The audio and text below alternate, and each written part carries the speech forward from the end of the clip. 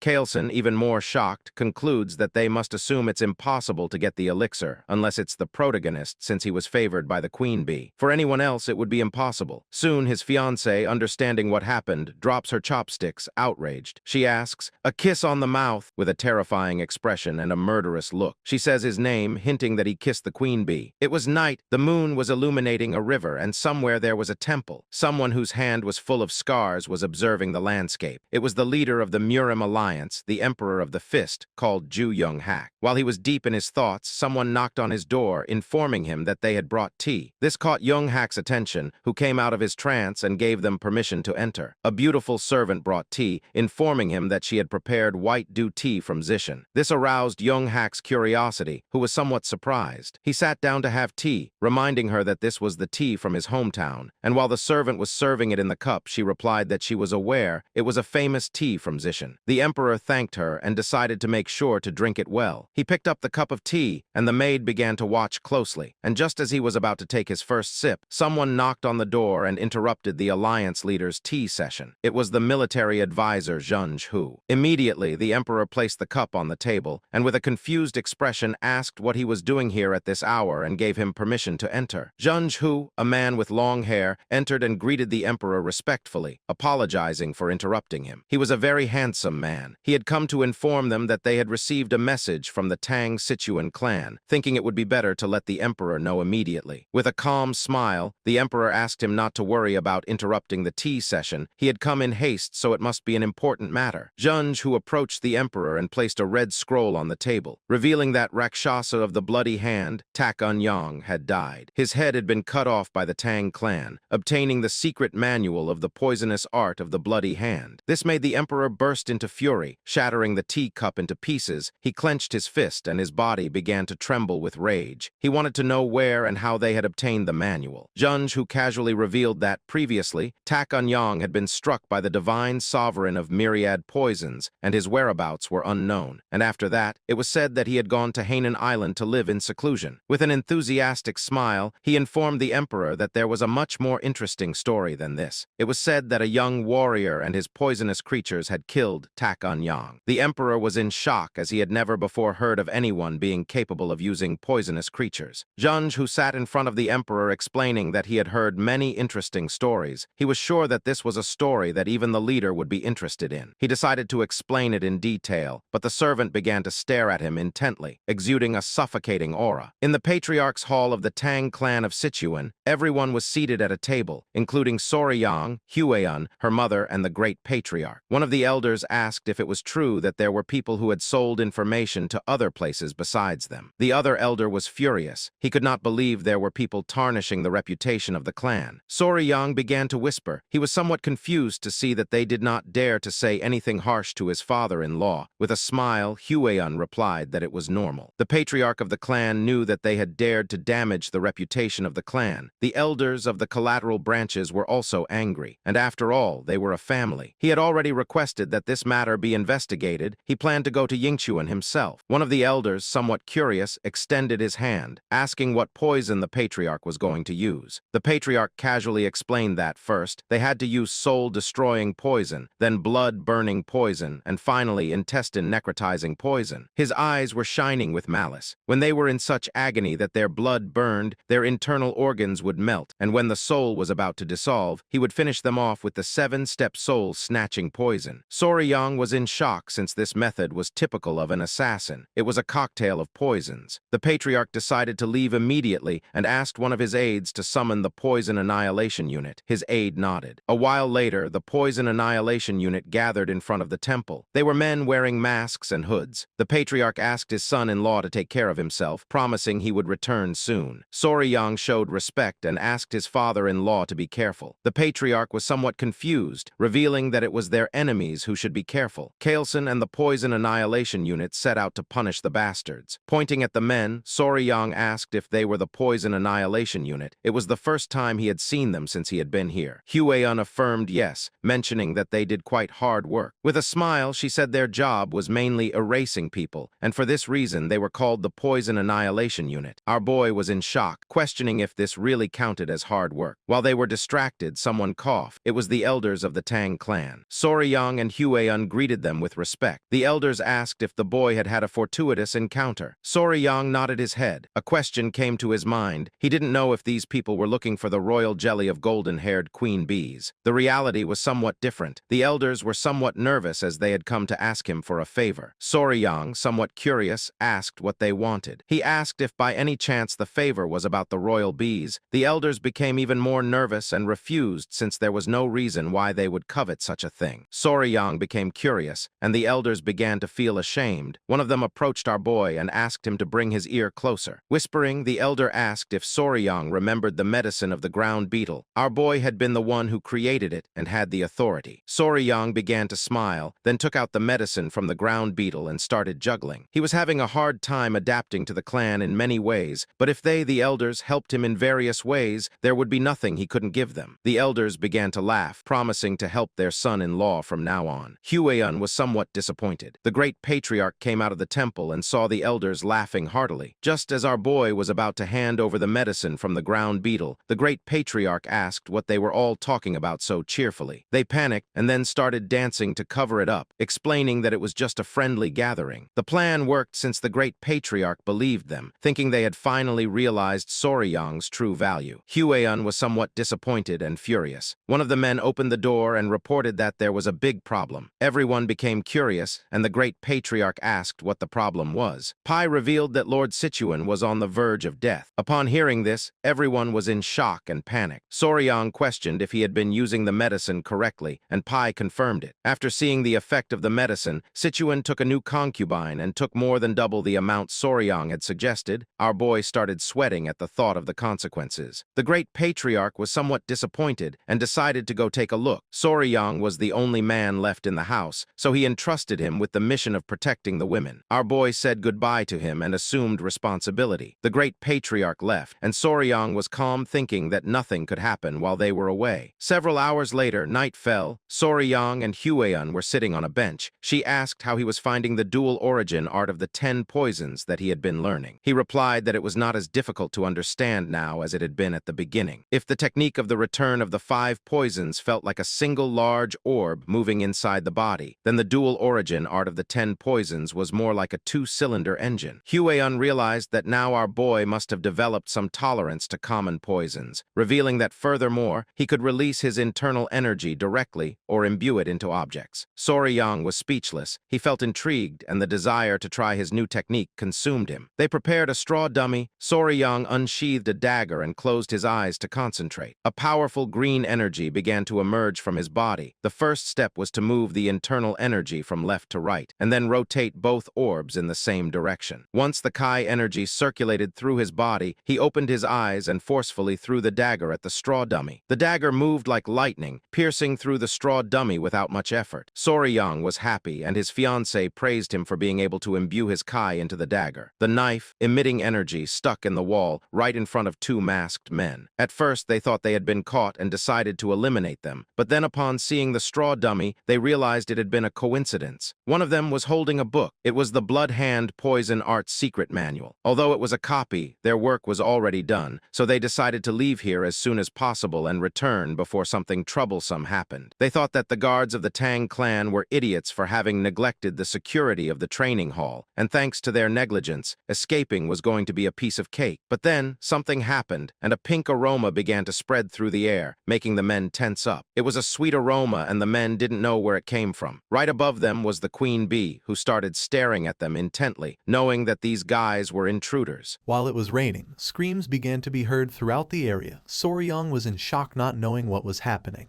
While on the other side, Hueun looked toward the direction of the screams and realized that someone was here. Looking toward the bushes, they saw men dressed as ninjas. 2 were hiding and 1 was standing. The queen bee started attacking the man, who was somewhat confused since he didn't know why there was a bee in the training wing. Soryong and Huan began to observe this, and it didn't take them long to realize that they were intruders. Huan knew she had to act. With a furious expression, she dashed towards the intruders, asking Soryong to shoot the arrow. She moved so quickly that she left dust all along the way. Soryong put his arms in front of his face in surprise. He didn't know what she was planning to do. The queen bee was biting one of the intruders' ears, who grabbed her and with tears in his eyes asked for help from the others to get her off him. One of the ninjas turned towards Soryong and upon seeing Huan approaching, panicked and gave the order to his companions to retreat. The queen bee clung onto the intruder, the other two jumped and began scattering. Huan started running quickly toward them, asking them to stop. Upon seeing that two intruders wanted to flee, she filled herself with determination and pulled out a whip. Using all her strength, she struck the ground, creating a small explosion. But luckily, the intruders jumped and dodged the attack. Her eyes widened in surprise upon seeing that they had evaded her lash. The man who was being attacked by the queen bee drew his sword and began advancing toward her. The queen bee clung to his head. It was adorable. Soryong couldn't help but panic. He started shouting, asking Lady Huan to be careful. While the queen was sucking the man's head, he unleashed a powerful attack, but to his surprise, Huan blocked the attack without much effort using the whip. She began staring at the man with a piercing gaze. Just before the man had time to react, she counterattacked, and when the man realized it, the whip was in front of his face. The attack created a small explosion on the man's body, and the queen bee flew away. After defeating her opponent, she moved gracefully and appeared behind him. The man lost consciousness and fell to the ground. Soryong was open-mouthed and somewhat worried about her. She turned to him and with a calm expression asked him not to worry as she was fine. The man's body began to emit an evil energy, causing him terrible pain. The queen bee sat on Soryong's shoulder, his gaze fixed on the body. He panicked, not knowing who this guy was or if he was dead. Huan put the whip inside her clothes, and the strange energy emerging from the man's body caught her attention. She began to observe in silence with a curious expression. Within seconds, the man lost his life, and she revealed that this guy had bitten poison to kill himself, surely because he had something he wanted to hide. Not far from them, someone sensed the presence of the intruders and started shouting to alert the guards. Huan turned around and decided to organize a pursuit team and begin the hunt. Our boy started sweating. He was somewhat surprised by her attitude. Huan asked him to follow her along with Gu Pi, the leader of the Venom Blood unit. It was nighttime, and the forest was illuminated by torches. Soryong, Pi, and several other members of the clan were chasing after the intruders through the forest. Pi, who was at the front, knew they couldn't have gone far. With a determined expression, he made it clear that they must capture them at all costs. The others did not seem tired, but Soryong was. He began to sweat and focused on using his two-cylinder engine. By doing this, he forcefully stomped the ground, breaking it into pieces. His body sank into the ground, and he started screaming like a madman. Because of this, small centipedes came out of his clothes. He turned around and with a confused expression asked if he was okay. Soryong created a large hole in the ground. P and the others stopped chasing the intruders and approached the hole to help Soryong. Thanks to their help, he got out of the hole and thanked them since he thought he was done for. He turned his head back and something caught his attention. Beneath him there were a bunch of green snakes, staring at him intently. Soryong couldn't help but start sweating and feeling fear, realizing it was a snake nest. He began observing the snakes and explained that snakes often gathered where the yin kai was strong, particularly during this season. They were unusually aggressive, so he asked Soryong to stay alert. Soryong couldn't help but sweat in fear. One of the snakes opened its mouth, ready to attack. For him, this was strange since tiger-striped water snakes typically weren't so hostile. The sky was filled with black clouds. Soryong admitted it was his fault they had been delayed. He knew it was going to rain, so he suggested moving quickly. T and the other man turned around, thinking he was right. They started running again since they couldn't lose sight of the intruders. Not far from them, a light could be seen. P turned to Soryong mentioning that they had found them. The masked men were furious. They were in a dead-end alley. Behind there was a rocky mountain. And while the sky was thundering, P and the others arrived, surrounding them. P and the others put their hands inside their clothes, announcing that this was where the escape ended. Soryong remained silent, while on the other side, one of the men's gaze fixed on the intruders, giving the order to the others, tighten the encirclement. The members of Unit Venom Blood drew their kunais, and upon seeing this, the masked men also unsheathed their weapons. Unit Venom Blood began advancing toward them, ready to attack. While the man wielding a sword was moving toward them, two men threw kunais, but one of the ninjas deflected them using his dagger. The man attacked with force and his sword and the ninja's daggers clashed against each other. They were furious to see how strong this guy was. One of the ninjas moved quickly and gave a strong kick to the man's face, making him drop his weapon.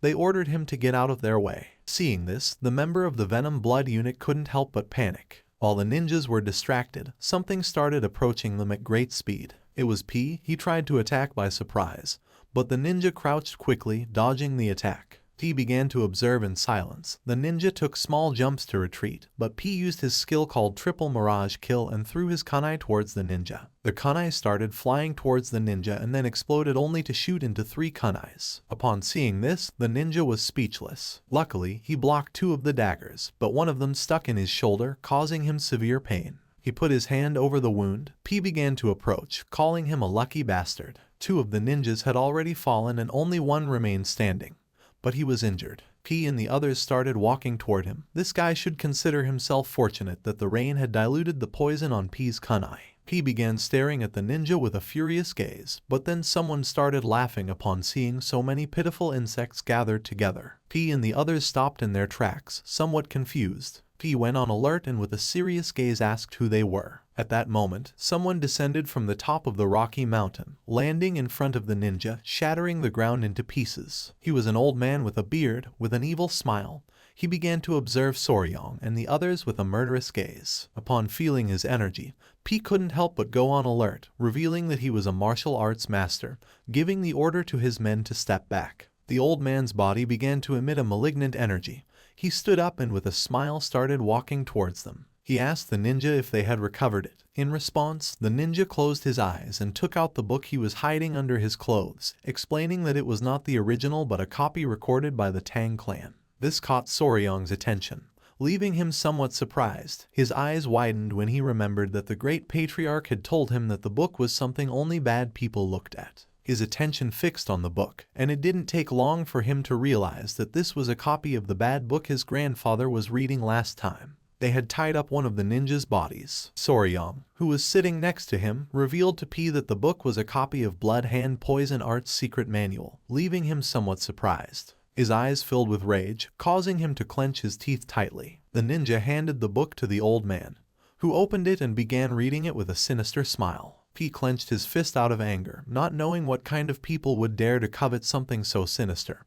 He wanted the old man to reveal his identity. With a smile, the old man began flipping through page by page. It was just as he had suspected. Since it was a copy, the book contained the forms of the techniques but lacked the critical formulas. Even so, it was more than enough. After reading it, he closed the book. Although it was a bit premature, there was no better way to announce their return.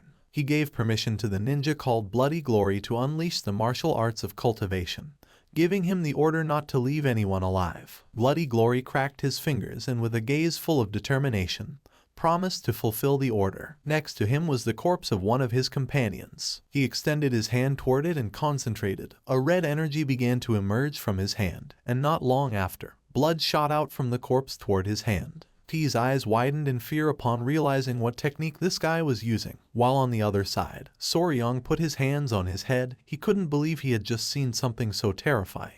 The ninja's eyes began to glow, and with a smile, he started absorbing the blood from the corpse through his hand. In the blink of an eye, the kunai that was lodged in his shoulder fell to the ground, and his wound healed completely. The old man began to smile like a madman. He summoned a ball of energy in his hand, and with an evil gaze revealed that he was none other than an elder of the blood cult, the Blood Hawk Dagger Claw named Lord Guchenak. Soryong clenched his teeth and drew his kunai. Guchenak's attention fixed on him, realizing that he was in good shape. Drool began to emerge from his mouth. He licked his lips and his eyes started to shine as it had been a while since he had tasted the pure blood of the young. It started to rain even harder. Guchenak put the book inside his clothes and with a smile gave Hyoleong the order to capture them, as there was nothing better to recover than the pure blood of a young person. The ninja nodded his head, and then the two began to rush towards Soryong and the others. He drew his kunais and couldn't help but go on alert. With an expression full of determination, he commanded his men to unleash the 5-position annihilation formation since they could not allow them to reach Soryong. Guchenak jumped, and while his body was emitting a suffocating energy, he started laughing like a madman, asking P to try to stop him. Everyone's attention focused on him, putting them on alert. Using his power, Guchenak unleashed a powerful attack, creating a great explosion in the area that shattered the ground into pieces. He knew this was bad, so he asked Soryang to be careful. The rocks were flung out, but Soryang put his arms in front of his face to avoid being hit. Just then, the ninja appeared behind Soryang and grabbed him by the neck with a piercing gaze. He began to choke Soryang using a rear naked choke, and while his eyes were glowing, he asked him to stay still since the elder wanted to take his pure blood. Little by little, Soryang started running out of air, causing his face to turn blue. But with his remaining strength, he gave the order to his children to bite. The small centipedes emerged and attacked the ninja, biting him on the wrists and neck, forcing him to release Soryang. The small centipedes were biting with all their might. They were adorable. Seeing that they were centipedes, the ninja couldn't help but feel somewhat confused. While the ninja was trying to understand the situation, someone threw a kunai which lodged in his head, leaving Soryang somewhat confused. The small centipedes returned with Soryang and the ninja's body began to burn in flames. He put his hands in front of his face and closed his eyes without knowing what was happening. Someone called out to Soryang. He turned around and his eyes widened with happiness. It was Huion, the elder of the clan, and Wolfgang. She had been the one who had thrown the kunai. She became serious, and Wolfgang clenched his teeth as something caught their attention. P and the others were using the 5 poison annihilation formation, so they didn't know what was happening. P's men began attacking Guchenak, who grabbed one of them by the neck and with a smile started releasing malignant energy. He turned toward them and with a nervous gaze revealed that they were being attacked by an elder from the blood cult. This made Huion's eyes widen in surprise and fear. She couldn't believe what she had just heard. She panicked, started running towards them and gave the order to everyone to assist Deputy Leader Gu P. Wolfgang began to follow her and nodded his head. With a serious gaze, he gave the order to everyone to transform the 5 poison annihilation formation into the 9 poison formation annihilation. Guchenak defeated one of the clan members and threw his body to the ground. But just then, P and the others surrounded him, adopting the 9 poison formation annihilation. A smile appeared on Guchenak's face when he realized that Soryang had been the one who had defeated Takanyang's blood hand poison claw. His eyes began to shine with malice, and he mocked Takanyang, saying that Blood Hand Poison Claw was just an overrated name since, after all, he had been bitten to death by none other than centipedes. Wolfgang, annoyed by the old man's attitude, gave the order to shut his mouth, revealing that he was going to be buried here. Upon hearing this, an exciting smile appeared on Guchenak's face. He went crazy, and while his body was emitting a powerful evil energy, he mocked Wolfgang and the others, telling them to try it if they had guts. The battle began, and under the intense rain, fire started to emerge. One of the clan members was injured. Soryang began to bandage his arm wound, causing him to writhe in pain, but he asked him to please hold on a little longer. Soryang bandaged the wound. He was somewhat worried since things were not going well as their side was becoming increasingly exhausted. Guchenak grabbed one of the clan members by the neck and with a smile began to use his power and absorb his blood. While P and the others grew weaker than before, this bastard from the blood cult became more energetic again as soon as he absorbed blood to recover. Guchenak attacked Huion, causing her body to crash against the tree. Soryang, who was bandaging the wound, couldn't help but go on alert. She fell to the ground, clenched her teeth, and began writhing in pain. Soryang, showing concern, turned around and asked if she was okay. He approached her and, worried about his future wife, placed his hands on her shoulders and asked if she was hurt anywhere. She lied saying she was fine, but then spat blood. She grabbed Soryang's hand, making him curious. With an exhausted look, she asked her future husband to please return to the clan and bring reinforcements, revealing that at this moment, they were not enough to defeat Guchenak. Soryang couldn't help but grit his teeth and feel furious knowing that she was right. Guchenak attacked again, absorbing the blood of another clan member, forcing P and the others to retreat. It was evident that Soryang could do nothing in this battle. Wolfgang, visibly nervous, asked Soryang to return and bring reinforcements for the sake of the clan. The elder promised to somehow hold back Guchenak, urging him to hurry. Soryang observed them silently for a moment and, with a desperate look, agreed, promising to return as soon as possible. He explained that his mobility arts were deficient, so he wasn't very sure if he would be able to do it. But just before he could finish the sentence, Huion gave him a hug with tears in her eyes and, with a kind smile, said she trusted that Soryang could do it since he had been training hard all this time. She promised that next time they would go looking for poisonous creatures together again, leaving Soryang surprised. Huiyan rested her hands on his shoulders and asked him to please go back and bring reinforcements from the clan. Then she ran out to support the others. Soryong stayed thinking in silence. With a sad gaze, he decided to return since this was driving him crazy. He started running back to the clan under the intense rain. He was panting heavily, and each step became heavier than the last. Soryong collapsed on the ground, causing centipedes to emerge from his clothes. The small creatures began encouraging him not to give up. He composed himself and began to stroke one of the centipedes. It was strange since even if he used his mobility art at full speed, it would take him almost half a day, not to mention that most of the clan's experts were also absent. Even if he called for reinforcements, they wouldn't arrive in time. It started raining even more intensely. Soryong began to observe silently and started pondering. A question came to his mind. He didn't know why they had sent him to seek help, realizing that they wanted to save at least him. He couldn't help but clench his fist as he thought the reason was because he was the youngest, weak, and needed protection, questioning whether this was what chivalry truly meant for martial artists. He remembered the kind smile of the patriarch when he mentioned that now Soryong was also part of the family. The word family began to resonate in his head. He had never seriously thought about this, thinking that he still wasn't a member of the Tang clan family from Sichuan. The exciting memories he had lived with them and the image of Huiyan and the others smiling and extending their hand appeared in his mind.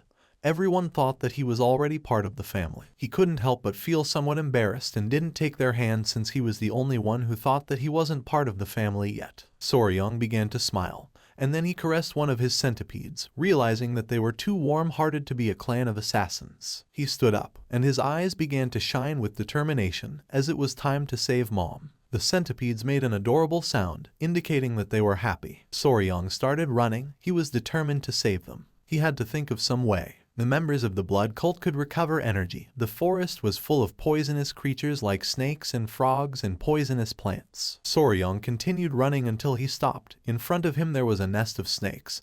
He began to observe in silence, devising a plan. The nest of snakes was full of venomous snakes with piercing gazes. Upon feeling the presence of the creatures, one of the centipedes began to stir and become furious. Caressing the centipede, with a smile, Soryong asked it not to worry since he was going to be fine. He took the centipedes out of his clothes and left them on the ground. One of them was sleeping and the other two were crying. Without wasting time, Soryong left the centipedes behind and started running towards the snake's nest. And without hesitating for a second, he jumped inside, making the snake's attention focus on him. A confident smile appeared on his face. He was Spicy Fabry and had to resolve this matter in his own way. The blood-stained snakes were commonly called flower snake. They looked very cute, but they were undoubtedly venomous vipers. Soryong descended into the snake's nest, and within seconds, dozens of venomous snakes began to coil around his body, biting his hands and legs. Unlike venomous snakes that had hook-shaped fangs at the front of their mouths, these snakes had small venomous fangs in the molar area, which made injecting venom difficult. However, in terms of toxicity, they were the most poisonous terrestrial snakes in East Asia. Soryong began to sweat and with a smile asked the snakes to bite him harder. A snake bit him on the hand. His attention was fixed on it, and he clenched his teeth due to the pain. It was evident that these snakes had a stronger venom than the black mamba, but the technique for controlling internal energy of the Tang clan would help him resist the poison, so he was going to be fine for now. The little centipedes, somewhat worried about their father, peeked out and began to call for his attention. Soryong asked them not to worry and told them to stay calm since he would soon leave the snake's nest. Soryong's eyes widened in surprise as something caught his attention. His hand and arm were full of snake bites. Seeing this, he thought that this should be enough. He turned his head and with a calm expression decided to leave this place, but then he could not move, causing his eyes to widen in confusion. Once Soryong looked down, he saw that the snakes had coiled around his legs. He was in shock as he did not expect this to happen. He could not help but clench his teeth and panic since this was not part of the plan. But to his surprise, the small centipedes descended into the nest of snakes, landing on his head and shoulders, leaving him somewhat surprised. It was adorable. One of the small centipedes became enraged and began to roar. Soryong started to observe it and his eyes filled with confusion. One of the snakes began to stare at the centipede and started to hiss. This made the small centipede even angrier, who little by little began to lose patience. The small creature got down from Soryong's head, bit the snake, and with a furious gaze, slammed its body forcefully against the ground, leaving Soryong in shock. The little centipede bit another snake and started to fight. Soryong's attention was fixed on it. He was somewhat confused without knowing what was happening. In an instant, the little centipede defeated the snake and its eyes began to shine with joy and it began to smile. Soryong could not help but thank it for scaring away the other snakes. Soryong crouched down and realized that they were worried about him. He began to caress the centipede's head and could not help but smile. The little centipede climbed onto Soryong's head and fell asleep. With a smile, he decided it was time to go to mom. Back in the battle, Hueon was somewhat exhausted, but her eyes were shining with determination. Many of the clan members had already fallen, and while several were surrounding Guchenak, he grabbed another by the neck and using his power, absorbed his blood, recovering energy. Hueon knew better than anyone that at this rate everyone was going to die. Foam began to come out of the man's mouth. Guchenak tightly grabbed his neck and began to absorb his blood. His eyes started to shine, and with a wicked smile, he mentioned that this was very easy. He was exhausted and sweating. He couldn't help but clench his teeth. Guchenak mocked them, asking if there was no one left who could stand against him. Hueon drew her whip. Instead of thinking about fleeing, she wanted to keep fighting and hoped that Soryong had escaped safe and sound. She stood firm and gave the order to everyone not to lose sight of Guchenak and to keep as much distance as possible. The rain was going to stop, so she asked them to send another signal to the nearby warriors. One of the men nodded, and Guchenak couldn't help but smile. One of the elders stepped forward and, with a sincere gaze, asked Hueon to retreat with Soryong. Upon hearing this, her eyes widened in surprise, and without hesitating for even a second, she refused. The men of the clan began to argue since there was no way that a direct descendant of the Tang clan could leave alone, abandoning the members of her clan while they fought. If they couldn't save her, they wouldn't be able to face the patriarch. Guchenak crossed his arms and remained silent. They asked Hueon to leave quickly, but she refused since she was not going to leave the clan behind.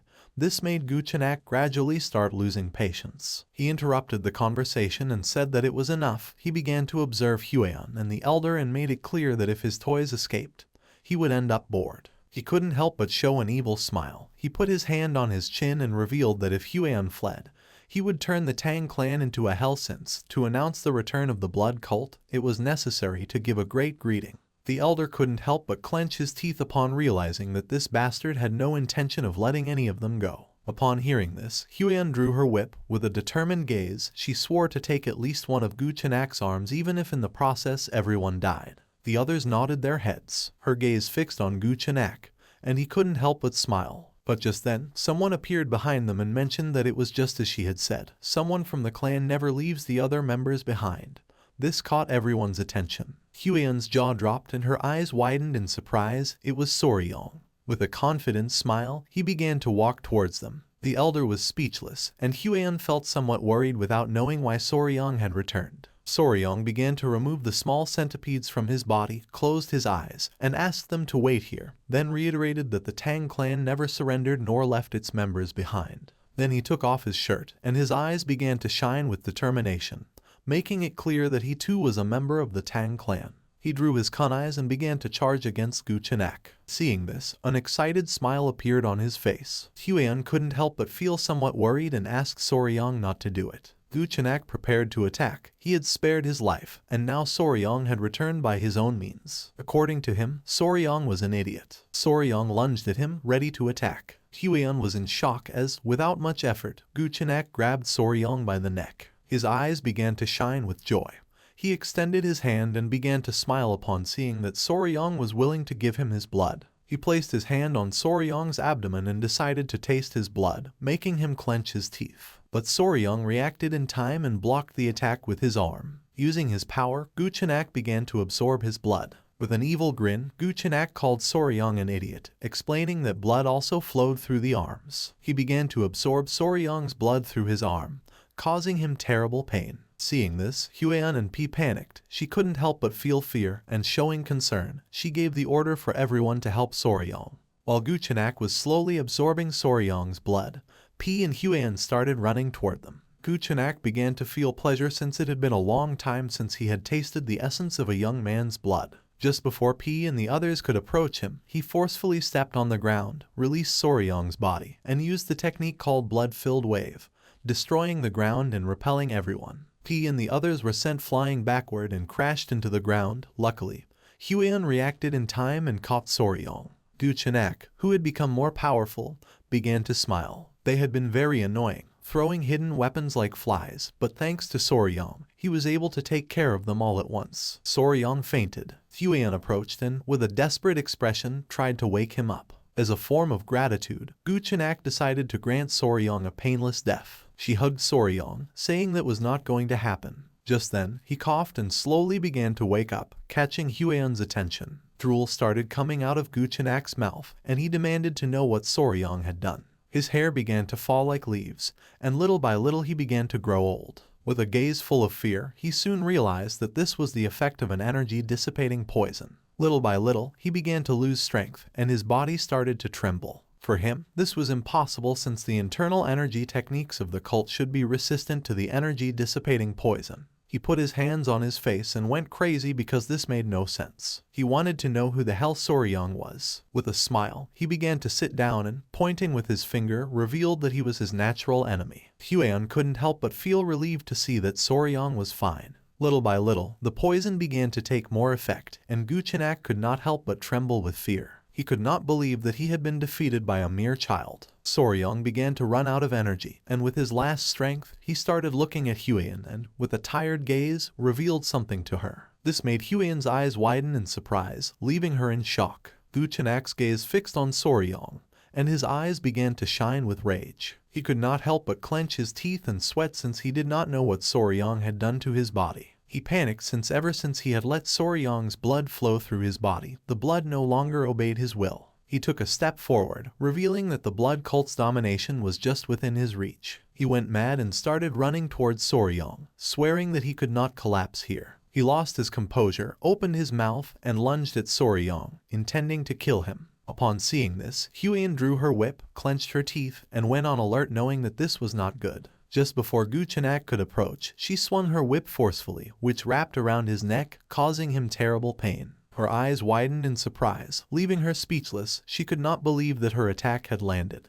Guchenak grabbed the whip with both hands and began to exert force to free himself. A ghostly monster of a dark martial artist like him had not been able to dodge her attack. Guchenak's eyes began to shine, and drool started to emerge from his mouth. He was furious without knowing what Soryang had done to his blood art.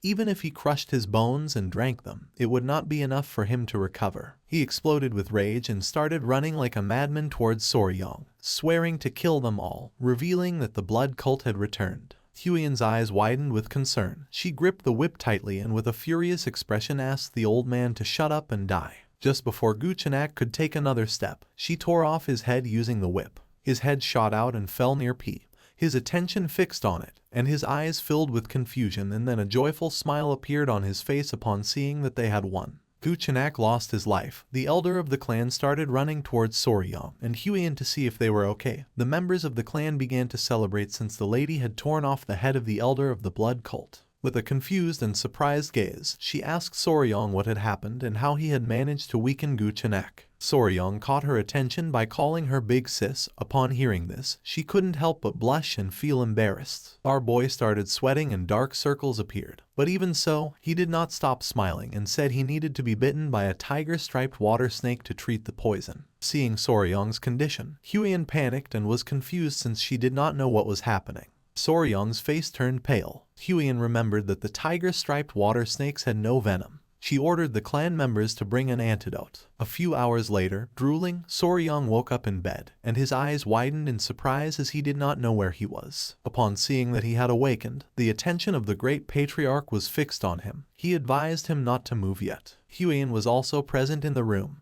With a surprised expression, she noticed that he could not move. Soryang was face down and stiff on the bed, his eyes filled with confusion, and he asked what this situation was. The great patriarch used his power and concentrated his energy on his back. Huion could not help but feel somewhat relieved to see that he had regained consciousness. The great patriarch revealed that 10 days had already passed since Soryang had collapsed. This left our boy in shock. With a kind smile, Huion mentioned that thanks to him she had been able to cut off that bastard's head.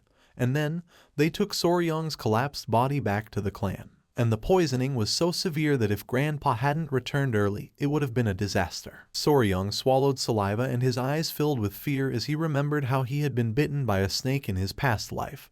He almost died twice from snake bites. A while later, the great patriarch finished the treatment, and now that Soryang had regained consciousness, he was going to be fine. He sat up with Huian's help and with a grateful gaze thanked him from the bottom of his heart. The great patriarch began to stare at Soryang and decided that it was time to talk about an important matter. He grabbed Soryang by the shoulders and with a curious gaze asked if the tiger-striped water snake really had venom and how he defeated the elder of the blood cult. Huian panicked and asked her grandfather to calm down. Little by little, our boy began to feel dizzy and decided to explain. With his hand on his head, he showed 2 fingers and with a calm gaze explained that the tiger-striped water snake was venomous and it had 2 types of venoms. One was inside of its mouth and the other came from the venom glands in the back part of its neck. Huian and the great patriarch sat next to Soryang's bed and became curious since this was something they did not know. Calmly, Soryang mentioned that it was because these snakes were shy and usually fled when they saw humans,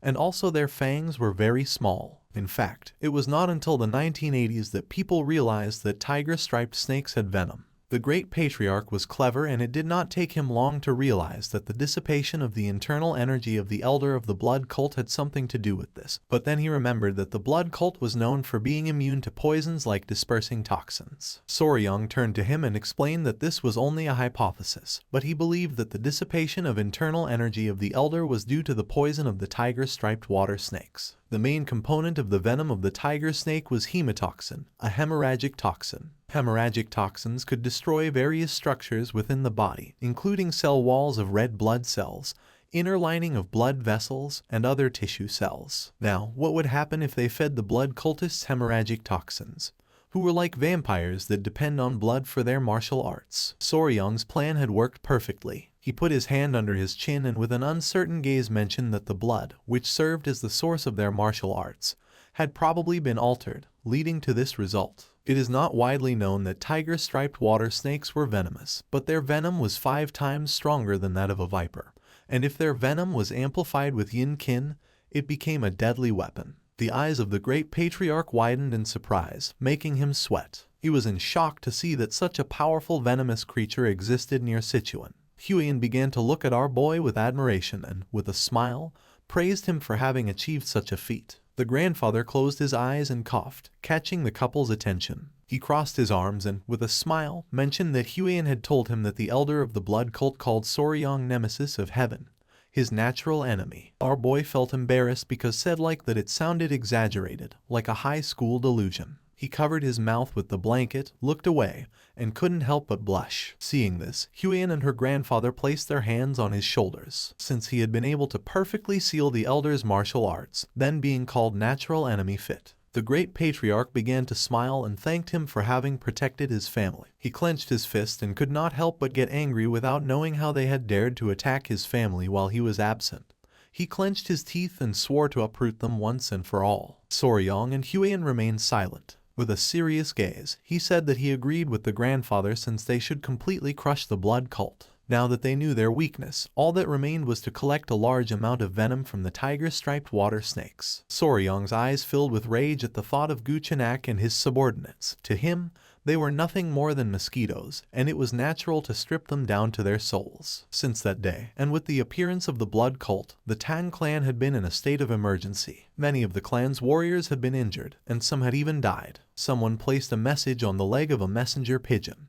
Murim's allied Orthodox factions were gathering at the Tang clan to provide their assistance. It was the great patriarch. He released the messenger pigeon and mentioned that considering they had faced someone at the pinnacle of martial arts, casualties had been minimal. But thinking about the blood that was going to flow again in Murim entirely because of the blood cult filled him with deep concern. They were not only content with kidnapping people at random to drain their blood, but 30 years ago they also committed a massacre, thus becoming the sworn enemy of the Murim as a sect. This was a very serious matter. While Soryang was distracted, the great patriarch placed his hand on his shoulder and said that this time things were going to be a little different. Soryang snapped out of his trance and became curious. With a confident look, the great patriarch revealed that the reason was that this time the Sichuan Tang clan was the natural enemy of the blood cult. Soryang couldn't help but get angry and sweat, not knowing if his grandfather was saying this on purpose. The grandfather turned towards him and showed a smile, confirming his suspicions. He put his arms behind his back and explained that he had a request, asking if he was going to be able to do it.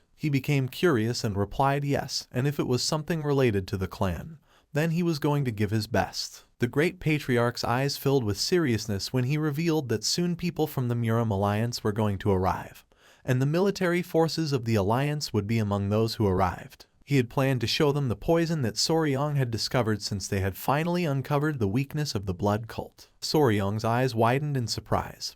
He clasped his hands as a form of respect and with a smile said that if it was for the greater good, then they should do it. Upon hearing this, the great patriarch couldn't help but smile, knowing that Soryong would say that. Just before Soryong could leave, he mentioned that he had some news that was going to make him very happy. Upon hearing this, our boy's eyes filled with curiosity, and he turned around wanting to know what it was. With a kind smile, the great patriarch explained that the modifications to the Hall of 10,000 Poisons were complete and that from now on, Soryong was officially going to be in charge of managing the hall. Upon hearing this, he couldn't help but clench his fists and feel joyful. He began to imagine himself lying down and surrounded by poisonous creatures. This made his eyes widen with excitement. The great patriarch also mentioned that as he had suggested, they had also prepared a sunlit pavilion, since after all, to properly raise tiger-striped water snakes, a solid foundation was first needed. Soryong interlaced his hands and could not help but get even more excited.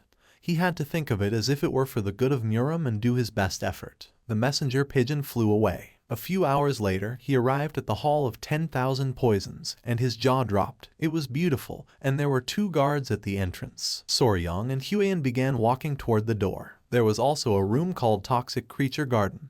Huiyan's attention was fixed on it. She put her hand on her chest and entered into confusion. Soryong crossed his arms and with a smile explained that it meant a backyard where all the poisonous creatures of the Central Plains gather. She became nervous and asked if he intended to gather all the poisonous creatures. With a confident look, he replied that yes, since as he had promised her someday he was going to gather the 10 great venomous creatures of the Central Plains. This made Huiyan blush like a tomato. She put her hand over her mouth and looked away. Without wasting time, she ran off with the excuse that she wanted to see why people were gathered. Soryong couldn't help but feel somewhat confused. Just then, a member of the clan was pleased to see that they had arrived. It was Gupi.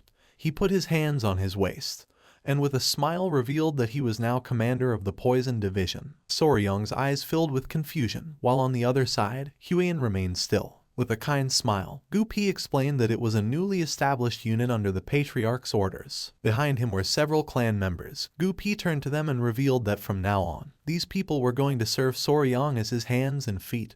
Whether it was to find poisonous creatures or raise them, he could count on them. Upon seeing this, drool began to fall from Soryong's mouth, while on the other side, Huiyan could not help but feel envy. The eyes of our boy began to shine with joy upon thinking that this was like having staff from a pet store, realizing that they were truly giving him all their support. This was a moment in which Soryong's dream took one more step toward reality. The messenger pigeon reached its destination. A woman with black hair received the message, and after reading it carefully, she noticed that the blood cult had returned. She began to gaze at the sky, knowing that in the once peaceful Central Plains, a bloody storm was about to break out once again. The next day, early in the morning, Jiuchu and his men set off towards the Tang clan. One of the elders turned around and with a smile mentioned that they would soon arrive and assumed that they would finally have to stay at the Tang clan mansion that night. A smile spread across Jiuchu's face. He couldn't help but feel happy as it was a relief to escape sleeping outdoors. He began to imagine the leader of the Muram Alliance, the Emperor of the Fist, Ju-Young-hak, with his fist clenched and his eyes shining with rage. With a nervous expression, Jiu-Chu realized that he had to bring at least one good piece of news. He was eager to find even a small trace of the blood cult. After several minutes, they arrived at the entrance of the Tang clan, which was being guarded by 2 armed guards. The elder could not help but feel joyful upon seeing that the Tang clan mansion was in sight. The attention of one of the guards fixed on them, and his eyes widened in surprise. He assumed that they must be the guests from the Muram Alliance. Jiu-Chu stepped forward, closed his fan, and with a calm gaze introduced himself as the military advisor of the Muram Alliance. One of the guards opened the door, and the other greeted them as a sign of respect and thanked them for their valuable visit, asking them to please wait a moment. The eyes of the guard expanded with nervousness. He looked to one side and explained that there were some things they had to be aware of before entering the Tang clan mansion. Upon hearing this, Jiu-Chu's eyes widened in confusion, making him curious, while on the other hand, the elder asked if they had to surrender their weapons before entering.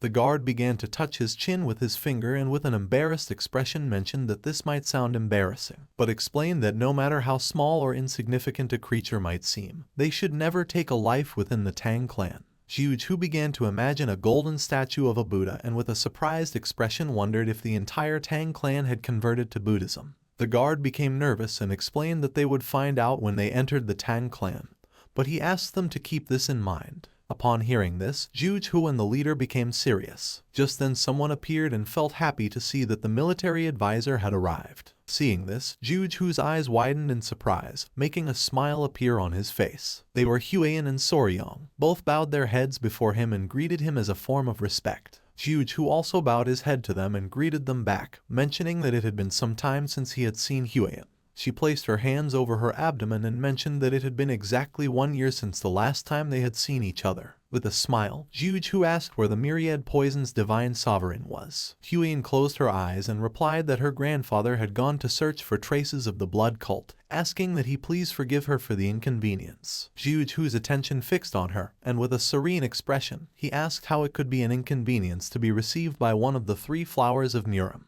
His eyes widened with curiosity, and his attention fixed on Soryong. He asked who this young warrior was. With a kind smile, our boy said that it was an honor for him to meet the military advisor. He greeted them again and introduced himself as Soryong. Upon hearing this, Jiu and the elders' attention focused on him. They were confused to see that he was not from the Tang clan. Huiyan placed her hand over her chest, looked away, and with a nervous expression revealed that Soryong was her fiancé. This revelation left Jiu and the elder in shock. The men who had come with them started losing their minds and feeling jealous upon seeing that one of Murim's 3 flowers had a lover. They clenched their fists, and their eyes filled with tears. For them, this world was unfair, and they did not know where Soryong had come from. Envy also became evident in Jiu's eyes. He opened the fan, and while gazing at the ground, he asked if they could guide them inside. He knew that at this rate, it was possible that the whole group would request a sparring match with Soryong. Just then, a strange sound spread through the air. The eyes of Zheng and the elder filled with confusion and curiosity since they did not know where that strange sound was coming from. The men's jaws dropped. They began to look at the sky, and with a surprised expression, they caught everyone's attention, revealing that there was something in the sky. The sound came from the golden-haired king bees, which were flying around the area. Everyone's attention was fixed on them. They were in shock upon seeing that there were such poisonous creatures as these bees in the Tang clan. The men stood in front of Huiyan and the others drew their swords and asked everyone else to be careful. They were ready to protect Huiyan. Seeing this, Soryong couldn't help but panic and, with a serious gaze, asked them to put away their weapons. His eyes widened in fear. He placed his hand on the man's shoulder and decided to explain the new regulations of the Tang clan. But the man became angry, pushed our boy's hand away, and with a furious gaze asked him to step aside, revealing that the golden-haired king bees were very dangerous creatures capable of killing an ordinary person with ease. Soryong tried to explain himself, but little by little the men began to crush his body. He could no longer contain his rage, pushed the men away, and with a furious gaze revealed that he was raising the golden-haired king bees, asking everyone to calm down. The man couldn't help but go into shock and swallowed hard upon seeing that Soryong was raising such poisonous creatures. One of the bees landed on Soryong's head as a form of love, and upon seeing this, Zheng and the others were scared shitless and backed away. With a smile, Soryong began to play with the bees and knew that they had missed him since it had been some time since they last saw each other. Huiyan's eyes widened with joy, and she began to show a smile. The gaze of the bees fixed on Zheng and his men. Our boy began to caress one of the bees and with a kind smile asked them not to sting the guests. The man's jaw dropped. He began to sweat upon seeing that Soryong was treating the golden-haired king bees as if they were children. And then, the spirits of the young warriors instantly calmed down. After this incident, Zheng and the elder accompanied Soryong and Huiyan inside. Zheng's attention was fixed on Soryong. He would never have thought that the young warrior from Hainan Island was the fiancé of the poisonous flower. He was in shock to see that despite being an outsider, Soryong had managed to become the son-in-law of Clan Tang. As they were strolling, something caught Zheng's attention. Not far from them, 2 men were sitting and arguing with each other. The black-haired man took out a small vase and, while pointing at it with his finger, with a furious gaze made it clear that a venomous scorpion would be more suitable for the Tang clan. The orange-haired boy took out a small chameleon and, with a gaze full of rage, asked what he was talking about and asked everyone to look at the shape of the chameleon's radiant crest. Jughu's eyes widened in fear. He placed his hand on Soryang's shoulder and, while sweating, asked why all those warriors were taking care of insects and animals. Soryang came out of his trance and became curious. While the men were arguing, our boy explained that they were sentenced to the venomous creature companionship punishment. Jughu started sweating and asked what they had done to deserve such punishment. Soryang put his hand under his chin and began to ponder. A few days ago, at night, the incident occurred. Soryang and Huan went to the training hall. Our boy started training. She got nervous and explained that he had to feel as if he were expelling his internal energy. Our boy concentrated, but it seemed like he was dancing instead of training. Just then, someone appeared and caught their attention, making them curious. It was Commander Gu and his men. They all closed their eyes and became nervous. With a sad gaze, Gu Pi apologized, explaining that this time more than half of the rat pups captured to feed the tiger-striped water snakes had died. Upon hearing this, Soryang turned towards them and his eyes filled with sadness. Huan was somewhat surprised as she did not know what was happening. Soryang crossed his arms, closed his eyes, and let out a sigh knowing that there was not much they could do about it since naturally rats were sensitive, and if things became too noisy, sometimes the mother would kill them. But Gu Pi revealed that the warriors had eaten the rats. Soryang's eyes filled with confusion. Gu Pi explained that they had eaten the rats as snacks while drinking alcohol. His eyes widened in shock. He was speechless upon seeing that the warriors had eaten the young ones as a side dish for alcohol. He was confused, not knowing what was happening. Huan crossed her arms, began to observe Gu Pi, and explained that 3 screeches was a dish where live baby rats were dipped in sauce and eaten. Gu Pi could not avoid feeling embarrassed. He lowered his head again before Soryang and apologized again. Soryang was paralyzed trying to understand the situation. Huan approached them and began scolding them. Gu Pi grabbed his ears and explained that some of the poison handlers were from Henan, and they had said that it reminded them of their home, and one thing had led to another, causing this to happen. Soryang started staring at them with contempt and finally realized that the baby rats that had been captured to be used as food for the tiger-striped water snakes had been eaten by the warriors. He was furious and knew he had to do something so they would learn to value the creatures they raised. In this way, it was how the Tang clan of Sichuan established the venomous creature companionship punishment and a new set of rules. Back in the present, Soryang crossed his arms and his gaze fixed on them, explaining that each of the warriors was now responsible for raising a venomous creature. The warriors began to argue among themselves. Jughu couldn't help but sweat, finally realizing why each one had a venomous creature. His eyes widened with curiosity and his gaze fixed on Soryang. To him, he was someone very interesting. Soryang began staring at the warriors with hatred and sighed, and Jughu finally realized that he was not an ordinary person. At nightfall, the great patriarch arrived, and the 3 sat at a table to chat. With a serious expression, the great patriarch recounted everything that had happened. Jughu closed his eyes and with a smile mentioned that Soryang must be the enigmatic young warrior whom the patriarch of the Tang clan had met on Hainan Island.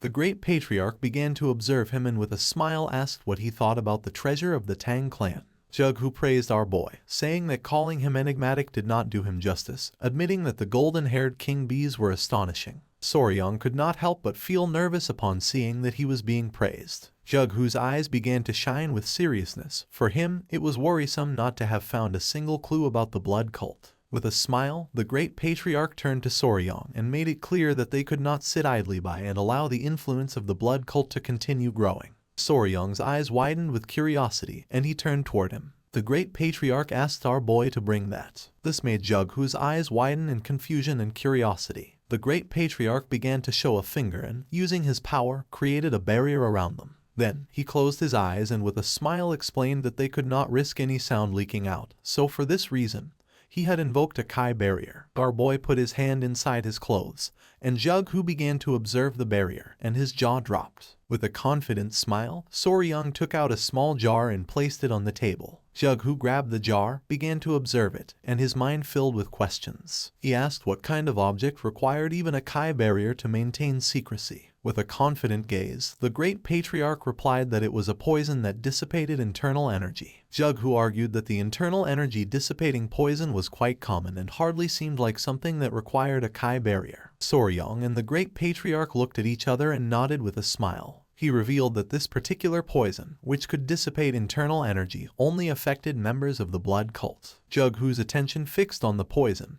and his eyes widened in surprise. He panicked, slammed his hand against the table, and asked if this was true. The great patriarch closed his eyes and, with a confident expression, explained that although it was hard to believe, it was true. With a gaze full of hatred, Jughu began to imagine the members of the blood cult, thinking that this was a truly incredible discovery, revealing that the reason they had fought so hard during the blood cult rebellion 30 years ago had been because they had used internal energy dissipating poison against them. The great patriarch began to recall the blood cult rebellion and confirm Jughu's suspicions by explaining that when martial artists like them were poisoned, their internal energy dispersed, leaving them powerless, but the members of the blood cult remained completely intact. With a serious gaze, Jughu asked what the potency of this version of the poison was. The great patriarch's eyes began to shine with confidence, and he responded that according to Huian, the poison was capable of reducing their physical abilities to the level of an ordinary person, revealing that she had defeated a blood cult elder who had been poisoned with a single blow. Upon hearing this, a smile appeared on Jughu's face and his eyes began to shine with joy,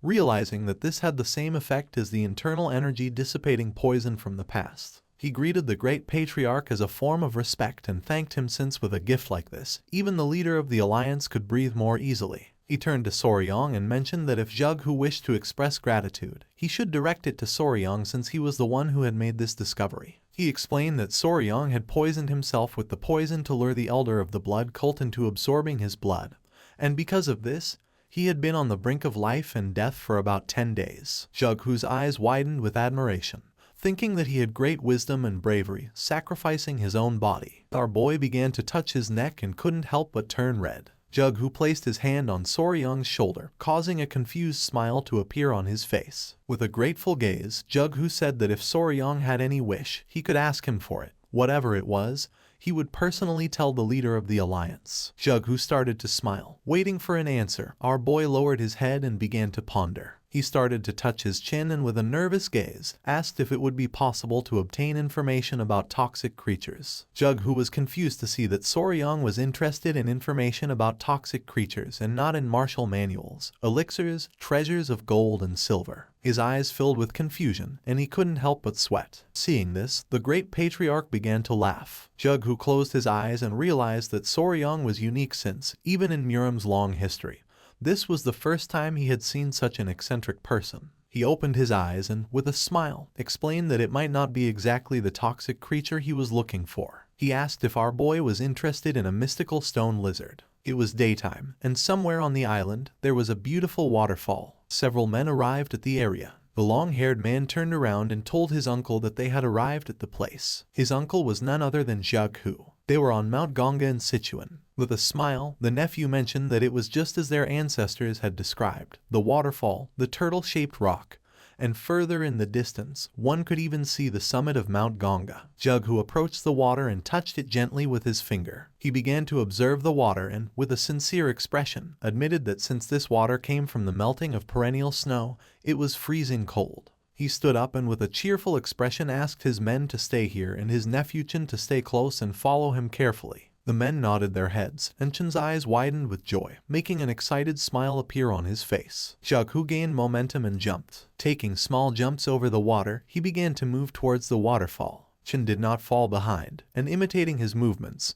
he started following him closely. A while later, they arrived at the waterfall. Jughu placed his hand on the stone and peeked out. His eyes began to shine with confidence as he remembered that beyond the turtle-shaped rock, if they climbed up the waterfall along the cliffside, there should be an entrance next to the fist-shaped rock. With a surprised expression, Chen mentioned that this matched perfectly with the records. Both looked at each other and with a smile, they nodded. They found an entrance, and Jughu decided to go first, asking Chen to follow him. Chen put his hands on his waist and couldn't help but get excited. They entered the cave, which had walls full of herbs. With a serious gaze, Jughu began to walk carefully, while on the other hand, Chen's jaw dropped as he had never seen a place like this. Using his hand, Jughu pushed aside the lianas and his eyes widened in surprise, leaving him speechless. They reached the heart of the cave, where there was a hole in the ceiling through which sunlight was illuminating everything. Jughu put his arms behind his back and mentioned that they had arrived. Chen's attention was fixed on the precious rocks. He would never have thought to see such an impressive view inside this cave. For him, This was mystical. This place was filled with herbs. Jughu's attention focused on them, realizing that this was the perfect environment for spiritual herbs to thrive. Chen was amazed to see how precious this cave was. Jughu's eyes widened in surprise, and his attention fixed on a flower-shaped herb. It was the century-old snow ginseng, a spiritual herb that had absorbed extreme yin energy. Chen approached the herb and mentioned that they needed to exchange this snow ginseng for the dark wool flower from the Namgung clan. Jughu began to observe the precious herb and nodded, explaining that with this, the severe meridians of the Namgung clan's daughter should also improve, and in turn, they would obtain the 200-year-old dark wool flower. Jughu approached the herb, closed his eyes, and decided that it was time to collect it. He began to extend his hand toward the herb, which was emitting a powerful aura. Just then, a whistle was heard, and this immediately made Jughu's expression change and his eyes widened in alert. Something that was hidden behind the rocks began to move quickly toward Jughu. He could not help but clench his teeth tightly, knowing that this was not good. The creature attacked with speed, but luckily, Jughu stood up and using the fan blocked the attack at the last second. Then the creatures started bouncing against the rocks. Chen panicked and asked if his uncle was okay. The creatures started bouncing against the rocks with speed. Jughu's eyes filled with fear. He panicked and asked his nephew to be careful since it was moving extremely fast. The creatures tried to attack Jughu from behind, but he reacted in time, turned around, and blocked the attack again. The tip of his fan froze. His gaze fixed on the fan. He could not help but feel somewhat confused upon seeing frozen Kai. Chen, somewhat worried, approached and asked what was happening and what creature was attacking. Jughu remained silent, and then with a serene gaze revealed that they were being attacked by a lizard. Upon hearing this, Chen's eyes widened in surprise and confusion. He could not believe that this was true. The blue-colored lizard emerged, ready to attack again. Jughu told this adventure to Soryong. Our boy's jaw dropped and his eyes widened in surprise, as it was extremely rare to find a blue lizard. The great patriarch could not help but smile, thinking that Soryong was a lover of poisonous creatures. With a serious expression, he mentioned that the lizards were not poisonous, and asked if he was sure that if it was safe. The mouth of our boy watered and his eyes began to shine with joy. With a smile he said that it was fine, revealing that the lizards had poisonous Kai in their eyes. The great patriarch was surprised, and despite having no idea what our boy was talking about, he praised him anyway. Jughu began to show a forced smile, realizing that Soryong was certainly an eccentric. It was night and the sky was beautiful. Jughu explained that if he received any new information about other toxic creatures, he would let Soryong know immediately. Soryong's eyes began to shine with joy, and he couldn't help but thank him from the bottom of his heart. The next day, the patriarch returned. He was very worried, and the first thing he did was enter the mansion to check if Soryong was okay. Soryong, Huang, Jughu, and the great patriarch were sitting and having a cup of tea. Seeing that the patriarch had arrived, everyone's attention turned to him, and our boy asked if there was any problem. Tialson grabbed Soryong by the mouth and head and with a worried expression began to turn his head to see if he had any injuries and asked if he was okay. Huan stood up, and upon seeing this, she couldn't help but feel somewhat confused. Soryong was just as confused as she was and explained to the patriarch that he was fine. With a smile, he began to show all the snake bites he had on his arms and explained that although he had woken up after 10 days with scars on his arms, at least he was alive. The patriarch's eyes began to shine with rage, and smoke started to emerge from his nose. He was furious to see that the bastards of the blood cult had dared to harm Soryong. Just then, something caught his attention and his eyes filled with surprise. He turned to Huan and with a furious and worried expression asked if she was okay. Seeing this, Huan panicked and asked her father to calm down. With a confident smile, she admitted that she was fine, revealing that Soryong and the family members had saved her. The great patriarch coughed and with a smile caught everyone's attention, revealing that Soryong had done something incredible. He revealed that after knocking out the elder, Soryong said that he was his natural enemy. Our boy looked away and couldn't help but feel embarrassed, while on the other hand, a proud smile spread across the patriarch's face. Soryong joined his fingers and, while blushing, with a nervous expression explained that everything had gone well since his plan had worked. The great patriarch joined the conversation, revealing that thanks to that, they had discovered the weakness of the blood cult. Jughu, who was sitting at the table, raised his hand and with a kind smile caught the patriarch's attention by asking how he had been. Seeing that Jughu was also present, the patriarch shook his hand. Since Jughu had risen to a high position, They had not been communicating much, and now they had only met under these circumstances. With a smile, Jughu apologized, explaining that he had been very busy. Soryong and Huiyen's attention was fixed on them, making a smile appear on their faces. She adjusted the strand of hair and mentioned that they were childhood friends. Our boy couldn't help but feel stressed, as this was very chaotic. Jughu asked the patriarch to take a seat since they had much to discuss, starting with the blood cult. The patriarch did not refuse but asked Soryong and Huiyen to sit as well since they needed to discuss this in more detail. Soryong became nervous but nodded his head, while on the other hand, Huiyen began to smile. Everyone sat at the table, and the patriarch asked how the progress of the search for the secret agent was going. Soryong's eyes filled with curiosity. He interrupted the conversation and asked which secret agent they were talking about. He didn't know if by secret agent they were referring to a spy or something similar. The patriarch rested his head on his fist, and his eyes expanded with joy. Then, he closed his eyes and, in a serious tone, asked if Soryong hadn't mentioned that the bastards from the blood cult had interrupted to steal the secret manual of Blood Hand Poison Claw. With a surprised and sincere gaze, our boy explained that for them it was extremely valuable. The patriarch opened his eyes and asked how our boy believed they had discovered that the Blood Hand Poison Claw manual was with the Tang clan of Sichuan. Soryong's eyes widened in fear. He couldn't help but clench his teeth and start sweating. Placing his hands on the table, he stood up and with a furious expression made it clear that this was a big problem since there could be someone inside the clan leaking information to the blood cult. Huiyen and the patriarch's attention focused on our boy, leaving them somewhat surprised. The eyes of the patriarch and Jughu filled with confusion.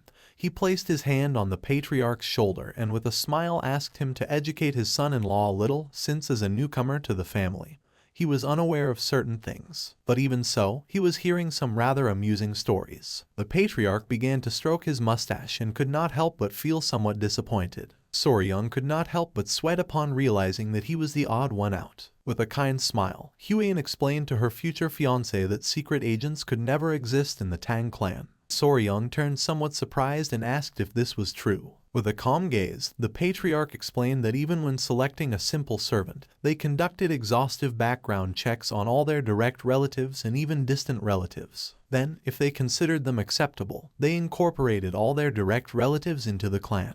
With a confident smile, he made it clear that all their children were raised within the Tang clan, so under such circumstances, no one would dare to betray them. Our boy couldn't help but go into shock upon seeing that they took such extreme measures. He began to sweat, and his eyes widened with curiosity, and then he asked who the secret agent was. Somewhere else, someone broke a teacup. A muscular man grabbed a woman tightly by the neck, making her clench her teeth. She tried to break free, but it was in vain. The man was Ju Yoonghak, and his eyes were full of rage. He began to strangle the woman, making her face turn pale. She was a servant of the Murim Alliance. Jughu showed a finger and, with a confident smile, made it clear that within the alliance, only 3 people had knowledge of this matter, and he was confident that by now, the leader of the alliance should have already captured her. It was daytime, and the sun was high in the sky. While the situation in the clan was stabilizing, an unexpected guest arrived at the gates of Tang Clan Manor. Upon seeing the guest, the guard couldn't help but tremble with fear. The guest mentioned that he had finally arrived, explaining that running all the way from Hebei to Chengdu without using mobility arts had been quite fun. He struck his fist against his chest and, with an excited smile, asked the guard to inform his patriarch that Peng Muan, head of Clan Peng, had arrived. Someone shot an arrow into the air, and upon seeing it, Soryong and Huiyen started running towards the entrance of the clan. Everyone's attention was fixed on them. They were all somewhat surprised without knowing what was happening. With a curious expression, Soryong asked Huiyen if it would be okay for them to go out to welcome them. Huiyen turned around and, with a kind smile, explained that her father and the others were discussing something important. Her eyes began to shine with confidence, and with a nervous smile, she mentioned that as the son-in-law of the Tang clan, Soryong should have a little more confidence. Our boy couldn't help but get nervous. Soryong arrived at the doors of the manor and with a smile began to open the door thinking that they must be guests from another clan. So there was no need to be scared, while on the other side, the guard was scared shitless. Upon opening the door, Soryong saw Peng Muan and his men staring at him intently with a serious expression. This made our boy frightened. Peng Muan's eyes widened in surprise and confusion. He placed his hands on his waist and couldn't help but smile upon seeing Huiyen. She joined her fist with her palm and greeted the head of the Peng clan with respect. With a smile, Peng Muin said that some time had passed. He had seen her when she was little and now she had grown so much that he could hardly recognize her. Huyen closed her eyes and with a forced smile mentioned that had been 5 years ago, realizing that indeed a lot of time had passed. Peng Muin's eyes filled with seriousness and his attention focused on Soryang. He wanted to know who he was. Upon feeling the gaze of the head of the Peng clan, Soryang began to sweat like crazy. Huyen started observing him and couldn't help but feel somewhat confused. With his face sweating, our boy greeted Peng Muin, introducing himself as the son-in-law of the Tang clan. Why Soryang? Peng Muin began to stare at our boy and while touching his chin, he began to ponder. He grabbed Soryang by the cheek and with a curious gaze asked if he was Huyen's fiancé. Soryang panicked, not knowing what to do. Huyen placed her hand near her mouth and nodded with a smile. This made Peng Muin's eyes fill with seriousness. Soryang began to sweat and, with a nervous expression, looked away. Peng Muin's attention was fixed on our boy.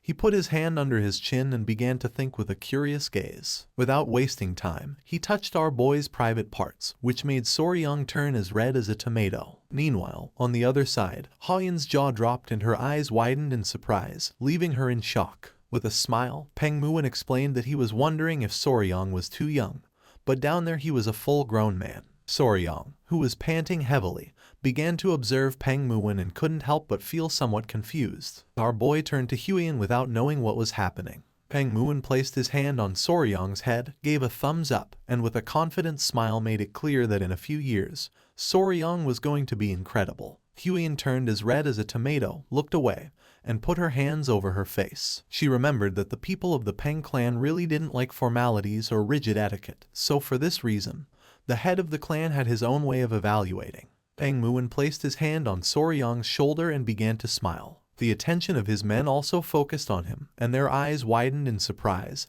thinking that he was incredible. One of the men even put his hand on his chin, bent down, and began to curiously observe the intimate parts of our boy. Soryang's eyes filled with confusion. He looked away and felt somewhat depressed. But then he thought that this was their style. For him, it was expected to see one man recognizing another man. He greeted Peng Muin, and while his eyes were shining with joy, he smiled and thanked the head of the Peng family for the compliments. Peng Muin started laughing, thinking that Soryang was different from the useless brats of other noble clans. He hit our boy on the back and introduced himself as Peng Muin, head of the Peng family. The slap was so strong that it hurt our boy a little. He welcomed everyone to the Tang clan, and while they were conversing, Huyen began to observe them and couldn't help but start sweating. Huyen caught Peng Muin's attention by saying she had a doubt. He became curious, turned to her, and asked what doubt she had. Her eyes widened with curiosity. She thought they had come from distant Hebi just to help her family, asking how they had arrived so quickly. Peng Muin's eyes widened with seriousness. In reality, they had not come to help, so he asked if the Tang clan had problems. With a surprised expression, he began to inspect Soryang's hair and asked if something had happened. Huyen began to sweat. She was bewildered as she did not know the reason why Peng Muin had come. Seeing her expression, Soryang was confused. A while later, they went to the family mansion and Peng Muin was somewhat surprised to see that the blood cult had appeared. They sat at the table to drink tea and converse. With a calm expression, Huyen informed them that they had already been eradicated. Peng Muin, who had his head resting on his fist, began to observe her and let out a sigh. He was somewhat annoyed and thought that he should have come a little earlier. Jughu, who was sitting beside him, remained silent. With a smile, the patriarch asked what had brought him here. Peng Muin's eyes widened in surprise. He turned to the patriarch and explained that he had been distracted upon hearing Huyen's story about the blood cult, revealing that he had actually come hoping to receive some help from the Tang clan. Huyen and Soryang's attention focused on him. The patriarch's eyes filled with surprise and curiosity. He asked if Peng Muin could explain himself. He began to touch his head with his hand, closed his eyes, and then let out a sigh. He put his hand near his mouth, turned towards the door, and with a serious expression asked his men to bring her to greet her elders. Jughu became somewhat curious, and his attention was fixed on him. Someone opened the door of the hall. It was one of Peng Muin's men whose eyes were shining. With a penetrating gaze, the man entered the hall. Huyen put her hand near her mouth, and her jaw dropped. She realized that it was a kid. Soryang began to sweat, and his attention was fixed on the man. The man approached the table, put his hand behind his cape, and asked the young lady to come down and pay her respects to the elders of the Sichuan Tang clan. Just then, someone on the man's back started moving, saying they were still sleepy. Soryung's eyes widened in surprise, and his jaw dropped, leaving him in shock. Someone dressed in white got down from the man's back, also shocking Hueying. It was an adorable little girl who was eating a lollipop. Everyone remained silently watching the little one. With a sweet expression, she greeted the elders of the Sichuan Tang clan, introducing herself as Peng Yingying. The girl started eating a cookie.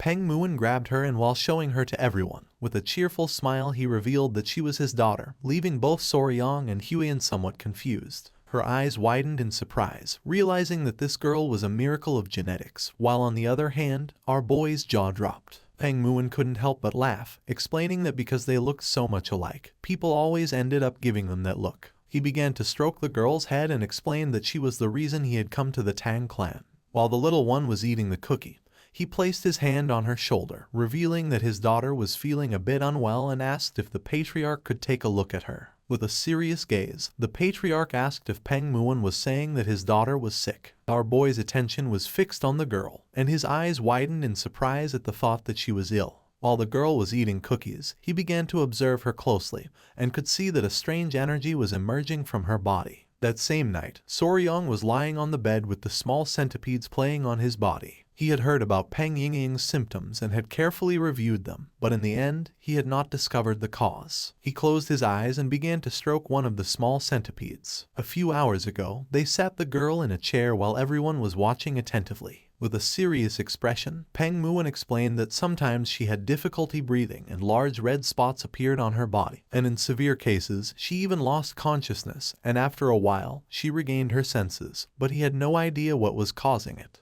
The patriarch sat next to the girl, extended his hands, and decided to examine her. Peng Muin's eyes filled with rage as he had searched and searched. He had even made the disciples of the medical sect examine her, but they all said she was perfectly healthy. He was going crazy. One of the disciples had even said something strange, and he had almost beaten him to the brink of death before stopping.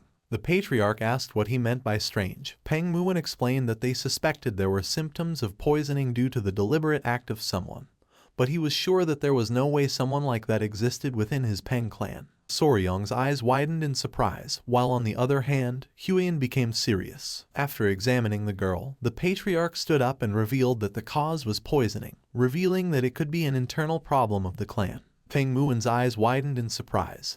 He panicked and swore that no one from the Peng clan would ever do something like that. He put his hand on top of his head and decided to stop talking about it since he did not want to suspect his own clan. Jughu nodded and mentioned that it was still uncertain, so it was not good to jump to conclusions hastily, revealing that poisoning did not always necessarily occur because someone deliberately administered poison. The patriarch's gaze fixed on the girl who was absorbed in eating the cookie. He decided to provide them with an empty courtyard in the guest residence, asking them to stay there for now since he wanted to observe the girl's condition to determine whether it was poisoning or some strange illness. With a grateful expression, Peng Muin thanked the patriarch of the Tang clan, deciding to let his daughter be under his care for a while. Back in the present, Soryong began to imagine the girl eating sweets, no matter how he looked at it. That was childhood diabetes, realizing that sugar was literally multiplying inside her body. He sat on the bed and began to think, not knowing if diabetes caused red spots, and if there had been obvious symptoms, it should have been easier to recognize. Just then, someone knocked on his door. Our boy's eyes widened in surprise, and someone revealed that there was a big problem.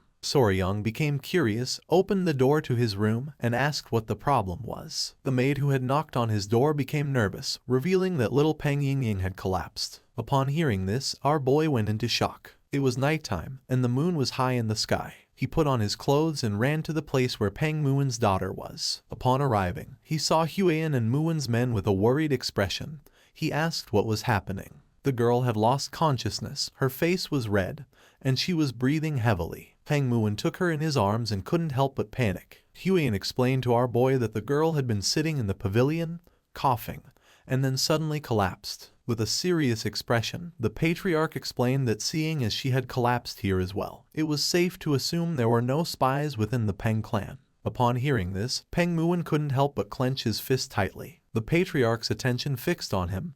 He became confused, not knowing what was happening. Without hesitating for a second, Peng Muin punched himself in the jaw with a powerful blow, leaving the man behind him in shock. The punch was so strong that a tooth flew out of his mouth. With his nose bleeding, Peng Muin closed his eyes and, with a smile, apologized since, even though he had said those words, he could not forgive himself for having suspected even momentarily of his own people. Now he knew that if Ying collapsed again, it had to be for another reason. One of his men put his arm over his face and couldn't help but cry. Meanwhile, on the other side, Soryang's jaw dropped upon seeing that Peng Muin had lost a tooth. Peng Muin's men began to hit themselves in the face because despite being there, they had failed to prevent the young woman from collapsing, admitting that their sin was also great. The patriarch's eyes widened in surprise, and his jaw dropped. He reached out to them and asked them to calm down, while on the other side, Peng Muin began to smile. More teeth started flying out. With a worried gaze, Huiyan approached Soryang and asked what they should do. Our boy put his hand behind his head and, with a sincere expression,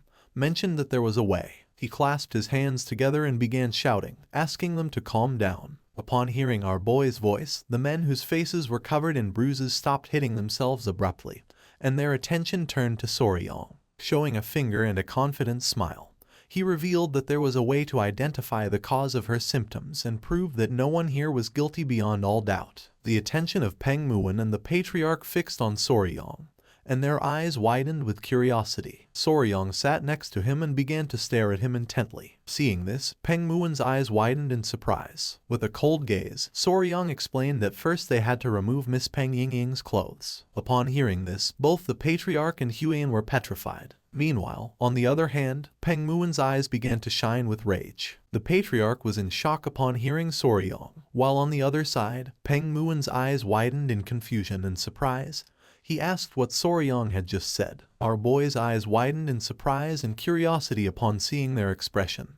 This was a reaction he did not expect. Soryang mentioned again that they should take all of Yingying's clothes off, but just before he could finish the sentence, Peng Muin grabbed him tightly by the collar. Our boy couldn't help but feel afraid. Upon seeing that he wanted to undress his daughter, Peng Muin's eyes began to shine with rage. Soryang's eyes widened in panic. He opened his mouth and panicked, asking him to wait a moment. Just then, one of the small centipedes emerged from Soryang's clothing and its gaze fixed on Peng Muin. Soryang realized that the little one was ready to attack, so without wasting a second, he ordered it to hide again. Little by little, Peng Muin began to lose his composure, and Soryang soon realized that this was not good at all. The patriarch's eyes filled with fear. He panicked, asking him to calm down and explaining that his son-in-law must have had a reason for saying such things. Huiyan, who was sitting next to him, extended her hands and with a nervous expression asked Lord Peng to please at least listen to what Soryang wanted to say first. He grabbed the poor Soryang by the collar even more tightly. Our boy closed his eyes and began to show a forced smile. Peng Muin started staring at him with a gaze full of rage, not knowing what to do. Despite being in panic, Huiyan began to show a smile, explaining that Soryang was a good person. After going around the matter several times, Peng Muin let go of Soryang. Our boy had dared to suggest stripping his daughter, who had not yet reached her prime, so he decided to listen to any justification that Soryang could offer. Our boy opened his mouth and began gasping heavily, feeling somewhat relieved. He sat on the floor in front of Peng Muin and with a serious tone asked him to please calm down and listen until the end. Peng Muin crossed his arms and closed his eyes, deciding to trust him. Showing a finger and a sincere expression, Soryang explained that what he meant was to take off all of Lady Peng's clothes and change her into something else, as it was possible that something in her clothing or personal belongings was the cause of her collapse. Upon hearing this, Peng Muin's eyes widened in surprise and his jaw dropped. He was in shock, realizing that he had misunderstood Soryang. He lowered his gaze, clenched his fist tightly, and prepared to hit himself again for having doubted the words of our boy. Soryang's eyes widened in fear, making him panic. He began to shake his hand, asking him to calm down. He was sure that his daughter's sudden collapse must have left him shocked. With a kind smile, Patriarch Peng thanked our boy from the bottom of his heart for being able to understand someone else's mistake. Soryang began to stare at Peng Muin and with a serious expression explained that from now on, the young lady of the Peng clan was going to be under the care of the Tang clan, and until further notice, all contact with the Peng clan was going to be restricted. Upon hearing this, the Patriarch and Huiyan were somewhat surprised. Peng Muin began to point at himself with his finger and with a confused gaze asked if he also. Soryang's eyes began to shine with confidence and with a smile nodded his head, since if his daughter experienced the same symptoms under their care, then it would be proven that the cause was not related to the Peng clan. This was the method called controlled environmental adjustment, a technique commonly used by breeders who raised poisonous insects, snakes, and amphibians. In his past life, one day he took his little chameleon out of the terrarium. The little chameleon tried to converse with our boy by asking if he could add some vitamin D to the food. Soryong's eyes expanded in confusion, leaving him in shock. If only the creatures they cared for could tell them this part hurts, things would be much simpler.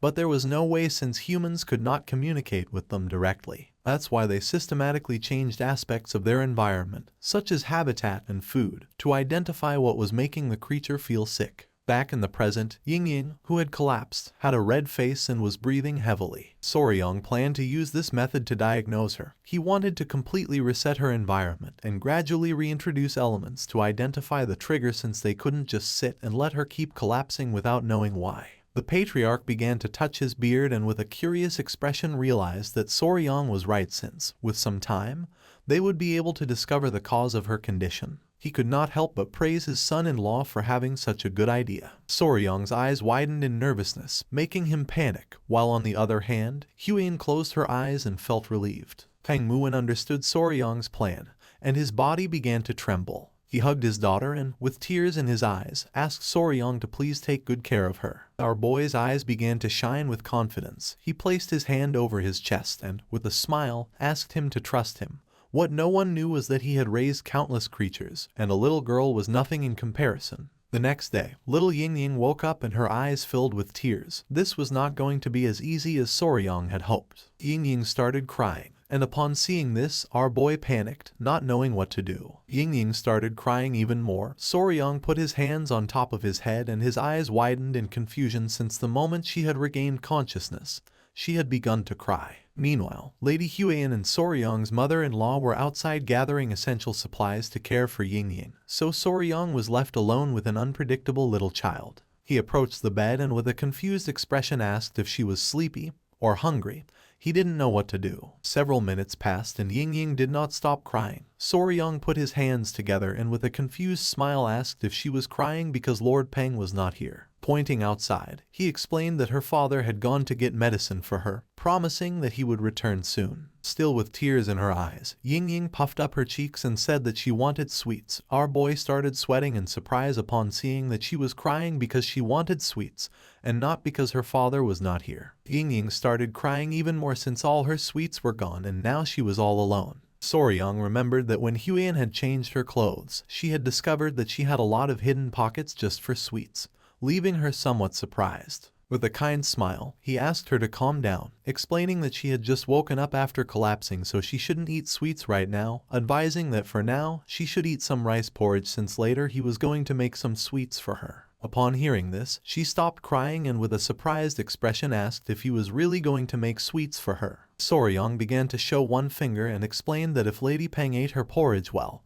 and was obedient, he would make candied fruit skewers just for her. The little girl's eyes widened in surprise. She closed her eyes and with a tender smile decided to make a promise with him. She clenched her fist and with a smile revealed that the Peng clan always kept its promises. If she broke hers, he could hit her in the face. Soryong lowered his head and couldn't help but feel somewhat disappointed, not knowing why the damn Peng clan taught these kinds of things to children. It was daytime and the sky was clear. Somewhere in the manor, Peng Muin was hiding among the bushes. His eyes were full of seriousness as lately he had been burdened with worry. Ying, who was playing with one of the bees, and Huyen passed in front of him. Peng Muin's eyes filled with tears as he could only see Ying from afar. You see, due to the rule of no contact with the Peng clan, he could not see his daughter. Soryong's attention was fixed on him. He put his hand over his mouth and with a confused expression asked what he was doing here. Upon hearing our boy's voice, Peng Muin went on alert, and without wasting a second, grabbed Soryong and pulled him into the bushes. With a worried gaze, he asked how Ying was doing. Soryong's eyes, as he lay on the ground, widened in confusion. He sat in front of the patriarch and mentioned that she was eating well and was obedient. Upon hearing that she was eating well, the patriarch's jaw dropped in surprise. Our boy revealed that she had devoured an entire plate of fried pork. Peng Muin was in shock, not knowing how Soryong had made her eat, to which he responded that she had eaten it by herself. Peng Muin's eyes widened in surprise and confusion. Just then, someone wearing a red dress appeared. Their attention was fixed on it, and their eyes expanded in surprise. It was Huiyan. With a kind smile, she greeted the lord of the Peng clan with respect. In response, with a grateful smile, Peng Muan thanked her for taking care of his daughter. With a calm gaze, she mentioned that Yingying was asking where older brother Soryang had gone. Upon hearing older brother, Peng Muan couldn't help but feel furious, while on the other hand, Soryang was somewhat confused. Peng Muan's eyes began to shine with rage since not even he had had a proper conversation with her, without knowing when they had become so close. Seeing his expression, our boy's jaw dropped in fear. Peng Muan exploded with fury, wanting to know since when she had started calling him older brother. Soryang clenched his teeth and without wasting another second, ran out of the place. Peng Muan put his hands on top of his head and started going crazy. Huiyan turned towards him and with a cheerful smile asked if he was heading to the training grounds again. Our boy explained to her that after playing a little with the golden-haired king bees, Yingying was more obedient. Soryang started running towards the training grounds, realizing that the golden-haired king bees also felt affection for Yingying. A few minutes later, he arrived at the training grounds where little Yingying was playing with one of the bees. She held the bee in her arms and with a cheerful smile greeted our boy. Yingying started playing with the bee and then more bees began to arrive. One of them climbed onto her head and another started licking her cheek. She couldn't help but smile as she felt ticklish. Soryang's attention, who had his arms crossed, was fixed on her, and a smile appeared on his face since thanks to these little creatures, he had been able to bond with Yingying very quickly. One of the bees climbed onto his head, and our boy's eyes began to shine with seriousness, realizing that the adorable golden-haired king bees loved Yingying because she had spilled sugar syrup on herself while eating sweets, not knowing if they were mistaking her for food. Yingying knew that the bees liked her, so now she threw a tantrum every day, demanding to visit them. Just then, the queen bee emerged from the tree. Yingying, who was playing with the bees, turned towards Soryang, started pointing at the tree and with a smile said that the queen bee was there. Soryang sat on the bench and asked Yingying not to ask the queen bee to play since she was busy. In response, she closed her eyes and nodded her head. Soryang felt happy thinking that if he had a younger sister, he would feel like this, realizing that taking care of children was not so bad. Yingying raised her hand and called his attention, saying that there was another bee. Upon hearing this, our boy's eyes widened in surprise. He brought his hand to his mouth and with a worried gaze asked her to be careful since some bees stung. Just then, she started screaming as she had been stung. Soryang panicked and started running towards her, asking if she was okay. She had a small sting on her arm. With a worried gaze, our boy explained that she should be careful. He decided to leave the matter aside and go first to the medicine hall. Little Yingying began to observe the sting, saying that it didn't look so bad. Soryang grabbed her hand and decided to apply some medicine just in case since sometimes bee venom could make people very sick. Yingying closed her eyes and with a sad expression nodded her head. Just then, Soryang's eyes widened in surprise. Little by little Yingying began to gasp heavily and her face started turning red. She started to feel cold and not long after, she collapsed. Soryang reacted in time, and just before her body could hit the ground, he caught her. His eyes widened in fear as he began to remember what Peng Muan had said. Sometimes her breathing became difficult, and large red welts appeared on her body, and in more severe cases, she even lost consciousness. Finally, he realized exactly what this reaction was. With a furious gaze, he clenched his teeth upon realizing that the pure reason Yingying had been collapsing all this time was due to anaphylactic shock. More precisely, anaphylaxis. Anaphylaxis is a severe allergic reaction caused by a hyperactive immune response. Usually, when harmful foreign substances or toxins enter the body, the immune system immediately launches an attack to eliminate the threat. When toxins entered the body, they were like thieves entering your house. This causes the cells to run away from the place since the toxins destroy cell membranes. The immune response to these invaders is known as inflammation. The body releases histamine, which dilates blood vessels, allowing white blood cells and antibodies to flood in and neutralize the invader. But the problem arises when the body overreacts to certain harmless substances, widening the vessels even more. When histamine is released in excess and malfunctions due to a hyperactive immune response, the blood vessels throughout the body dilate rapidly, causing a dangerous drop in blood pressure, and since oxygen does not reach the brain and important organs, they stop functioning properly. In extreme cases, anaphylaxis can become lethal. Soryang carried little Yingying on his back and with a determined expression, began to run at full speed, knowing that they had no time. He started running quickly through the area, and along the way begged Ying to please hold on a little longer. Several minutes later, thanks to his incredible mobility arts, Soryang arrived at the entrance of the patriarch's residence. With a nervous gaze, he began to shout, informing his father-in-law that Ying had lost consciousness. Upon hearing this, the patriarch opened the door. Ying, who was as red as a tomato, began to pant heavily. Soryang picked up Ying in his arms and clenched his teeth in worry, not knowing if she would be okay. The patriarch and Peng Muon ran out of the residence, and upon seeing that Ying had lost consciousness, they panicked, asking what had happened. With a worried gaze, Soryang explained that she was having serious trouble breathing. Peng Muon took his daughter, and his eyes widened in fear. He reached out and decided to pour his internal energy to stabilize her. The patriarch sat beside them and remained silently observing. Little by little, the breathing of little Ying began to stabilize, and the red rashes started to disappear. In a matter of seconds, the red rashes disappeared, and Ying's breathing returned to normal. Seeing this, Soryang closed his eyes, fell on his butt to the ground, and let out a sigh of relief, thinking that internal energy was incredible. The primary treatment for anaphylaxis was to stabilize blood pressure and ensure an open airway for breathing. In modern medicine, this was done using epinephrine, steroids, and antihistamines, and in more severe cases, intubation was required to help with breathing. But in this world, Kai-based techniques solved everything, and it was no surprise that Soryang found it impressive. The patriarch's gaze fixed on Ying, and his eyes filled with seriousness as he realized that the symptoms were the same as last time. He turned to Soryang and, remembering that he was with her, asked if he had seen what had triggered the reaction. Peng Muon's eyes widened with curiosity. He asked if Soryang knew what had caused her to faint. Our boy sat in front of them and nodded his head, explaining that he had seen it clearly. With a confident expression, Soryang began to show a finger, revealing that Ying had collapsed after being stung by a bee. Upon hearing this, Peng Muon and the patriarch's jaws dropped in surprise. They could not believe that a bee had been the trigger for the allergic reaction. The patriarch began to stroke his beard and thought that although it was rare, there were cases of people fainting after being stung by a bee. But he knew that this did not explain why she had collapsed all those other times. Peng Muon's eyes widened in surprise. He thought that the patriarch was right, since if a bee sting were the cause, she would not have made it this far. He was somewhat confused because this meant that they still did not know what the cause was. The patriarch let out a sigh as they could not find any clear connection. But just before he could finish the sentence, Soryang closed his eyes and nodded with a smile, revealing that he had found what the cause was. The patriarch's eyes widened in surprise and curiosity. He was in shock and asked if Soryang was really telling the truth. With a smile, our boy revealed that Ying being stung by a bee had helped him discover the true cause. Peng Muon's jaw dropped in surprise.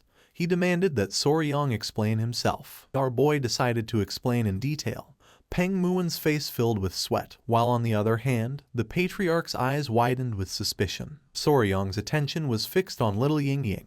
He closed his eyes and with a smile mentioned that first they had to remove her clothes. It was already dusk. Someone closed the door of a room. It was Huan, who turned around and with a sincere gaze admitted that it was just as Soryang had said. Those eruptions on her body made it difficult to see at first, but beneath them there were some old marks, and now new ones had appeared. Behind her were Soryang, who had a bump on his head, the patriarch, and Peng Muon. The patriarch, who had his arms crossed, began to smile, while on the other side Peng Muon's eyes widened with happiness, thinking that Soryang was right. Just then, the matriarch opened the door and with a serious gaze asked everyone to remain silent since she had not yet regained consciousness. Upon hearing this, everyone nodded their heads. Peng Muon brought his fist to his mouth, closed his eyes, and coughed, admitting that it was just as Soryang had mentioned. There were additional marks beyond just the rash. Soryang, who had a giant bump on his head, began observing him in silence. With a sad and confused gaze, Peng Muon asked why his daughter had been fainting all this time. With a confident tone, Soryang revealed that it was due to bee venom poisoning. Peng Muon's eyes filled with confusion as he recalled that the patriarch had said that was not the cause. Besides, there was no way they wouldn't notice a bee sting, and their courtyard had no flowers, only stone pavement, so there was no reason for the bees to be there. He wanted to know what made Soryang think it was bee venom. Soryang closed his eyes, started touching his chin, and thought that he was right since a bee sting would have been noticeable. But he had no doubt that her symptoms matched perfectly with anaphylaxis caused by bee venom. Little by little, our boy began to open his eyes, which started to shine. His mind was like a giant bookshelf full of books about poisonous creatures. His eyes began to shine with seriousness. He started touching his cheek and knew that what he needed to find out was another creature that had the same venom as a bee, one that contained melatonin or peptides that triggered swelling and difficulty breathing. He began to imagine the forest of Hebei province in China, which had a temperate western climate. Several poisonous creatures appeared in front of him. Among them was the white-lipped pit viper known as the Chinese cobra, the Chinese scorpion, the Chinese red ant, and the red-chested ant. Soryong began to touch his chin and decided to discard the snakes and scorpions. Peng Muin's and the patriarch's attention focused on him, and their eyes widened in confusion. They did not know what he was doing. He began to imagine little Ying-Ying eating sweets. He had to find an environment where she would often be bitten by that creature, something she did frequently. He remembered that she loved to eat sweets. His eyes widened in surprise as he recalled that Ying-Ying had a secret pocket in her clothes to hide sweets. He couldn't help but smile as he found the cause. He stood firm with his decision, mentioning that he was sure it was bee venom, asking them to trust him. Huiyan's attention was fixed on our boy, and her eyes filled with confusion. Peng Muin was somewhat furious and mentioned again that there were no bees in the Peng clan residence. Soryong turned to them and with a confident smile said that those from the Tang clan would know. The venom does not affect everyone in the same way. For some, even an infinitesimal amount could be lethal, while others could withstand 10 times that amount without problems. Peng Muin's jaw dropped, and he began to sweat without understanding a single word. The patriarch reached out to him and, with a sincere gaze, argued that Soryong was right since even with the same poison, the effects varied from person to person. Soryong extended his hands, explaining that as they had seen, Ying-Ying was particularly sensitive to bee venom. Huiyan remained silently listening, while on the other side, Peng Muin and the patriarch nodded their heads. Soryong's eyes began to shine with confidence. He started touching his head with his finger and said that one thing was certain, she was vulnerable to bee venom. But since there were no bees in their house, that only left one possibility. Peng Muin started to observe our boy and couldn't help but sweat. Somewhere in the manor, the queen bee was lying on the ground with a tender gaze next to another bee. Soryong revealed that the culprit was in fact a bee, but a very special kind. Several hours later night fell. Soryong was crouched on the ground next to some rocks. Huiyan was illuminating the area with a fire lamp and behind were the patriarchs. The patriarch started to observe our boy with a confused gaze. Peng Muin's eyes expanded with curiosity, and he asked if Soryong was sure that it was here. Soryong's eyes began to shine with confidence. With a smile he said that he was sure this was the place. He asked Huiyan if she could illuminate the area a little.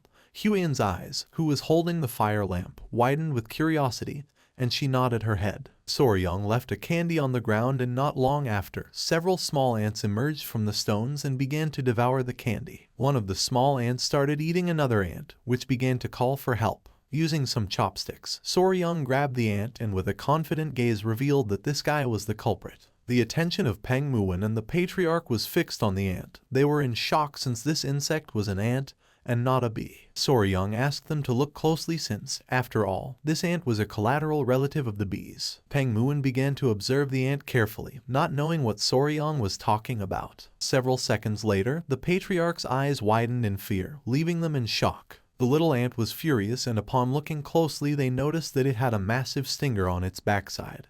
They could not believe that an ant had such a large stinger. The patriarch finally realized what Soryong meant by them being collateral relatives, while on the other hand, Peng Muin was left open-mouthed upon seeing an ant with such a large stinger. Soryong began staring at them, revealing that this creature was the collateral relative of the bee that had caused Ying-Ying to collapse, a real stinger ant. Peng Muin's gaze fixed on the ant, and he couldn't help but sweat, while on the other hand, the patriarch was in shock. This ant was the true culprit behind Ying-Ying's condition, belonging to the order Hymenoptera, family Formicidae, known as the Asian needle ant. The king stinger ant or Pachycondyla chinensis was from the order Hymenoptera, from the family Formicidae, and from the subfamily Ponrani. Many must be wondering what the hell ants had to do with stingers. It was simple. These stinger ants had evolved from the same ancestor as bees, which meant that they had retained many characteristics similar to those of bees. In fact, studies on the venom of stinger ants and bees had shown that people who suffered anaphylaxis from stinger ant venom also tended to react in the same way to bee venom. Soryong grabbed the ant with the chopsticks, making it become furious, pointing at it with his finger.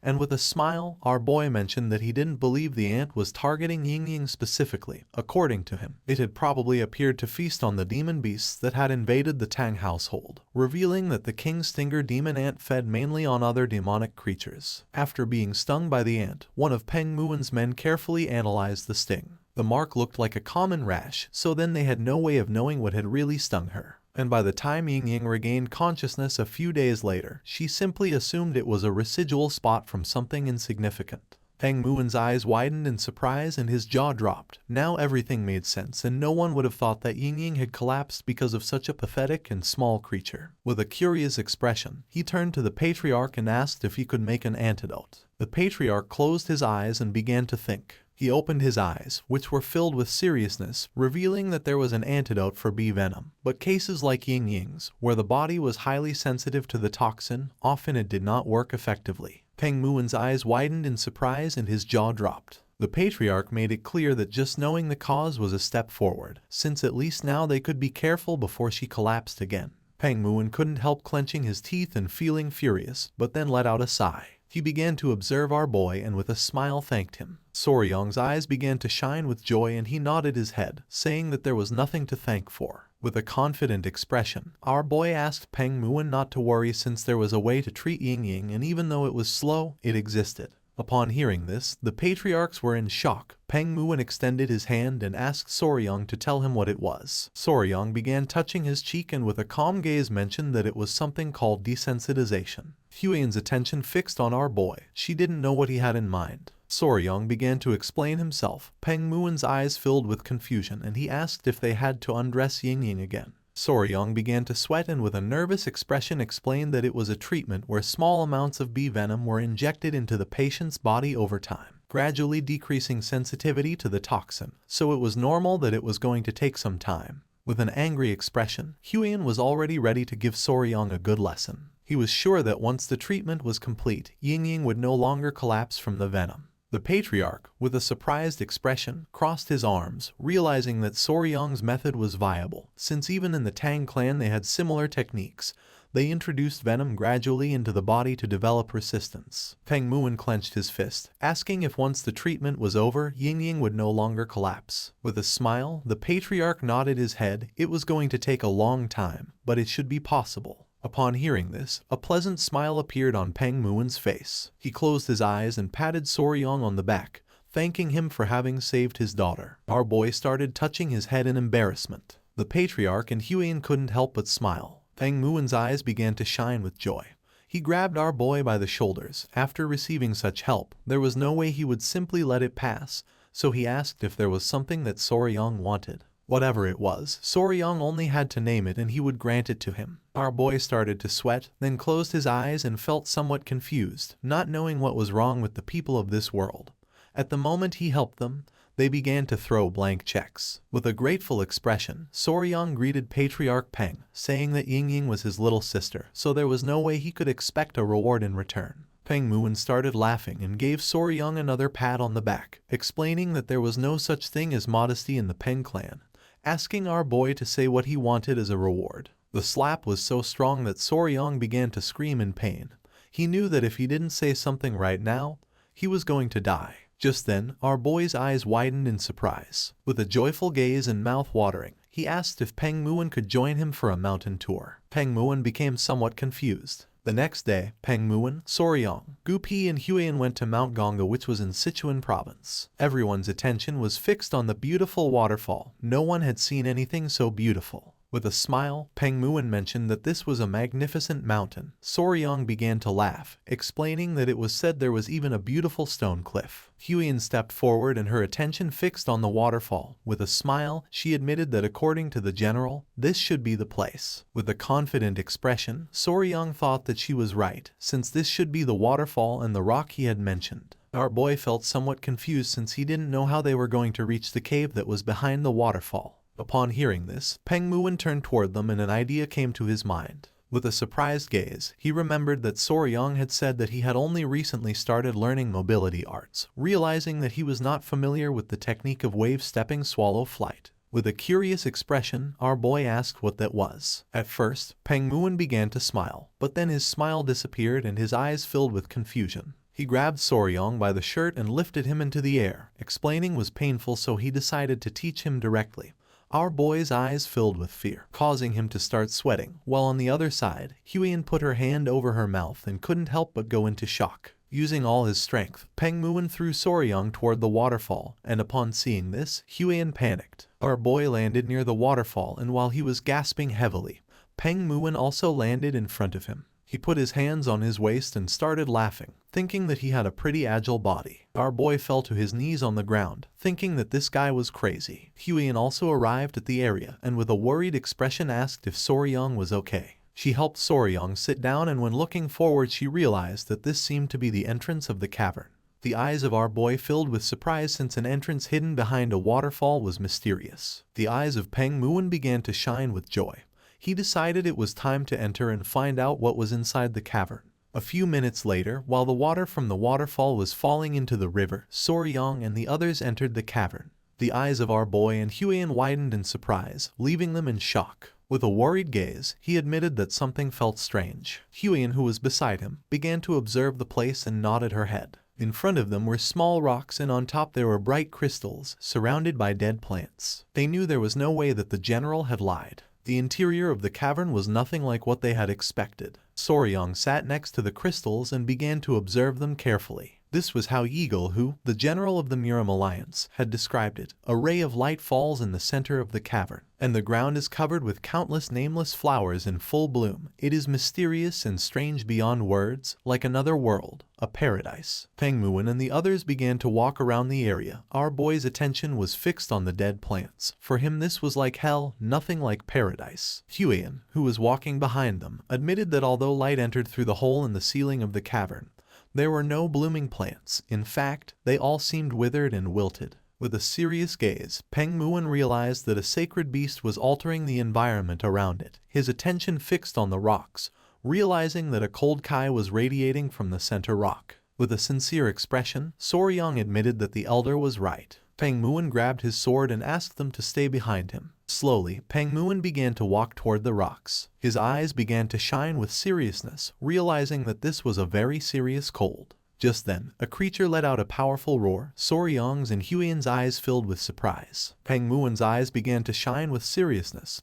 He unsheathed his sword, revealing that the creature was ahead, asking them to stay just behind him. Soryong's eyes began to shine with joy since for him the roar had been amazing. At that moment, a creature with bright eyes began to emerge from the rocks. It began to stare at our boy and let out another roar. Our boy's eyes widened in surprise and amazement, causing his jaw to drop. The creature was a chubby-tailed gecko. The creature began to walk toward them and its body began to emit a cold kai. It was approximately 1 foot long. It had small and round yellow eyes and a chubby little tail. Soryong put his hands on his cheeks and his eyes expanded with love. The gecko was so cute that he was about to lose it. Huiyin put her hand near her mouth and with a smile admitted that the blue lizard was very beautiful. Our boy clenched his fists and couldn't help but smile, since he knew she was capable of recognizing its value. While on the other side, Peng Muon began to sweat, but then clenched his teeth as he realized something. Then the gecko began to roar. Upon seeing this, Peng Muon tightly grabbed the sword, revealing that there was another gecko deeper inside.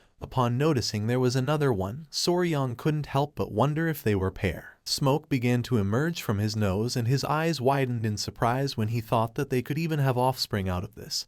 He explained to Lord Peng that they had to bring them back alive no matter what. The gecko started staring at Soryong with a murderous look and cold kai began to emerge from its body. Deeper within the rocks, there was another gecko that seemed to be injured. With a worried expression, Huiyin turned to him and asked if there was any problem. Soryong's eyes began to shine with seriousness and his attention fixed on the rocks. He had caught a faint glimmer, but he was sure of one thing. His eyes filled with concern and his gaze fixed on the gecko, revealing that he thought it might not be breathing. The other gecko opened its mouth and began to roar. Soryong decided to leave it to Commander Gupi. If something happened, he had to let him know immediately. The furious gecko was watching the entrance. Gupi, who was hiding, began to show a forced smile, asking Soryong to trust him. If the gecko showed any unusual behavior, he was going to inform Soryong immediately. Soryong left the cavern and decided to retreat for now. During the night, they lit a bonfire near the waterfall. Huiyan and Peng Muon began observing our boy who was standing near the entrance of the cavern.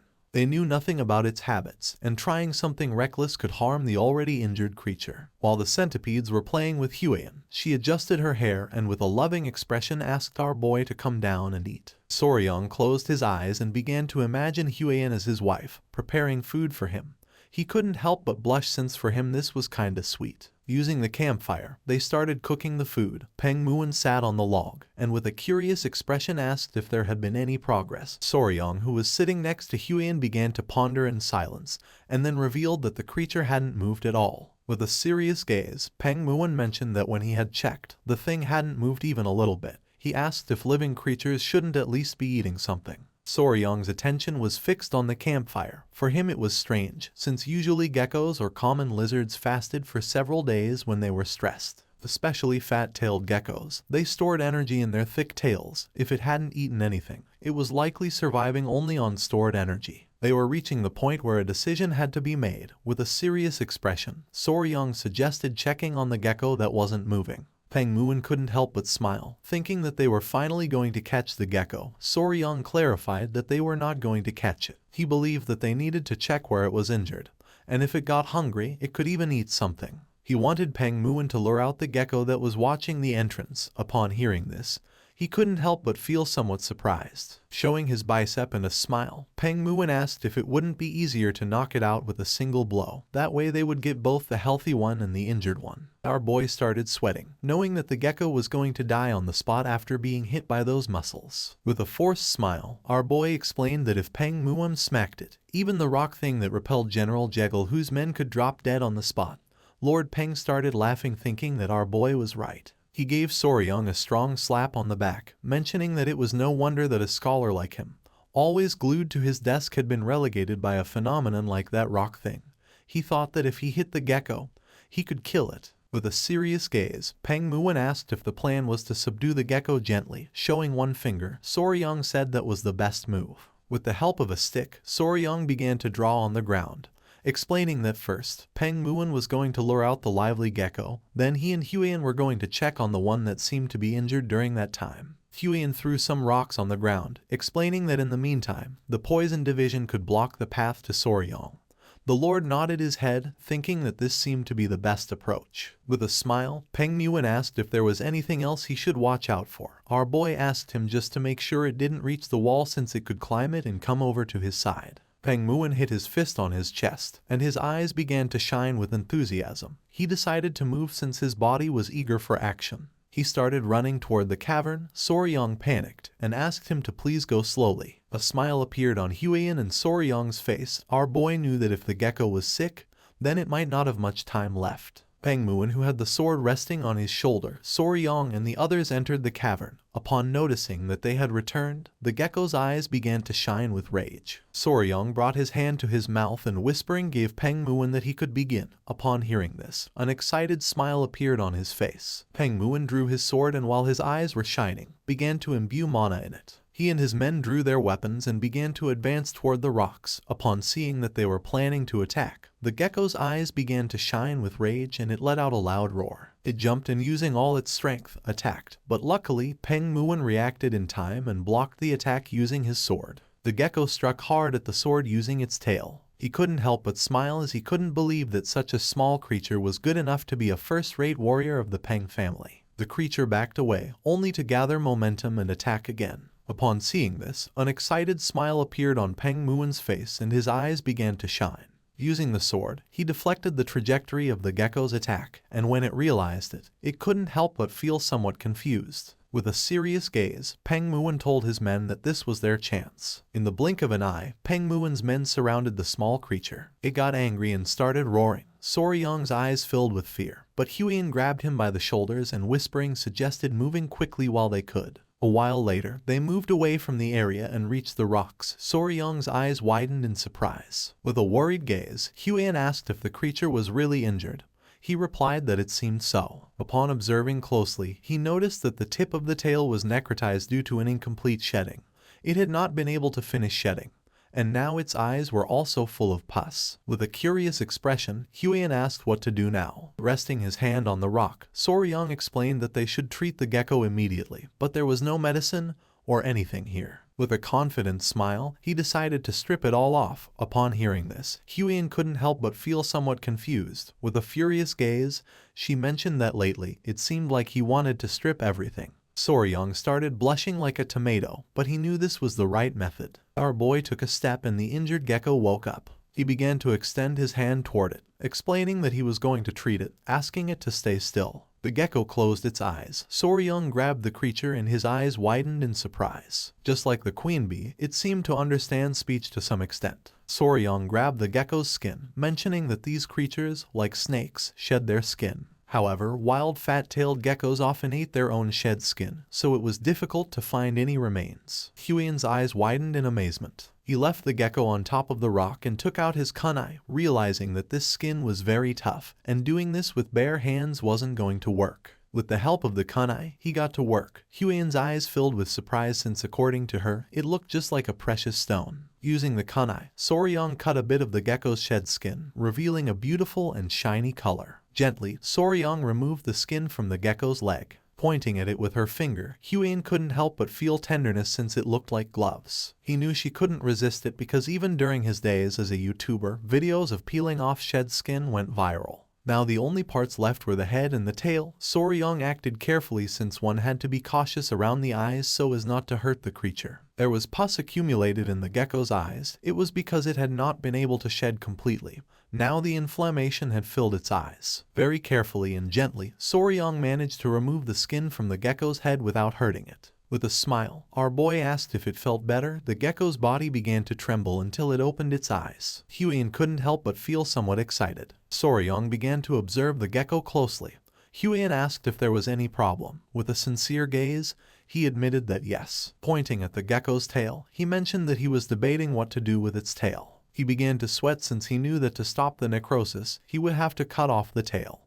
But in its current state, cutting it could kill it instead. Just then, Pengmuan began to shout, asking Soryang to be careful. Upon hearing this, he and Huiyan went on alert. Pengmuan revealed that they had lost the gecko. Just then, the gecko appeared behind them. The creature's eyes began to shine with hatred. Upon noticing this, our boy panicked and asked it to calm down. Showing the kunai and holding the gecko in his arms, Soryang explained that he was only trying to help and treat its friend. Our boy's attention was fixed on the kunai and his eyes filled with surprise and confusion. Upon seeing the weapon, the gecko exploded with rage and began to roar. The gecko's body began to release an intense frozen kai, repelling Soryang. Our boy panicked, realizing that it was pissed off. The gecko jumped and upon noticing this, Huiyan stood in front of our boy and with a worried gaze asked him to be careful. Without hesitating for a second, she pushed Soryang. At that moment, the fierce gecko descended forcefully to the ground.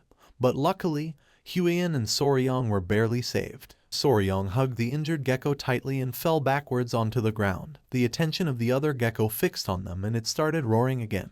The gecko's eyes began to shine with rage. Soryang extended his hand toward it and with an expression full of fear asked it to wait a moment. With a serious gaze, Soryang admitted that this was not what it seemed, asking the creature to calm down. Just then, Soryang's eyes widened in confusion. The female gecko that Soryang was holding in his arms began to make sounds, leaving our boy somewhat confused. With eyes shining with fury, the gecko prepared to attack. But then, it calmed down and felt somewhat surprised. The two geckos began to talk to each other and couldn't help but laugh. Soryang's attention was fixed on them, making his jaw drop. At that moment, Pengmuan and his men returned to the cave and with a worried gaze, the leader asked if Soryang was okay. Gripping his sword tightly, Pengmuan admitted that the gecko was vicious and fast. He didn't expect it to slip between his legs. Upon seeing Pengmuan's sword, the gecko clenched its teeth and began to roar. Just before things could heat up, Soryang stepped in the middle, raised his hand and with a serious expression asked Pengmuan to wait a second. With a confident smile he told Pengmuan that he was fine and asked him to step back a little since he was going to try talking to him for a moment. Pengmuan's eyes filled with confusion as he didn't know if Soryang wanted to try talking to the gecko. He asked if our boy thought the gecko could understand words. Looking at the gecko, with a confident expression he said that the gecko seemed to understand speech up to a certain point and it was likely that it wouldn't attack them again. He asked if Huiyan could bring some dry grass. With a confused gaze, she nodded her head. With a cheerful smile, she and the centipede began to collect the dry grass that was near the rocks. A while later, she prepared a soft nest of dry grass for the female gecko. Soryong and Huion sat next to the female gecko, and our boy asked the male gecko not to worry since he was not trying to hurt her, explaining that he had removed the shell that would not come off and had taken away what was covering her eyes, asking him to make sure to keep licking her eyes for a while. The gecko approached her and with a curious gaze began to lick her eyes. Soryong crossed his arms and revealed that only one problem remained. Upon hearing this, the attention of both the gecko and Huion focused on Soryong. Touching his head, Soryong began to observe her tail and revealed that her eyes should heal well. But the problem was her tail.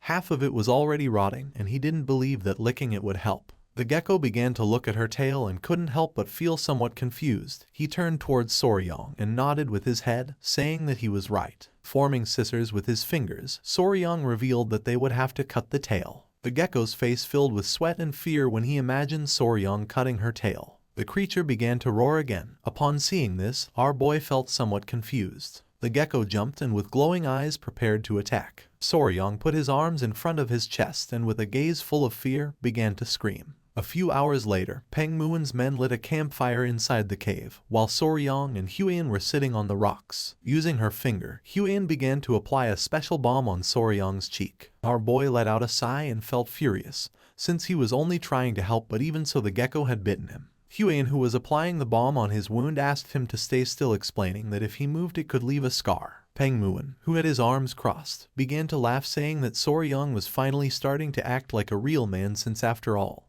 he had gotten a glorious scar in battle. Upon hearing this, Huion began to stare at Peng Muin with a sinister gaze. Feeling her gaze, the patriarch could not help but feel fear. Touching his cheek, Soryong felt relieved since the misunderstanding had somehow been cleared up. The small centipedes climbed onto Huion's body and began to play. Seeing how the centipedes were not reacting to any murderous intent, he realized that little gecko never intended to harm him in the first place. While they were distracted, Gupi appeared and called their attention. Upon hearing his voice, Soryong's and Huion's attention turned to Gupi. Gupi appeared alongside the gecko, revealing that the creature had something to say. With a forced smile, Soryong began to touch his cheek and asked if he was ready. The gecko nodded. Soryong stood up, promising to do his best effort. But before that, he wanted to ask something to the gecko. He began to observe our boy and became somewhat curious. Showing a finger, Soryong asked what geckos ate, since if he was going to cut her tail off, she was going to need to eat something nutritious in order to recover well. Taking small jumps, the gecko turned his back on them and began to move away. Soryong panicked and started to follow him. The little gecko moved several meters away and stopped near a small plant. Soryong's eyes filled with curiosity and his attention focused on the plant. Using his mouth, the gecko pulled out the plant and began to show it to Soryong. Our boy took the small plant in his hand. Peng Muin and Huion began to observe it closely. With a curious gaze, she asked if she could take a quick look at the plant. Our boy did not refuse and handed her the plant. Huion took the plant and began to inspect it carefully. Showing the plant to Soryong, she revealed that although it was weak, she could feel a bit of kai seeping out. She was sure that this was a seed of a spirit herb that used to grow in this cavern. Soryong's eyes widened in confusion. He took the seed and his jaw dropped in surprise. With a serious gaze, Peng Muin revealed that he had heard about it long ago. It was said that spirit herbs always grew where spiritual beasts dwelled. The centipedes were sleeping on top of the rocks. Huion began to observe them and explained that if that was the case, then maybe these little ones, just like the centipedes, survive by feeding on the kai of the spirit herbs. Soryong clenched his fist and his jaw dropped, realizing that if they unearthed the spirit herb, then that meant they were in serious trouble. He panicked and started to replant the herb again, but Peng Muin mentioned that it was no longer useful. Soryong planted the herb again, but Peng Muin placed his hand on his shoulder and revealed that once a spirit herb had been touched by human hands, it would not grow again. He was sure that the gecko knew this and for that reason had unearthed it to show them. Even if he replanted it, it was not going to grow beyond this point, leaving our boy in shock. Soryong began to imagine Jughu pulling out the spirit herbs that were in the cave, and the little geckos crying. Soryong's eyes filled with tears knowing that humans were very cruel. With a curious gaze, Peng Muin asked Gupi what the name of the spirit herb that used to grow here was. Gupi began to observe him in silence, and revealed that that thing was called frost ginseng. Peng Muin began to ponder, and then a smile appeared on his face since then all they had to do was find something that emitted the same type of kai as the frost ginseng. Upon hearing this, our boy stood up and his eyes began to shine with joy. He asked if there really was something like that. With a smile, Peng Muin nodded his head and then revealed that it was called ice jade, just like the frost ginseng.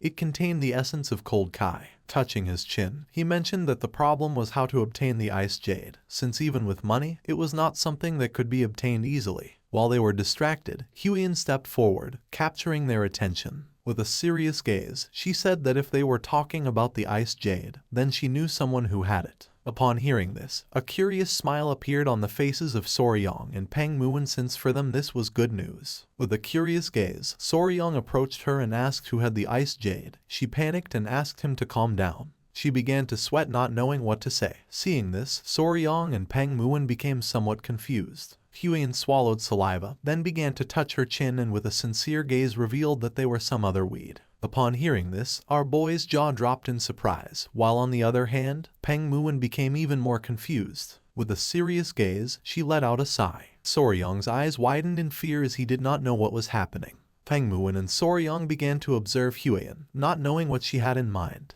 Even Peng Muin felt confused. Huiyin began to show a confident smile, and upon seeing this, Soryong's eyes filled with fear, and he couldn't help but sweat. He put his hand on his face and let out a sigh. He didn't know why his father-in-law had to say something like that at that moment. He remembered that in this world girls were called weed. Peng Muin crossed his arms and asked who was that other weed who supposedly had the ice jade. Soryong came out of his thoughts and his jaw dropped in surprise, leaving him in shock. Huiyin began to show a confident gaze. Showing a finger, she revealed that one of the 3 flowers of Muram was known as the Flame Queen Peony. Her real name was Namgung Xiao, the daughter of the Namgung clan. From what she had heard, Xiao had the ice jade, but she really didn't need it. Upon hearing this good news, a smile appeared on Peng Muin's face, while on the other hand, Soryong's jaw dropped in surprise. While they were conversing, the little gecko appeared and started making chirping sounds to get Soryong's attention. Upon hearing the gecko's voice, our boy became curious and turned around. The little gecko's eyes filled with tears and sadness. Huiyin asked what he was saying, and Soryong revealed that he was asking them to quickly treat the injured gecko. Soryong reached out his hand and decided to save the rest of the conversation until after treating the gecko. Huiyin nodded her head. Noticing that the little gecko was nervous, she thought that was for the best. Soryong peeked his head between the rocks and saw the little gecko sleeping. He took her out of the nest and began to examine her carefully. The other gecko's eyes began to shine with concern. With a confused look, Huiyin remembered that geckos could cut off their own tails. She didn't know why it had held on until things had gotten so bad. With a sad expression, Soryong admitted that she was right, but also revealed that there were some geckos that weren't like that. Upon hearing this, Huiyin's eyes widened in confusion. When a lizard cut off its own tail, it was called autotomy, and depending on the species, the traits were different. Soryong began to observe the gecko carefully, remembering that there were some who could perform autotomy but couldn't regenerate. Some could both shed and regrow, and others couldn't do either of those things, so he couldn't assume anything and had to examine it properly. Soryong started to touch the gecko's tail. Once they confirmed it, they would find the detachment segment and press it with a finger to trigger the separation. Huiyin's eyes filled with confusion since she didn't know what that was. With a smile, our boy explained that although it seemed like the gecko's tail could be cut anywhere, in reality, the point where it breaks was predetermined. That was what they called the detachment segment. Huiyin was in shock since she didn't know much about geckos. Because they weren't poisonous, she didn't know how Soryong knew so much. According to her, this was amazing. The gecko was sleeping in Soryong's hands. He had sounded confident when he said it, but the tail was already very decayed, so he wasn't sure that the surgery would go well. Soryong grabbed its tail and his eyes began to shine with determination.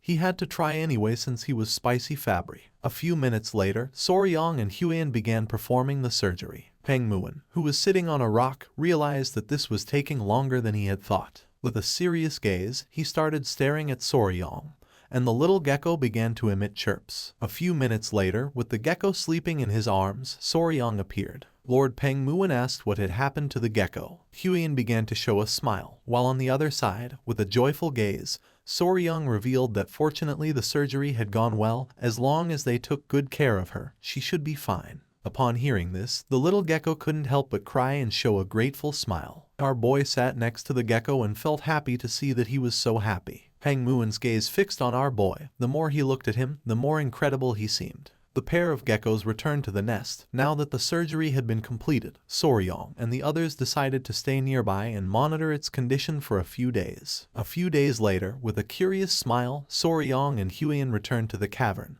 and began to run toward the rocks. Near the nest was the pair of geckos playing happily. Seeing that her condition was better, Soryong couldn't help but smile. The little geckos began to show tender looks. Soryong clenched his fists and couldn't help but feel excited, realizing that they had gone from being kittens to being lizard puppies, knowing that if this had happened in his past life, it surely would have gone viral. Soryong's attention was fixed on the female gecko, realizing that the injured girl had also regained some strength. Now that her condition was better, Soryong decided it was time to leave. Upon hearing this, the gecko's eyes widened with sadness. With a smile, Soryong explained that they were not going away forever. They were just going to get some food for them and then come back. Until then, he asked the gecko to make sure to preserve the seeds Kai. The two geckos nodded their heads. Soryong turned around and with a confident gaze told Huion that it was time to return to the Tang clan. With an excited gaze, he clenched his fist and thought that it was time to obtain the ice jade. A few hours later, they returned to the manor of the Tang clan and sat down to chat with the patriarch. Back in the Tang clan, leaving behind the geckos, a few pieces of news had arrived, and among them, without a doubt, the biggest incident had been the matter related to the blood cult. The patriarch interlaced his hands and with a serious gaze decided to speak about that matter. After the identity of a spy infiltrated in the Murim alliance was revealed, their warriors followed the owl that an assistant had raised. A man with a mustache hid behind a tree and when he peeked out, his eyes widened in surprise and fear. The owl arrived at the hideout of the blood cult, which was filled with ninjas. Coincidentally, a squad had just returned to the Murim alliance, and they had sent them poison extracted from tiger-striped water snakes, which had played an important role when they raided the hideout. Showing a letter, the patriarch revealed that the leader of the alliance had personally sent a handwritten letter of gratitude. He was very proud of Soryong. With a forced smile, Soryong coughed. The patriarch asked if he had caught that mysterious gecko. He decided to stop by the toxic creature garden himself to see how it looked. Soryong began to sweat and with a nervous gaze mentioned that one could say they had half caught the gecko. Upon hearing this, the patriarch felt somewhat confused. Just then, with a serious expression, Huion decided to explain everything that had happened so far to her father. The patriarch put the cup of tea on the table. He began to stroke his beard and started thinking about the ice jade. Resting her hands on the table, Huion stood up and explained that for that reason, they had planned to go together to Anhui province to visit the Namgun clan. After thinking, with a calm gaze, the patriarch gave them permission to go. For him this was very convenient since he needed them to deliver something along the way. The timing wasn't the best because of the blood cult, but if Soryong was with her, he could be at ease. Soryong let out a sigh and his eyes filled with confusion since he didn't know if that had been a stealthy way of assigning him a task. Just before they could leave, with a serious expression, the patriarch asked them to wait a moment. He closed his eyes and revealed that some disturbing rumors had been circulating lately about the Namgun clan. Soryong and Huion began to look at each other and their eyes widened in surprise. It was nighttime and near the Namgun clan was Yellow Mountain. Two men were walking around the area. The bald man's eyes filled with surprise and he couldn't help but sweat when he asked if his friend was joking. With a confident gaze, his friend said that he was telling the truth. He again mentioned that the young lady from the Namgun clan was not normal. With an angry gaze, the bald man asked his friend to stop saying nonsense and not to make up dirty and scandalous rumors. His friend's attention was fixed on something. Not far from them there was a man lying on the ground. Upon seeing this, their eyes widened in fear. They began to run toward the man without knowing why someone had collapsed here. The friend placed his hand under the man's head without knowing if he was dead. Just then, the man began to smile. Their attention was fixed on the man and they could not help but feel even more confused. The man had not collapsed. Blood was coming out of his nose. He was red like a tomato and gasping heavily, as if he were in love. The men began to look at each other and felt even more confused. They carried the man on their back and decided to take him to the village thinking that he must be drunk. Not far from them, there was a woman hidden behind a tree, watching everything. The woman's body began to release a strange aura. Her shadow became larger. She was like a spider hanging from its web. It was night and under the light of the moon, a woman was practicing with the sword. She concentrated and her eyes began to shine with determination. With precision and elegance, she swung the sword several times, cutting the leaves of the trees. At that moment, her body began to tremble, and the woman began to gasp heavily and felt frustrated. She had not managed to cut all the leaves, so she thought that she still needed more training. A woman with pigtails who was holding a lamp appeared and addressed the woman as Unnai. She was Namgoon Yoon from the Namgoon clan. With a serious expression, she suggested returning now, since if they arrived late, they were going to be caught. Yoon knew that her father was going to scold her if they were caught this time. She admitted that the sword handling was great, but as the eldest daughter of their family, Unnai had to take better care of herself. Unnai began to observe Yoon in silence. Using her hand, she took off her hat and with a sincere gaze admitted that Yoon was right. She was the eldest daughter of the Namgoon clan, also known as the Flame Queen Peony or Soul. At that moment, she began to cough strongly. Seeing this, Yoon's eyes filled with concern since she did not know if Seul was okay. Unnai clenched her fist and her face turned pale, since she suffered from the disease called overflowing Kai deviation. At first, everyone in the family considered it a blessing. That was because the Kai channels were completely open, which made the construction of internal energy much faster, and there was no blockage at all in the circulation of pure Kai. The old man who was treating her mentioned that too many of her blood points were open, and her innate Kai was being depleted too quickly. With a worried expression, the father asked if there was no solution. The old man put his hand on his chin and began to ponder. With his face sweating, and with a sincere expression, the old man revealed that she needed yin energy, pure and strong yin energy, which should be used before her innate Kai or her life could be shortened. Back to the present, Unnai began to pant heavily and little by little began to run out of energy. Yoon approached her and with a worried gaze asked if she was okay. With a smile, Unnai asked her not to worry and suggested going back. With a confused gaze, Yoon asked if she was sure. Just then, Unnai's attention was fixed on the lamp. She felt identified and thought that she was like the oil flame inside this lamp. She began to stare at the lamp, knowing that she was a being who would disappear once the oil was consumed. She began to look towards the sky, knowing that she had to hurry and master at least the Emperor's sword style as soon as possible. Her attention was fixed on the moon, and while the wind was blowing, she thought that she should master the style before her body burned and disappeared. It was daytime, and somewhere on the Yangtze River there was a boat. On the boat were Soryang, Huiyan, and Gupi. Gupi began to point towards the water and asked Soryang to look, since the Beiji dolphin had appeared. Upon hearing this, Soryang's eyes widened in surprise, realizing that it was the Yangtze River dolphin. The dolphin emerged from the water and began to play. Soryang was in shock, since he could not believe that he was seeing with his own eyes a species that had gone extinct. And even though he liked insects and reptiles, dolphins were something different. With a smile, Huiyan mentioned that if they followed the Yangtze River, they would reach Wuhan, where the Muram Alliance was located. Soryang's attention focused on her. With a smile, he explained that according to his father-in-law's orders, they had to stop in Wuhan and deliver the red-necked keelback's poison. After that, they could get off the boat at Angyang, which was considered a safe zone. Huiyan began to show a smile and said that at this speed they could arrive at a much earlier hour. Soryang sat next to her and with a worried expression revealed that there was something he was concerned about. Huiyan sat next to him and with a curious gaze asked what it was. Our boy knew that if the ice jade was really so precious, then the Namgoon clan would not hand it over easily. He extended his hand and explained that this fact kept bothering him, no matter how he thought about it. She started laughing and asked him to trust her. She started imagining Unnai and revealed that the ice jade was of special use for the young lady Namgung Seol. She needed to be able to eat it. But the ice jade could not be eaten. She started to point at our boy, being sure that now that they had that, they were going to trade it for the ice jade, since after all, that could be eaten. Soryang put his hand into his clothes. Then he started to touch his chest and mentioned that she was not entirely wrong about that.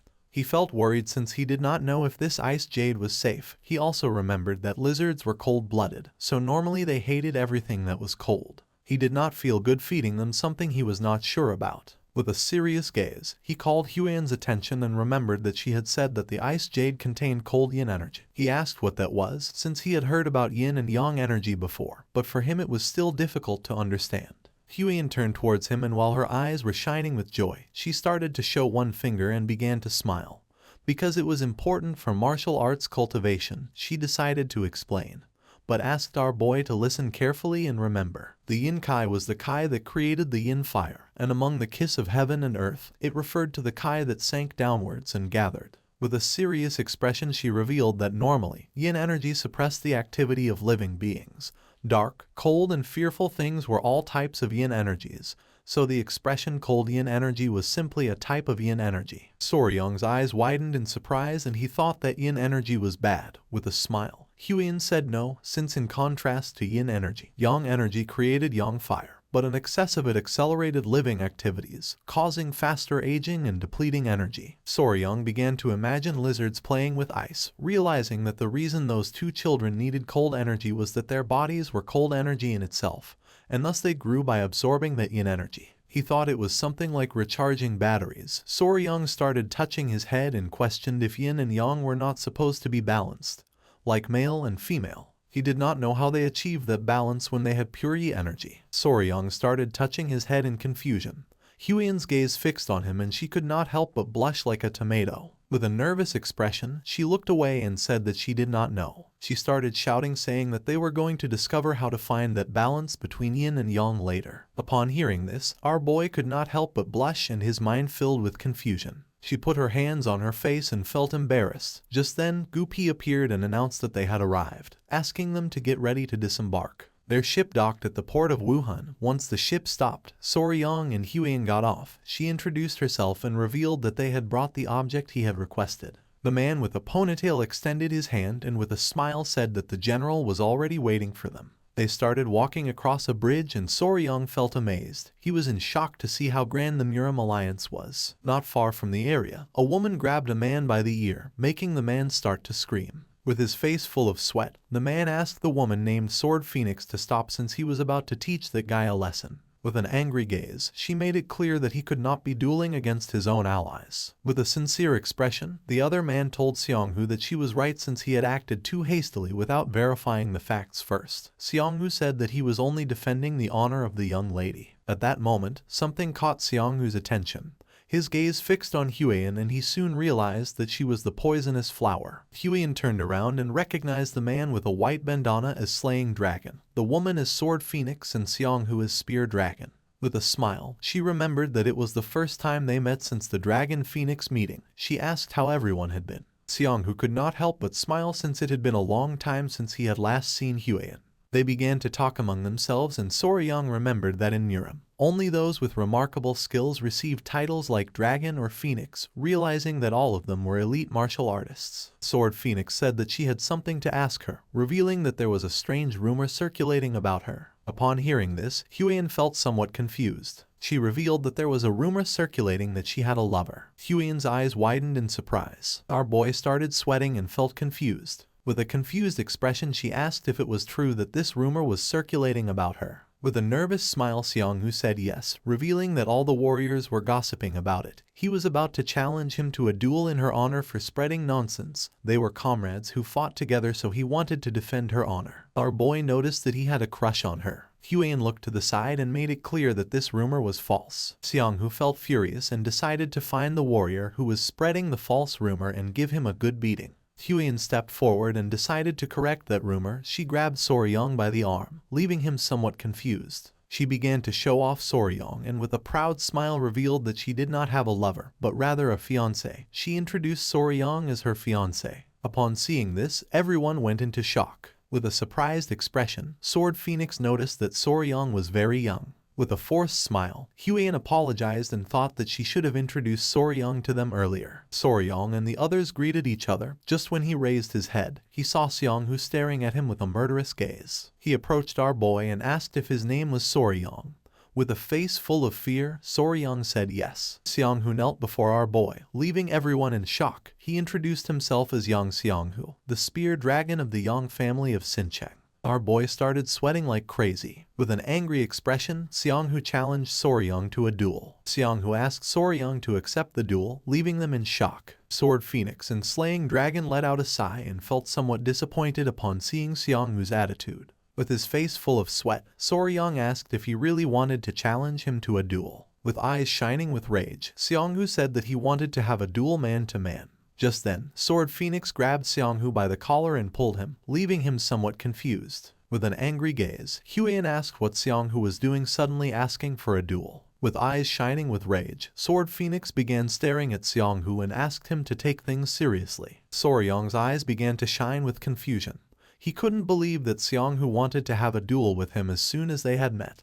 He didn't know why he kept meeting strange people. At that moment, someone wearing white clothing approached them and asked why they were making such a fuss. This man was none other than the military advisor, Junju. Soryong closed his eyes and greeted the military advisor with respect. Upon seeing this, Seongwoo's eyes filled with fear, and he couldn't help but panic. Junju hit Seongwoo in the face with the fan and with a furious gaze demanded to know what he was doing to the guests. Upon receiving the blow, poor Seongwoo panicked. With a kind smile, Junju suggested going together to the Heavenly Martial Pavilion where the leader of the alliance was. Soryong's eyes widened in surprise and he nodded his head. Junju, Soryong, and Huan went to the Martial Pavilion. Seongwoo clenched his fist and his eyes began to shine with rage since he wanted to have a duel with Soryong. Seeing his expression, his friends felt somewhat confused and suggested that it was better to leave. It was daytime and next to the Heavenly Martial Pavilion there was a beautiful river. Huan decided to wait in the guest hall. Soryong, who was walking beside Junju, did not refuse and nodded his head.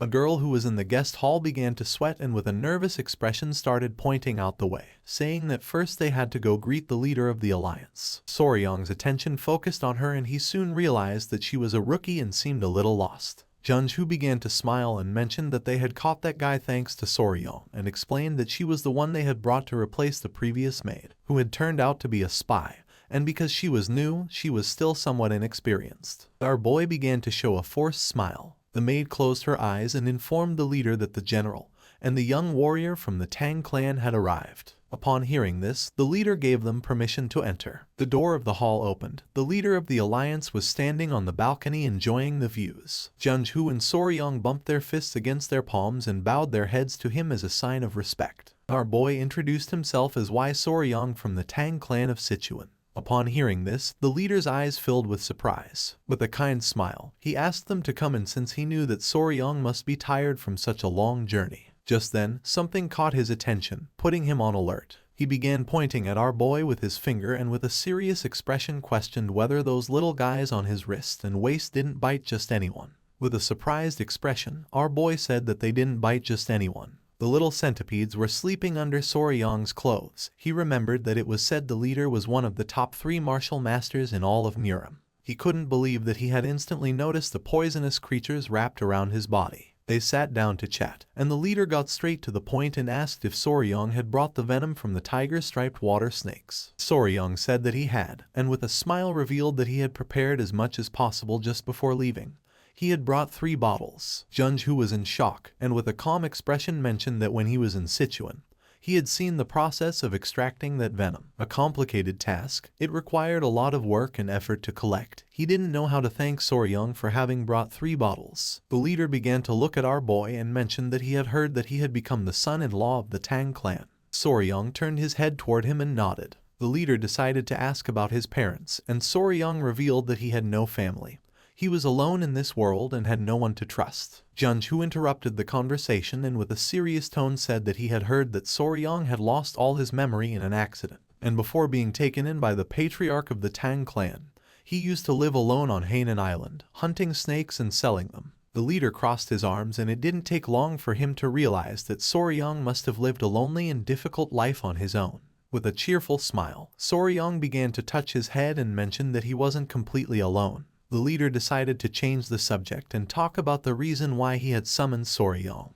He knew that our boy had played an important role in the recent blood cult incident and wanted to grant him a reward. The eyes of our boy widened in surprise. With a nervous gaze, he mentioned that he had already told the general what he needed the last time. Junju began to show a smile. What Soryong had discovered was something enormous, enough to ensure that those disgusting leeches from the blood cult would never set foot on the Central Plains again. And according to him, this kind of service deserved more than just a simple reward. With a nervous expression, Soryong began to shake his hands in denial, revealing that it had been something he had stumbled upon while trying to save his people from them. If it was that gift which had already been promised to him, according to him that was more than enough for him. The eyes of the leader and of Junju began to shine with seriousness. The leader placed his hand on the table and asked if he had really stumbled upon it while trying to save his people. He stood up, crossed his arms, and couldn't help but smile, as he had been wondering why he felt a sense of closeness with Soryong.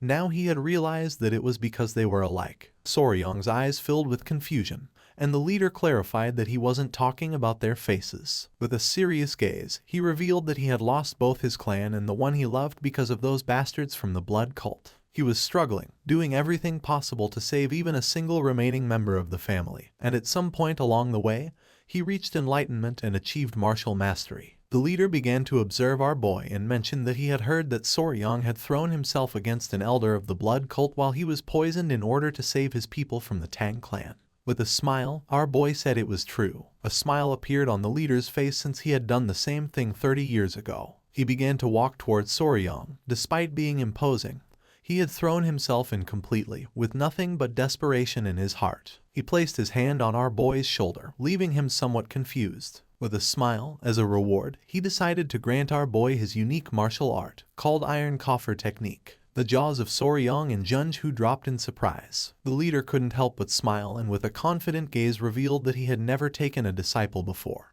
And when he died his martial art would disappear with him. He had no intention of pretending to be his master, so he decided to let the Tang clan know they didn't need to worry. Junju stood up and his face was covered in sweat. Our boy was open-mouthed and sweating like crazy. From the bottom of his heart, he thanked the leader and swore to make sure not to bring shame to his great name. Upon hearing this, a kind smile spread across the leader's face. Once night fell, Soryang was walking around the area carrying a heavy book. He held the book tightly.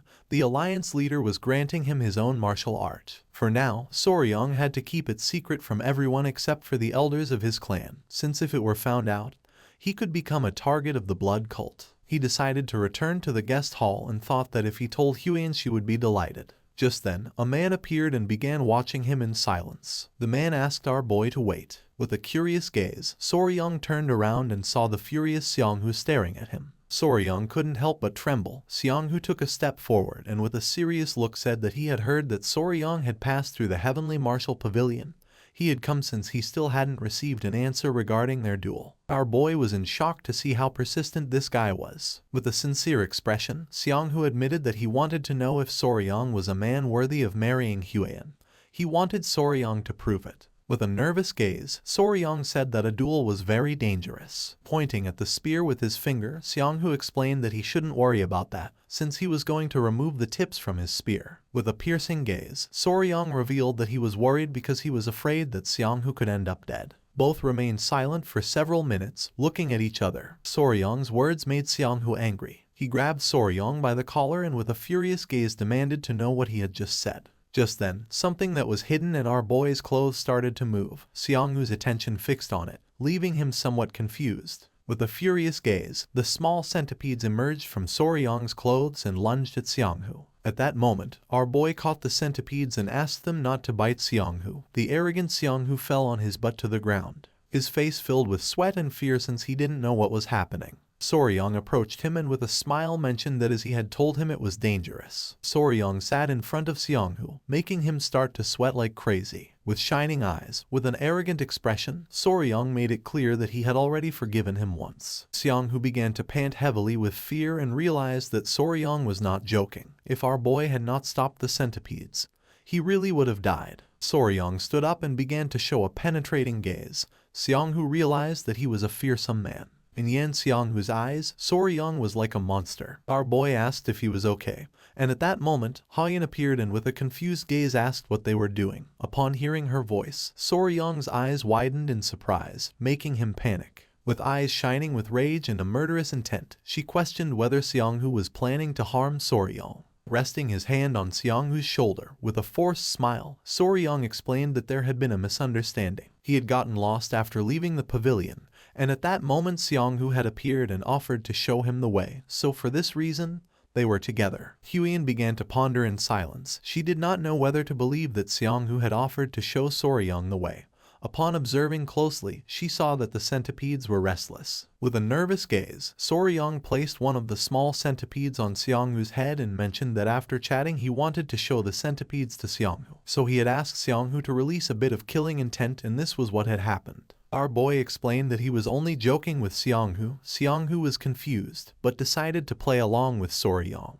He stood up and placing his hand on his shoulder, with a smile mentioned that Soryang was right. Huyen's eyes filled with suspicion. She didn't know if they were telling the truth. She thanked Seonghu for guiding Soryong and decided it was time to return to the reception hall. With a nervous smile, Soryong nodded and started running. Seonghu put his hand on top of his head and let out a sigh of relief since he had narrowly avoided getting into trouble. While Soryong was walking away, he turned around and with a smile made it clear that he had saved Seonghu's life twice. After saying this, they left. Seonghu's jaw dropped in confusion. He didn't know what was happening. The next morning, the ships began to arrive at the port. Soryong, Huian and Gupi got ready to leave. With a smile, she greeted Seonghu and the others by bowing her head and explained that they had something to do, so they had to go, thanking everyone for their kindness. Slaying Dragon asked both of them to take care. Just before they could leave, with a curious gaze, Sword Phoenix asked Soryong to wait a moment. Then, she placed her hand on Seonghu's shoulder with eyes full of nervousness. He bowed his head to Soryong as a sign of respect. Sword Phoenix mentioned that she had heard what Seonghu had done and thanked Soryong for his generosity. Soryong's eyes widened in confusion. Seonghu started touching his head and with a nervous gaze thanked our boy, explaining that after talking with Sword Phoenix at night, he had realized how foolish he had been. A proud smile appeared on the faces of his friends. With eyes full of tears, he clenched his fists and revealed that he had convinced himself when he saw Soryong's great tolerance, who had covered up his bad manners. According to him, Soryong was the most suitable as Huian's fiancé. He asked our boy to take good care of her in the future. Soryong said goodbye to them and couldn't help but smile. He had heard that they would meet again at the Phoenix Dragon Conference, so there was no need to become enemies. Once Soryong and the others boarded the ship, Seonghu and the others bid them farewell with a smile. They departed in the sky filled with birds. Late at night, in the village below Mount Huang there was an inn. Soryong and the others stayed at the inn and sat down to eat. A maid brought them food and left. They had left Wuhan and arrived in Anqing. Gupi suggested that it was better to rest in this place since it was late. Mount Huang could be rough, and it took half a day to reach the Namgung clan. Soryong began to eat calmly. They decided to spend the night at this inn after hearing Gupi's words. Huian's eyes filled with confusion, leaving her in shock. She couldn't believe that Soryong had received the secret manual of the Iron Coffer technique, the exclusive martial art of the Fist Emperor. Soryong mentioned that he had said they looked alike and asked if that was a good thing. She nodded because although it was said that training for the Iron Coffer technique was painful, once he mastered it, it could even block swords and Kai-based attacks. With a cheerful gaze, she revealed that it was the exclusive martial art of the very Emperor of the Fist himself. Some even said that it rivaled Shailin's indestructible diamond divine art. And since it was an external martial art, it was not heavily influenced by internal cultivation methods, so Soryong wasn't going to have any problem learning it. Soryong was in shock as he knew that if he mastered the technique, he would gain bulletproof defense. He knew that he had inherited an incredible technique. With a kind smile, she offered to help him train, as she had heard that the first emperor used to whip his own body every morning as part of the regimen and she could do this for Soryong. Soryong's jaw dropped upon hearing that the first emperor used to whip his own body, clenching her fists. She said this was true since hardening skin through whipping was part of training. Soryong couldn't help blushing at the thought of Huian dressed as a maid holding a whip. Just then, an old man approached them and asked if they were planning to climb Mount Huangshan. Soryong's eyes filled with curiosity and he turned around. Huian nodded her head and questioned why the old man was asking this. The old man introduced himself as the owner of the inn and asked if they were heading to the Namgung clan. Our boy stood up and with a confused gaze asked if there was any problem. Huian remembered that her father had said that sinister rumors had been spreading. She didn't know if this could be related to them. The old man approached her and revealed that during the last few months, the people who had gone up Mount Huangshan had started to disappear. Eventually they had been found safe and sound, but all their yang energy had been completely drained. Upon hearing this, Soryong's face filled with fear, while on the other hand, Huian became suspicious since according to her this was strange. She questioned what all of this had to do with the Namgung clan. The old man coughed and couldn't help blushing when he revealed that each of the people who had come back to their senses had said the same thing. The person they had spent the night with was none other than Lady Namgung Xiao of the Namgung clan. Upon knowing this, Huian's eyes widened in confusion, leaving her in shock. She began arguing with the old man saying that this was absurd. According to her this must be a trap, a malicious slander. Soryong asked her to calm down. The old man panicked and with a nervous expression revealed that everyone had reacted like her. It was night and the moon was high in the sky and not far away was the manor of the Namgung clan. Xiao was sitting in her room sewing. Just then, a maid opened the door to her room, making her curious. The maid informed that the patriarch had summoned her to the patriarch's hall immediately, leaving her somewhat surprised. Without wasting any more time, she left her room and began heading toward the patriarch's hall. She did not know if her father had found out that she had been secretly training fencing at night. Once she arrived at the patriarch's hall, her eyes filled with surprise. In front of the patriarch there were several men kneeling. When he saw that she had arrived, the father's eyes began to shine with seriousness. He gave the order to all the men to raise their heads, and asked everyone to say if the one they had seen was really his daughter. With a face full of fear and trembling, one of the men raised his head, and the others began to ask for mercy. With a furious gaze, the father gave them the order to speak the truth at once, leaving Xiao somewhat confused. With a serious expression, he asked if Xiao had been secretly going out to Mount Huangshan at night. He revealed that these men were saying that she had drained their yang energy. Her eyes widened in fear and confusion. Her face filled with fear and she couldn't help but cry. The father began to point at her and asked her to speak clearly. With a sincere gaze, she admitted that it was true that she had been training with her sword in the valleys of Mount Huangshan the last few days, but swore that aside from training with the sword, she hadn't done anything else. The father turned toward the men and said that his daughter had declared herself innocent, so they must provide solid evidence of what they claimed to have seen. With eyes full of tears, the fat man swore that they only spoke of what they had seen with their own eyes.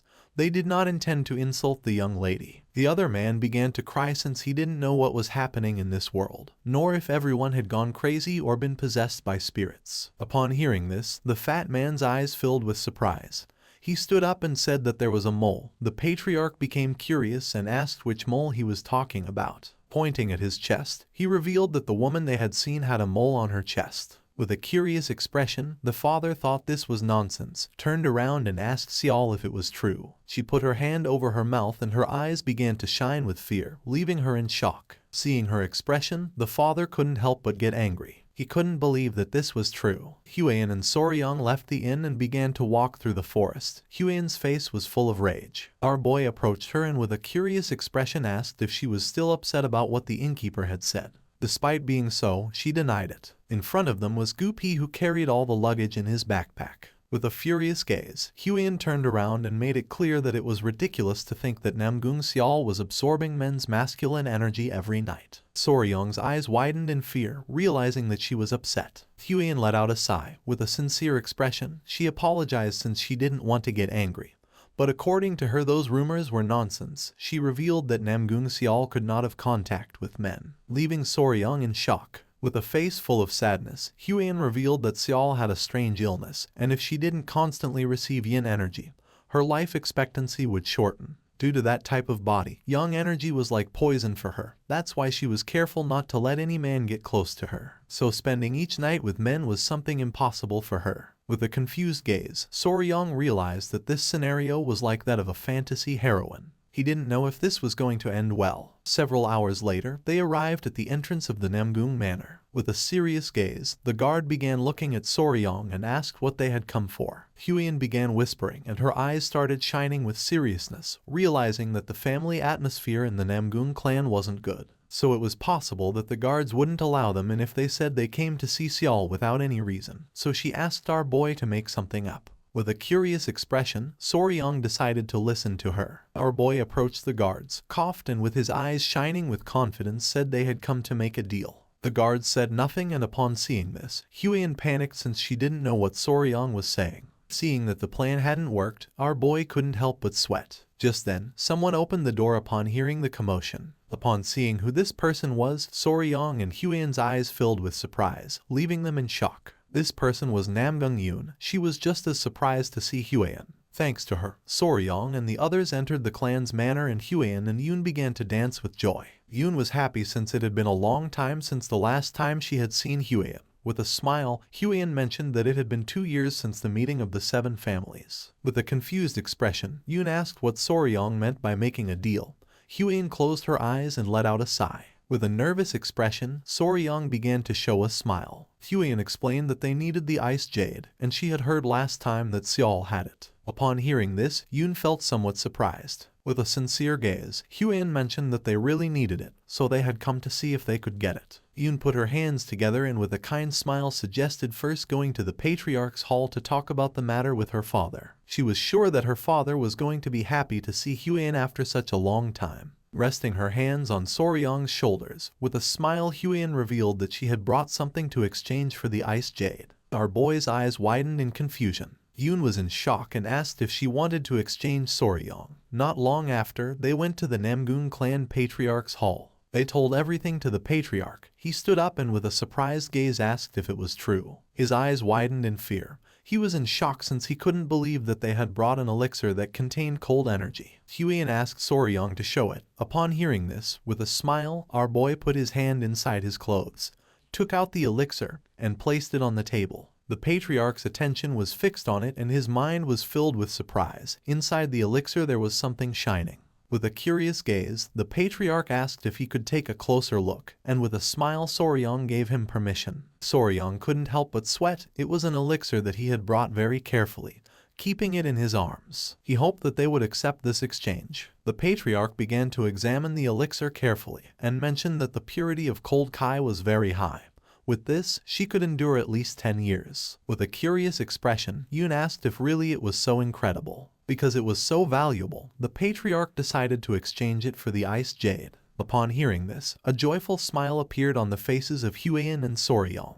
Pointing at it with his finger, the patriarch noticed that there was something inside and questioned what it was. With a forced smile, our boy said he couldn't tell him that. The patriarch realized that it could reveal the place where the elixir had been found and decided not to ask further. With a smile, Soryong coughed and thanked him, but then his face filled with fear since he knew that wasn't the real reason behind it. A few days ago, Soryong was in the clan walking with the grandfather. Our boy began to feel something cold in his clothes. The old man's attention fixed on him and he asked if there was any problem. Our boy took it out of his clothes and his eyes widened in confusion. It was a tail. Soryong handed the tail to the grandfather and mentioned that there was a strange thing similar to an ice crystal in the gecko's tail that he had kept as a souvenir. With a curious expression, the grandfather began to examine the tail carefully and noticed that it had cold kai, knowing that it was going to be good material for those who had mastered ice martial arts or cold kai martial arts. Soryong began to touch his chin and remembered the small geckos.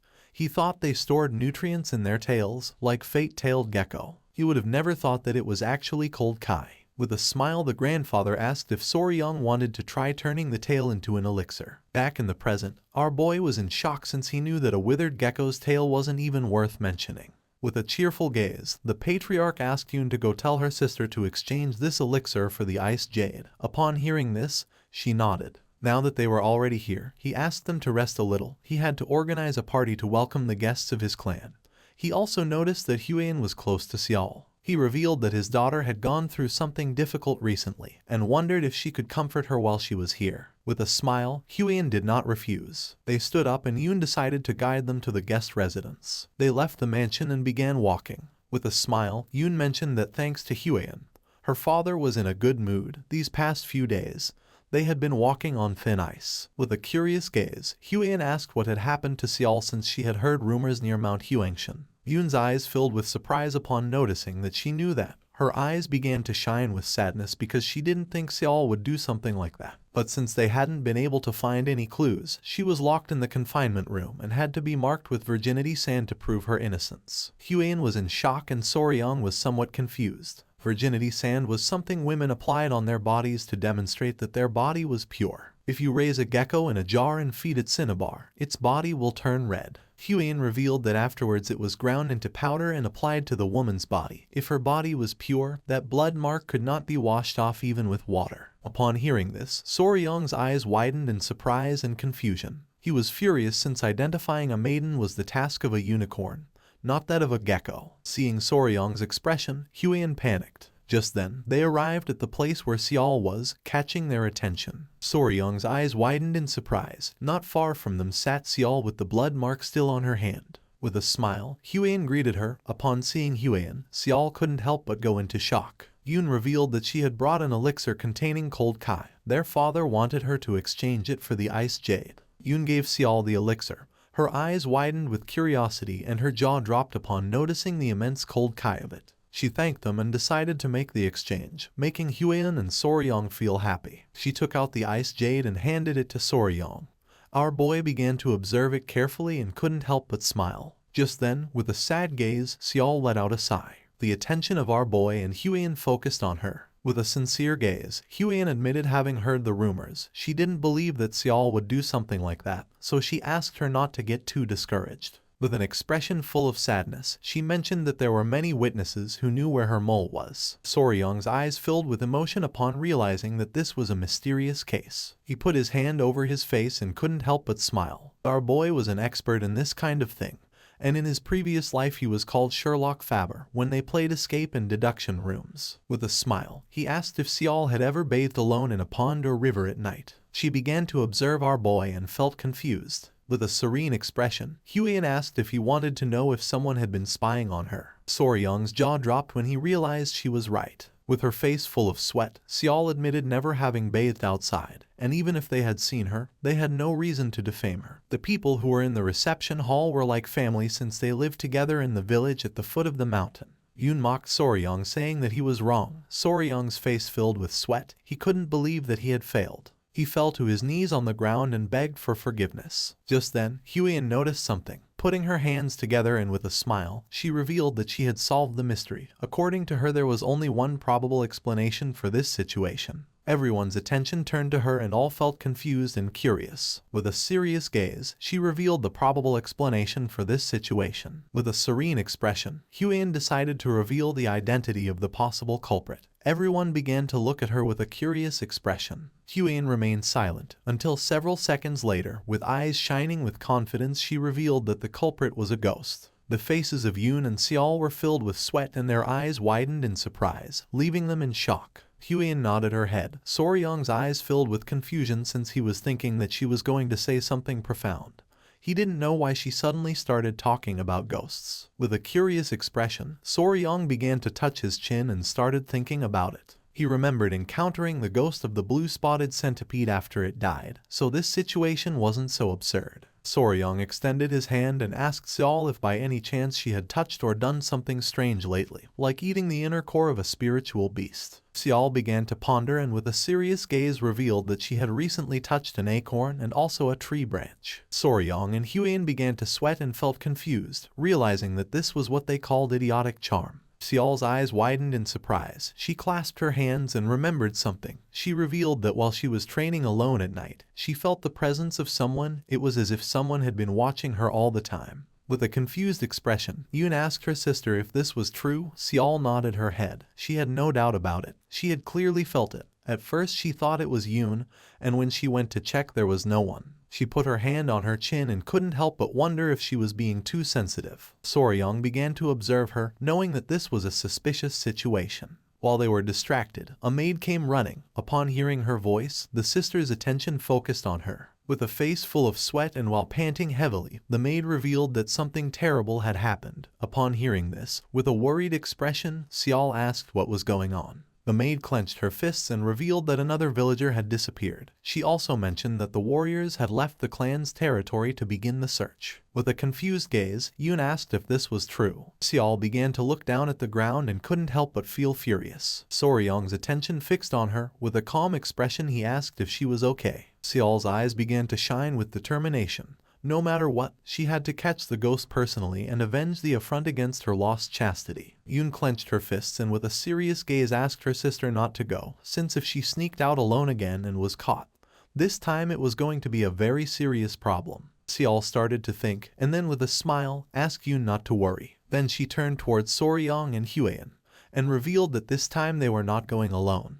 With a confused gaze, Yoon asked what she meant by that. Seol approached Huion and grabbed her hand, and with a sad expression asked if the two of them were willing to help her. Soryong and Huion's eyes widened in surprise, leaving them in shock. Night fell and somewhere in the forest there was a small owl sitting on a branch. When it turned around it saw Soryong and the others searching the area. With her body trembling and her eyes full of tears, Yoon grabbed Huion by the arm, knowing that if she was caught this time, they were going to lock her up in the closed cultivation room.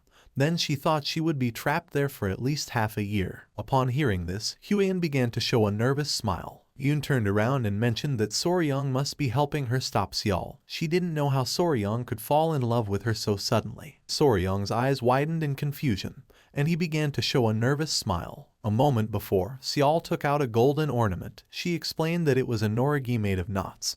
The central piece was designed so that an ice jade could be inserted. Our boy and Hwayun remained listening in silence. With a serene gaze, Seol mentioned that although she wasn't very sure why they needed the ice jade, if they were looking for something to carry with them, this wasn't a bad option. Soryong and Hwayun began to observe it closely, and their eyes widened in astonishment. She split it in half, revealing that even it could be split in half, it could serve as a symbol between the two. She promised to give it to Soryong if he helped her. Our boy went into shock. Their attention was fixed on the bright ornament. Back in the present, our boy began to think silently. He placed his hand over his chest and made it clear that, as he had already said before, it wasn't because he wanted the norigi.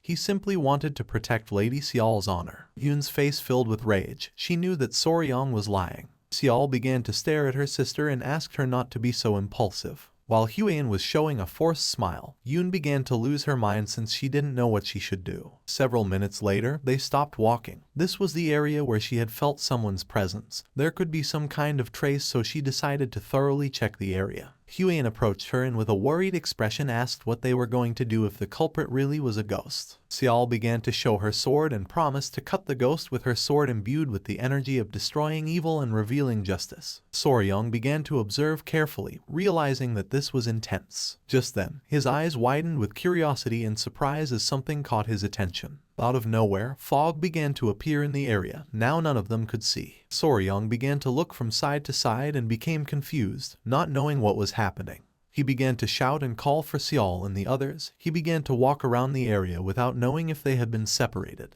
Just then Soryong's foot bumped into something. He became confused, not knowing what was happening. When he looked closely, he realized it was a spiderweb. He grabbed it in his hand and noticed that the thread was very thick, realizing that the creature that had created the web was enormous. At that moment, screams began to be heard. With a gaze full of fear, our boy turned around. He panicked since the voice was Yoon's. He didn't know what had happened to her. Our boy called the little centipedes, Grace and Myra, and asked them if they could find their mother. The little creatures began to smile. They jumped from Soryong's clothes and began to run. Soryong entrusted them with the mission of going and protecting Hwayun.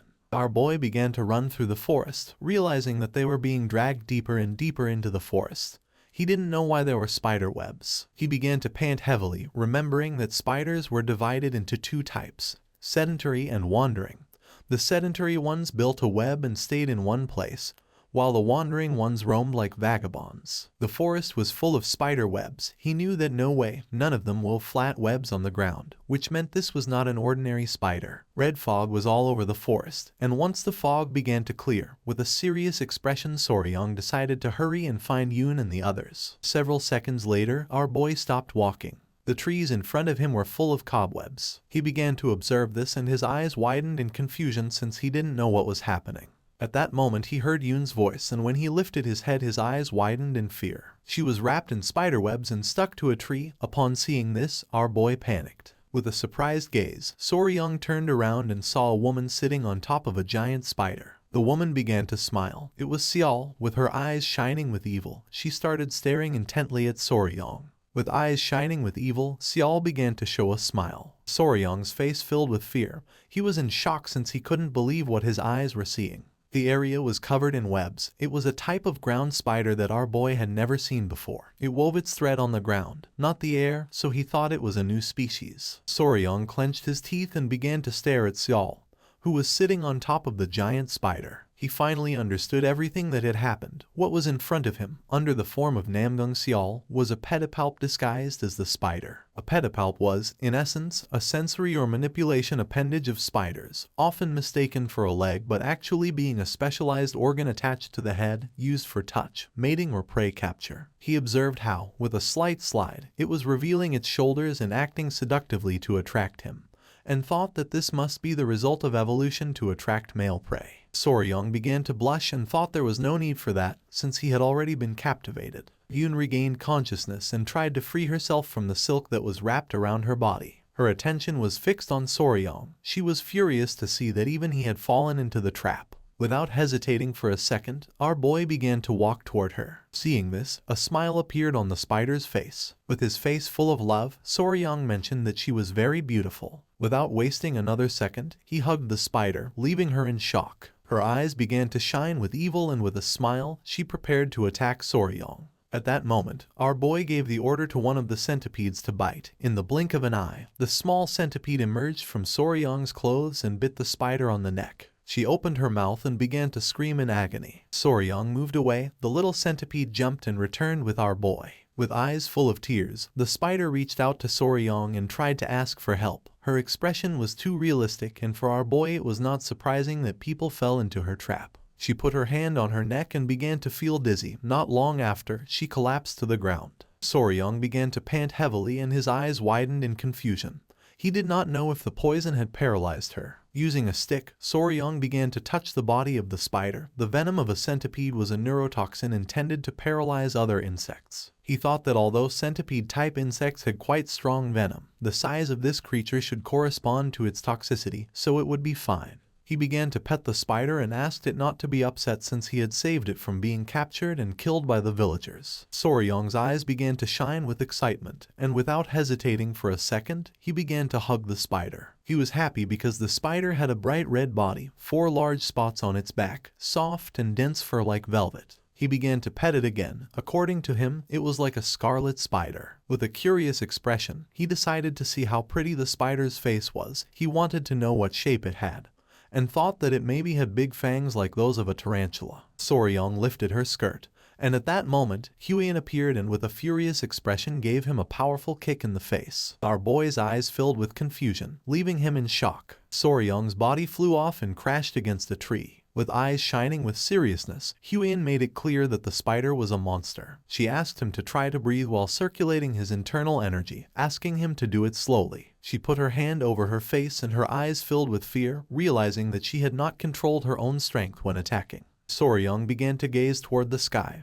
He seemed to have lost consciousness. Several minutes later, he stood up. With a worried gaze, Huian asked if he was okay. Our boy became somewhat confused. With eyes full of fear, she revealed that the mist surrounding the forest was clearly the work of the spider. Inhaling the mist made men's desires increase so much that it was like an aphrodisiac. She inhaled a little and was very surprised, so she forced the mist out of her body with her internal energy, and then came to where Soryang was. With a serene expression, Soryang revealed that he had not felt anything strange. He put his hand on his chin and came to the conclusion that the villagers acting as if they had been possessed was the work of the mist. He did not know if it was some kind of pheromone that spiders released. He started to touch the spider and asked Huang what this monster was. It could release mist and was gigantic and poisonous. Huang couldn't help but feel afraid when she saw that Soryang was touching the spider. She began to look at the ground and apologize to Soryang. She put her hands over her face and started blushing like a tomato. She had thought that Soryang had been seduced by the spider. Soryang was confused, but she was right. In a different sense,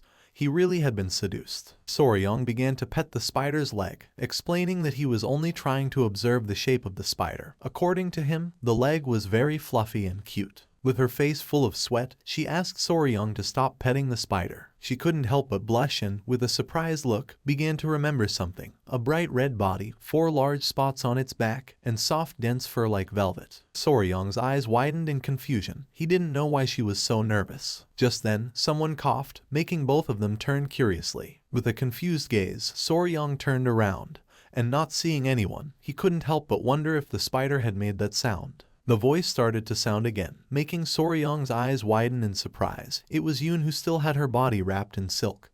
Our boy panicked since he had completely forgotten about her. She began to cry, and upon seeing this, Soryang quickly lowered her, and they placed her body on the ground. Huian and Soryang sat next to her. Yoon's face was pale and she was gasping heavily. She was breathing, so he realized that she was only paralyzed. Upon hearing this, Huian felt relieved. It was night, and Soryang mentioned that now all that remained was to find Seol. Now that the mist had disappeared, Huian was sure of being able to find her soon. Our boy stood up and decided to do one thing before going to look for Seol. Huian's attention fixed on him and she couldn't help but feel somewhat confused. He started to tie the spider's body using the threads of its silk. Several seconds later, our boy completely tied the spider's body. He started to drag the spider's body and decided to take it back to the clan to check what kind of monster it was. He was sure that it was not a creature. Huiyan did not refuse. Not long after, Xiao began to make her way through the forest and move toward them. Upon noticing this, Huiyan's eyes filled with surprise. Xiao's eyes began to shine with worry upon seeing that Yun was lying on the ground and gasping heavily. Her eyes filled with tears and rage. The spider had not only dared to stain her honor, but had also dared to hurt her little sister. She began to draw her sword and prepared to kill the spider. Seeing this, Soryang panicked and asked her to wait. Without hesitating for a second, Soryang started running and stood in front of the spider. Seeing this, Xiao stopped. She began pointing at the spider with her sword and with a serious gaze asked our boy to get out of the way. With an expression full of determination, Soryang stood firm in his decision and refused to step aside. Upon seeing this, Xiao felt confused. Soryang began to point at himself with his finger and made it clear that he had been the one who had caught the creature, so now it was his. Huiyan's eyes widened in surprise, leaving her in shock. Xiao began to gaze toward the ground in silence, not knowing what to do. She let out a sigh, and while her eyes were shining with rage, she began to stare intently at Soryang and asked what he had just said. With a furious expression, Xiao asked what Soryang had just said. Our boy swallowed hard. According to him, killing the small creature was too much. He remembered that first she had killed a salamander with a poisonous chant, and now wanted to kill the spider. Huiyan grabbed Yun in her arms and asked Xiao to wait, revealing that she was still alive. She was only paralyzed. Upon hearing this, her eyes filled with relief and surprise, and she asked if this was true. Huiyan confirmed it and asked her to calm down. Huiyan understood Lady Namgung Xiao's feelings, but warned that if the hosts were killed and the mimicry broken, it would change into another form, and then there would be no way to clear Lady Yun's name ever again. Looking at the spider with a serious expression, she asked Xiao to think about it. If she took the spider and showed it to her family members, her grievance would be cleared. Besides that, it had been Soryang who had caught that host. He found the elixir that would be delivered to her and even saved Lady Yun's life. It was Soryang who helped clear Lady Yun's grievance, therefore Xiao should not wield her sword recklessly. Soryang and Xiao's eyes filled with surprise. She let out a sigh and began to think about it. She put away her sword and apologized to Soryang, explaining that she had not considered the kindness he had shown her. With a confused gaze, Soryang began to wave his hands, saying that this was not important. With a smile, he gave Huiyan thumbs up and could not help but praise her for being able to think so logically in a situation like this. Observing the spider carefully, Xiao asked what Soryang planned to do with the creature. Our boy explained that, for now, he planned to forgive it and take it back to the Tang clan. Soryang began to caress Xiao's head and with a face full of emotion mentioned that she was very cute. Upon hearing this, Xiao's eyes filled with surprise and she couldn't help but blush like a tomato. She misunderstood the situation, started touching her fingers and got nervous mentioning that Soryang already had Lady Huiyan. Huiyan let out a sigh and with an exhausted gaze explained to her that Soryang hadn't said it with that intention. He was only referring to the fact that the host spider itself was cute. It was red, its fur was soft, and it possessed unique abilities, which is why Soryang had expressed that he found it adorable.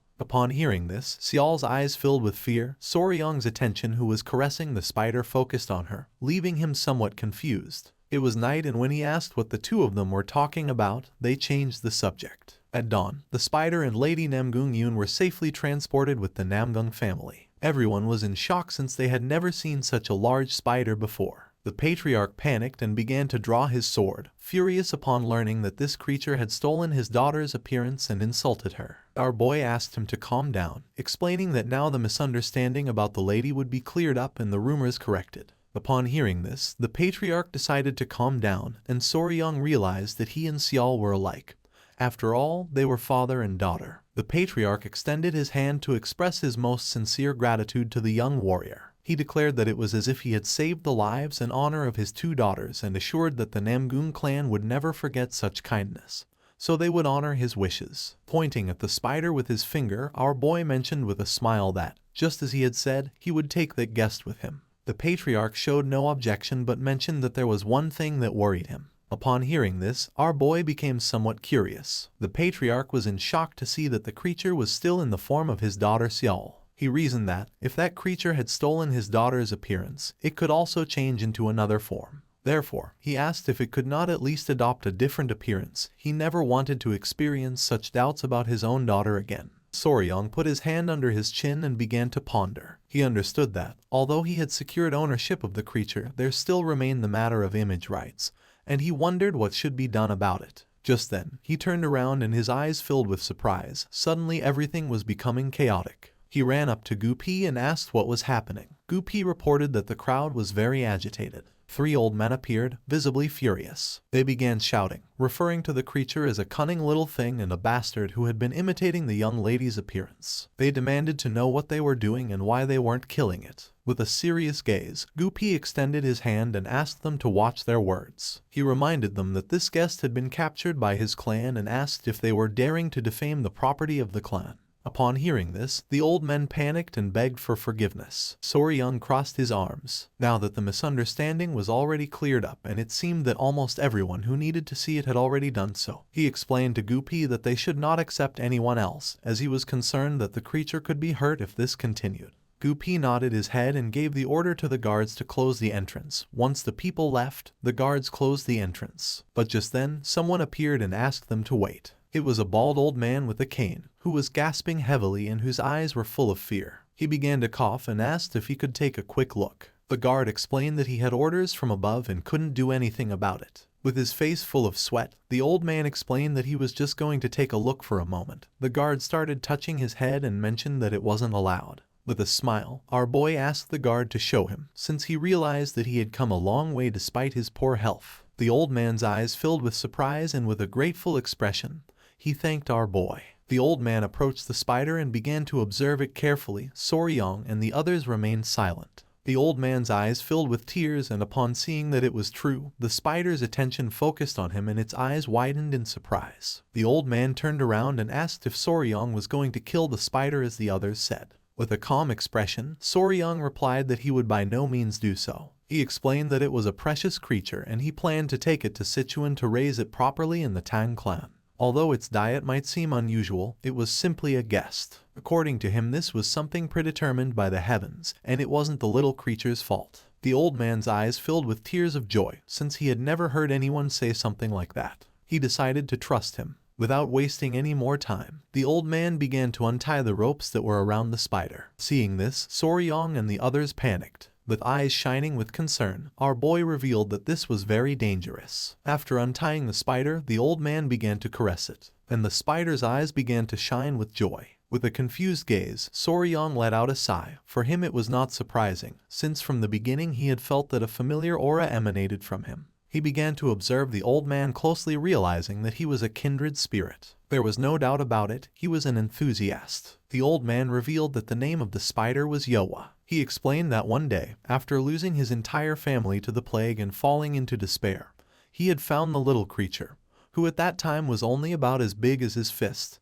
and they started living together. That had been more than 20 years ago. When he still had vitality, he personally fed her with his yonkai in order to raise her. However, as his strength waned and he could no longer provide her with his yonkai, these kinds of things had begun to happen. He turned around and revealed that she had ended up doing something terrible to the young lady of the Namgung clan, and it was all his fault. Soryung's eyes filled with surprise. The old man couldn't help but cry, confessing that he didn't know what to do.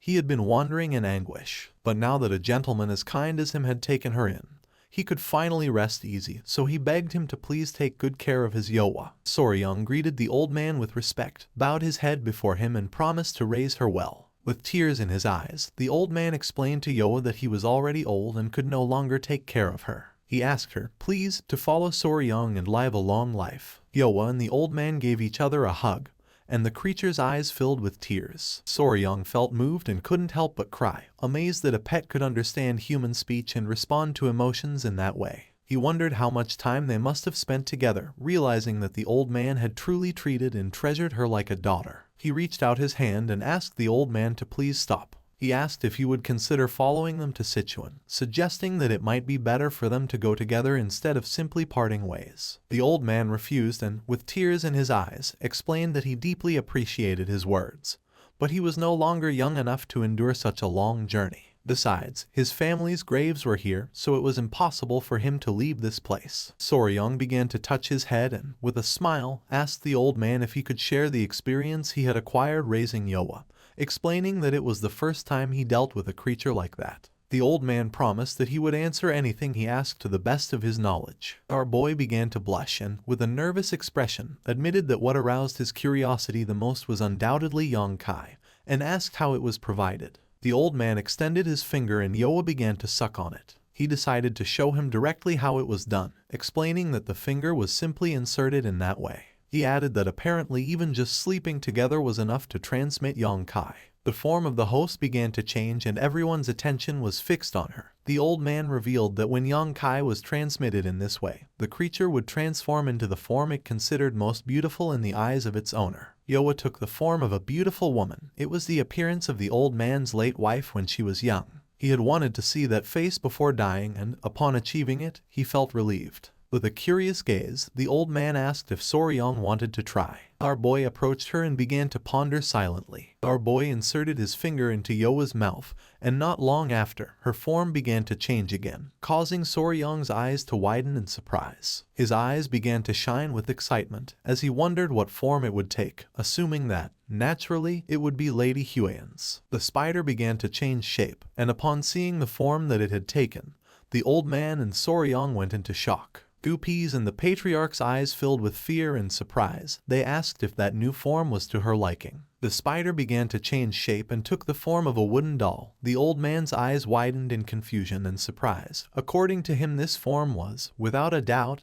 the appearance that Yoa had shown only once before taking human form. Goopy panicked and asked Soryong why she did not appear as Lady Huiyan. Our boy was not very sure. Soryong began to sweat and feel dizzy. He understood that the reason why Yoa, or rather, the creature, had been able to maintain Namgung Xial's appearance all that time was because most of the villagers considered her the most beautiful woman. However, now it was about the most beautiful woman in all of the Central Plains, Tang Huiyan the poisonous flower. He himself had given his Kai Yang to the creature and yet Yoa had not transformed into Lady Huiyan, which made no sense to him. Soryong turned his back on them and started to run. He was sure that the Tang clan would see this as nothing other than a betrayal against them. Seeing this, Goopy and the others were thrown into confusion. Soryong began to pant heavily. For him, this was inconceivable. He refused to accept that his fascination with poisons was stronger than his admiration for Lady Huiyan, much less that this was the reason why the creature had revealed its true form. He was convinced that there clearly had to be another explanation for what was happening.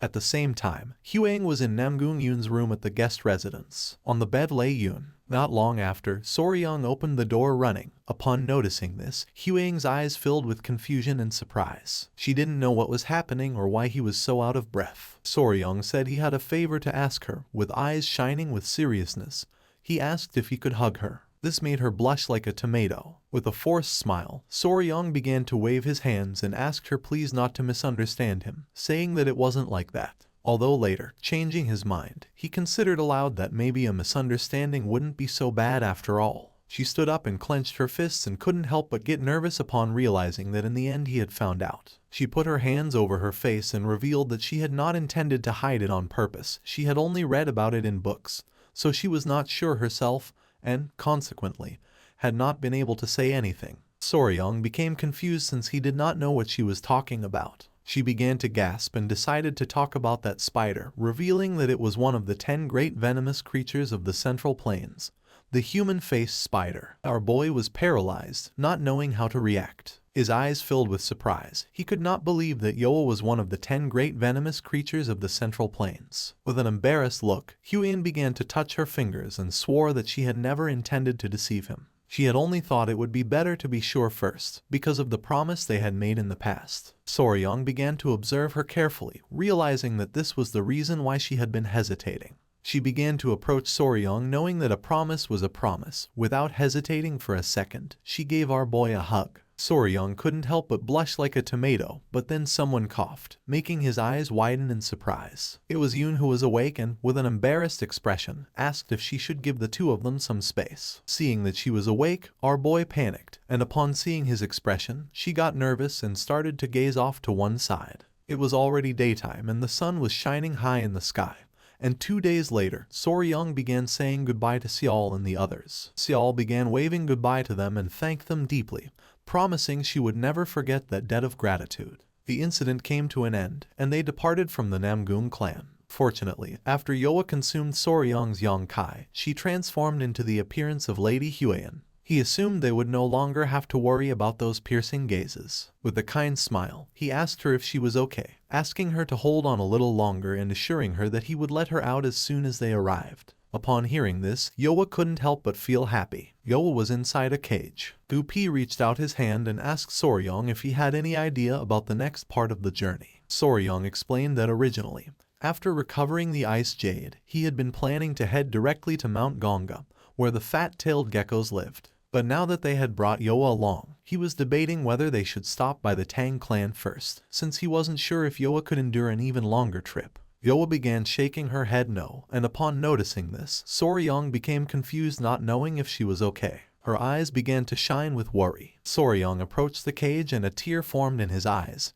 He couldn't believe it. He wondered if she was really worried about him. Thinking that she was such a kind and gentle soul moved him deeply. He thanked Yoa and promised her that he would take them there as quickly as he could. With a confident look, Soryong turned around and decided to go directly to Mount Gonga as planned. They would take the fat-tailed geckos and Yoa and return together to the Tang clan.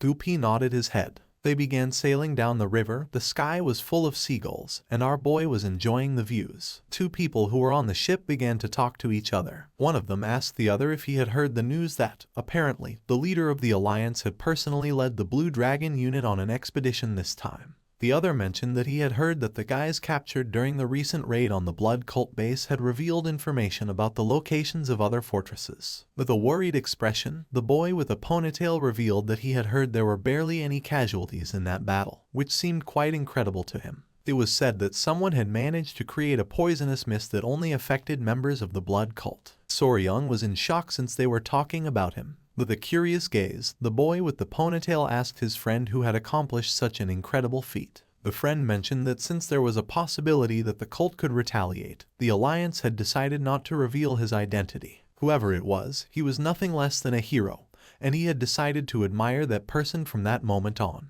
Soryong felt excited as he began to remember his past life where he was a YouTuber. While he was distracted by the avalanche of compliments, before they realized it, they had arrived at Mount Gonga. They got off the ship and reached the area where the waterfall was. With a sincere gaze, Soryong explained that he wasn't very good at Lightfoot techniques, so he wouldn't be able to cross by himself. Therefore, he asked if Lady Huan and Commander Gupi could go and bring back the little ones. He knew there wasn't anyone there this time to throw him across to the other side. Gupi began to touch his head. He was not sure if the geckos would follow them without Soryong. With a sincere gaze, Huang admitted that Gupi was right. She told Soryong that it would probably be better if he went in person, or else she asked him if she should try to extend a wild kudzu vine to the other side. With a confused expression, one of the warriors began to point toward the sky and asked Soryong to look. Our boy became somewhat confused and turned around. Yoa was climbing the mountain. Soryong panicked and asked her to come down. At that moment, the spider decided to use its silk and made a beautiful jump, passing over Soryong.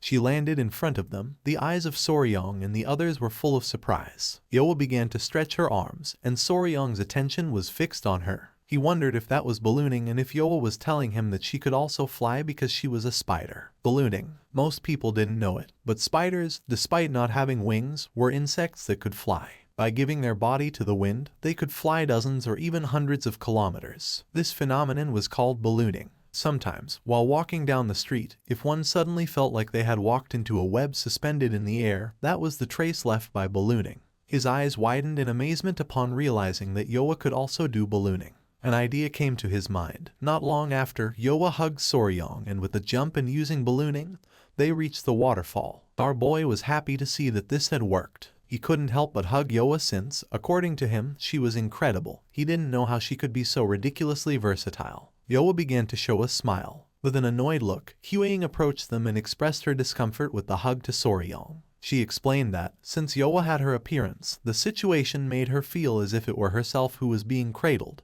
which felt strange to her. Soryong got nervous and stopped hugging Yoa. He asked them to wait a moment and decided to go bring the geckos. Our boy entered the cavern. Sunlight was coming in through the hole in the roof, and in front of Soryong were the geckos. He started to show a smile and caught their attention. The geckos turned around, and upon seeing Soryong they felt somewhat surprised. They jumped and Soryong started running toward them. He was worried and wanted to know if they had been okay and if they weren't hurt anywhere. The geckos started licking our boy's face, and he couldn't help but smile. He realized they had become even more affectionate during his absence and was very happy to see them looking healthy. He began to show the ice jade and promised to take good care of them if they came with him. The geckos began to watch it closely. They started to show a smile. Soryang decided to name them. He called the female Snow and the male Ice. Carrying the geckos in his arms, Soryang decided it was time to go to their new home. And so, Snow and Ice became part of the family. It was night and someone arrived at the Tang clan manor. Upon seeing who it was, the guards couldn't help but feel somewhat surprised. It was Soryang,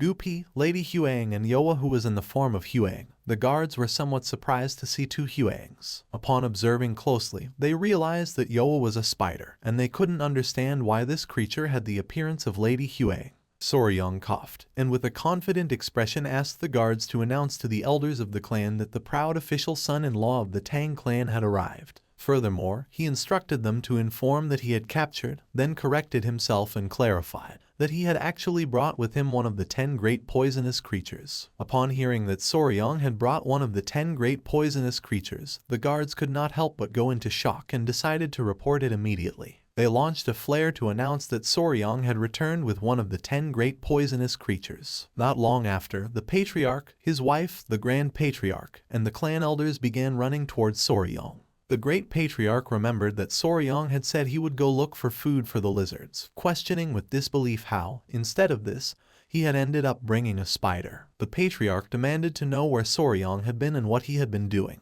The eyes of the patriarch and his wife widened in surprise and confusion upon seeing that the spider looked just like their daughter. With a pleasant smile, Soryang explained that they had found the spider by chance when passing through the Namgung clan, leaving the patriarch somewhat confused. The elders were somewhat confused. In their entire lives, it was the first time they had heard of someone encountering one of the 10 great poisonous creatures by chance, and they could not understand how a human-faced spider, which was said to be so fierce, could have been captured. They couldn't help but smile. With a proud expression, the Grand Patriarch mentioned that Soryang was always doing incredible things. After clearing his throat, he stated that at least in this way, one could truly be called the son-in-law of the Tang family. The patriarch began to laugh, declaring that Soryang was officially their son-in-law. Huang's mother began to show a smile and mentioned that now the promise between Soryang and Huang had been fulfilled. Soryang's jaw dropped in surprise since he didn't know how she knew about this, while on the other hand, Huang couldn't help but blush. With a smile, the patriarch mentioned that this had no importance. What really mattered was that he was now truly part of the family. With a calm gaze, the great patriarch asked Soryang to go to the river starting the next day and catch a live goose. Our boy became somewhat confused. The great patriarch extended his hand and with a smile questioned whether Soryang didn't know that he had to prepare the goose for the engagement ceremony himself. He added that, although he was not yet old enough to marry immediately, at least they could celebrate the engagement. Soryang's eyes widened in surprise.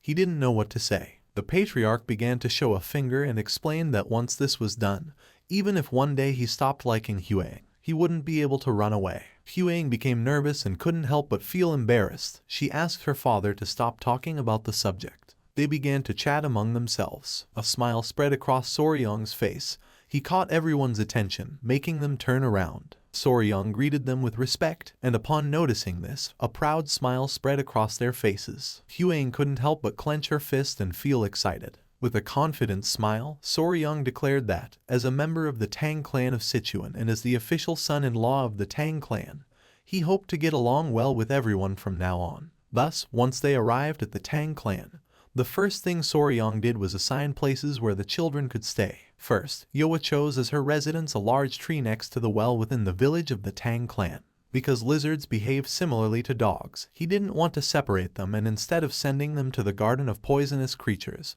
he allowed them to stay in his room. Once everything was more or less organized, Soryang sat down with them to chat. When our boy asked if they liked this place, the geckos began to show a smile and Yoa nodded her head. Then, he told Yoa that if she was hungry, she could come directly to where he was, asking her if she would know how to get there. She began to show a smile, and then started pointing at the spiderweb with her fingers. Soryang's attention focused on it, making his eyes widen with curiosity. She had spread the spiderweb all over the place. If someone bad came, she would punish them and send out an alert with her web. Huang was somewhat confused, while on the other side, Soryang's eyes widened with joy. Showing a finger, he asked if what she meant was that, in case someone suspicious invaded, he should touch the spiderweb and she would come running. She started clapping. With eyes shining with joy, the geckos began to look at our boy. Soryang understood that they also wanted to say that he shouldn't worry because they were going to protect him. He put his hand over his mouth and couldn't help but cry with joy. He got ready to give them a hug, realizing that they were very trustworthy. He was very happy. Thus, once the new home for the new family members was prepared, the engagement ceremony was held. For this, the elders of the clan gathered and, in a simple ceremony, engagement gifts were given as an oath of marriage. However, there was a small misunderstanding during the preparation of the gifts. While Soryang was waiting in the hall, Huan appeared carrying the geckos in her arms. Soryang's eyes widened with surprise and confusion. She began to show a confident gaze, and our boy noticed that she wanted the gifts to be the lizards, and he couldn't help but wonder if they weren't just a simple ornament. Our boy's face filled with sweat, realizing that this was a problem. He regretted that it had to be precisely this, and he didn't understand how he was supposed to offer the geckos as an engagement gift. He began to remember Huang. He knew that she had liked the geckos, but he didn't think she would say it directly. With a confident expression, he apologized and explained that this was going to be complicated. She became somewhat confused as she didn't know why. Soryang grabbed her arm, began to look into her eyes, and explained that originally engagement gifts existed to promise eternal love. He clarified that although lizards were pretty, the gifts should be immutable objects, like ice jade, to properly symbolize this promise. Huang couldn't help but blush like a tomato. With a kind smile, Soryang mentioned that both geese, which symbolized 100 years of life together, and oath letters had deep meaning. He continued by explaining that in celebrating the engagement, everything he owned would essentially be hers. Upon hearing this, her eyes widened with love. She turned around and thought that this was true, and decided to follow Soryang's will. Our boy was happy and praised himself. She caught our boy's attention, making him curious. With a confident gaze, she asked our boy to call her Huang from now on instead of Lady Huang. Now that they were engaged, they shouldn't use titles between them. Soryang's face filled with sweat, making him blush like a tomato. While the geckos were playing, with a nervous expression, he nodded his head. The next day, when the sun came out, it was time for the meeting with the patriarch. He asked if Soryang and Huang had rested well. Our boy was somewhat curious, wondering why he had called them and whether it would be to give them some advice. With a serious expression, the patriarch revealed that they had been called because they had something to say about Soryang's great technique. Soryang's attention was fixed on him and his mind filled with confusion.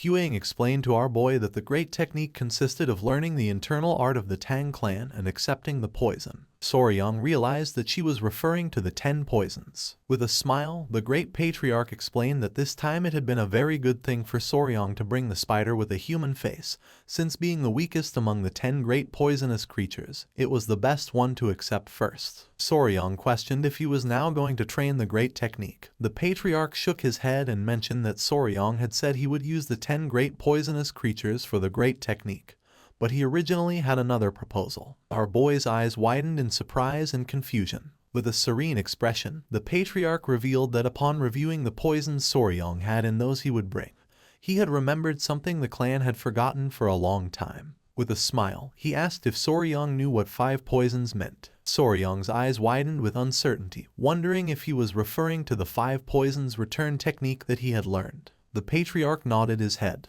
Then, he began to show one finger at a time and named the centipede, the lizard, the scorpion, the snake, and the toad. He explained that these 5 poisons formed the basis of the 5 poisons return technique. With a serious expression, he suggested to Soryang the idea of practicing the divine 5 poisons return technique. Our boy couldn't help but sweat. He didn't know what to say. The patriarch interlaced his hands and explained that in the Tang clan they divided poisonous creatures into 2 main categories, common beasts and spiritual beasts. His eyes began to shine with confidence as he revealed that the common beasts were ordinary poisonous creatures that could be found anywhere. The spiritual beasts, on the other hand, were those that possessed mystical powers, intelligence, or even an internal core. Soryang felt somewhat confused and questioned whether the golden-haired king bee he brought, the fat-tailed geckos Snow and Ice, the blue-spotted centipedes, and the human-faced spider would then be considered spiritual beasts. The patriarch nodded his head. It was precisely because of this that he was going to propose something else. The great patriarch began to laugh and made it clear that the 5 venoms returning technique was limited in its mastery, as it only absorbed the venom of ordinary poisonous creatures. But its origin technique, the 5 venoms true returning technique, was different. It could absorb the venom of spiritual beasts. He pointed out that with the blue-spotted centipedes and the fat-tailed geckos,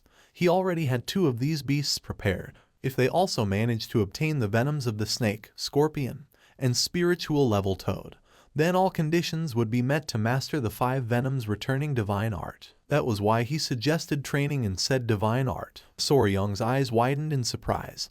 He remembered that fat-tailed geckos were not venomous. The great patriarch began stroking his beard, explaining that he had examined them. They carried a venom that plunged people into a state of extreme cold. The icy air they emitted was their venom, leaving Soryong somewhat surprised. Now our boy had 2 paths open before him. One was to absorb the venom from the blue-spotted centipede and from the fat-tailed gecko in order to aspire to master the 5 venoms returning divine art. The other was to absorb poison from the human-faced spider, one of the 10 great venomous creatures, and begin gathering all 10 poisons necessary for dual-core 10 poisons body. With a curious gaze, Soryong asked if he couldn't simply use the 10 great venomous creatures to complete the 5 poisons body. The patriarch shook his head. The fat-tailed gecko was not among the 10 great venomous creatures. Soryong put his hand under his chin and began to ponder. He understood that if he absorbed poisons from lower-class creatures like blue-spotted centipedes and fat-tailed geckos, it would no longer be possible to complete the 10 poisons body path using only the 10 great venomous creatures. The choice came down to this: absorb what he called children's poison and follow the path of the spiritual beast class 5 poisons body,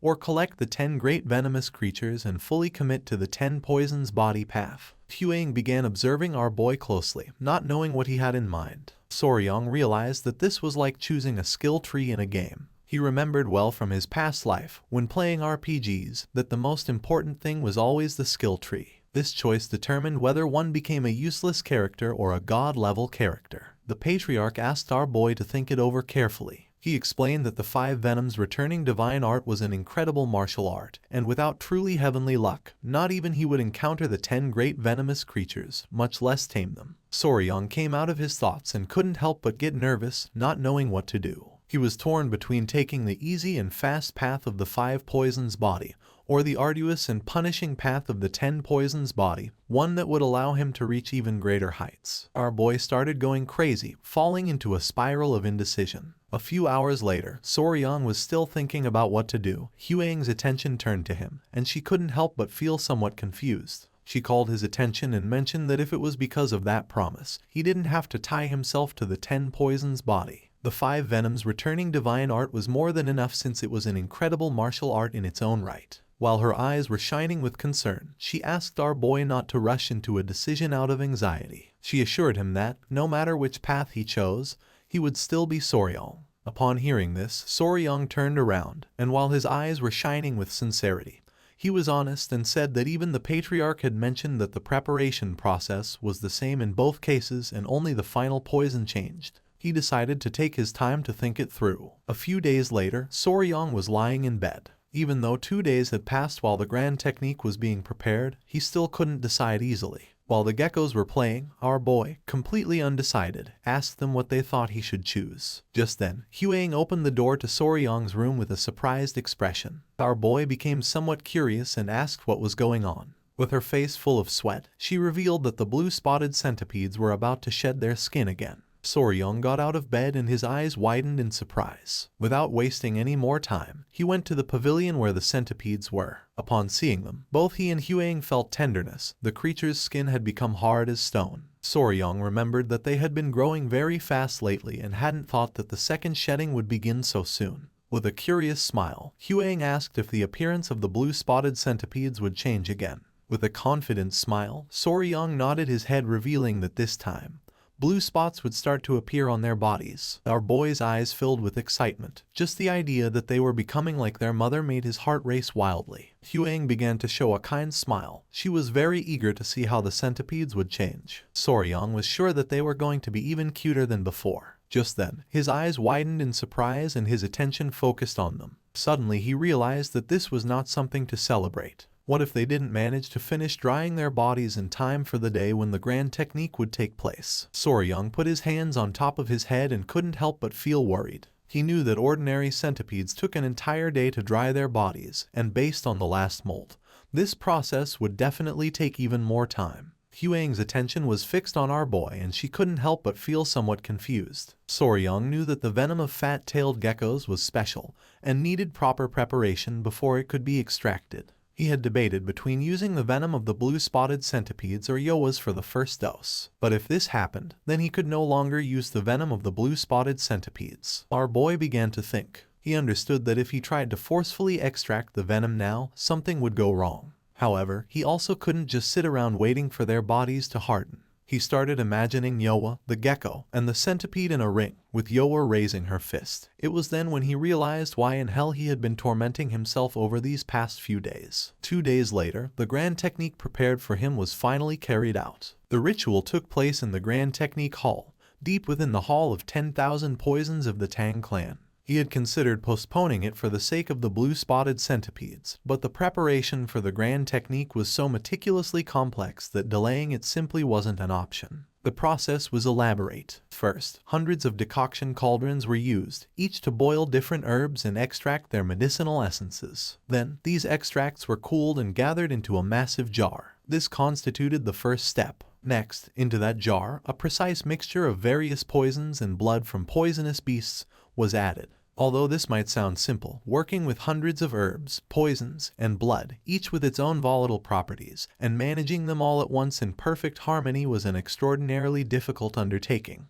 In addition to this, with the slightest delay, all the medicinal liquid they had worked so hard to prepare would become useless and would have to be completely discarded. Because of this, sitting idly by waiting was not an option either. His mind was already made up. He would accept Yoa's poison, one of the 10 great venomous creatures. Soryung began to observe the liquid closely, realizing that the color was incredibly dark. The great patriarch approached our boy and informed him that they would now begin the grand technique, ordering him to take off his clothes and enter the jar. Soryung came out of his trance and nodded. Soryung took off his clothes, first put his foot into the jar and then began to insert the lower part of his body. His eyes widened in surprise, as for him, this felt strangely familiar, like an herbal bath. While the great patriarch's eyes were shining with joy, with a smile, he mentioned that they were going to add a single drop of Yoa's poison into this herbal decoction to provoke a reaction. Then, they would add the already prepared medicinal compounds so that his body could begin to absorb the poison.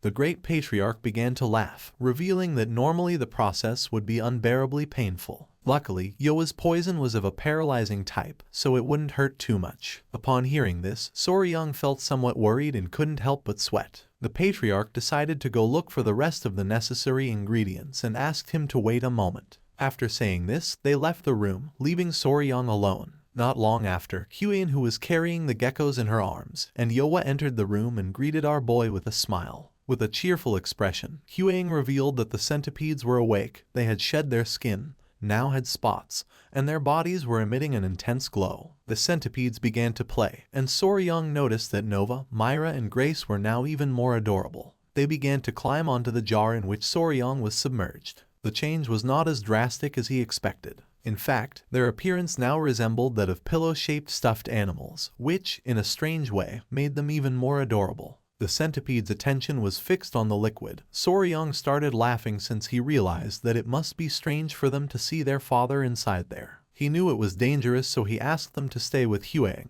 With a smile, she began calling the centipedes to come with her. Nova didn't listen and its attention was fixed on the liquid. When it tried to get down from the jar, unintentionally the liquid came into contact with its ear. It began to writhe in pain, and upon seeing this, Soryung's eyes widened with caution. He revealed to Huang that Nova's antenna had touched the medicinal liquid and asked her to wash it with water immediately. Huang's eyes widened in surprise and concern. Without wasting more time, she grabbed Nova. In the process, it opened its mouth and its saliva came out of its mouth and fell into the liquid. Soryung began to observe closely. Nova's saliva caused the liquid to start reacting and began changing color. Huang's eyes filled with fear upon realizing that the poison was seeping into the jar. Soryung clenched his teeth tightly and not long after, he began screaming in agony. Our boy began to scream in agony. With a worried expression, Lady Huang asked Soryung to regain control. The liquid began to burn Soryong's skin, making his face turn red. He did not know this kind of pain. It was as if all his skin were being torn off while his entire body burned. He remembered that he had been told he must not move at all during the grand technique, even though he desperately wanted to jump out of there. Somehow he barely managed to restrain himself. Foam began to come out of our boy's mouth. For him this was too much. Upon seeing this, Yohua and the geckos were in shock. Lady Huaying put her hand near her mouth and her eyes filled with worry. She didn't know what to do. The Great Patriarch and the Patriarch returned, and upon seeing what was happening, they went into shock. They started running toward our boy. Huaying turned around and with a sincere expression explained to the Great Patriarch that the centipede had accidentally dropped a bit of venom. Soryong began to collapse while begging to be saved. The Great Patriarch grabbed Soryong, supported one hand under his head trying to calm him down. The Patriarch asked our boy to stay alert, calm his mind, slow his breathing and above all not lose consciousness. Our boy opened his mouth and started to bleed. He could no longer bear the pain. Not long after, he dropped his hand because he no longer had strength. The Patriarch's attention was fixed on him and his mind was filled with surprise. Everyone panicked, not knowing if Soryong was okay. Little by little our boy's eyes began to close. Soryong felt as if he were underwater. Little by little he opened his eyes and his attention focused on Nova, who was asleep. She made contact with Soryong and a strange energy began to emerge from her body and entered Soryong's body. Several hours later, our boy began to open his eyes. Noticing this, Lady Huaying felt relieved and with a surprised expression informed the Great Patriarch that Soryong was regaining consciousness. Once Soryong fully opened his eyes, Huaying couldn't help but cry and feel relieved to see that he was okay.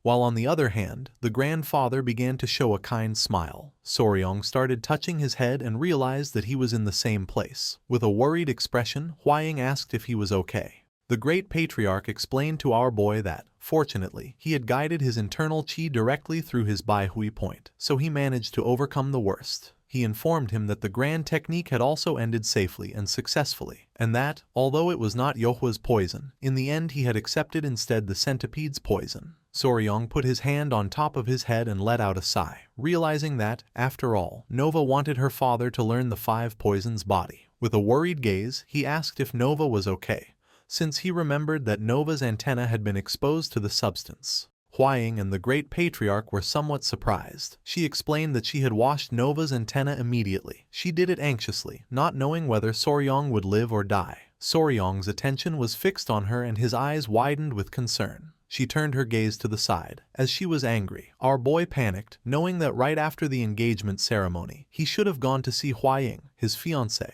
But instead, he had instinctively run first toward the centipedes. Soryong's head started hurting again. Noticing this, Huaying asked if the pain was returning. Our boy's eyes began to shine with seriousness since the most important thing for him was to know if Nova was okay.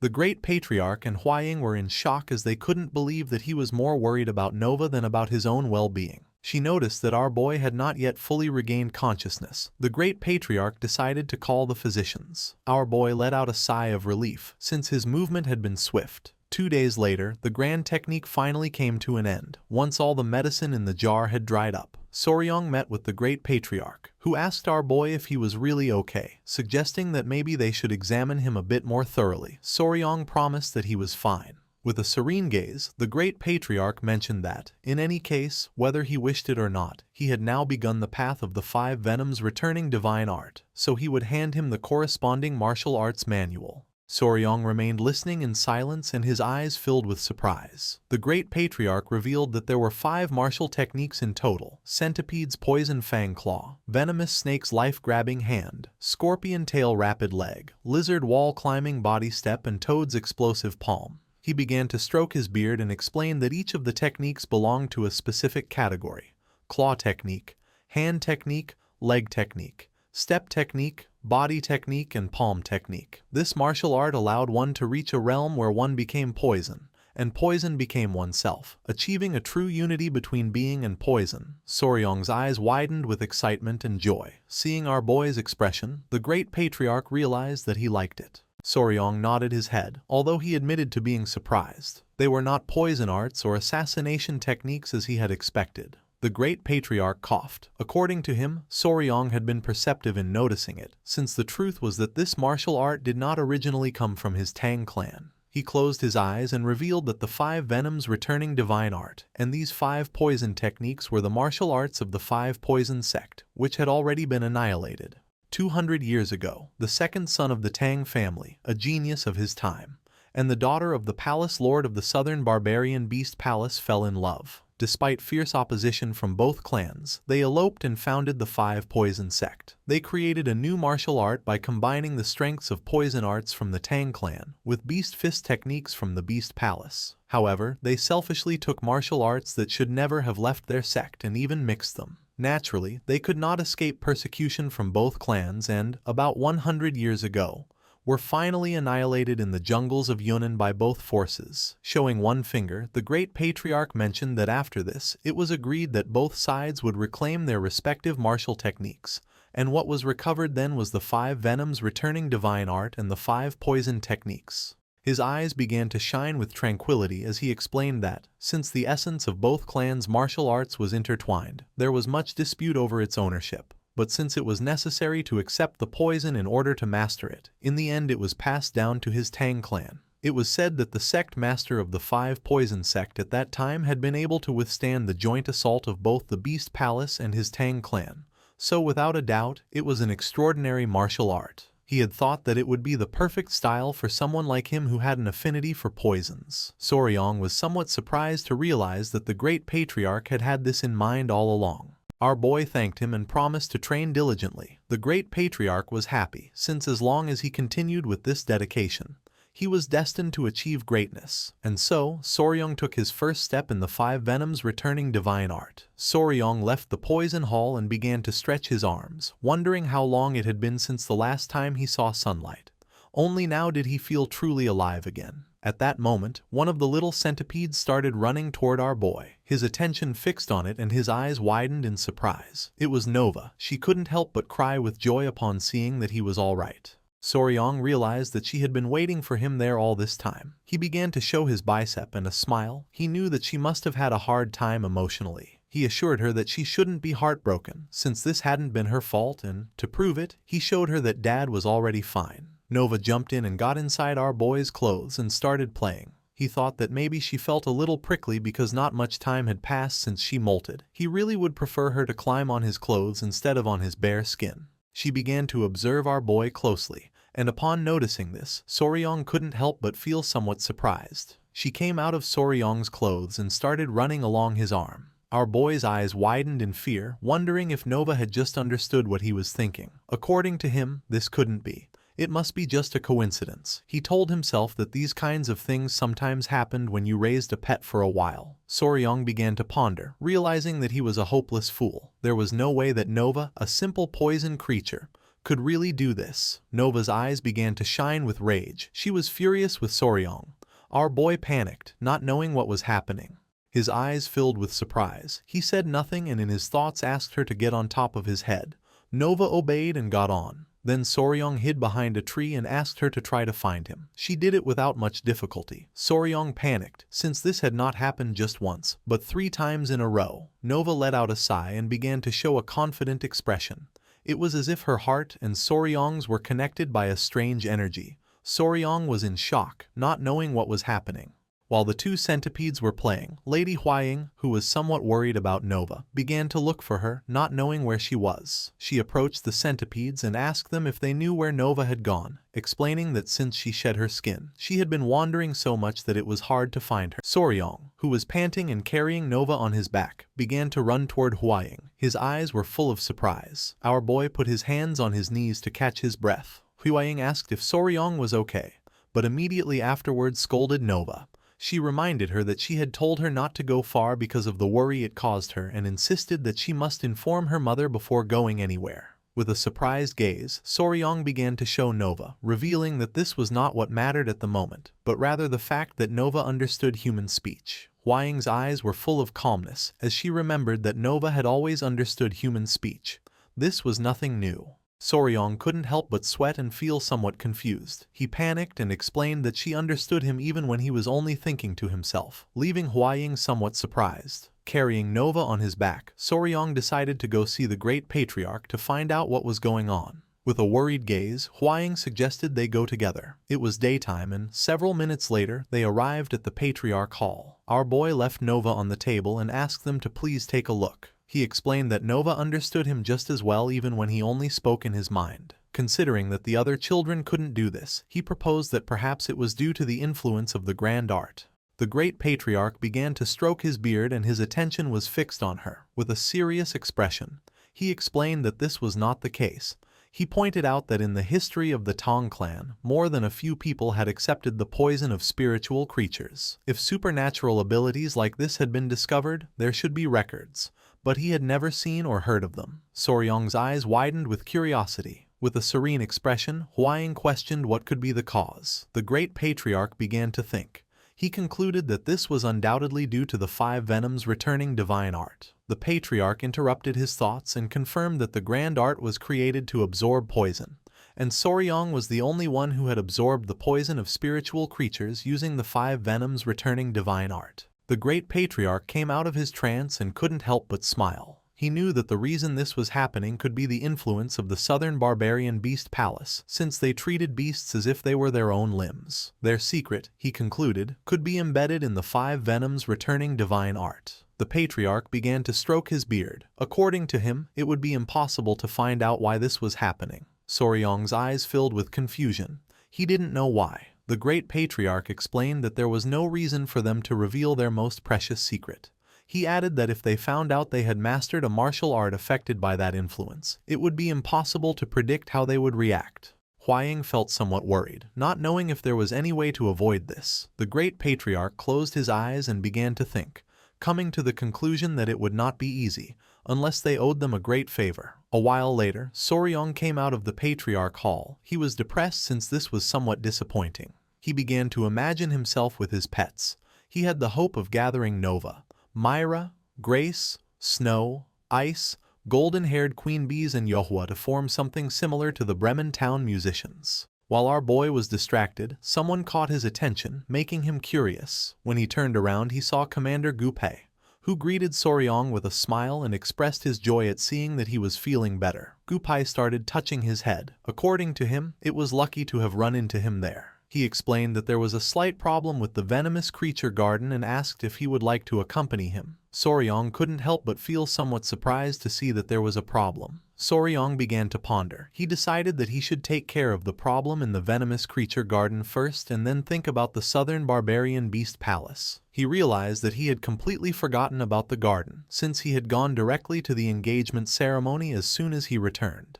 His eyes began to shine with joy, and with a smile he decided to go together. Behind Gupai there was someone. He also wanted to entrust that person to Soryong. Soryong's eyes widened with curiosity. Behind Gupai was Yingying, who with a smile started running toward our boy to give him a hug. Soryong grabbed little Yingying's hand and they started walking with Gupai following them from behind. Our boy decided to take Yingying to the venomous creature garden, as she clung to him and wouldn't let go. He turned around and asked why Yingying was here. Gupai began to show a smile, explaining that she was there for treatment and would stay in the Tong clan for a while, since it was a request from Patriarch Peng. While little Yingying's eyes were shining with joy, with a smile, she asked her older brother why he hadn't come to see her if he had already been back for several days, explaining that this was exactly why she had been waiting for him today. Soryong felt somewhat surprised to notice that she had lost her front teeth in the meantime. Our boy began to show a forced smile and apologized to Yingying.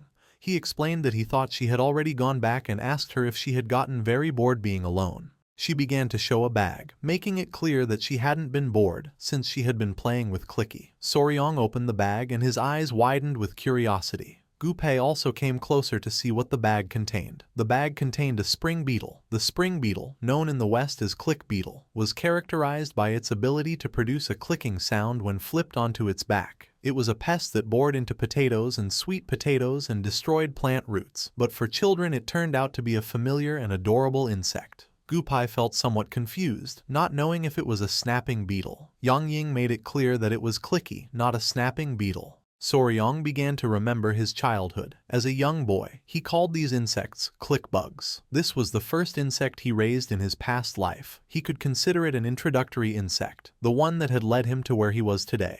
He sat in front of her and with a smile realized that Ying Ying liked bugs. She nodded, affirming that she did like them, and she also liked Queen Bee and Clicky. Soryong's eyes began to shine with excitement, as she seemed like a small version of himself when he was young, and he wondered if he should give her some kind of training with poisonous creatures. He picked up Ying Ying in his arms and with a smile asked her if she would like to learn about insects with her older brother, assuring her that they were very special and fun. Ying Ying's eyes began to shine with joy and she couldn't help but smile. They started chatting among themselves. Gu Pei felt somewhat confused since he didn't know what to say to Patriarch Peng. They arrived at the venomous creature garden. Ying Ying's attention was fixed on a turtle. Soryong opened one of the drawers, which contained a striped snake. He turned and asked Gu Pei how the rat breeding was going. Gu Pei mentioned that at that moment, after giving birth only once or twice, there would no longer be a shortage, estimating that in about 2 months the population would probably exceed 1,000. Soryong noticed that the feeding of the tiger-striped water snake had been solved, so he wondered what was then the problem. Ying Ying took out the small turtle that was inside the cage and began playing with it. Gu Pei began to touch his head, explaining that the number of crickets they were raising as food was not increasing at all, and that because of this, some creatures were starving. With a confused gaze, Soryong put his hand under his chin. He wondered if they might be eating them again, like in the incident with the baby rats, since the crickets, no matter how many there were never enough. After thinking about the matter several times, he came to the conclusion that the only way was to find an alternative food source. At that moment, little Ying Ying began to cry, causing Soryong and Gu Pei to panic. He tried to calm her by asking if she was okay. Ying Ying continued crying, revealing that there was a strange smell, leaving Soryong somewhat confused. She began to show her hand, as a strange smell was coming from it. With a surprised expression, Soryong asked Ying Ying if he could see her silk pouch. Soryong opened the silk pouch using chopsticks and his eyes widened in surprise, realizing that it was just as he had thought. She had made the same mistake he did when he was young. He let out a sigh and asked her to look closely because these were not clickies, but something else. Ying Ying stopped crying. Using the chopsticks, Soryong took another bug out of the silk bag, and Gu Pei noticed that it was a flower weevil. The name of this insect was mealworm beetle. Upon reaching adulthood, it emitted a terrible stench when touched due to the substance secreted by its odoriferous glands. It looked similar to a click beetle, which is why this confusion sometimes happened. Showing one finger, Soryong explained that click beetles made a clicking sound with their abdomen, but the mealworm beetle did not, so she should not confuse them next time. With a gaze full of determination, Ying Ying clenched her fists and nodded her head. With a proud smile, Soryong told Ying Ying that, even so, she had done a good job, since her older brother really needed these friends. Gu Pei became somewhat confused, as he did not know why he would need those stinky insects. Showing the silk bag, Soryong's eyes began to shine with determination. He revealed that, from that moment on, they would raise the mealworm beetles that Ying Ying had caught in the venomous creature garden. Although it didn't seem like much, these mealworm beetles were actually the most commonly used food for insects and lizards. Soryong was happy, as it was the perfect moment. If they replaced the crickets with mealworms, the food supply would be sufficient. With a smile, he mentioned that, thanks to Ying Ying, they could take care of the immediate problem. He decided to go to the cricket breeding facility to see what the problem was.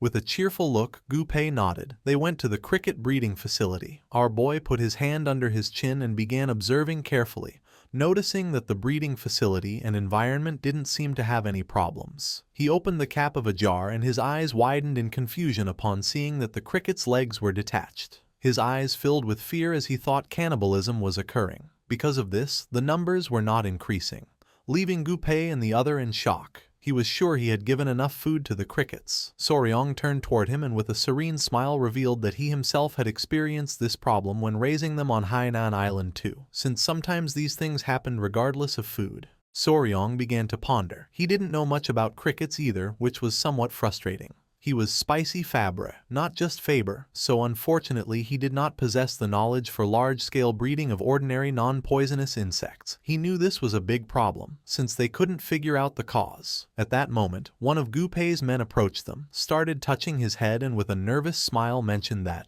if it was someone familiar with crickets, he just happened to know the right person. Gu Pei became somewhat curious upon seeing Huang Gion. He extended his hand toward him and explained to Soryong that, besides himself, Huang Gion was the only volunteer in the poison division. Soryong felt somewhat surprised to see that he had volunteered. This seemed trustworthy to him. With a nervous expression, Hwang Gyeon was honest. He admitted that sometimes he went to the cricket fighting arena to pass the time, although he clarified that he didn't do it often, just enough for some drinks. Our boy felt somewhat confused, but Hwang Gyeon explained that it was a game of chance where crickets fought each other and bets were placed. Since the bigger and stronger crickets were traded at high prices, they were usually raised in facilities inside the gambling den. There was a cricket caretaker there. Somewhere, where the light barely reached, someone began to pet a cricket. It was a woman with long hair. She had bandages all over her body and messy hair. Hwang Gyeon had heard that she knew everything about crickets. Night fell and the streets of the Tang clan lit up with red lanterns. Everyone had gone out to have fun. The women had put on makeup and the men were drinking. Not long after, Soryong, Gu-pei, Lady Huaying and Hwang Gyeon arrived at the place. They headed toward the gambling den in the capital to meet the cricket caretaker that Hwang Gyeon had told them about. Soryong and Gu-pei wore elegant suits. Our boy had thought they would use the Lightfoot technique, believing that their destination was far away. However, they were advised to dress well and use a carriage since they were heading to a gambling den. While he was distracted, someone informed him that they had already arrived at the gambling den in the capital, causing him to snap out of his trance. In front of them was a man next to two muscular guards. Gu-pei approached, extended his hand and informed the man that Lady Huaying, the direct descendant of the Tang family, and her fiancé Soryong were there, asking him to show them the way. The man's eyes widened in fear upon hearing that it was the direct descendant of the Tang family. He and his men greeted them with respect. The man introduced himself as the owner of the Golden Phoenix gambling house, welcomed them and expressed what a great honor their visit was. Seeing the man's attitude, Soryong couldn't help but feel somewhat confused. With a smile, Hwang Gyeon asked the owner if they could see the fighter crickets. The owner nodded his head, mentioning that on this very day the battle between the cricket generals was being held. He began to guide them and asked them to enter. Passing through curtains, Soryong and the others entered the betting den. Our boy's attention was fixed on several excited warriors standing around a table. A battle between two crickets was about to begin, and one of the men decided to bet all the prize money he had won last time. The crickets began staring at each other and then attacked. While the two creatures were fighting, people started cheering for the fight. Soryong was somewhat surprised to see that this is what a cricket fight looked like. With a smile, Hwang Gyeon asked if it wasn't exciting, explaining that the one who turned its back on the other would lose. One of the crickets gave a strong bite to the other in the abdomen, causing it to start fleeing from the fight. The owner of the winning cricket couldn't help but smile upon noticing that the battle of the cricket generals had ended. Not long after, several men began showing bags full of money. Hwang Gyeon revealed that they also immediately auctioned off the winning cricket general. According to rumors, one could reach a price of about 30 silver taels. Soryong was in shock at seeing so much money. His eyes began to shine with excitement and, with a smile, he decided that he might dedicate himself to selling crickets later on. With a serious look, Lady Huaying called our boy's attention, telling him that he had already seen enough and that it was time to go meet the caretaker. A few minutes later, they began to descend some stairs, and the owner opened the door to the basement of the place. He couldn't believe that they had come to meet the cricket caretaker. He explained indifferently that, although sometimes other guests wanted to see her, there was nothing special about the girl. Her only task was to feed the crickets and clean, since they didn't care who would win. The owner began pointing at the woman with his finger, revealing that she was the caretaker. He added with disdain that the girl was useless, and for this reason he left the care of the crickets to the brat. Finally, he complained about how incredibly gloomy she could be. The woman turned her back on him, and upon noticing this, the owner started shouting, demanding that she get up immediately. Soryong and Huaying were important guests. He couldn't believe that she wasn't even greeting them. With an expression full of fear, she stood up and apologized. Soryong's eyes widened in surprise and confusion. Upon observing closely, he realized that the caretaker was a woman. With eyes shining with fury, she began to stare at them silently. Soryong remained silent, approached her, extended his hand, and with a serene gaze mentioned that they came from the Sichuan Tong family, and that they simply had a question about the care of crickets, asking if they could consult her about something. She nodded her head. Showing one finger, our boy explained that he was raising several crickets in one place, but they kept eating each other. He wanted to know if she knew the reason for this. She began to ponder and then revealed it was because they wanted meat. She thought Soryong had probably only fed them grass. The crickets were omnivores, so it was necessary to give them meat to avoid cannibalism. Soryong's eyes widened in surprise, and then he began to think that this hadn't even occurred to him. Cannibalism was solely due to the lack of protein. The woman's body began to emit a strange aura. Soryong wondered if this was what it meant to be a true expert in crickets and knew he had to recruit her immediately. With a smile, our boy turned toward Lady Huaying and she understood what he had in mind. She took out a bag, extended her hand, and asked the owner if she could buy the woman. The owner was somewhat confused as he didn't understand why they wanted to buy the girl. With an arrogant smile he slapped her on the back, saying they could take her right then. However, the woman approached Lady Huaying, struck her with her hand, making the gold coin fly into the air, leaving Soryong and the others in shock. With a face full of rage, the owner grabbed her by the hair, demanded to know how she dared and if she was aware of who they were. He began to hit the girl, asking her to go with them, but she screamed that she didn't want to do it. Soryong panicked and told the owner to stop. With a sincere expression, Lady Huaying promised her that they would treat her kindly, and would even take her family to the Tang family if she wished. Even so, she refused again, saying that she did not want to go with them. The owner became even more furious and questioned whether he would have to get violent with her again. Gupai began observing in silence, without saying a single word. Soryong asked the owner to calm down and then with a curious expression asked if she had debts or if she was working in someone else's place. The owner said not exactly, then revealed that about 5 years ago, she had offered to work for him for free and he had taken her in. However, she wasn't good at attending customers, so he simply assigned her minor tasks, saying that she was just another mouth to feed. Our boy let out a sigh since he didn't know why she didn't want to leave with them. Gupei put his hand under his chin and started thinking. Then, he revealed that the girl reminded him of himself before he came under the protection of the Tang family. Soryong's eyes filled with confusion and surprise. Gupei asked the owner if they could take her with them for just one day, explaining that they would feed her and try to persuade her. The owner couldn't help but smile and gave them permission to do whatever they wanted. With a kind expression, Gupei asked the girl what she thought about going out to get some fresh air with them. She began looking down at the ground and then nodded her head. Noticing this, Gupei promised to come back for her the next day. Soryong let out a sigh of relief and Lady Huaying began to show a smile. A while later, they took the woman to the Tang family guest residence within the capital and offered her food.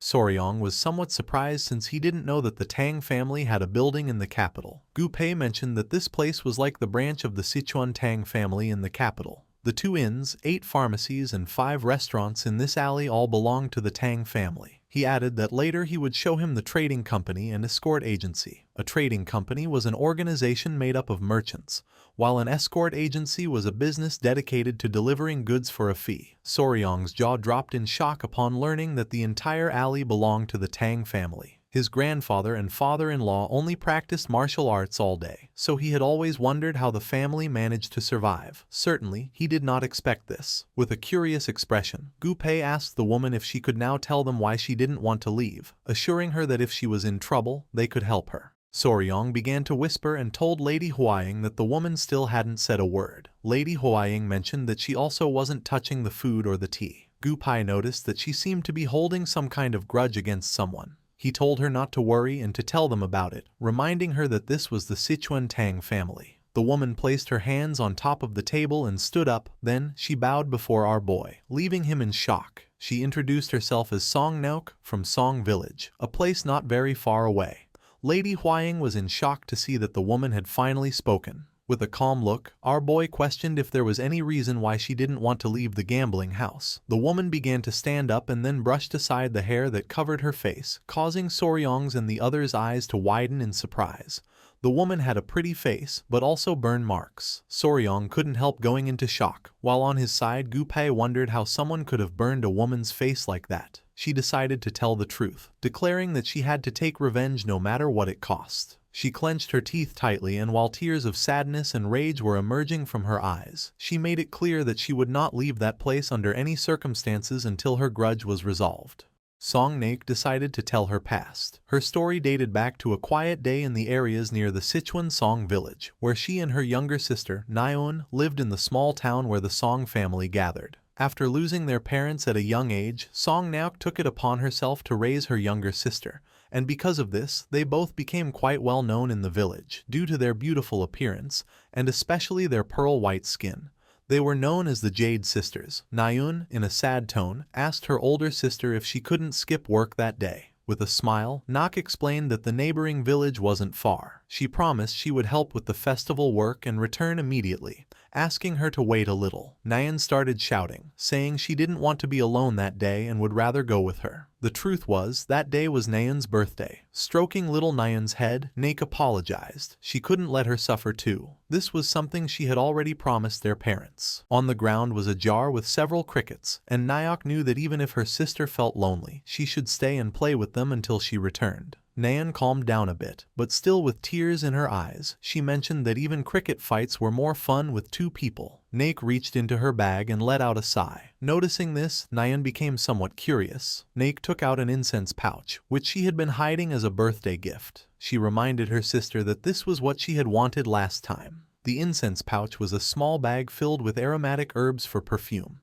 Little Nayeon was in shock. Since she recognized it as an incense pouch, she knew it must be very expensive. Naek explained that she had gotten it as a reward for helping out the previous time. She was giving it to her in advance, asking her to please wait patiently that day. Nayeon grabbed the incense pouch and thanked her older sister, promising to treasure it. Now that Nayeon had calmed down, Naek decided to leave. With her eyes shining with joy, Nayeon began to say goodbye to her sister, asking her to come back as soon as possible and assuring her that she would be waiting. Seeing how happy her sister was, Naek couldn't help but feel joyful. However, more guests arrived than expected, so things took longer, and the promised time quickly passed. Once night fell, the workers lit lanterns and warned Naek to be careful, as it was dark and she could get hurt. She asked them to excuse her. Nayeon must be hungry, so she needed to hurry. As she wanted to celebrate her sister's birthday with the delicious festival food, she rushed off without a lantern. In the middle of the night, there was a man in her village. The man turned a corner and the heedless Naek bumped into him. She apologized, and the man advised her to watch where she was going.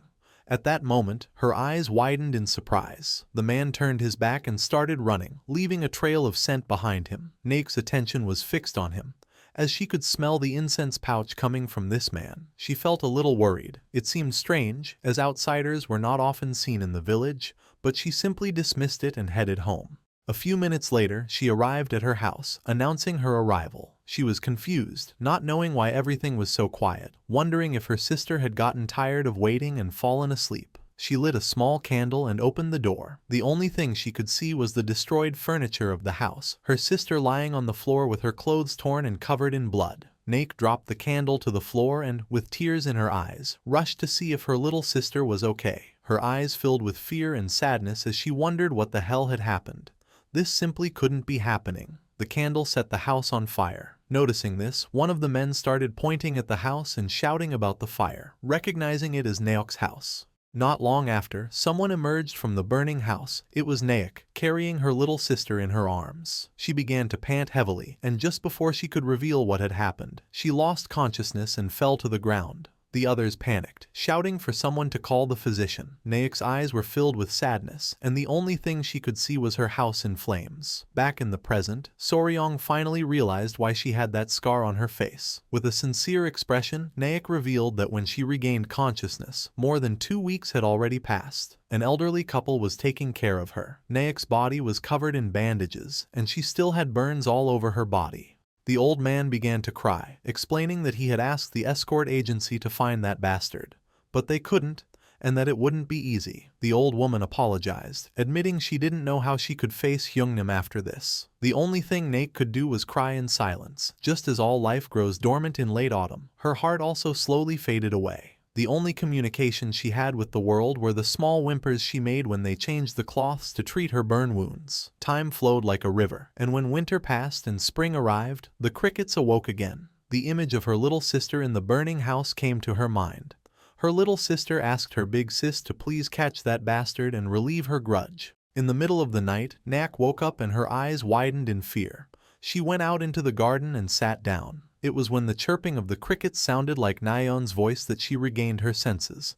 Naek clenched her fist tightly, and her eyes began to shine with rage. She knew she had to find and kill that bastard. All that remained was a grudge deeply rooted in her bones. The next day, she told the old man something, causing him to panic. With a confused expression, he questioned where she was going, reminding her that she wasn't even fully healed yet. Naek was sincere and revealed that every night, Nayeon screamed in pain. She couldn't stand still. As her sister, she had to avenge her. The old man felt even more confused, questioning how a woman like her could carry out revenge, especially when she didn't even know who that bastard was. The old woman admitted that her husband was right and advised Nayak to take better care of herself. The old man and woman even locked the door so she couldn't leave.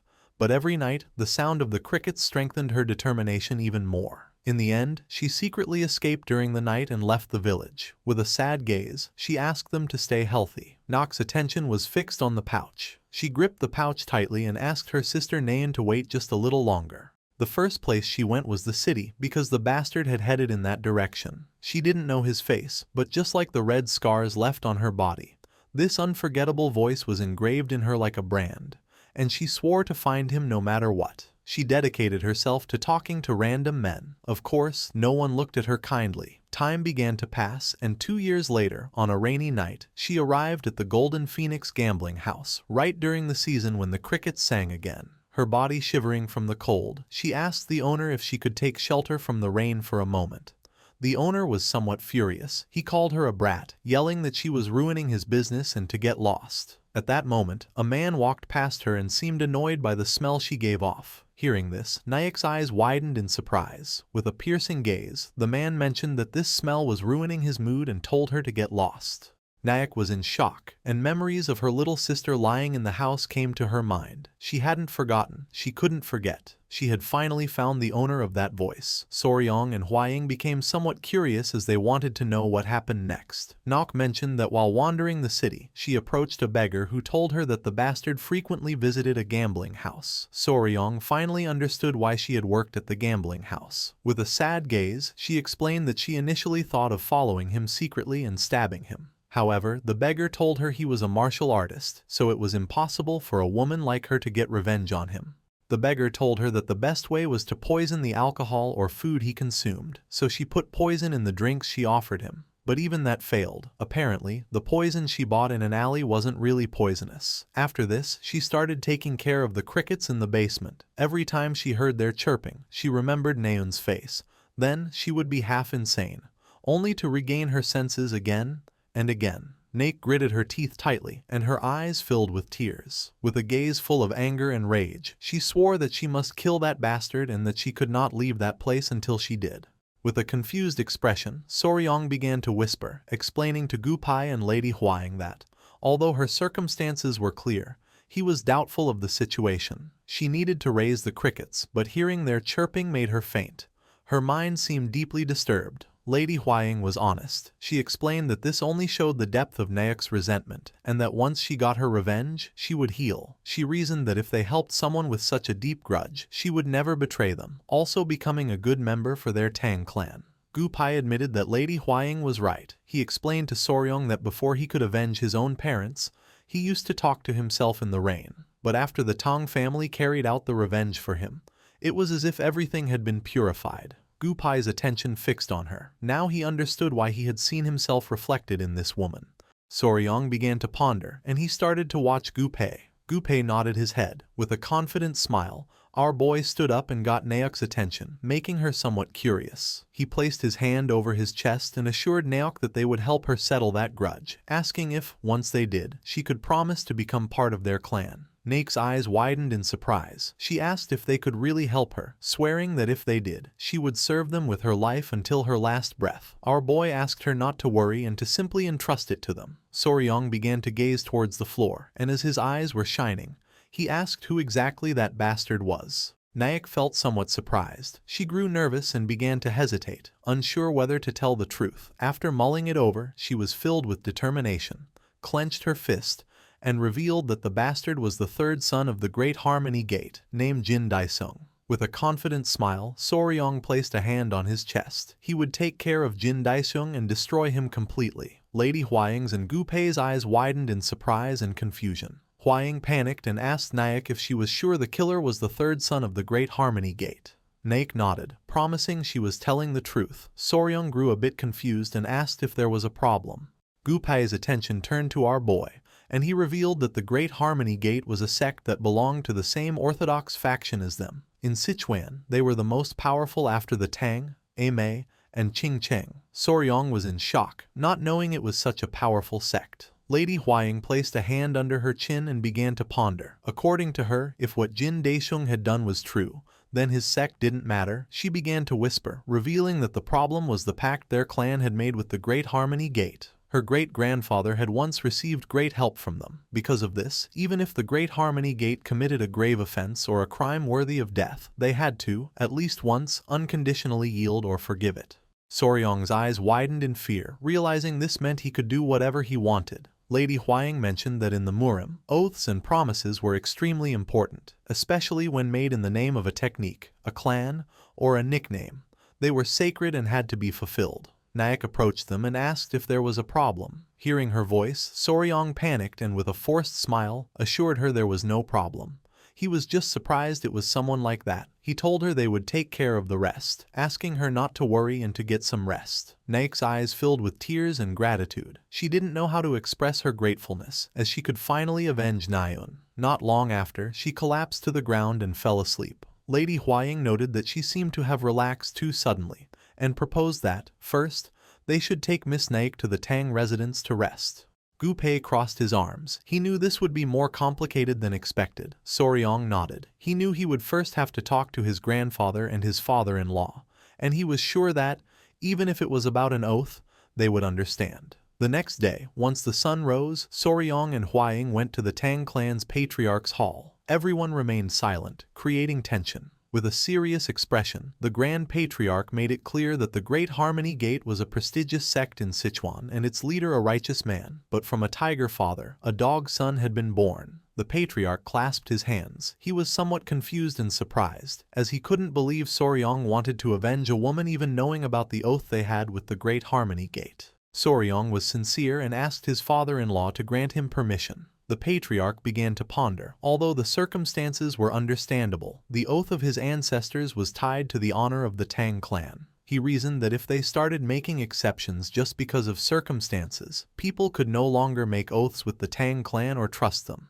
The Grand Patriarch simply nodded in agreement. The Patriarch stood up and forbade the Tang clan's lineage or its poison from helping the woman. Soryong's eyes widened in surprise. He stood up and begged his father-in-law to reconsider. The Patriarch stood firm in his decision, declaring that he had nothing more to say on the matter. Just as Soryong was about to insist further, Lady Huaying grabbed his hand, winked at him, and told her father that she understood and they would do as he commanded. Our boy couldn't help but feel a bit confused. Lady Huaying started to show a smile. She had found the loophole in the order. It was forbidden for the Tang clan's lineage or its poison to help the woman. This meant that, so there would be no suspicion of the clan's involvement, their poison would not be used, and Soryong would be allowed to act on his own. She revealed that Soryong was not of the Tang clan's bloodline. The Patriarch turned his back to them and with a smile, questioned why they were still here. Our boy was somewhat surprised, realizing this was what the Patriarch had meant all along. Huaying suggested they leave quickly as there was much to do if they were going to help Nayak. Soryong clenched his fists, knowing they had permission and that this was the moment to prove his worth as the son-in-law of the Tang clan. He began to imagine himself capturing Jin Daisheng, reasoning that the initiation ceremony into an organization always involved eliminating someone. The next day, early in the morning, Gu Pei, who was holding a scroll, met with Soryong. He let him know that, although they had received permission, they had to avoid involving the clan's name at all costs, so he would discreetly investigate Jin Daisheng's movements. Soryong asked Gu Pei to take care of it. The first step was to confirm Jin Daisheng's whereabouts and movements. Squad leader Gu Pei, who was a member of the Poisonous Extermination Squad, decided to gather the information. With a smile, our boy went to Nayak's room. Upon opening the door, he saw Lady Huaying and Nayak drinking tea. Soryong greeted them and then asked Nayak if she had rested well. Nayak, who was wearing the Tang clan's attire and had her hair tied up, nodded and thanked him for his help. Soryong couldn't help but smile and feel joyful. Miss Nok had decided to stay at the Tang residence for a while. They had bathed her, changed her clothes, and even fixed her hair, and now her face looked much better. Soryong took out a bag and mentioned that he had brought medicine for the burns from the Tang clan. Nok thanked him again, admitting that she didn't know how she could repay this debt. Soryong sat down and, with an expression full of curiosity, asked if he could ask her about the crickets. Nok nodded. As Soryong's eyes were shining with joy, he began to raise a finger and was about to ask his question. But just at that moment, Gu Pei, who was panting heavily, opened the door to the room. Soryong's attention fixed on him, and he asked squad leader Gu Pei if he had already returned from confirming the information. Gupai got nervous and revealed that he had met a guest on the way. Behind Gupai stood a man with long hair and a long beard, wearing a hat. The man's attention was fixed on them. With a smile, he took off his hat and recognized Lady Huaying, greeting her as the poisonous flower and commenting on how long it had been since he'd last seen her. Lady Huaying stood up, introducing herself as Tang Huayan of the Sichuan Tong clan, and greeted the elder beggar emperor. Soryong felt somewhat confused, not knowing who this guy was, so Lady Huaying asked him to be respectful, explaining that he was the elder beggar emperor, one of the 3 emperors, just like the elder fist emperor. Hearing this, Soryong's eyes widened in fear and surprise, realizing that this was one of the 3 emperors, just like the leader of the Murim alliance. Soryong immediately greeted the beggar emperor, introducing himself as Wei Soryong. The beggar emperor had heard that the fist emperor taught him his martial arts, so he had come to see who he was. Naek's eyes filled with surprise as she recognized the beggar emperor.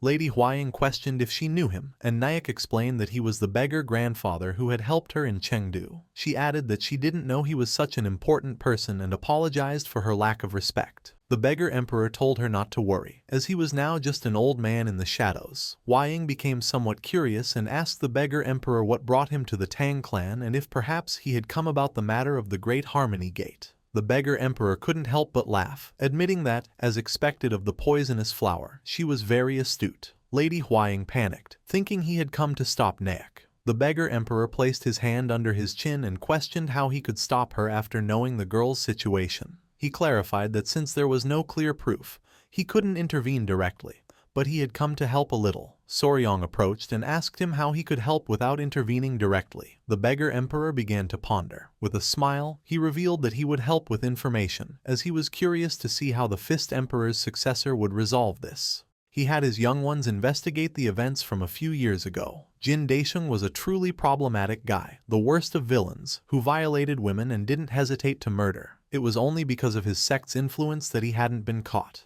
The emperor suspected about 5 cases in total, including 2 in Chengdu and in the slums outside the city. Apparently, even the Great Harmony Gate considered him a problem. Soryong felt even more furious, realizing this was much worse than he thought. Stroking his beard, the beggar emperor mentioned that since the Song Village incident, Jin Daisheng had kept a low profile. He hadn't gone out, except for his visits to the gambling house every 3 days, and that's why he had advised Naek to use poison. Soryong coughed. He figured the only way to deal with him would be at the gambling house, and he wondered if he should try poisoning him, just like Miss Naek did. Lady Huaying made it clear that Soryong couldn't use the Tang clan's poison. Our boy approached Naek and, with a curious expression, asked her how she was able to distinguish that bastard's food or drink among so many people. With a sincere look, Naek revealed that every time he came, he made very specific and demanding requests, so this information always reached the kitchen. Soryong was a bit confused, but she revealed that whenever food with ingredients like crab or shrimp was served, he would ask for them to be removed from his portion.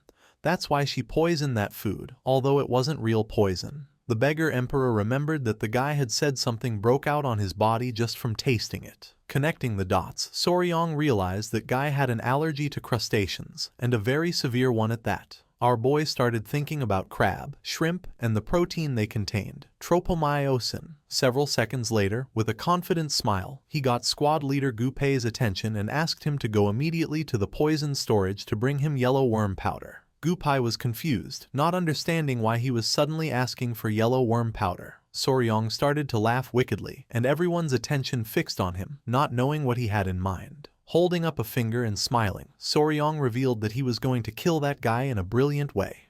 Crossing his arms, Soryong began to imagine a worm and decided to call this operation Savory Death. He realized that the root cause of Jin Daisheng's shellfish allergy was precisely tropomyosin, a protein component that constitutes muscle. Tropomyosin was present in most animals, but unlike the version in vertebrates, which was 90% similar to the human one, the invertebrate version had a much lower similarity, and this was what caused the allergy. The important thing was that tropomyosin was found in great abundance in mealworms, even in a much higher quantity than in crustaceans like shrimp or crabs. While our boy was distracted, Gupei opened the door with a bag in hand, informing him that he had brought the mealworms as requested.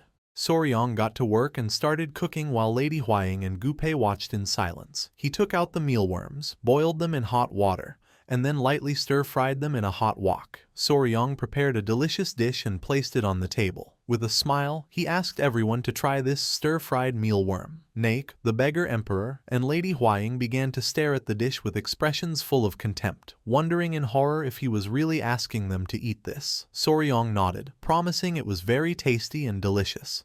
They decided to trust Soryong, and the first person to try Soryong's dish was the beggar emperor. Lady Huaying and Naok remained silent, not knowing what to do. Without wasting any more time, Lady Huaying grabbed a mealworm and put it in her mouth. The taste left them impressed. Both she and the beggar emperor were in shock. It was delicious. They couldn't understand how an insect could be so tasty. Noticing this, Soryong's eyes began to shine with joy. Of course, it was delicious, so much so that it was known as gosoe for being a savory larva. In his past life, it had been a surprisingly popular snack. With a curious expression, the beggar emperor admitted it was tasty but asked how he planned to assassinate Jin Daisheng with this. Our boy crossed his arms, then, showing a finger and a confident smile, he reminded them how it was mentioned that Jin Daisheng had a reaction when eating things like crab and shrimp. He explained that what was harmless to one person could be a poison to another. Just like crab or shrimp, these mealworms also contained an ingredient that was a poison to him. Lady Huaying realized it was similar to how Lady Yongyong was sensitive to bee venom. Soryong explained that if they ground it finely and mixed it with other food, it would only add a delicious flavor, and there would be no reason to suspect murder by poisoning. With a smile, the beggar emperor began to stroke his beard, realizing that this was what Soryong meant by killing him in a savory way. Soryong began to ponder and mentioned that the more they added, the more certain the effect would be, so they would add a generous amount. The problem was deciding which food to put this in. Nok raised her hand and in a calm tone, mentioned that she had a good idea. Soryong became curious, wondering what she had in mind. She extended her hand and proposed putting the mealworms in Ryatagan, as they often ate it at the gambling house. Hearing this, Soryong felt a bit confused. In a serious tone, she explained that Ryatagan was made of glutinous rice with red bean paste inside. Sometimes, its exterior was covered with syrup and then with soybean powder. If they mixed this mealworm powder with the soybean powder and coated it, it would be perfect. An idea came to Soryong's mind, a glutinous rice cake soaked in yellow worm powder, and on top, covered with a sticky syrup. This was the perfect dish to die of asphyxiation. It was perfect for a murder. Clenching her fist tightly, she asked Soryong to let her make the Ryatagan. Only if she made it with her own hands would she feel that she had been freed from this grudge. Stroking his beard, the beggar emperor nodded. He agreed that revenge should come from her own hands. His last meal, a Ryatagan covered in insect powder, was a fitting end for trash like him. Our boy decided to ask the owner of the gambling house to let her do the cooking for a day. With a worried gaze, Lady Huaying proposed that, just in case, they should participate in the gambling to keep him there and prevent him from escaping. A smile spread across Soryong's face, and his eyes began to glint with malice. This plan was becoming more and more flawless, a plan from which he could not escape alive. A few days later, Jin Daisheng, holding a bag full of coins alongside his bodyguard, headed for the Golden Phoenix gambling house. The owner greeted him respectfully, welcoming him. With an arrogant expression, Jin Daisheng dismissed the greetings and demanded liquor and women at his usual table. Just then, the owner apologized, informing him that the table was already occupied by special guests. Jin Daisheng felt somewhat confused, and when he entered the place, his eyes widened in surprise. At the table where Jin Daisheng usually sat, Soryong and Lady Huaying were gambling. Jin Daisheng's attention was fixed on the beautiful Lady Huaying, whom he recognized as Tang Huaying, the poison flower of the Sichuan Tang clan. Jin Daisheng approached and with a smile, greeted Huaying respectfully, mentioning that he didn't expect to see her in this place. With a confused gaze, Huaying asked who he was. With a nervous expression, Jin Daisheng introduced himself as the third son of the Great Harmony Gate, reminding her that he had visited her some time ago and asking if she didn't remember. Soryong interrupted the chat because he had won a bet. Showing a confident expression, he asked Lady Huaying what she thought of his skills. While Huaying's eyes were shining with admiration, she admitted that Soryong was incredible. Jin Daisheng became confused and asked his bodyguard who Soryong was. His bodyguard replied that he had heard the poison flower had a fiancé and presumed that it was him. Soryong began to smile, and Jin Daisheng panicked. He couldn't believe it.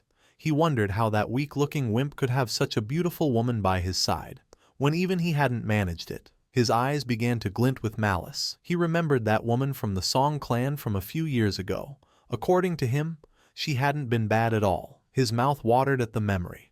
If she hadn't resisted so much, he wouldn't have ended up killing her by accident. It was a shame her older sister wasn't there, as they said she was even more beautiful. Just then, he approached the table and Soryong's and Hwaying's attention fixed on him. Jin Daisheng sat down across from them, extended his hand, and declaring it was an honor to meet the Poison Flower's fiancé, asked if he would like to have a game with him. Soryong didn't refuse. A smile spread across Jin Daisheng's face. Whatever the case, this was a good opportunity. He was going to crush him completely and ridicule him in front of everyone. A moment later, Jin Daeseung's arrogant and confident expression vanished completely, leaving him in shock. Soryong won yet again, and Lady Hwaying began to cheer him on. Jin Daeseung couldn't help but feel somewhat confused, not knowing what was happening.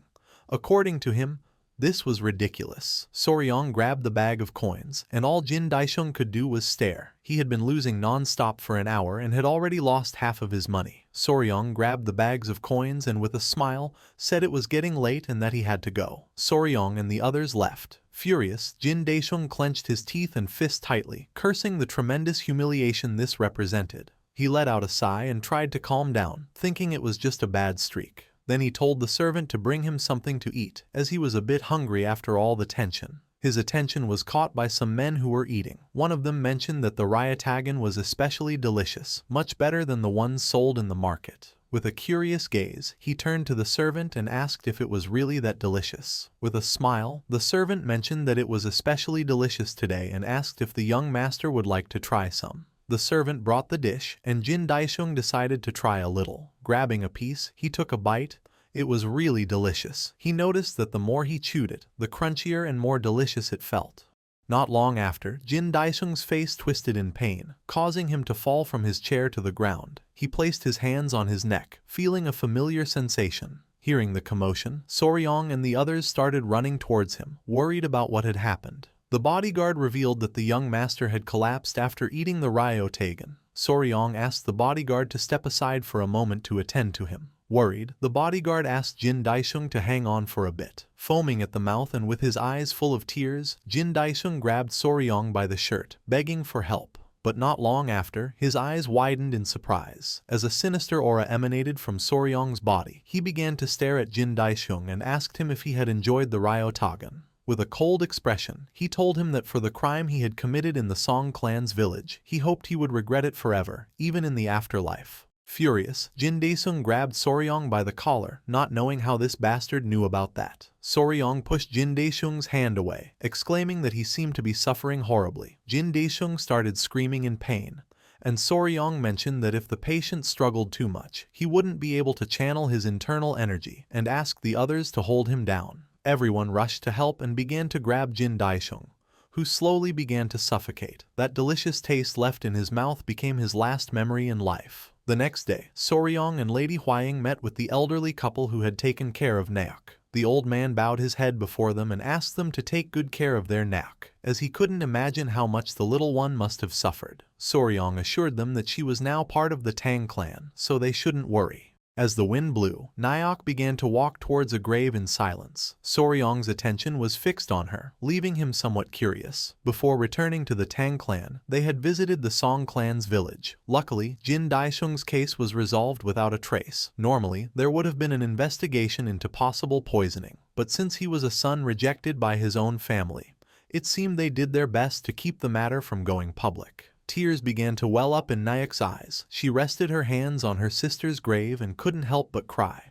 wondering if she had taken too long. Overwhelmed by guilt, she lamented not having come home earlier that day, repeating over and over that she was sorry. Soryong couldn't help but feel somewhat surprised, and he realized that even the crickets were crying. Lady Hwaying's eyes widened with sadness. She remembered that Miss Naok had told her that the song of the crickets reminded her of her younger sister's voice. Soryong wondered what her younger sister might be saying to her at that very moment. As the sun was setting and the crickets were crying, the only thing Naok could do was feel guilty for not having gotten home sooner.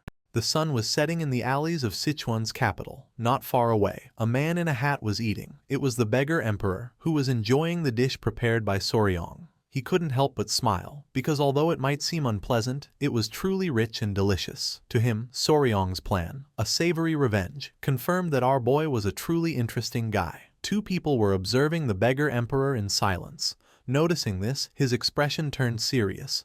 Clenching his fist, he demanded that they come out, declaring that only a thief would lurk in hiding like that. Realizing they had been discovered, they felt somewhat confused. Without wasting any more time, they came out of their hiding spot and descended behind the beggar emperor. The man acknowledged that, as expected, the emperor's perception was still incredibly sharp and asked him what he of all people was doing in this place. The man was one of the 5 emperors, the divine thief Kang Ji-ho, and the girl was his disciple, Cho Yong-ryon. Crossing his arms, Kang Ji-ho felt offended by the term thief. He reproached him, saying that after not seeing each other for so long, this was his way of greeting him. The beggar emperor felt somewhat confused, wondering how else he was supposed to address a thief. With a nervous smile, Kang Ji-ho suggested that divine thief sounded much better. Besides, he reminded him that his disciple was present and asked him to show a little dignity.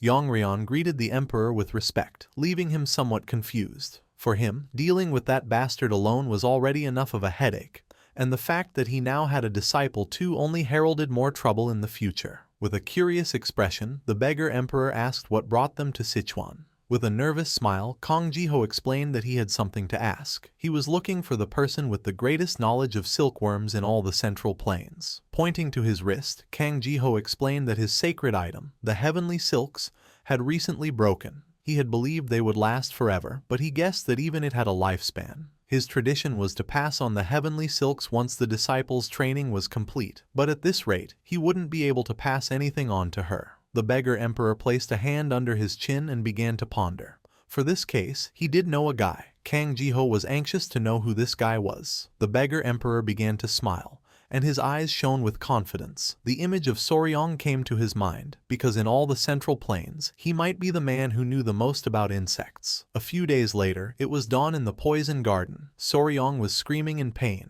One of Gupai's men was hitting him on the back with a whip, telling him to endure just a little longer. Not far away, Lady Huaying and the small centipedes were observing in silence. Soryong was cultivating the iron coffer art, a unique martial art of the Fist Emperor based on poison. In short, this was a technique that strengthened him the more he was beaten, almost to the point of death. The method consisted of tensing his muscles upon receiving a blow and, at that exact moment, circulating his chi to harden his body. With a cheerful gaze, Lady Huaying and the centipedes began to cheer our boy on. The man gripped the whip tightly, declaring that this was where it truly began. One of the centipede's attention was fixed on it, and its eyes began to shine with excitement as it remembered when Lady Huaying used to caress them with a feather. Without wasting another second, it leaped from Huaying's arms, causing her eyes to widen in confusion. As the whip was slowly approaching, it jumped and put itself in the path of the lash. Noticing this, Soryong, whose back was covered in wounds, panicked. Luckily, he was quick, and using his arm, he grabbed the small centipede and then took the full force of the lash on his back. Our boy placed the centipede on the ground and began to pant heavily, knowing it had been a close call. Lady Huaying felt somewhat worried for our boy. She scolded the little one, Hyanga, for its dangerous action, wondering in exasperation if they couldn't have a single day of peace. Soryong, somewhat surprised, asked if Hyanga got into trouble often. Letting out a sigh, Lady Huaying explained that Hyanga was such an energetic creature that it simply couldn't stay still. From the moment it opened its eyes, it would start causing trouble. The last time, it had chased a butterfly, and it ended in enormous chaos. Soryong was in shock, as the little one could have been seriously hurt. The centipede sister started to scold Hyanga. To Soryong, seeing another centipede scold Hyanga was something anyone who had ever raised a pet knew. Even within the same species, each individual had a different personality. Apparently, Hyanga was curious and mischievous. Since Cho had recently caused a major incident, Hyanga seemed to hold the title of resident troublemaker for now. Cho, being the eldest, was sensible and charismatic. She kept the younger ones in line, being strict when necessary. Finally, there was Bina.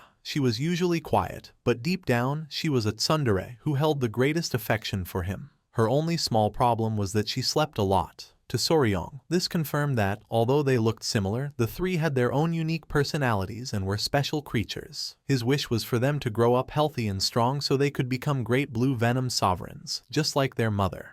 Lady Huaying approached the small centipedes, asking them to come to Mama. Soryong couldn't help but smile. While they were distracted, Nyok and Gupai appeared. Gupai greeted Soryong with respect, while Naok held a jar. Soryong commented that they were both up and working hard, and his eyes expanded in surprise upon noticing that the poison unit's uniform suited Naok really well. With a nervous smile, Naok thanked him. With a curious gaze, Soryong asked her how her life in the Tang clan was going. She explained that everyone treated her much better than she deserved and that the work was also manageable. With a cheerful expression, she opened the lid of the jar, announcing that these were the things he had asked for. Soryong approached, and his eyes widened with curiosity.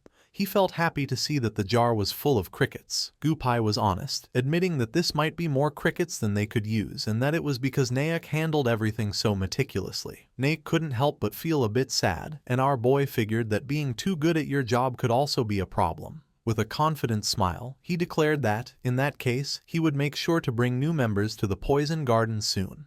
Gupai, somewhat surprised, asked him if he was finally going out to capture new poisonous creatures. Crossing his arms, our boy nodded, explaining that while they could stop raising them, honestly, the best way to use them was as food for other beasts. Lady Huaying, somewhat worried, approached and interrupted them, advising Soryong that, before doing this, they should probably wait for news from the Martial Alliance. Her eyes filled with fear as she explained that to go on an expedition and gather them, they would need an official permit, and with the blood cult situation, it wasn't easy to get permission to go out at the moment. She had heard that the alliance leader had personally led the raid on the border of the Daiwell nation, but since then, there had been no news. Hearing this, Soryong's and Gupai's eyes began to shine with anger. While they were talking, a servant came running, making them somewhat curious. Huaying asked her what was happening, as she was in such a hurry. The servant informed them that the clan head was calling them to the clan head's hall, as he had something to tell both of them. This left them somewhat confused and surprised. Both went to the clan head's hall, where the patriarch clasped his hands and began to ponder in silence. Soryong's and Lady Huaying's attention was fixed on him. Soryong felt the tension in the air. He wondered what this could be about, as the clan head would normally be busy at this time,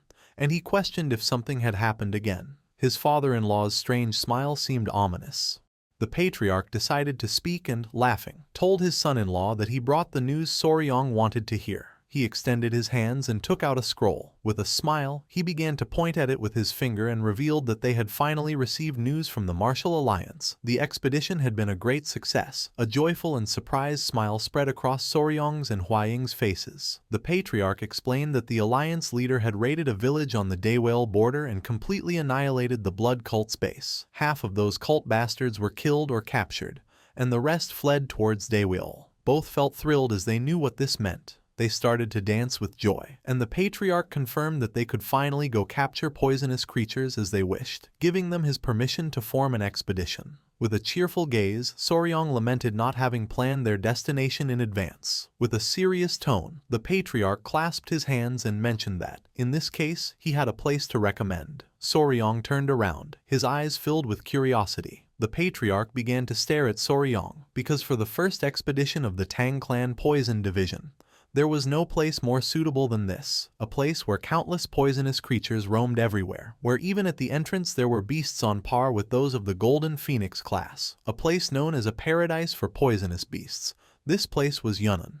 Several days passed, and the journey took him to the far southwestern edge of the Central Plains, below Sichuan, to the tropical jungle of Yunnan. Deep in the Ailao Mountains, there was a valley known as the Poison Ravine. This was a place where the cries of beasts were heard before the words of men, a land where strange rocks rose like forests, and mysterious creatures abounded. For him, this was basically paradise on earth. Soryong was lying on his bed next to his pets, the sleeping centipedes and lizards. He was happy, unable to wait to discover what kind of creatures inhabited this place. Grabbing one of the centipedes, Soryong asked them to wait just a little longer, as he was going to bring them back many new friends. Several days went by, and soon in the morning, a small unit was selected from the Poison Division to form the expedition. The management of the Poison Garden was entrusted to Lady Naok, who was officially appointed vice captain of the division. It was considered that without a title, it would be inconvenient for her to give direct orders while the team was away. Soryong, Gupai, and the others prepared their luggage,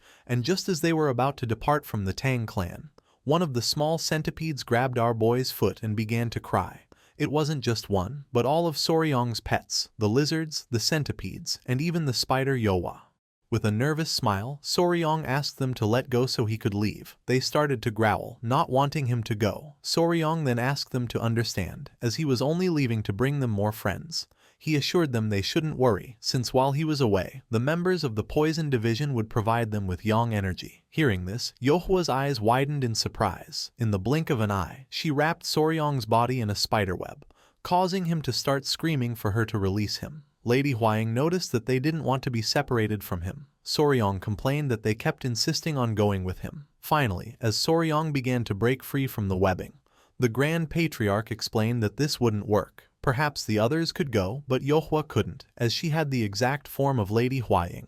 He knew that her massive spider body would attract attention, and they wouldn't be able to provide an explanation for it. Yohwa began to stare silently at the Grand Patriarch. She decided it was time to do something about it. Everyone's attention was fixed on her, leaving them somewhat confused. Yohwa's body began to change, and not long after, her massive spider body disappeared, leaving only the appearance of Lady Huaying. She sat down and began to show a proud smile. Soryong's and the Grand Patriarch's jaws dropped in shock upon seeing that Yohwa's body had vanished. They couldn't understand how this had happened, and Soryong despaired, wondering where his pet's beautiful body had gone. Soryong approached and began to caress Yohwa's smooth spider skin. Lady Huaying was somewhat confused. The Grand Patriarch was clever and realized that she could hide her body from sight.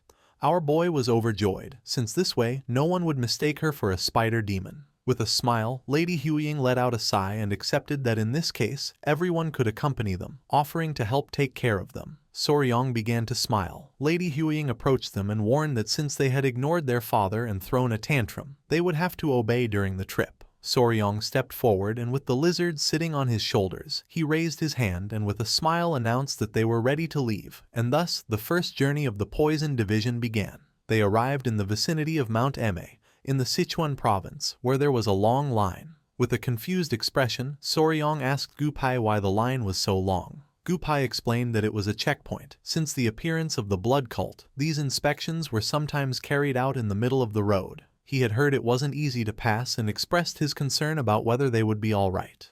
The attention of one of the workers was drawn to them upon recognizing the Honorable Elder Mandong Shingun. She noticed that even members of the Tang clan were there. With a kind smile, the Grand Patriarch informed her that they were heading to Yunnan, and asked for permission to pass. The woman began to smile and replied that, of course, they could proceed. Soryong let out a sigh of relief. It was a completely free pass. The influence of the Tang clan was truly strong, for no matter where they went, they were treated with great respect. Just then, the woman's eyes began to shine with surprise and confusion, asking them to stop for a moment. She noticed that Yohwa was floating in the air. Soryong's eyes filled with fear, making him panic as he realized that her body was invisible, which was why it only looked like Yohwa was floating. To everyone's surprise, the woman was amazed, as she believed this was the sky-leaping void technique. She was convinced that the young lady had mastered a divine skill and wondered when she could have trained in such an art. Everyone was astonished, thinking it was incredible and just what one would expect from one of the three flowers of the martial world. The only thing Yohwa could do was show a grateful smile. At that moment, with a furious gaze, Lady Huaying grabbed Yohwa by the clothes, and Soryong and the others started running while shouting for them to forgive them, as the young lady was just shy. Everyone was somewhat confused and in shock, not knowing what was happening. As they fled the scene, Lady Huaying asked Soryong to do something about Yohwa, as people would get the wrong idea. He, in turn, begged her to calm down. To avoid suspicion because of Yohwa, Huaying dressed in men's clothes and covered her face with a veil during the journey. In the Central Plains, twins were considered as ominous as demons due to superstition. Although a few small incidents like this occurred on the way, in the end, they arrived in Yunnan safely. Soryong and the others were exhausted. In front of them was a beautiful river and mountains. They were happy, as this was Ilao Mountain. The Grand Patriarch mentioned that there was only a little further to go to reach the Poison Ravine. With a worried expression, Soryong turned around and put his hand under his chin, as he felt that something wasn't right. Gupai grew curious and asked him what he meant. Soryong mentioned that it was strangely quiet around here. He began to observe carefully. There were no signs of life, neither in the cracks of the caves nor in the trees. He couldn't perceive any sign of life at all. The Grand Patriarch felt somewhat confused. With a serious gaze, he acknowledged that this feeling was not unknown to him. It was just like when they had hunted the blue venom sovereign. Soryong's eyes widened in surprise when the Grand Patriarch mentioned the blue venom sovereign. The Grand Patriarch nodded, confirming it and explaining that around the sovereign's lair, even the chirping of insects had disappeared. Everything had either fled or become prey. He decided to explore a bit. He instructed the rest to fall back to the point where the Yun River and the Amok River joined, as birds still seemed to be flying there. Soryong and the others showed no objection. The Grand Patriarch gathered his strength and leaped away. Observing carefully, Lady Huaying confirmed that he was right. On the side they had crossed, birds and insects were still present. Gupai felt that something was dividing the area along the river. Soryong was lost in his thoughts, concluding that something must be living there, in Ilao Mountain. But to claim such a vast territory, it had to be something dangerous. Crossing his arms, he let out a sigh, knowing this was strange. With a curious look, Lady Huaying asked him what he meant. Soryong turned and explained that for a beast to take such a wide area as its lair, it would have to be enormous, like the blue venom sovereign. Soryong was unsure, as he saw no signs either beyond the river or along the path deep into Ilao. He wondered how it would hunt or find prey if there was nothing there. He closed his eyes, certain that its suspected size was too large and the environment wasn't suitable to sustain prey. This was truly strange. Gupei coughed, acknowledging that this was true. They hoped the Grand Patriarch would discover something.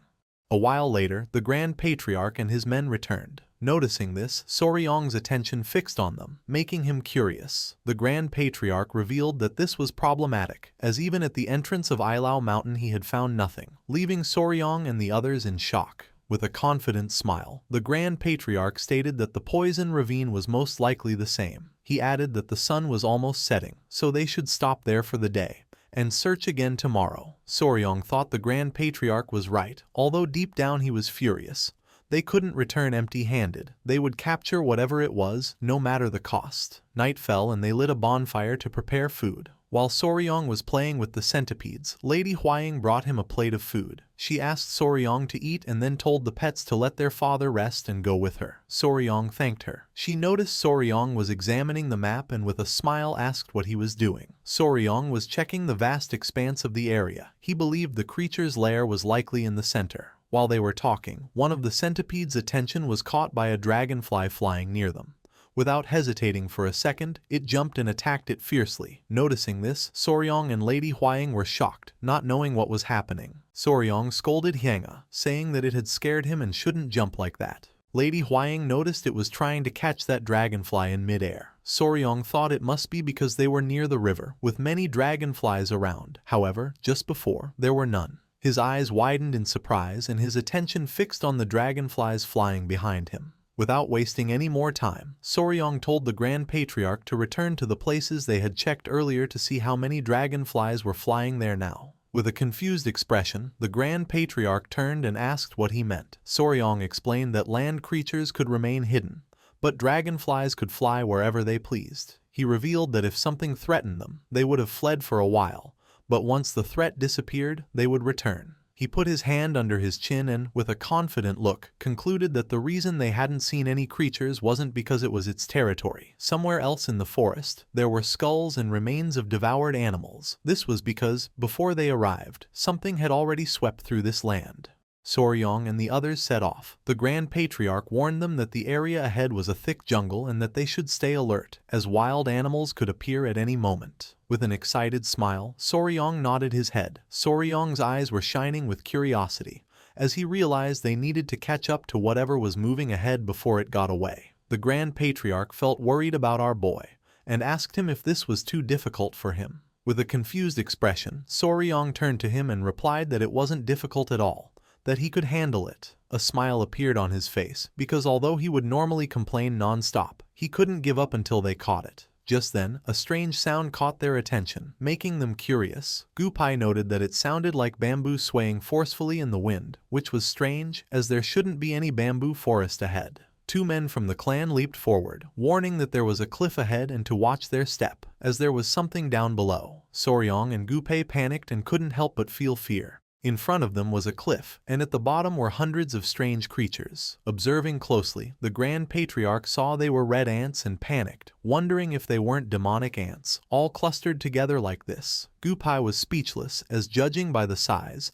They were not normal demonic ants. The Grand Patriarch admitted that not even in the records of the Tang clan had he seen anything like this, and he asked Soryong if he knew what they were. Soryong began to ponder, for although he had never seen them this big, he was almost certain they were army demonic ants. Hearing this, the Grand Patriarch's eyes widened in surprise and curiosity. Army ants, found in Africa and America, travel in massive swarms. Most ants build secure nests and live sedentary lives, but army ants, when food is scarce, move in large numbers, migrating as one. Their march looks like an advancing army, hence the name army ant. They were extremely aggressive, and if provoked, not even the bones would be left. Soryong and the others were watching in silence, hidden among some bushes. Our boy became serious and suggested that, for now, they should retreat silently. But just then, one of the men stepped on a branch. Our boy and Gu-pei realized this was not good. Soryong's and the man's faces twisted in fear, and when they turned around, they saw the ants staring intently at them. Everyone froze in fear. Not long after, the ants began to charge towards them. With their faces covered in sweat, Soryong and the others started to flee for their lives. Several minutes had passed, and it was already dusk. Soryong and the others were running with all their might, somewhat surprised, as the ants were much faster than they had imagined.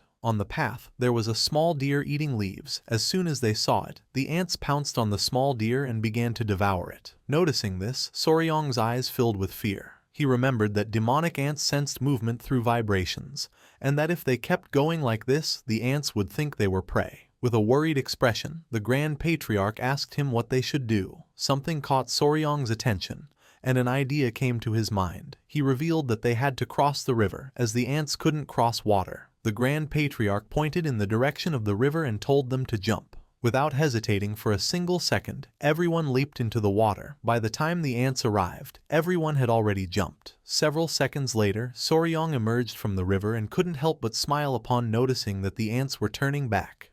Gu-pei was relieved that they had survived. Once the ants left, they got out of the river. He sneezed, feeling that it had been too close. It was like having one foot in the grave. Soryong was lying on the ground exhausted and asked his centipede Cheoya if he was okay, assuring him that he would dry him off quickly. Cheoya nodded. With a smile, the Grand Patriarch stood up and admitted that they were monstrous creatures. He, the myriad venom's divine lord, had never felt fear before any enemy, and yet these demonic ants had filled him with terror. Our boy's eyes filled with concern, and he warned that they must remain cautious. These creatures devoured every living being in their path, and this explained why they hadn't seen a single animal on the way. Stroking his beard, the Grand Patriarch nodded, confirming that a swarm of this size explained everything. Our boy was disappointed, thinking it was only demonic ants and not some unknown beast. The Grand Patriarch noticed the sun was setting and, seeing that this place seemed safe, suggested they rest for a while. Soryong nodded, thinking it was a good idea.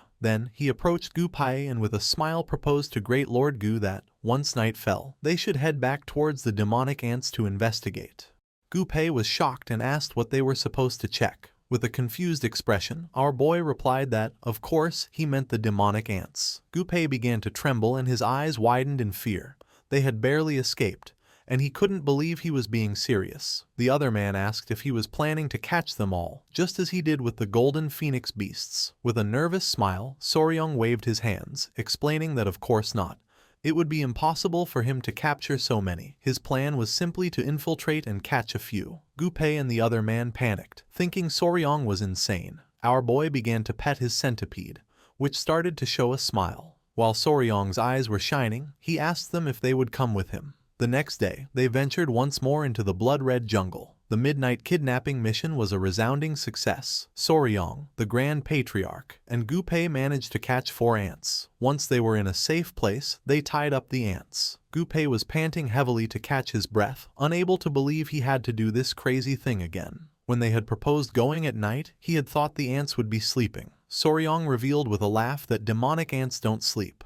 Soryong pointed out that they had succeeded, as they had managed to catch 4 demonic ants. Gu-pei grabbed the ant he had caught and with a confused gaze asked Soryong if they could really raise them. Soryong sat down beside them and began to observe the ants carefully. After analyzing them, he determined that it probably wouldn't be possible to raise them. Their memory only lasted about 3 days, which made any training useless, and without a queen, they were impossible to control. Gu-pei was somewhat furious, wondering if all this had been for nothing. With a serene smile, Soryong replied that it hadn't been for nothing. He pointed out the beauty of the creatures, explaining that the simple act of displaying them in the Tong clan would be impressive. Gu Pei put his hands on his face. Soryong, with a nervous smile, reminded him that this was the poisonous creatures unit and that he had to endure it. The Grand Patriarch interrupted them, asking Soryong what his plan was now. He suggested that if they were going to hunt more poisonous creatures, they could head west towards Ruili or south to the deeper jungles of Xishuangbana. Soryong's eyes began to shine with confidence as he revealed that they would do neither of those things. First, they would regroup with Hua Yun's group and then they would track the demonic ants again. More precisely, they would move ahead of them. Gu Pei and the others were in shock. Soryong cracked his knuckles and revealed his plan. Their targets would be the poisonous creatures flushed out by the march of the demonic ants. This, in reality, would make it easier to capture others, turning it into a perfect opportunity. For this reason, they had to join their march. Gu Pei's face was covered in sweat, knowing he wouldn't make it out of this alive. A smile spread across our boy's face, making him feel excited as the image of poisonous creatures came to his mind. It didn't matter if he couldn't catch the ants. With this plan, he would take over all the venomous beasts of Yunnan. He would sweep them all up. Once night fell, they lit a bonfire. Lady Huaying was in shock to see they had captured 4 ants. Her attention was fixed on the sharp limbs of the insects. She couldn't believe that Soryong wanted to run in front of these creatures and, on top of that, catch the venomous beings that fled from them. She became somewhat furious. After the bees, now it was ants. She remembered it hadn't been that long since they ran in front of the golden-haired royal bees. Soryong panicked and, showing a nervous smile, reminded her that she herself had said they got good results last time. Her eyes widened in surprise, as she knew Soryong was right. She remembered the Grand Patriarch's words, who had explained that by running tirelessly in front of the swarm of golden-haired royal bees, she had depleted her internal energy over and over again. Thanks to this, she was able to absorb most of the energy from the inner core of the blue-spotted centipede. And without seeking it, even Huyen got a great opportunity. A cheerful smile spread across our boy's face. He explained that, now that the centipedes had molted twice and no longer needed to feed on the core's energy, it was her chance to completely absorb the remaining energy. The Grand Patriarch approached them and interrupted, asking Soryong if for that very reason, he shouldn't run as well. With a confident gaze, Huaying nodded. She stated that Soryong had also taken the elixir of the golden-haired royal bees, and therefore, he also needed to absorb this energy. Soryong's face filled with sweat and, with a confused expression, he proposed that the Grand Patriarch carry him and run, arguing that his Qigong skills weren't very good. Laughing out loud, the Grand Patriarch told him that he had seen him run very well that day, and that this was a great opportunity. Soryong couldn't help but grit his teeth hard and feel furious. Just then, Lady Huaying took our boy's hand and with a smile, asked if he would run with her tomorrow. Soryong didn't know what to say. Huaying let out a sigh and as her eyes shone she whispered that this was his punishment for trying to get his way. Her expression seemed strangely satisfied, like someone who had just eaten powdered yellow worms. The next day, the ants were chasing a wild boar through the forest. The large-scale collection of venomous creatures had begun. Shortly after, the ants caught the boar and began to devour it. Not far away, Lady Huaying, Soryong, and Gu Pei were running at full speed. Our boy informed them that the hunting unit was at the front of the legionary ants, so they had to be careful, as they bit everything that got in their way. Huaying nodded her head. Soryong's eyes began to shine with confidence and a smile spread across his face. He explained the plan. The current distance between them and the ants was about 60 zhang. Once the ants began to move, they would reduce the distance to less than 30 zhang and maintain it while they ran. When they caught the venomous creatures that appeared, they would pass them to the main group running alongside them. This group would place them in a cage and leave them on the opposite bank of the river, out of the ants' reach. Thus, the deadly race began once more. The plan worked, as many venomous creatures were also fleeing from the ants. With an excited smile, Soryong caught one of the snakes. With an expression full of determination, he noted that the name of the Valley of Venomous Creatures was not in vain, as all kinds of them were coming out, and he was determined to catch them all. The hunt continued for another hour or two, and the venomous creatures began to pile up without a problem. Soryong, Gu Pei, and Lady Huaying were now carrying several venomous creatures while fleeing from the ants. Soryong caught a snake and threw it to a man who was holding a wooden box. The man put the snake inside the box and with a worried expression asked our boy if he was feeling okay, to which he replied with an energetic yes, declaring that he couldn't get tired because there were venomous creatures waiting for him. Huaying informed our boy that there was a huge snake up ahead. Hearing this, Soryong's eyes widened in surprise. His attention was fixed on the snake in the tree. It was a genuine Burmese python. The Burmese python was one of the 5 largest snakes in the world, and the largest of them all. It was an animal as large as it was adorable. Besides, it was docile and not difficult to raise. Gupai was somewhat confused and asked Soryong if this snake wasn't a venomous creature. With a smile, Soryong nodded and stated that, while that was true, he had to catch this one. Gupai panicked, reminding him that he had said the same thing when the whip scorpion appeared, and again with the giant toad. At this rate, he wondered why they didn't just catch everything that appeared. Our boy's eyes began to shine with excitement and, with a confident smile, he stopped running and turned around, declaring that he would catch the snake then too. Lady Huaying told him to wait, revealing that the ants were too close. With a smile full of excitement, our boy assured them not to worry, as he would be right back. Soryong reached the Burmese python, grabbed it, and put it around his neck. The ants were hot on his heels, but our boy continued to smile. He wasn't going to let such a beautiful creature end up as food for the ants, so he decided it was time to get out of there.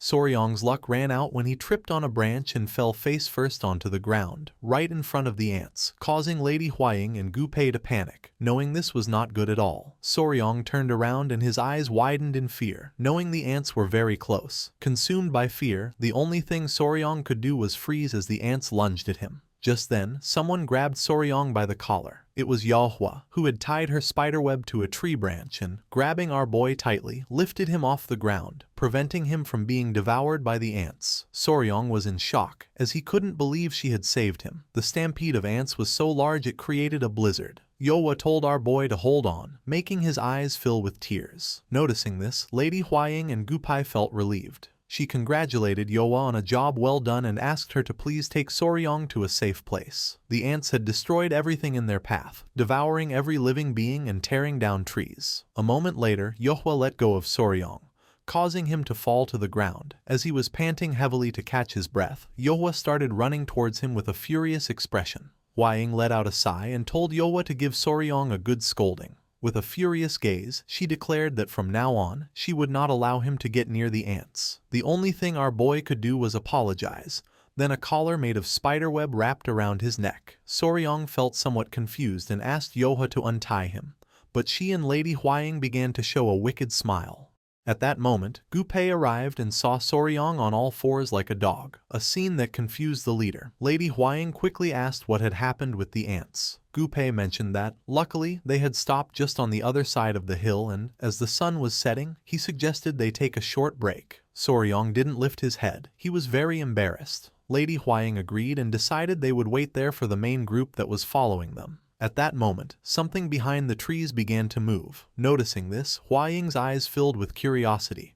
Not long after, someone threw a spear which stuck in the ground near Soryong. Seeing this, everyone panicked, not knowing what was happening. Men carrying spears emerged from the bushes, ordering them not to move. They declared that this was the land of the Beast Palace and demanded the intruders identify themselves. With a confused gaze, Gupai unsheathed his dagger, while on the other side, Lady Huaying asked them to calm down, revealing that they were from the Tang clan of Sichuan. Upon learning they were from the Tang clan of Sichuan, a man carrying a spear and with a fierce, bright-eyed wolf as a pet emerged and asked them how the Tang clan had come to the depths of the Yunnan jungle. His attention fixed on something and his eyes filled with seriousness.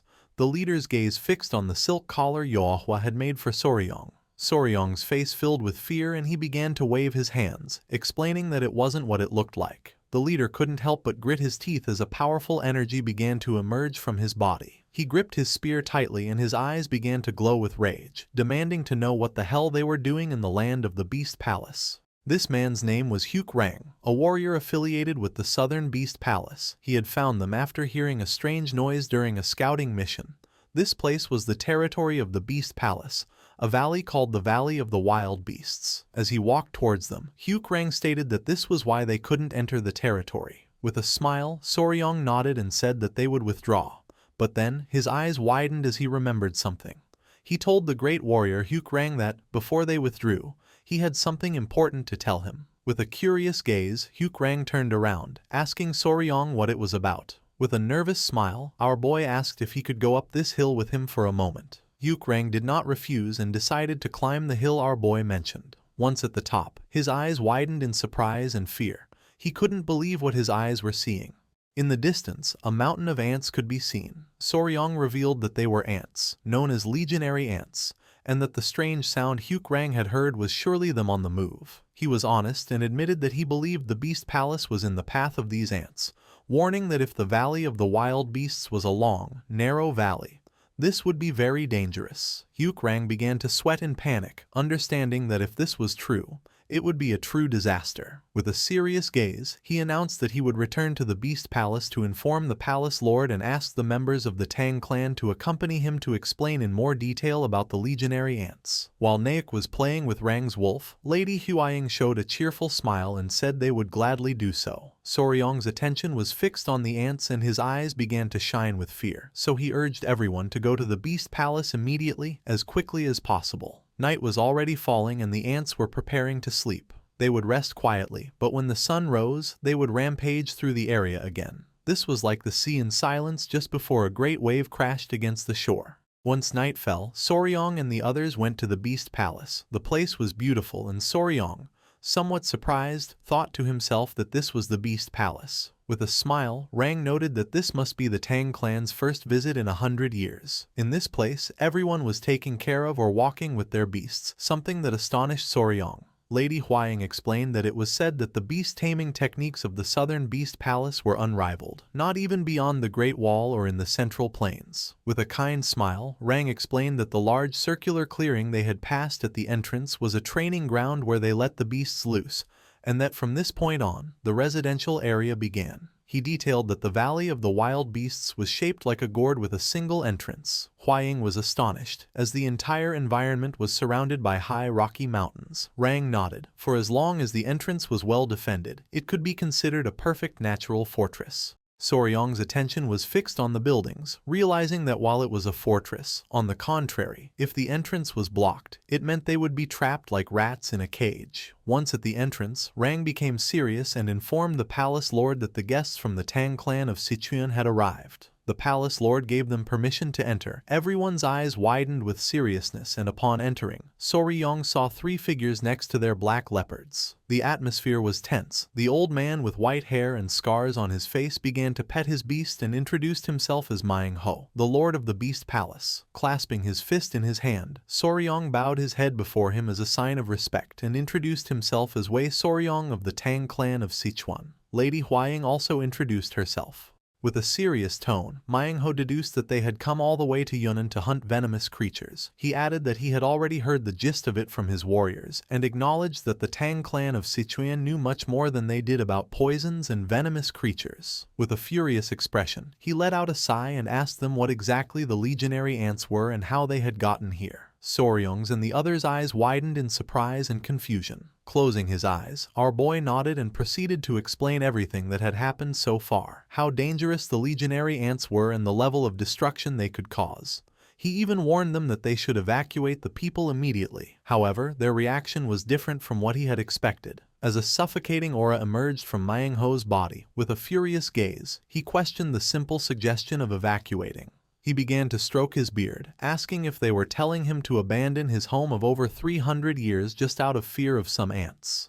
The brown-haired woman placed her hand on her chest and with a gaze full of rage told the palace lord not to listen to this outsider from the Central Plains, assuring that if he gave her 500 flying wolves, she herself would take care of annihilating them all. Her eyes began to shine with confidence and her gaze fixed on our boy, dismissing the threat by stating that, even if there were many, they couldn't be a big deal and that outsiders from the Central Plains always exaggerated. Clenching his fist tightly, our boy made it clear that he was not exaggerating. He warned that if by 500 flying wolves she meant 500 wolves, then all of them would be devoured by the legionary ants in an instant. The woman became furious. She couldn't believe what Soryong had just said. Lady Huaying grew a bit nervous, reprimanding Soryong for being very rude. Soryong decided to confront the woman, explaining that they were not ordinary ants, so they would undoubtedly cause great damage. It would be a real tragedy if the animals were injured or died because of this. The woman became even more furious and asked what the hell an outsider from the Central Plains knew to say this. She added that his people even ate the dogs they raised and that, for this reason,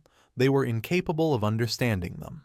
Hearing this, Soryong became furious and gritted his teeth tightly. For him, for her to judge them just for raising animals differently, This was crossing the line. A powerful energy began to emerge from our boy's body, causing Lady Huaying and Gupai to panic. While he could tolerate other things, he couldn't stand anyone doubting his feelings for his pets. He decided it was time to show everything he had. Without hesitating for a single second, he extended his hand and ordered his pets to come out. The 3 centipedes emerged from his clothes. Naik showed her true form, her spider body now visible, and then the lizards also emerged. Everyone's attention was fixed on them and their eyes widened in surprise, leaving them in shock. Soryong began to show off all his beasts with a proud smile, while those present, speechless, recognized the centipedes and lizards, and understood that the woman, in fact, was not a twin. While petting the centipedes, with a confident look, Soryong told them that her words were a bit offensive, as these were his companion venomous creatures. He revealed that it broke his heart when they got sick or were injured, so, of course, he also understood very well. The woman was in shock as she couldn't believe someone like Soryong had so many beasts. The old man with a parrot as a beast was dumbfounded and asked if by companions he meant they were venomous creatures that would accompany him for life. The old man with a cat added that even in their beast palace, where they cherished animals, no one used the word companion. Manhwa's furious expression disappeared and a smile spread across his face. He began to laugh out loud, exclaiming that this was truly extraordinary. Laughing, he mentioned that it had seemed strange to him that a woman was holding the young warrior on a leash, but that if the one holding the leash was this tamer and her companion, it meant that they both considered each other as their owner. Soryong panicked and began to sweat, knowing that this was all a misunderstanding. The elders became serious. They reasoned that if the young warrior referred to the creatures he raised as companions,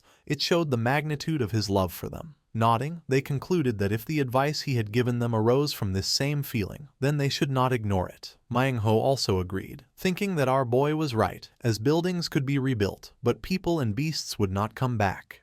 With a cheerful smile, Soryong and Lady Huaying looked at each other. They couldn't believe Soryong's plan had worked. Placing his hand on the table, Manhwa stood up and ordered everyone to gather in the main courtyard of the Beast Palace to prepare for evacuation. Following Manhwa's order, several hours later, everyone went to the main courtyard of the Beast Palace. Manhwa, who was next to Rang, approached Soryong and thanked him. Placing a hand on his shoulder, with a smile, he told him he was sorry he couldn't see him off or compensate him properly due to the urgency of the situation. Soryong said it was nothing, that he had only done what any person should do. With a regretful expression, the woman apologized to the young warrior for yesterday. She admitted she didn't know he was so serious and that she had made a mistake in judging him. Our boy told Miss Seal Pio not to worry about it. This aggressive woman turned out to be not only one of the palace elders but also the daughter of the palace lord. Her attention fixed on one of the centipedes, acknowledging that this was truly amazing. For her, it was easy to have beasts near people, but getting insects and venomous creatures to follow him like this was something else entirely. She began to pet the small centipede on Soryong's head and asked the young warrior if, in the future, his little creatures happened to have offspring, could she keep one?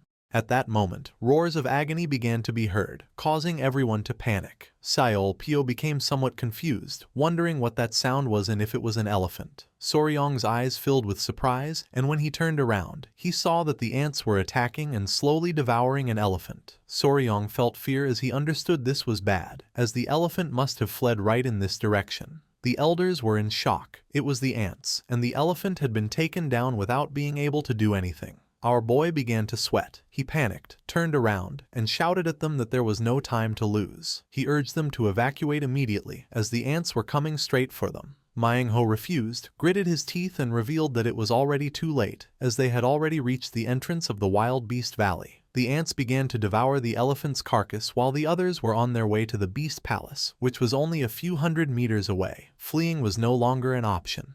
In the blink of an eye, the ants devoured the elephant, leaving only bones. Soryong and the others panicked as they watched the elephant turn to bone in an instant. Manhwa grew serious, understanding they had no choice but to fight. One of the elders clenched his fist and doubted they could hold out if even such a huge elephant was annihilated in an instant. Lady Huaying, somewhat worried, asked Soryong if the Grand Patriarch and the poisonous creature squad were okay. With a confident expression, our boy stated that, knowing the dangers of the legionary ants, they must have fled to the other side of the river. The ants began to advance towards them. Gupei's attention fixed on them and his face filled with sweat. He was more worried about his own group, as it seemed impossible to break through the ants and escape from there. Soryong put his hand under his chin and began to ponder. This was the worst possible scenario. If they kept on like this, the ants would catch them in the Valley of the Wild Beasts, and he needed to decide what they should do. Just then, a spiderweb descending from the top of the mountain caught everyone's attention. It was none other than Yohua. While Soryong was somewhat surprised, Lady Huaying began to smile. Remembering they had her, she realized that if they could use Yohua's web to cross the mountain, they could escape to safety. Nearby, Manhwa stood with his arms crossed. Soryong turned towards them and wondered what the people of the Southern Beast Palace would do. If it were just his group, it would be fine, but with so many people, the situation was very different. With a confident smile, Manhwa told the young warrior not to worry about them and to just leave. He explained that, in the world of beasts, eating and being eaten was natural. If they couldn't defeat these creatures, their fate was to be devoured. Soryong and Lady Huaying were surprised. Our boy clenched his fist tightly, his eyes shining with determination. He couldn't just abandon them like this. They were animal lovers, like him.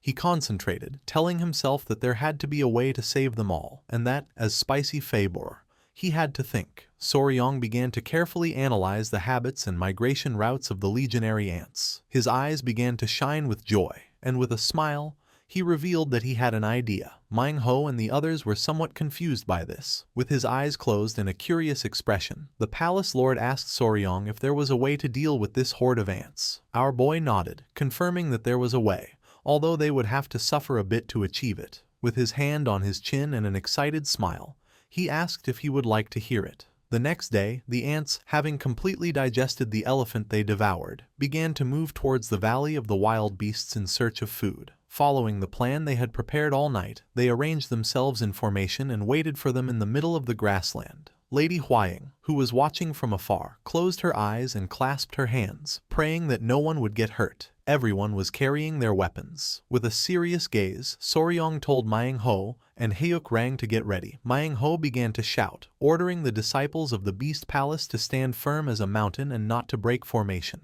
They were going to protect their home with their lives.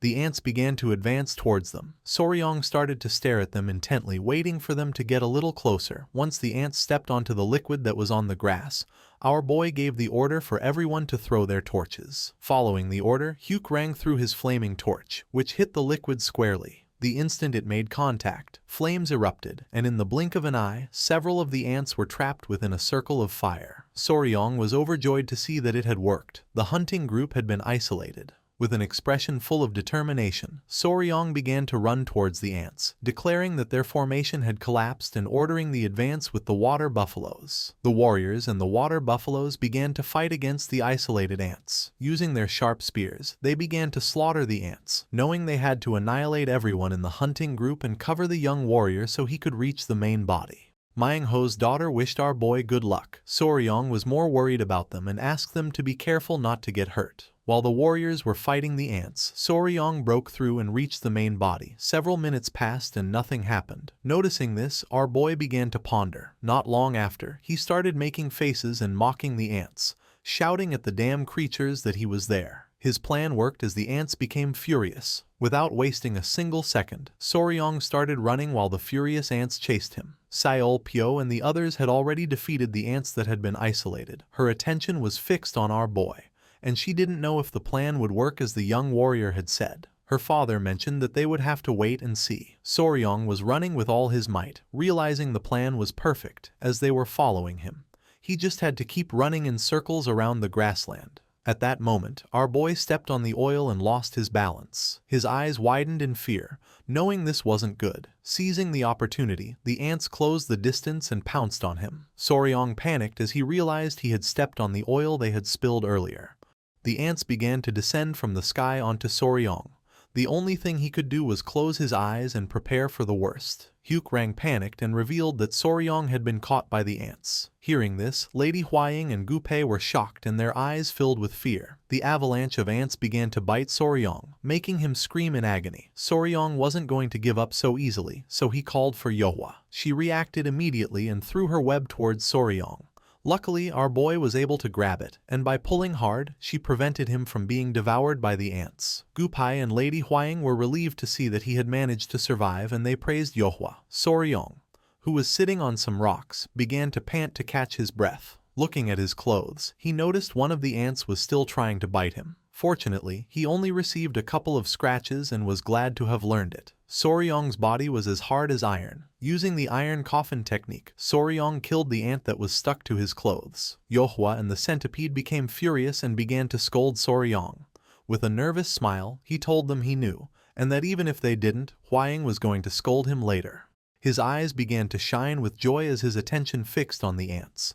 They were standing on some rocks, and the ants were circling around them. Manhwa and Rang were astonished to see the ants going in circles, exactly as the young warrior had said. Soryong was the only one who knew why the ants were behaving this way. The reason was that their path had been cut off. He understood that the ants couldn't see well and were guided by the pheromones left by the lead ant. Because of this, if the hunting or advance group suddenly disappeared, the worker ants, which only followed signals to move forward, would end up intertwining with each other and losing their way. Since the warriors of the Beast Palace had destroyed the hunting group, the ants would get trapped chasing each other until they died. With an astonished expression and a smile, he revealed that this was the death spiral, the ant mill. As Seolpyo's eyes widened with joy, she turned to her father. Crossing his arms, Manhwa nodded and gave his daughter permission to tell everyone immediately. With a smile, Soryong picked up the centipede.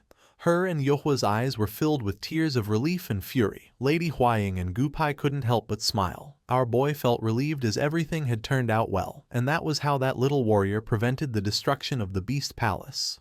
3 days had passed since Soryong had trapped the legionary ants in the ant mill. In front of the Beast Palace, the massive swarm of insects continued to march in endless, self-destructive circles, slowly getting weaker. The colony was now falling apart as the ants collapsed one by one from exhaustion. The warriors of the Beast Palace walked among them, finishing off the last of the weak creatures by crushing them. Standing with Soryong, Manhwa, the lord of the Beast Palace, asked if the long ordeal was finally ending, and Soryong hesitantly agreed. Manhwa, grateful, asked what Soryong wanted him to do. Soryong made a strange request. He wanted help finding the queen ant among the dying swarm. He explained with a smile that he wanted to see if he could raise her, asking for their help just this one time. In his mind, Soryong was excited, remembering how he used to catch and raise ants as a child. He thought they were the perfect pet and was determined not to let this rare chance slip by. With a new goal, the search began. Soryong told everyone, including Rang, Gupai, and Lady Hwaying, to search for the ant with the biggest abdomen. Rang shouted that he understood and led the search. It wasn't long before one of the Beast Palace warriors called out to Soryong, telling him to come quickly. Soryong rushed over, surprised and hopeful. He was met with a gruesome sight. A monstrously large red ant lay on the ground, surrounded by the bodies of other ants. This giant insect had menacing, glowing red eyes, and a spear was already in its head, yet it was still alive. The group gathered around in shock, pointing out that the ants were eating each other, with the giant ant at the center of the scene. Lady Hwaying asked if this could be the queen. Soryong, with a disturbed look, confirmed that it must be the queen, but he couldn't shake the feeling that something about the situation was very strange. Soryong was deeply troubled by the scene. He knew from his knowledge of insects that while a new queen ant might eat her own eggs to survive and start a colony, a queen would never eat her own young once the colony was large and established. Also, he knew that ants only recognize their dead companions after about 3 days, when the bodies start to release a specific chemical. This led him to a horrible conclusion. The queen was eating her own young while they were still alive, which was completely against the laws of nature. Just as he was thinking about this, Lady Hwaying called out to him, telling him to look closely at the queen's head. His eyes widened as he saw something gleaming where the warrior's spear had been. It was a golden needle, glowing with a faint energy, stuck deep in the creature's forehead. Driven by curiosity, Soryong carefully approached the dying monster. Lady Hwaying warned him to be careful, but he was focused on the strange object. He reached out and, with a firm grip, pulled the golden needle free from the queen's head. The moment it came out, black blood shot from the wound, and the giant ant let out a final pained screech before collapsing. Soryong stared in shock. The queen was dead. Holding the strange needle, he turned to Lady Hwaying and asked if she recognized it. She looked at it thoughtfully, explaining that while the Tang clan also used golden needles, this one had a rare length and shape. As Soryong looked at it more closely, he noticed that the needle was hollow. He guessed that it must have been used to inject some kind of drug or poison into the queen. Suddenly, a voice called out to Soryong and Lady Hwaying. It was the Grand Patriarch, who came running towards them with his men, much to the relief of his grandchildren. The elder explained that he had met the warriors of the Beast Palace while searching for them and had been told everything that had happened. He asked Soryong if he was alright, and the boy assured him that thanks to his iron coffin technique, he had only a few scratches. Manhwa then approached the Grand Patriarch and, confirming he was an elder of the Tang clan, did something amazing. He, along with all the warriors of the Beast Palace, knelt down in a deep bow of gratitude. Manhwa declared that his people owed a great debt to the Tang clan for their help, leaving the Grand Patriarch completely flustered and begging them to rise. Lady Huaying noted to herself that for the proud lord of the Beast Palace to show such deep respect was truly special, even for someone as important as her grandfather. Once they stood up, Manhwa insisted on treating the Tang clan with the greatest hospitality and invited them into his palace. However, Soryong interrupted, explaining that he had an important question for his grandfather first. He held out the golden needle he had pulled from the Queen Ant's head, explaining where he found it and noting its similarity to the needles used by their own clan. He asked the Grand Patriarch if he had ever seen one like it before. The moment the Grand Patriarch saw the needle, his expression changed to pure shock and horror. He grabbed Soryong's hand, demanding to know where he had found it. Startled by his grandfather's intensity, Soryong repeated that it was in the Queen Ant's head. Lady Huaying asked what was wrong, sensing a serious problem with the needle. With a grim and heavy tone, the Grand Patriarch looked at both his grandchildren and the members of the Beast Palace.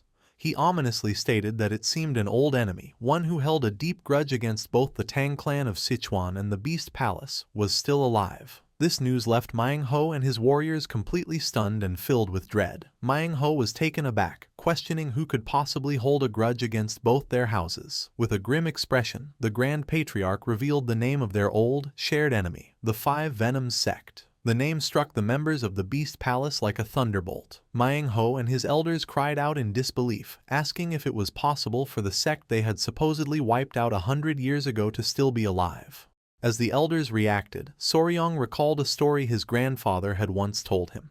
He remembered hearing that the divine technique he had learned had come from this very sect, which the Tang clan and the Beast Palace had joined forces to destroy long ago. Manhwa, putting the pieces together, realized that if the Five Venoms sect was involved, they must have used their forbidden great explosive immersion technique of wild beasts on the Ant Queen. Seeing Soryong's confusion, Seolpyo explained that it was a dangerous technique that forced a beast's potential to be unlocked, driving it into a frenzy. She added that it was a last resort art, as it could easily kill the animal if done wrong. The Grand Patriarch explained more about the sect's cruelty, describing them as ruthless people who forced beasts to breed with venomous creatures to create spiritual pills and who would kill anyone who got in their way. He concluded that the combination of a Tang clan-style golden needle and a Beast Palace technique was undeniable proof of their involvement. Fear began to spread through the Beast Palace warriors as they whispered among themselves, wondering if the terrible events of a century ago were about to happen all over again.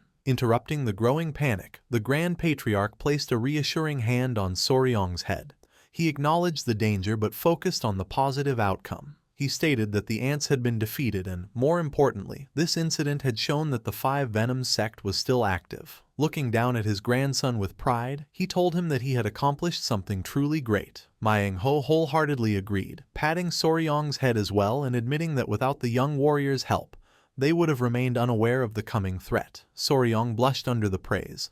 Finally, the Grand Patriarch stood tall and made a formal declaration. He announced that since the Five Venoms sect had not truly been destroyed, the alliance made 100 years ago was still in effect. In the name of the Patriarch, he pledged the full support of the Tang clan of Sichuan to the Beast Palace in the fight to come. With a determined expression, Manhwa clasped his fist and formally renewed the alliance, declaring that the Beast Palace would, of course, stand with and support the Tang clan. Having settled the matter, he turned to Soryong with a warm smile. He expressed his deep gratitude, explaining that since Soryong had done him a great favor, he wished to grant the young warrior and his clan anything they desired. Manhwa's enthusiasm was clear as he loudly encouraged Soryong to ask for anything at all, leaving our boy flustered and wondering why he kept getting these open-ended offers. Sensing the opportunity, the Grand Patriarch leaned in and whispered to his grandson. He told Soryong to ask Manhwa about the divine returning technique of the Five Venoms, assuring him that the palace lord would not dare to refuse such an important request. Taking his grandfather's cue, Soryong turned to Manhwa and stated that he had a question. The palace lord graciously told him to ask whatever he wished. The scene then shifted to the grand hall of the palace lord within the Beast Palace. There, Soryong presented his two small centipede-like creatures, which hopped playfully on a tiger skin rug. He began to explain his unique situation. Unlike the other members of the Tang clan, he had learned a technique that came from the Five Venoms sect. Because of this, he revealed, he was able to give commands to one of his creatures purely through his thoughts. Getting to the main point, Soryong asked his crucial question. Did the divine returning technique of the Five Venoms, that the Tang clan had also contained the secrets of the Beast Palace's Wild Beast's Heart technique? He recounted his understanding that their two clans had divided the techniques of the defeated sect between them 100 years ago. He explained that his ultimate goal was to understand how this mental connection was possible and to find out if he could do it with his other beloved creatures. The question hung in the air, leaving Manhwa and his daughter Seolpyo to think about the deep implications of his request. After a moment of thought, Manhwa regretfully told the young warrior that his request was a difficult one to grant, leaving Soryong looking disappointed. Seolpyo explained more about her father's refusal. She explained that while the Beast Palace was not stingy with its martial arts, the Wild Beast's Heart technique was their greatest and most guarded secret. It was an art that allowed one to share their heart with wild beasts, but it was passed down only to the direct descendants of the palace and it was strictly forbidden to share. This created a problem for the elders. Manhwa noted that the son-in-law of the Tang clan had somehow already mastered a part of their most secret technique, and they were unsure what to do.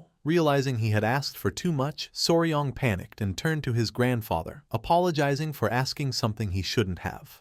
Suddenly, Manhwa's expression changed as an idea seemed to strike him.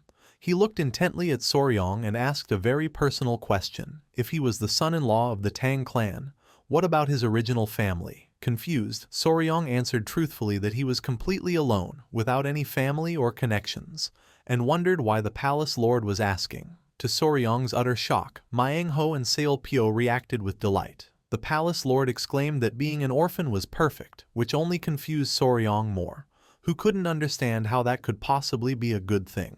Manhwa laughed heartily, complimenting Soryong on his fitting name and praising his love for his creatures, declaring it was more genuine than anyone else's in the entire Beast Palace. His expression then turned serious as he captured everyone's attention. He looked directly at the stunned young warrior and, pointing a commanding finger at him, made a shocking declaration. With absolute certainty, Manhwa announced that Soryong would become his son. Soryong and his companions were left speechless by Manhwa's sudden announcement. Flustered, our boy could only stammer, asking if the palace lord had really said he wanted him as a son. Manhwa confirmed his offer with a firm look, stating clearly that Soryong was to be adopted into the Beast Palace. He explained that if Soryong became a member of his family, he could learn all of the Beast Palace's martial arts, including its greatest secret technique. He added that with the Five Venoms sect appearing again, it was more important than ever for their two houses to have a closer relationship. Turning to the Grand Patriarch, Manhwa respectfully asked for his opinion. He admitted that a previous attempt to unite their clans 200 years ago had failed, but he believed that with a special boy like Soryong, they could finally fix past mistakes. The Grand Patriarch stroked his beard in thought. He agreed it was a tempting offer, especially if Soryong's status as a son-in-law to the Tang clan was also honored. However, he left the final decision to Soryong, saying his free will was the most important thing. With the elders' approval, Manhwa turned back to Soryong. He made the offer even better, promising that if Soryong became his adopted son, he would personally teach him how to share his heart and mind with all of his animal companions. The offer was overwhelming for Soryong, who panicked at the thought of suddenly getting a new father and sister. He felt it was too big a decision to make so quickly. Sensing he was hesitant, Manhwa and Seolpyo exchanged a look, realizing the offer wasn't quite enough. Suddenly, Seolpyo's face lit up with an idea. She excitedly suggested to her father that they offer Soryong the bisa, or flying snake. She figured that since the young warrior loved venomous creatures, the legendary snake would be the perfect gift. Soryong, hearing the unfamiliar name, looked confused. He turned to his grandfather for an explanation, and the old man's expression grew serious. The Grand Patriarch explained that she was likely talking about the legendary Bichionsinsa, the divine flying snake. He described it as the greatest of all venomous creatures. It was a mythical beast, said to have 2 horns and the ability to fly through the sky. The description had a huge and immediate effect on Soryong. His hesitation vanished, replaced by pure excitement. His eyes began to sparkle, and he clenched his fists, completely taken by the thought of such an incredible creature. It was, he thought, an insanely amazing offer. Seeing that Soryong was about to accept, Seolpyo made the final, irresistible offer. With a confident and playful smile, she promised him that if he became her little brother, she would personally help him capture the legendary flying snake. That was all it took. All of Soryong's doubts disappeared. Without a second thought, he bowed deeply and formally greeted his new family, calling Manhwa father and Seolpyo older sister. The palace lord burst out in joyous laughter, welcoming his new son. While Lady Hwang and her companion from the Tang clan looked on in confusion, the hall filled with celebration. And so, after a sudden but happy decision, a formal adoption ceremony was held, officially making Soryong a member of the Southern Beast Palace.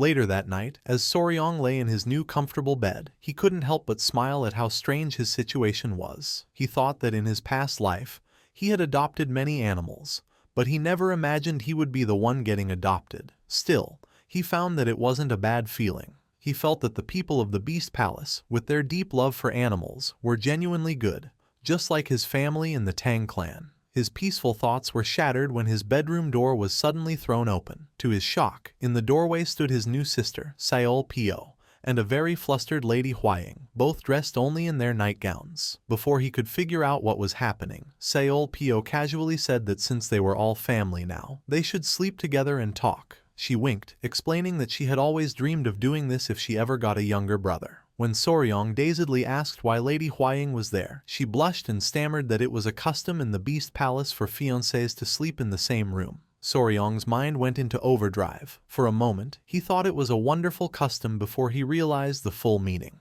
His heart began to pound as he panicked at the thought of spending the night with two women.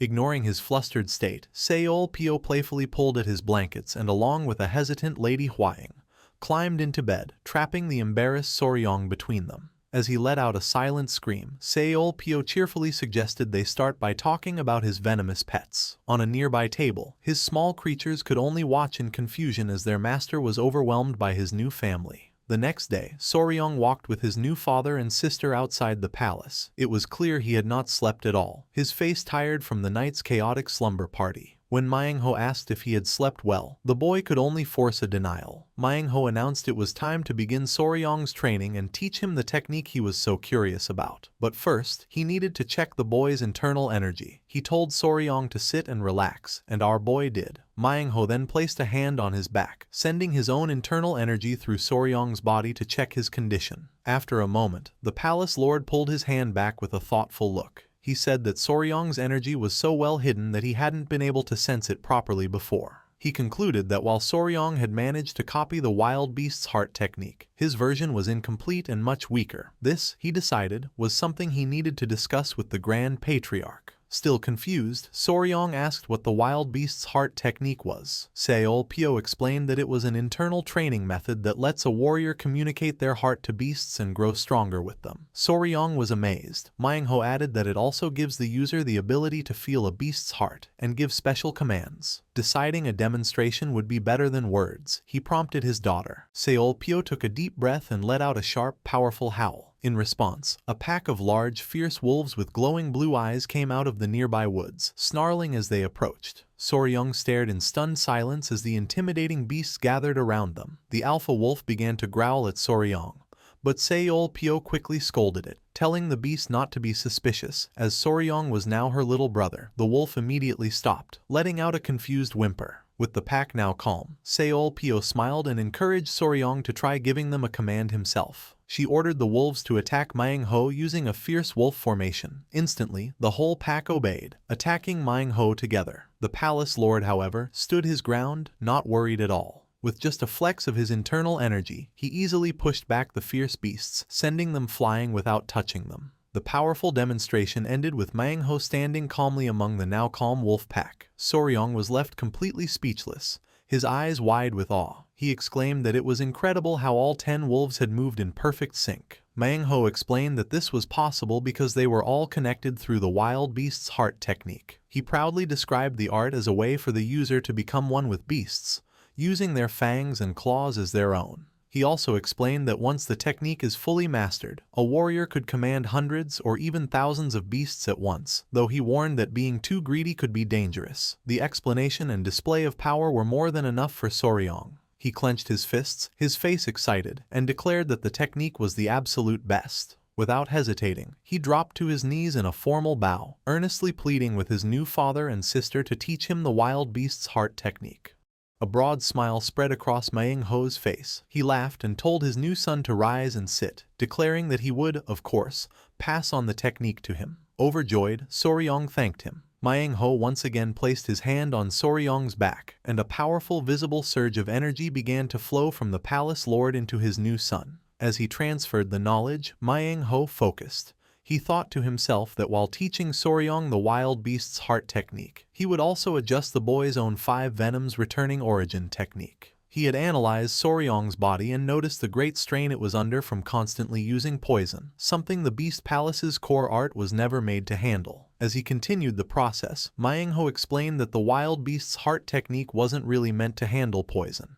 Its true purpose was to connect with something more basic, like a creature's blood. The news shocked Soryong. Manhwa added that it only required a single drop of blood, or even other body fluids like spit. He revealed this was the reason Soryong was already able to give his centipede-like creature mental commands. The bond had started to form when the creature bit him. The memory clicked for Soryong, and he finally understood. With a final pat on Soryong's shoulders, Manhwa announced that the ritual was complete. He told his new son that he was now fully connected to his little centipede through the technique and would be able to feel its heart and emotions completely. Closing his eyes and holding the small creature, Soryong felt a warm, golden energy surround him. He was stunned, he could truly feel it now. He was overwhelmed by a wave of pure, unconditional love from his companion, an emotion so strong it was like being loved as a baby. Tears streamed down his face as he hugged the creature tightly. Manhwa looked on, satisfied, declaring that this was the power of the complete wild beast's heart technique. Ready to continue, Manhwa then asked Soryong to hand over his other small creatures so he could repeat the process and form a bond with them as well. Though Soryong worried they might bite, Manhwa assured him he would be fine, as he could use a protective aura if he needed to. However, the method for the next step was much weirder than Soryong could have imagined. Manhwa instructed him to lie on the ground and open his mouth. Before the confused boy could react, Manhwa held the 2 creatures over his face and commanded them to each spit into their master's mouth. He explained that Soryong's training was to use the technique to feel the spit as it entered his body. Horrified, Soryong tried to protest, but it was too late. The 2 creatures began to drool heavily above him. As the spit dripped down, Soryong was filled with disgust, thinking that the situation was getting very weird.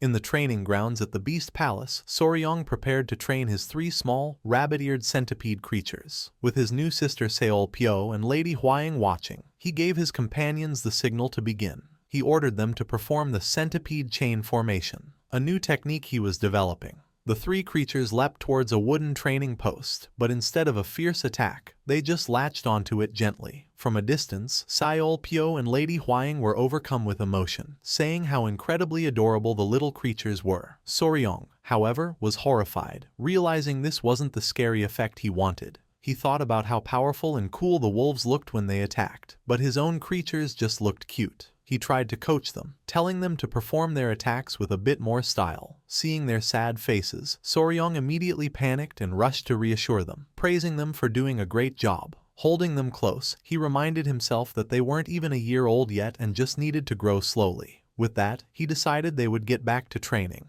Half a month had passed since Soryong had officially inherited the beast heart art and bonded with his centipedes. Because his original technique was similar, he was able to master the new one very quickly. This let him focus on strengthening his connection with his companions. Soryong didn't actually go through with the disgusting method of having his creatures spit in his mouth. He couldn't do that. Instead, he completed the bonding process by having them all suck on his pinky finger. Later, while walking, Soryong asked his sister Seolpyo if she had heard any news from the flying heavenly divine master yet. Seolpyo explained that the place the warriors had gone to check was a 3-day journey away, so they would probably hear back soon. Soryong understood and agreed. As Soryong stood with Seolpyo and Lady Hwaying, Gunpei came running towards them. Out of breath, he called out for young Master Soryong, announcing that he had a message from the Grand Patriarch. Surprised, Soryong asked what was going on. Gupai hesitated for a moment before delivering the exciting news. The heavenly flying emissary had finally been found. The news sent a jolt of excitement through both Soryong and Lady Huaying. A determined smile spread across Soryong's face as he thought that the moment had finally come. Without wasting a second, he announced that they would go to his grandfather at once. The group arrived at the guest hall of the Beast Palace, where the Grand Patriarch was watching his men prepare various materials. Soryong, along with Gupai and Lady Huaying, rushed over to him. The Grand Patriarch greeted his grandson warmly and asked how his training was going. Soryong assured him that he was fully dedicated to it. Eagerly changing the subject, Soryong mentioned that he heard the heavenly flying emissary was found. The Grand Patriarch confirmed this, explaining that he was personally watching the creation of a special Realgar mixture using the Tang clan's secret formula, which was needed for the capture. He explained that while the creature had been found, they couldn't move to capture it right away. He warned that although its poison was considered weaker than the 10 great poisons, they couldn't be careless. Before talking about it further, the Grand Patriarch's expression softened. He told Soryong that he had caught something interesting and wanted to show it to him. He pointed towards a large clay pot, leaving Soryong to wonder what could be inside. As the Grand Patriarch presented the pot, Soryong and Lady Huaying looked inside, their eyes widening in surprise. At the bottom sat a strange-looking spider with a hard, flat abdomen that looked exactly like a fancy gold coin. Soryong excitedly identified it as a money coin spider. The Grand Patriarch confirmed this with a smile, explaining that the creature was named for its abdomen's resemblance to a gold coin. This creature, also known as the Chinese hourglass spider, is a type of trapdoor spider. Soryong's face lit up with joy.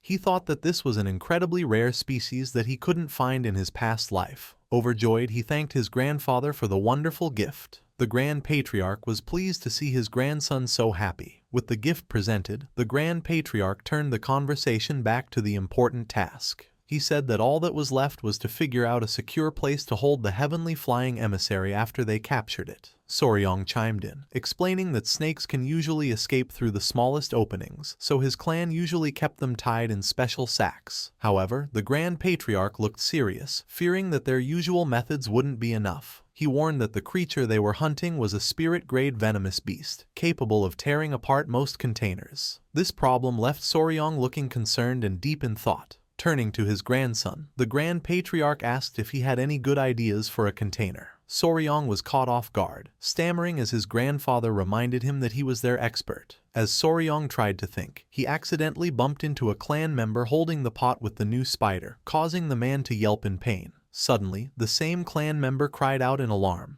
telling Soryong they had a problem. In a panic, the man announced that the money coin spider had disappeared. He held up the pot, showing it was now empty except for the dirt. The man was upset, apologizing and explaining that he had only looked away for a moment. Soryong, however, stayed calm. He reassured the man that it was all right and that the creature hadn't actually escaped. He then asked the clan member to bring him some spider thread and chopsticks. Once he had the items, Soryong tied an insect to the thread and dangled it over the center of the jar. In a flash, the money coin spider burst out from under the dirt, snatching the bait with surprising speed. The clan member was completely shocked. Soryong explained that it was a trapdoor spider and that it naturally digs burrows to live in, telling the man not to worry. The man let out a huge sigh of relief. As the man walked away with the pot, Soryong watched him, a thoughtful look on his face. He remembered how the spider built its home by digging a burrow, creating a secure, pouch-like space. As he pictured the spider's den, a brilliant idea suddenly struck him.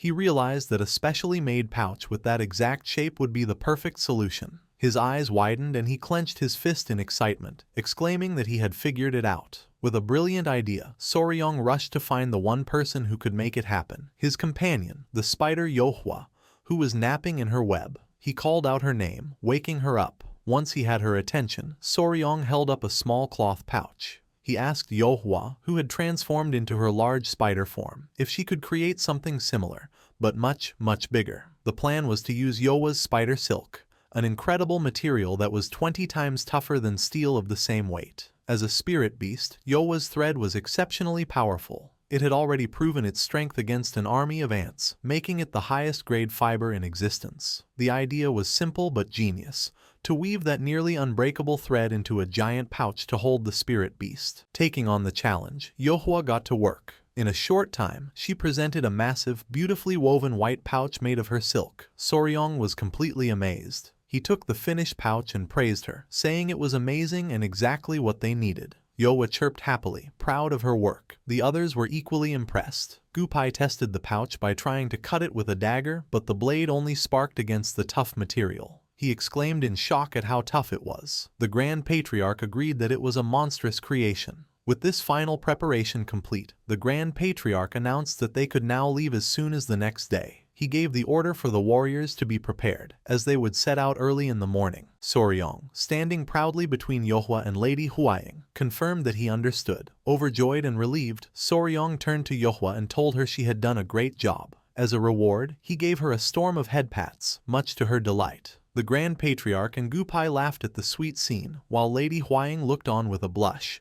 And with that, all preparations to capture the flying heavenly divine master were finally complete. The next morning, as the sun rose, the group set out on their mission. Led by warriors from the Beast Palace, Soryong and his companions from the Tang clan headed for Hyupsu Gorge, where the flying heavenly divine master had been seen. As they walked, the Grand Patriarch said he was looking forward to this, as he hadn't seen the 24 poison branches in person since he was young. Soryong, confused, asked his grandfather what he meant, recalling only that they were ranked below the 10 great poisons. The Grand Patriarch explained that the term was a comparison. Just as the day is divided into 24 hours, the Tang clan assigns a powerful venomous beast to each of the 24 hours. While they were not among the legendary 10 great poisons, these were 24 very potent beasts of the highest grade. Soryong and Lady Huaying listened, beginning to understand. After some time, one of the lead warriors shouted that they had arrived, pointing ahead toward the gorge. Soryong's gaze followed, and his eyes widened in awe at the sight. Hovering majestically near a cliffside waterfall was a massive, snake-like creature, its long, elegant body decorated with light blue fins and 2 sharp horns on its head.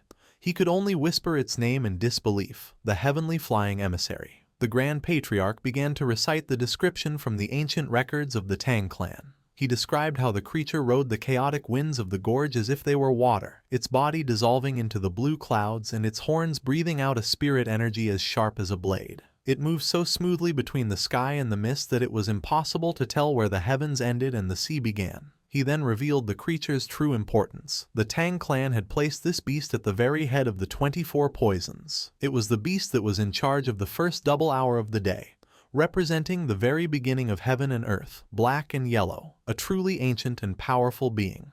As he stared at the impossible sight, Soryong's mind went back to his previous life. He remembered that flying snakes did exist on Earth, though most people didn't know it. He recalled a live stream he did as his online personality, Spicy Faber, where he excitedly showed his 1 million subscribers a real, flying snake. He had shown a green snake called a Chrysopelia, and when his viewers asked how it could fly, he explained the science. It didn't truly fly, but glided by spreading its ribs to catch the air. His viewers had accused him of clickbait, but he had calmly defended himself, arguing that gliding up to 250 meters was close enough to flying. He had then laughed and confidently said that everything in the universe had to obey the laws of physics. A snake couldn't just fly like a bird. That was what he used to believe. But now, seeing a massive horned serpent soaring through the air against all logic, he could only wonder what he was looking at. The sight was so reality-breaking that his brain felt like it would shut down. He turned to his grandfather and asked if it wasn't a bit strange that a snake was flying.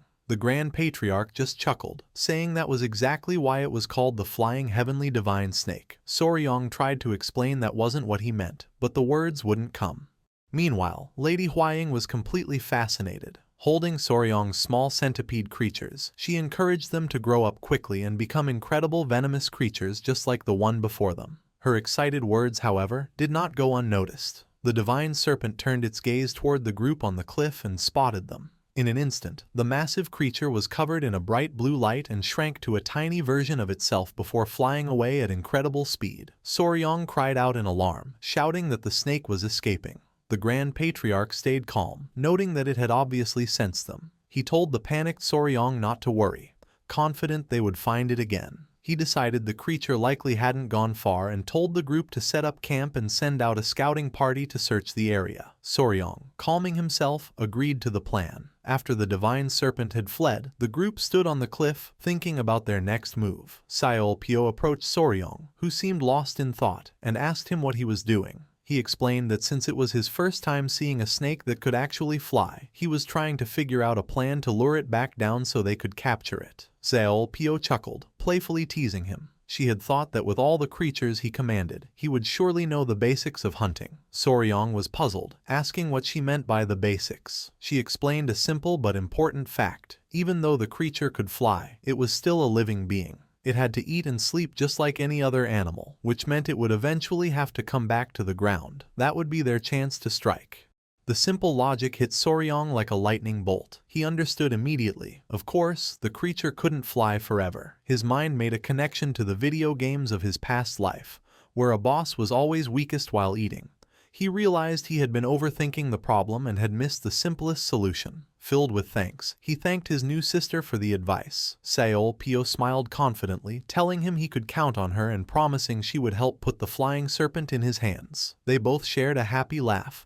But their good mood didn't last. As night fell over the mountains, the situation got worse. The hunting party was in chaos. The warriors from the Beast Palace lay scattered on the ground, groaning in pain, clearly beaten. Standing among the fallen warriors, Soryong and his companions looked on in shock. It was in that moment that they finally understood the true nature of their prey. Hovering above them in the moonlight, surrounded by a powerful aura, was the divine serpent. It was then that the group truly understood why this venomous creature was known as the very first of the 24 poisons. The divine serpent hovered over the defeated hunting party, its powerful aura filling the air. Lady Huaying rushed to Soryong's side, asking with concern if he was all right. Though he was shaken, he assured her he was fine. The serpent's glowing eyes stared down at them, a clear show of its power. Soryong's mind raced, thinking about the events of the last few days.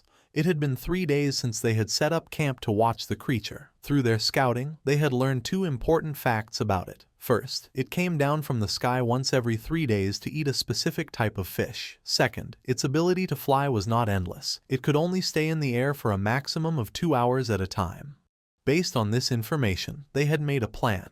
They would wait for the serpent to come down to eat and then ambush it at night, hoping to catch it while it was distracted. However, the plan had failed badly. The creature was much more aware than they had thought. The moment they made their move, it noticed them and immediately took to the sky, leaving its meal. What followed was a one-sided fight. The serpent's huge 6-meter-long body was covered in unusually hard skin that their weapons couldn't cut, but its most powerful ability was its raw strength. The creature would repeatedly crash into the ground with great force, creating powerful shockwaves that sent the warriors flying. The constant storm of flying rocks and debris made it impossible for anyone to even get close. As the dust settled, Soryong and the others finally understood the truth. While the serpent's poison might not have been as strong as the legendary 10 great poisons, its overwhelming physical power and sharp senses were more than enough to earn its reputation as the most powerful of the 24 venoms. Seeing the damage, the Grand Patriarch quickly made a decision. He told Soryong that there were too many injured and they needed to retreat immediately. Soryong quickly agreed. The Grand Patriarch then shouted the order for everyone to fall back, telling them to grab the wounded and return to the safety of their camp. The entire group turned and fled from the powerful serpent, their faces showing fear and determination. Their first attempt to capture the flying serpent had ended in complete failure. Later that evening, the group gathered around a campfire. The mood was serious as they tended to their wounds. Lady Huaying was wrapping a bandage around her arm and Soryong approached her with concern. She assured him it was just a scratch. Nearby, the Grand Patriarch finished setting a splint for a warrior with a broken arm. The warrior apologized, but the Grand Patriarch took responsibility for the failure. Standing next to a concerned Seolpyo, the Grand Patriarch admitted that he hadn't realized how powerful the creature truly was. He said they had been careless, noting that if even a lower-ranked beast was so strong, they should have been much more careful with the top-ranked one. He then turned to Soryong and asked what they should do now. Soryong fell into deep thought. He realized this creature was completely different from anything he had ever seen, and his knowledge from his past life was useless. Looking at the bandaged and beaten warriors, he concluded that another direct attack was too risky. They couldn't afford to lose their valuable warriors trying to capture one creature. He thought that the whole situation would be much easier if the serpent just couldn't fly. As he thought about this, a sudden memory sparked in the Grand Patriarch's mind, and he exclaimed that he had just remembered something important. The Grand Patriarch announced that he had an idea about how the divine serpent managed to fly, getting Soryong's attention. He explained his theory, saying he could clearly sense a flow of energy around the creature whenever it flew. Since it rose without any physical movement, he guessed that it must be controlling this energy to lift itself.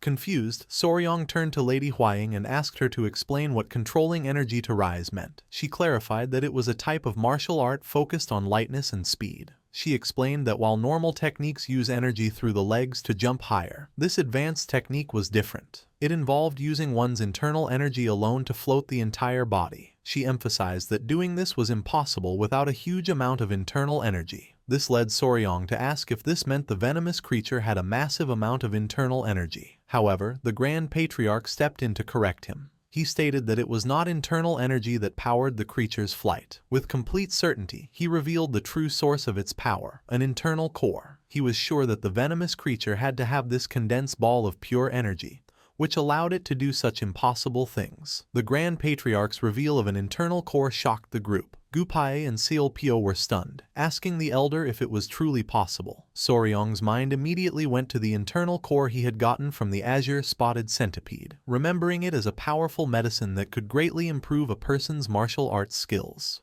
This realization sparked new excitement. Gupai declared that this gave them even more reason to capture the creature, and Seolpyo enthusiastically agreed. The Grand Patriarch explained the potential reward, saying that Lady Hwaying had achieved a breakthrough after eating the core of a lower-ranked beast. He guessed that if she were to eat the core of a creature as powerful as the flying heavenly divine serpent, her martial arts skills would improve instantly. However, he added a grim condition. If their main goal was to get the internal core, it would be incredibly difficult, if not impossible, to capture the creature alive. The thought of killing such a beautiful beast made Soryong's expression harden. Noticing his sudden change, Lady Hwaying asked him what was wrong. With strong belief, Soryong declared that killing it was not an option. He stated firmly that they would capture the serpent, but it had to be done alive. The rest of the group looked on, surprised by his firm decision. Seolpyo was the first to question him, asking why he would pass up such an opportunity. She reminded him that this was the internal core of a legendary flying serpent. Soryong just laughed and explained his way of thinking. He argued that while internal energy was valuable, it could be gained over time through training. To him, killing a unique and powerful creature just for a shortcut felt wrong. He believed that a living venomous creature was more valuable than any internal core it might have. The Grand Patriarch smiled warmly, saying that this respect for life was typical of his grandson. He accepted Soryao's decision but then asked the practical question, what was their new plan? Looking down at his 3 small centipede companions napping peacefully, Soryong announced that he did, in fact, have an idea. A confident, almost mischievous smile spread across his face as he made a silent promise to the divine serpent. He would capture it, and he would do so without leaving a single scratch on its beautiful body. Following Soryong's new plan, the group began their operation. They found the divine serpent as it came down to a quiet river to drink. From a hidden spot, Soryong picked up a rock and threw it near the creature. The sudden noise startled the serpent, causing it to hiss and look around for the source of the sound. Observing its reaction, Soryong began to analyze the situation scientifically. He knew there were 3 main ways a snake senses the world. The first is through a bone in its head that detects sound waves and vibrations. The second is an organ that analyzes smells captured by its forked tongue. The third is a pit organ that uses heat-sensitive cells to track the body heat of its prey. With this knowledge, Soryong came to a simple conclusion. If they could block their scent and hide their body heat, the serpent wouldn't be able to find them. The way they did this, however, was not very dignified. The whole group, including the Grand Patriarch and Lady Hwaying, found themselves wrapped from head to toe in thick, white bandages, looking like mummies. The Grand Patriarch was very embarrassed, asking Soryong if he really had to wear such a silly outfit. Soryong explained that the suits, made from Yowa's super durable and insulating silk, were essential for the plan to work. He did, however, warn everyone that the suits didn't block their presence completely, so they had to be careful not to get too close. The Grand Patriarch, while understanding the reason for the disguises, still had one important question. He asked Soryong how these suits would actually help them catch the serpent without hurting it. Soryong smiled and began to explain the full plan. He started by reminding them of his sister Seolpio's advice. Even a divine beast is still a living creature that needs to eat and sleep. With that as the foundation, he revealed the next step. He said that from now on, they would follow the serpent for several days, and every time it tried to land to eat or rest, they would bother it by throwing rocks, not letting it have any peace or food. The simple but brutal strategy left the Grand Patriarch and Lady Huaying speechless. Soryong confidently explained the logic behind his tough plan. Since the suits made from Yowa's silk would make them invisible to the serpent, the creature wouldn't be able to find them to attack. By constantly denying it food and sleep, it would eventually get exhausted and collapse. He reasoned that even though it was the most powerful of the 24 venoms, it couldn't ignore the basic needs of hunger and sleep. He admitted this would be tiring for them as well and told them he was counting on their endurance, which made the other members groan. And so, their campaign of harassment began. 6 long days passed. Just as the hunting party was getting tired, they found the divine serpent, now looking weak and weary, coming down to a small spring for a desperate drink of water. A lookout warrior immediately spotted it and shouted the order for everyone to throw their stones. The serpent let out a frustrated and tired roar, its body trembling with fatigue. It tried to fly back into the sky, but its movements were now slow. The creature grew dizzy, its vision blurring from exhaustion. Finally, its body couldn't take any more. The divine serpent gave in to hunger and exhaustion and fainted, falling from the air and crashing to the ground. The warriors below shouted in victory as their target was finally down. And just like that, the operation was a success. The warriors quickly moved in with the giant pouch made of Yowa's silk and secured the unconscious beast. They had managed to catch the flying heavenly divine serpent without a single scratch on it, and just as importantly, without any of their own warriors getting hurt. Soryong, looking at their prize, proudly decided to name his successful strategy the Heaven and Earth Net Pursuit. The entire group erupted in cheers, celebrating their hard-won victory. With the serpent safely contained, the group loaded the huge white pouch onto a large wooden cart and began the journey back. As they traveled, the Grand Patriarch stood beside Seolpio. Looking at the cart, he sighed, remarking on how much trouble that one miserable creature had put them all through.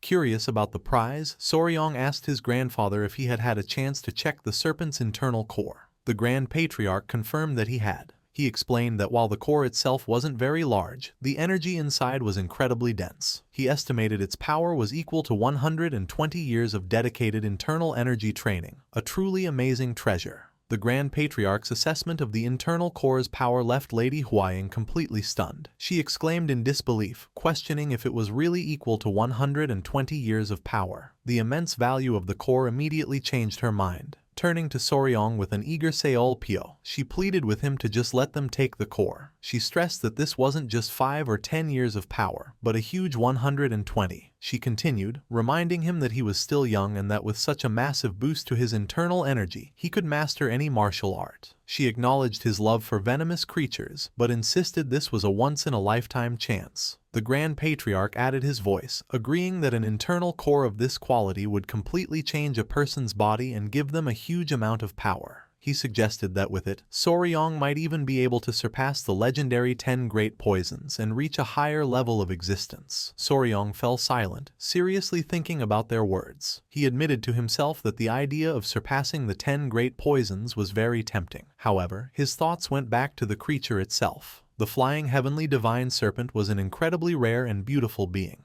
The thought of killing such a magnificent creature was something he couldn't do.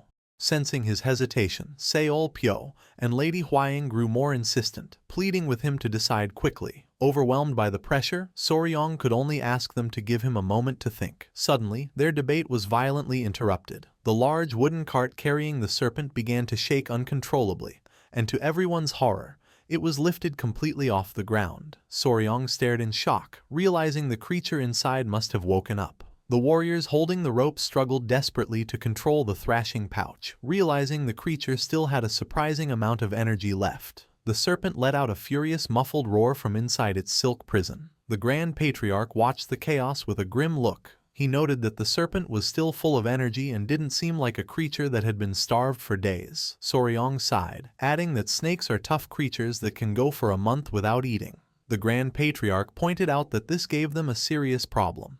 Now that the serpent was awake, it would constantly try to resist, and its thrashing had broken the cart, making it hard to transport. He then brought up an even bigger concern. He admitted to Soryong that he had kept quiet because he knew how much his grandson admired the creature. He explained that while Soryong's other pets were easy to raise, this divine serpent was so fierce and powerful that he wasn't sure if they could even find a place to keep it if they brought it back to the clan.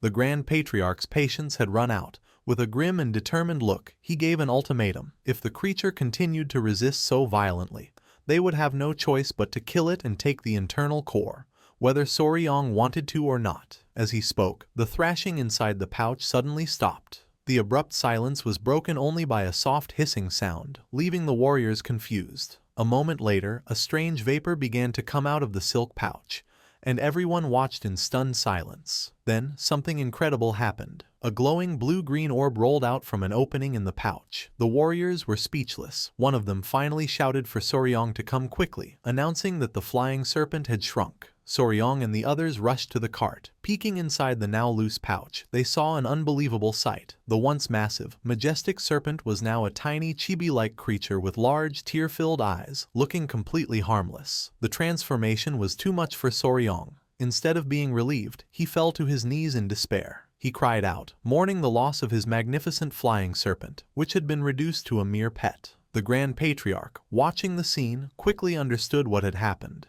He explained that the creature must have offered up its internal core to save its life. He was amazed by its intelligence and its ability to expel its own core. Soryong, however, was not listening. He was now scolding the tiny serpent, calling it a fool for giving up its power so easily. He insisted that if it had just waited, he could have convinced his grandfather to let it live. He picked up the core and tried to force the little creature to eat it, begging it to take its power back. And so, in a completely unexpected way, they had killed two birds with one stone, getting both the legendary internal core and the now tamed divine serpent. Because the creature had shrunk, they were able to transport it easily and return directly to the Beast Palace. The following day, in the hall of the Beast Palace Lord, Manhwa and his elders gathered to look at the prize. The internal core sat in a fancy box, radiating a powerful, pure energy. Manhwa and his elders were in awe. One commented on its incredible and refreshing aura, now understanding why the Grand Patriarch had valued it at 120 years of power. However, as Manhwa looked at the core more closely, he noticed something strange. He announced that, unfortunately, the energy in the core seemed to be of a heavenly origin. The news left the others looking on with a mix of curiosity and concern. Confused by the term, heavenly energy, Soryong questioned what it meant. Manhwa explained that not all internal energy is the same. He said that the internal energy methods of the Beast Palace were based on the energy of the earth. The Grand Patriarch then added the important detail. The internal core of the flying heavenly divine serpent was filled with the energy of the heavens, making it incompatible with the internal energy technique Soryong was practicing.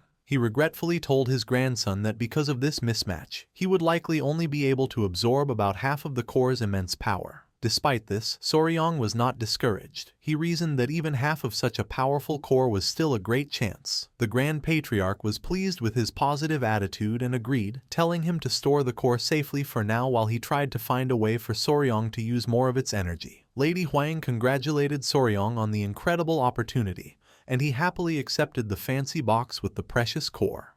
However, the moment he took the box, his three small rabbit-eared centipede companions suddenly came out of his robes, their eyes glowing with intense desire. Before Soryong could react, the three creatures leaped from his shoulders, knocking the box from his hands and sending the glowing core rolling onto the floor. They immediately surrounded it, their bodies glowing as they began to viciously fight each other for the prize. Lady Huang, shocked by their behavior, immediately tried to stop them, calling them by their names, Nova, Myra, and Grace, and ordering them to stop. But the creatures, consumed by their desire, only hissed back at her defiantly. Soryong was equally stunned and angry, demanding to know what they were doing and how they could be so rude to their mama. He quickly grabbed Myra and Grace, scolding them and declaring that their papa was very angry. Lady Huang found the situation deeply worrying. She thought that while fights among young creatures were common, it was completely out of character for these three, who had always been so close. As she thought about this, a distinct gulping sound cut through the chaos. Soryong's eyes widened in dawning horror as he looked down at the third creature, Nova. His heart sank. An intense swirling blue energy began to erupt from Nova's small body. Soryong and Lady Huang could only stare in absolute shock, the terrible realization hitting them with the force of a physical blow.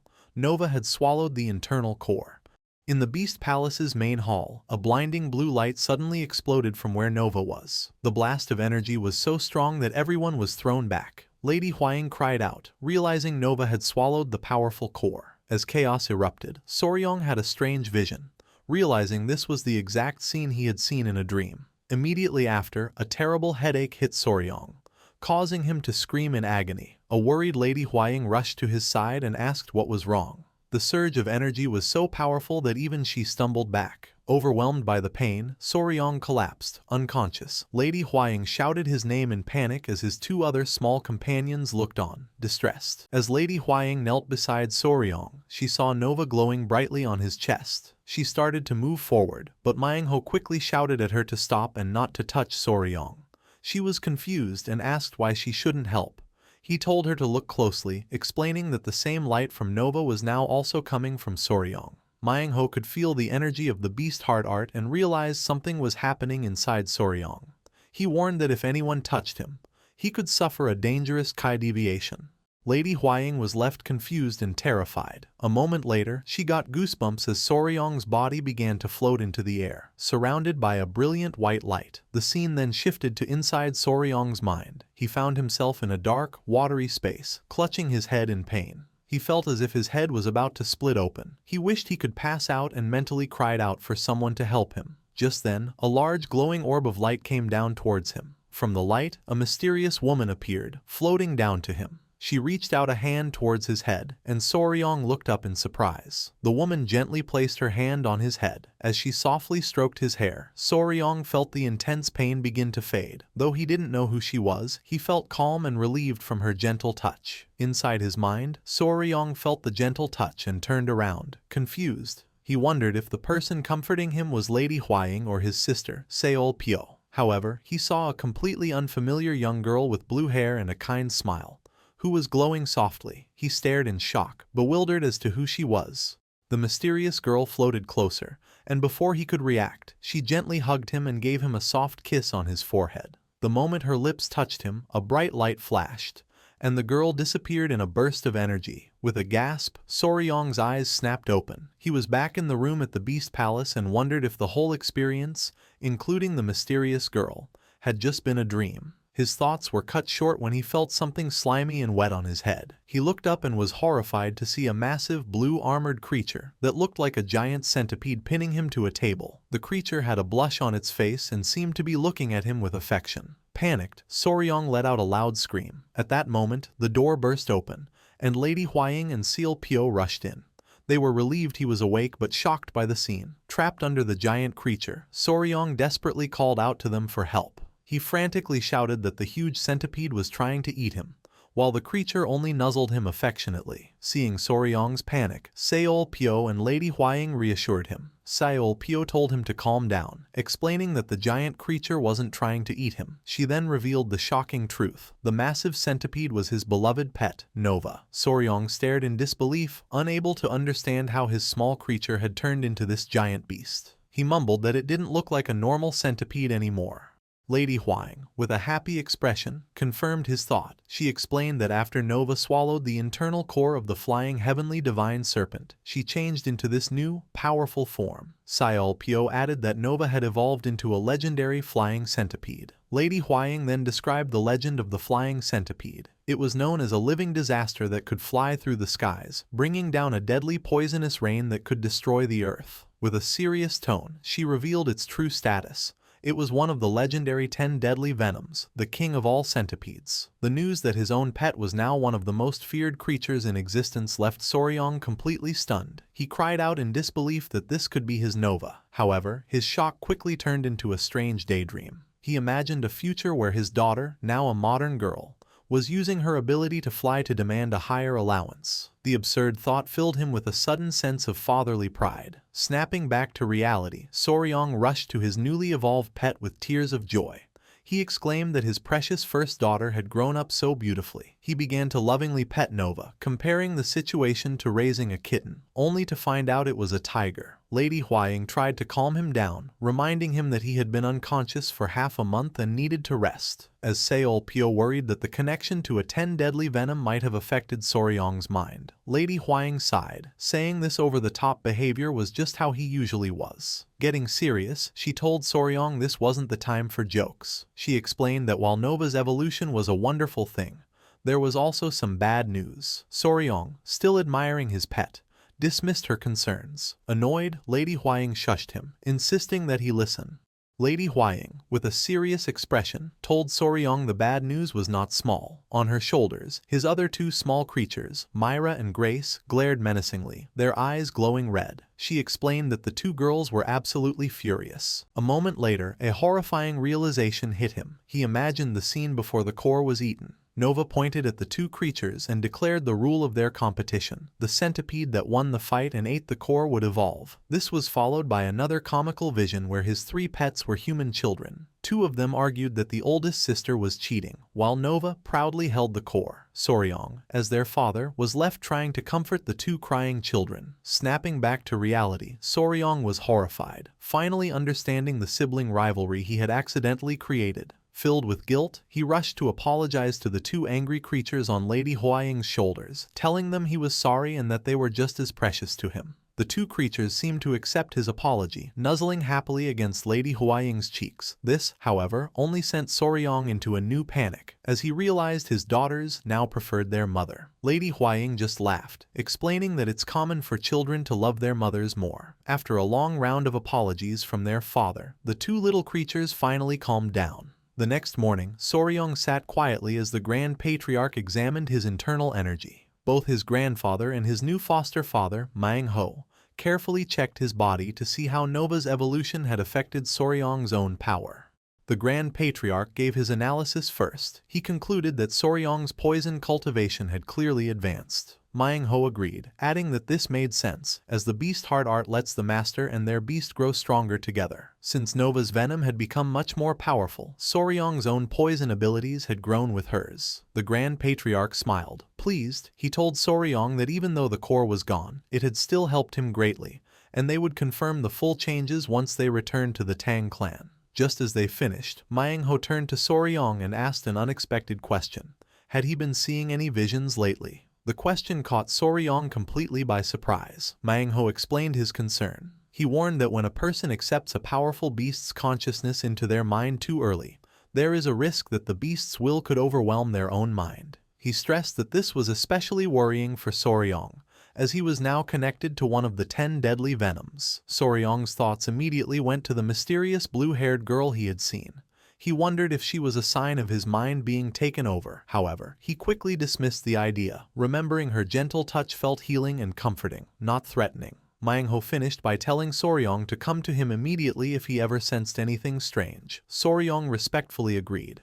With Soryong's condition stable, the Grand Patriarch and Manhwa decided it was time to get back to the important business they had paused. A confused Seol Pyo asked her father what they had postponed. With grim expressions, the two elders revealed their true purpose. It was time to deal with the Five Venoms sect. They announced their plan to find the sect's hidden base. The name of the evil sect brought a look of shock and determination to Soryong's face. The Grand Patriarch explained that the ruins where the sect was supposedly wiped out 100 years ago were not far from their location.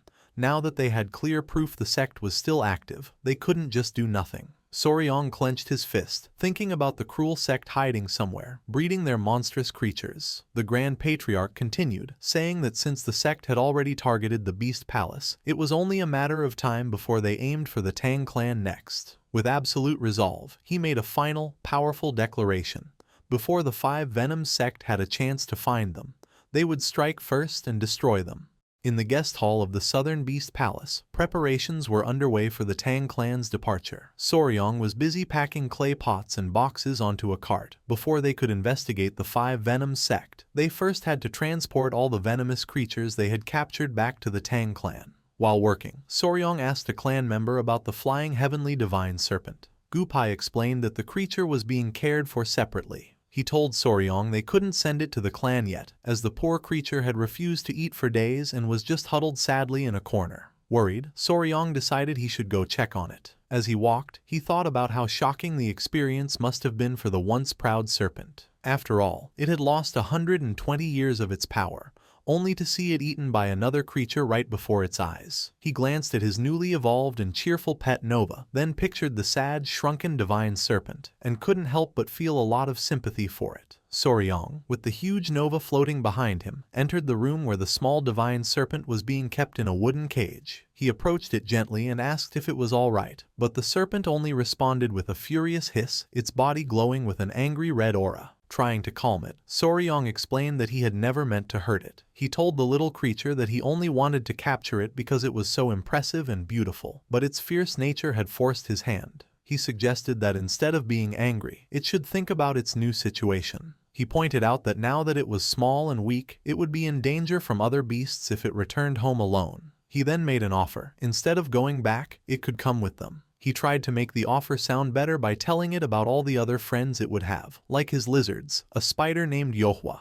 and his other centipedes. As he spoke, Nova flew excitedly around the room. The serpent, however, remained silent and unimpressed. Suddenly, the silence was broken by a loud rumbling sound. Soryong was startled for a moment before realizing it was the serpent's stomach growling from hunger. He smiled, realizing that after days without food, the creature must be starving. He pulled a fire carp from a bag and offered it, telling the serpent to eat and think about his offer. To his surprise, the proud serpent turned its head away with another angry hiss, refusing the food. Soryong was left wondering what he could do to get through to the stubborn creature. Just then, the serpent's eyes widened as it noticed something behind Soryong. It was the massive, intimidating form of Nova, glaring down at it with menacing eyes. The divine serpent let out a terrified hiss, its anger instantly turning to fear. Completely panicked, the little serpent immediately grabbed the fire carp and began to eat it hungrily. Soryong, unaware of Nova's silent threat, was just happy to see it finally eating, thinking it must have been very hungry. Nova, having achieved its goal, returned to its small, cute form and happily chirped. In a courtyard at the Beast Palace, Lady Huaying walked by with the small creatures Myra and Grace on her shoulders. Just then, Soryong came out of the building, with the huge, evolved Nova floating behind him. Lady Huaying asked what had happened with the divine serpent. Soryong happily reported that the creature had finally started to eat, so she didn't need to worry. He then turned to Myra and Grace on Lady Huaying's shoulders. With a playful grin, he told the girls to be patient. He promised that once the divine serpent recovered, their papa would ask it to share more of its internal core with them, which made the two creatures chirp excitedly. Although he felt a little bad for the serpent, Soryong had a brief, funny daydream of himself as a modern father. He mentally apologized to the divine serpent, asking it to endure a little more for his family's peace. Just then, the Grand Patriarch called out to Soryong from across the courtyard. The elder approached and announced that all preparations for their investigation into the Five Venoms sect were complete.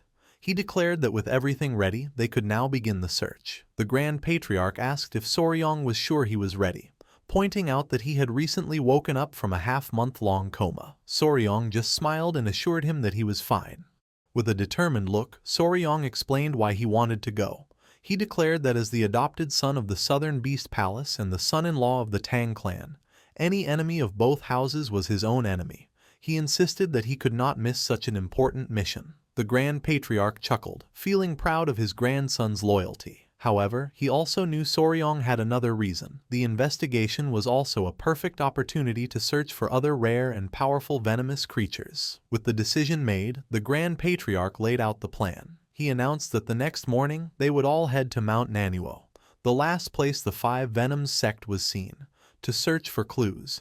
He was confident they would still be able to find traces of the sect there. He clenched his fist with a determined look. Finally, with a powerful voice, he declared that the time had come to settle the 100-year-old debt they owed the evil sect. A few days later, the search began. High above the peaks of Mount Manhwa, Soryong rode on the back of his massive flying centipede, Nova. By the second day, their search had found nothing. Soryong realized that finding any exact traces after 100 years was proving to be very difficult. The old records from the Beast Palace were not specific, only stating that the sect had been exterminated on Mount Manhwa. Even after searching the entire mountain from the air on Nova, he had found nothing. As the sun began to set, Soryong let out a tired sigh, wondering if another day would end with no results. As Soryong was about to head back, his companion, Nova, suddenly stopped and began to chirp excitedly. Confused, Soryong asked what was wrong. He followed Nova's gaze and saw a large flock of creatures flying against the setting sun. He realized they were bats. Seeing Nova's curiosity, he explained that it was a bat, a type of flying rat, and guessed it was the first time his companion had seen one. With the sun going down, Soryong decided it was time to return to camp. He landed and met up with his foster father, Manhwa, who asked if he had found anything. Soryong reported that his search was unsuccessful. The only thing he had seen was a flock of bats flying north. The seemingly small detail had a big effect on Manhwa. His eyes widened and he declared urgently that they needed to head north at once. A startled Soryong asked why. Manhwa explained that if many bats were flying in a flock, it meant they were heading to a large cave. This cave, he reasoned, could be the hidden location of the Five Venoms sect. With this crucial lead, Manhwa ordered Soryong to guide them in the direction the bats had flown, promising that the warriors would follow him. Soryong immediately agreed. The entire group set off, following the northern mountain range, after walking for several hours through a jungle that grew thicker and harder to pass through. They arrived at their destination. Before them stood a massive, towering cliff face that seemed to stretch up forever. The huge size of the rock wall left everyone in shock. Soryong and Lady Huaying stared in awe, wondering if the entire mountain could be connected to one gigantic cave system.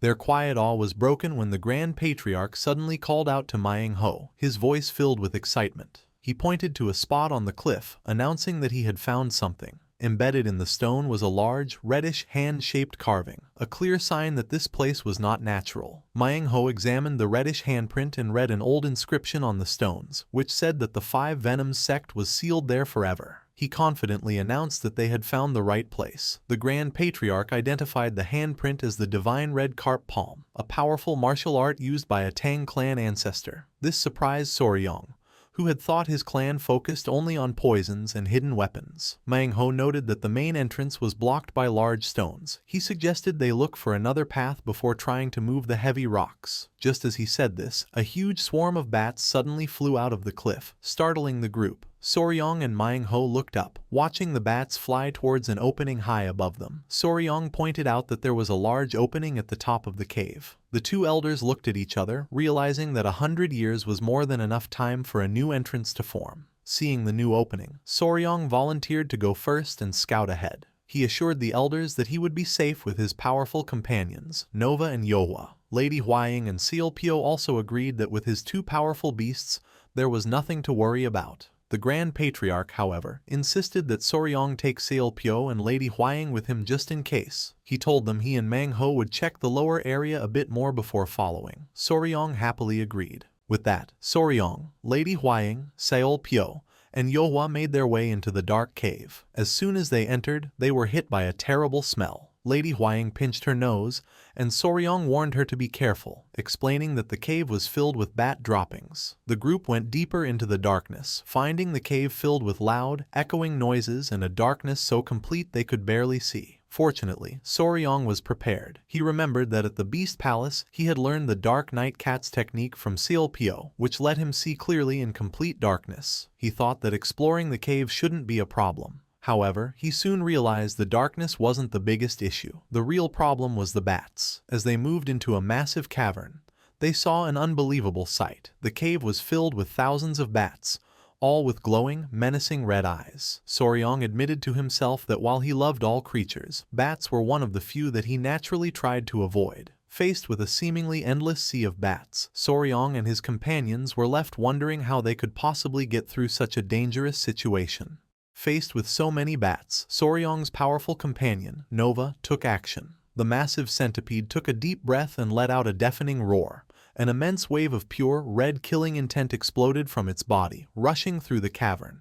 The effect was immediate. The thousands of bats were instantly overwhelmed by the powerful aura, their eyes swirling as they fainted. They began to rain down from the ceiling, completely unconscious. Sealpyo was amazed, saying it was just as she'd expect from one of the 10 deadly venoms. Soryong, however, was thrilled. The incredible display of power reminded him of the Conqueror's Haki from comics of his past life. He rushed to Nova and praised her, petting her and telling her what an amazing daughter she was. The display of power sparked a sense of rivalry. On Lady Huaying's shoulders, Myra and Grace also began to glow with a red aura, wanting to show they could release their killing intent too. Soryong was overcome with emotion. With tears of fatherly pride, he declared that all of his daughters were incredible. As he was celebrating, Seol Pyo suddenly noticed something in the now cleared path ahead. She called out to Soryong, telling him to look. His gaze followed hers, and in the distance, he saw a faint, glowing red light deep within the cave. As the group approached, they discovered the source of the light, a massive, ominous-looking stone door, glowing with a faint red energy. The ground around the door was covered with countless human skulls and skeletons. They realized the massive swarm of bats had been completely hiding the gruesome sight. Soryong concluded that this had to be the final battleground of the Five Venoms sect from 100 years ago. His attention was then drawn to something in the center of the clearing, just before the door. He walked closer and was completely shocked by what he saw. There, on a stone altar, were carvings of 5 venomous creatures: a lizard, a snake, a scorpion, a toad, and a centipede, all arranged around a single glowing red orb that pulsed with a sinister energy. Standing in the cavern filled with bones, the group stared at the stone altar. Lady Huaying recognized the 5 carved creatures: a centipede, a snake, a scorpion, a lizard, and a toad, and identified them as the symbol of the 5 Venoms sect. Just then, Seol Pyo noticed something carved on a stone tablet nearby. She moved closer to read the chilling message aloud. It was a promise of revenge, declaring that while the sect was hiding for now, their defeat would one day be avenged, and that the 5 Venoms sect would never forget. The ominous promise made Soryong a bit uneasy. He figured this had to be the sect's main fortress from 100 years ago. The thought made him excited, as it meant there might still be valuable records inside. However, they first had to figure out how to open the massive sealed stone door. Soryong decided it was best to wait for his grandfather and Manhwa to arrive, as the 2 elders might know how to handle such a complex lock. Lady Huaying agreed. The group found places to sit among the skeletons and waited. As they sat in silence, the mood grew awkward. Feeling the need to lighten things up, Soryong decided to make a joke. He called out to them and, with a mischievous tone, explained that doors with beads like the one on the altar often had a hidden mechanism. He dramatically pointed at the altar, confidently saying that if someone pressed the central orb, the door might open. His expert analysis left both girls amazed, their eyes sparkling with excitement. Soryong silently laughed to himself, remembering a similar puzzle from an escape room game he had played in his past life. He thought it was impossible that a real fortress would have a lock as simple as a video game. However, while he was lost in his thoughts, the 2 girls, taking his joke seriously, eagerly went to the stone altar to test his theory. Taking Soryong's joke seriously, Seol Pyo and Lady Huaying went to the stone altar and pressed the glowing red orb. When nothing happened, they turned back to Soryong with disappointed looks. He just laughed awkwardly, trying to say he didn't really expect it to work. Not wanting to let the joke die, Soryong walked over to the altar himself. He continued the gag, suggesting that maybe it needed a special spell or had to be filled with a person's internal energy. To show them, he casually placed his own hand on the central orb. To his complete surprise, the moment his hand touched it, the orb and the entire altar lit up with a bright white light. A deep rumbling sound echoed through the cavern as the massive stone door in front of them began to grind open. Soryong could only stare in shock as the ancient lock revealed a deep, spiraling passage leading down into the darkness. Seol Pyo and Lady Huaying were just as stunned. They exclaimed that the door had actually opened and praised Soryong, calling him incredible. Seol Pyo admitted she thought he was only joking, but he had solved the puzzle in an instant. Soryong, however, was still trying to understand what had just happened, completely confused that his silly joke had actually worked. He looked down at his hand, remembering the flash of light when he touched the orb. A sudden realization hit him. The unique energy from his 5 Venoms divine returning technique must have been the key that unlocked the ancient door. He could feel a faint wind blowing from the new passage, suggesting it was a very long and deep tunnel. Soryong nervously asked if they should go inside. Lady Huaying, however, was filled with excitement. She remarked on how incredible the lock was, saying that even her own Tang clan would be impressed. She eagerly suggested they take a look inside. Soryong noted to himself that Lady Huaying seemed to have a surprising interest in mechanics. Caught up in the excitement, Soryong's hesitation disappeared. He agreed they should explore a little, feeling a thrill as the mission started to feel like a treasure hunt. Before going in, he wisely decided to leave a note on the stone tablet at the entrance, letting his grandfather and Manhwa know they had gone inside.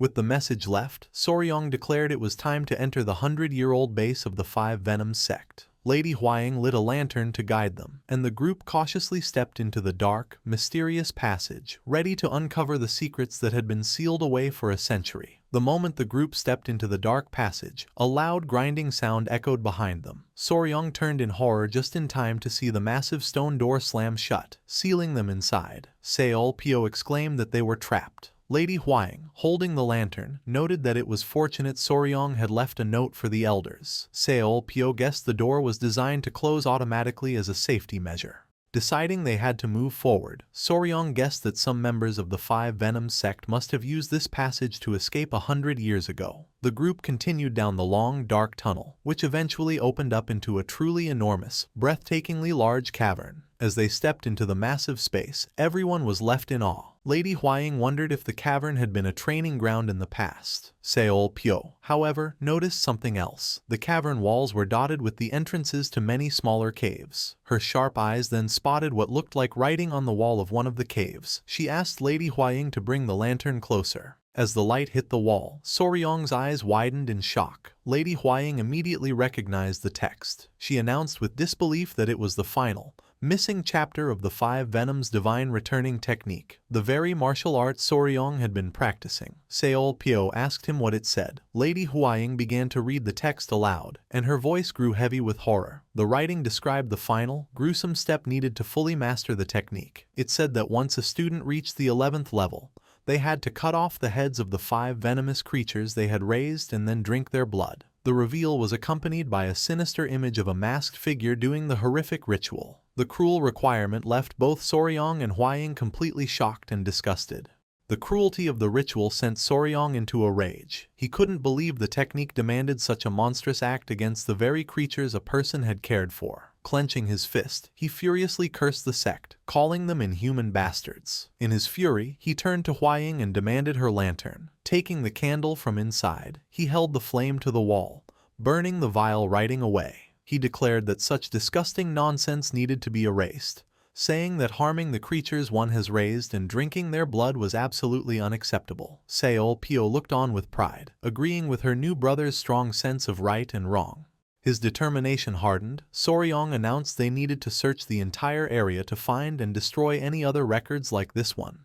He declared they would explore every single cave in the cavern. His companions, sharing his determination, immediately agreed. A few hours passed as the group carefully searched the many small caves. After exploring what seemed to be old living quarters, they met back in the central area. Lady Huaying reported that while they found some large rooms, everything inside was either broken or had been burned. Soryong concluded that the attacking clans must have burned everything when they destroyed the sect 100 years ago. As they stood in a new, long passage, Lady Huaying remarked that this particular cave felt strange. She pointed out that its surface and structure seemed too perfect to have been formed by nature. Soryong agreed, noting that it was definitely different from the other caves. He paused, a thoughtful look on his face, feeling a strange sense of familiarity, as if he had seen a cave just like it before. Suddenly, a memory from his past life flashed through his mind. He realized the tunnel was very similar to the Cu Chi tunnels in Vietnam, a place he had visited on a trip. He recalled the tour guide explaining that the tunnels were dug for military purposes, because the ground was a mix of clay and limestone that hardened when exposed to air, making it perfect for tunnel building. Putting the pieces together, Soryong shared his theory with the others. He explained that he believed the members of the Five Venoms sect had dug these tunnels themselves. This meant the cave system could be far longer and more complex than they had imagined, and he warned that they needed to be extremely careful. Seol Pyo, however, was not scared. She confidently scoffed at the idea of a man-made tunnel being that long. Full of energy, she pointed down the passage and declared that since they had already come this far, they should press on a little more. Her confidence, however, quickly faded. The group walked and walked, but the seemingly endless tunnel stretched on. Soon, even the energetic Seol Pyo was panting with exhaustion, admitting that her ancestors were right when they said the members of the Five Venoms sect were truly insane. Soryong had collapsed to his hands and knees, completely tired out, as Huaying wondered how much further they could go. After what felt like forever, Seol Pyo asked how long they had been walking. Soryong, still on the floor, breathlessly answered that it had definitely been more than 2 days. He decided they needed to rest. Just as he said this, a loud rumbling sound echoed in the quiet tunnel. It was the sound of both Nova's and Yohwa's stomachs growling from hunger. The serious reality of their situation began to set in, and Seolpyo started to panic, worrying they might never get out. Soryong, trying to sound strong, told them not to worry and promised a delicious meal once they were free. As the exhausted and hungry group was about to give up, a faint, unfamiliar scent drifted through the air. Seolpyo sniffed curiously and asked what the smell was, her sharp senses telling her a delicious aroma was coming from deeper inside the tunnel. A moment later, her eyes lit up with excitement as her hunger took over. She declared with certainty that it was the smell of roasted rabbit. As her mouth began to water, Soryong quickly tried to warn her, reminding her that it could be a trap set by the Five Venoms sect. Seolpyo, however, just smiled slyly. She told Soryong that it would be even better if it was the Five Venoms sect. With a confident look, she suggested a simple plan. They could fight them and take both the meat and the sect members as prisoners. The bold idea left Soryong completely speechless, no longer able to control her hunger. Seolpyo grabbed a panicked Soryong and began to drag him down the tunnel, shouting that it was time to eat. Soryong could only yell for her to calm down as the others followed.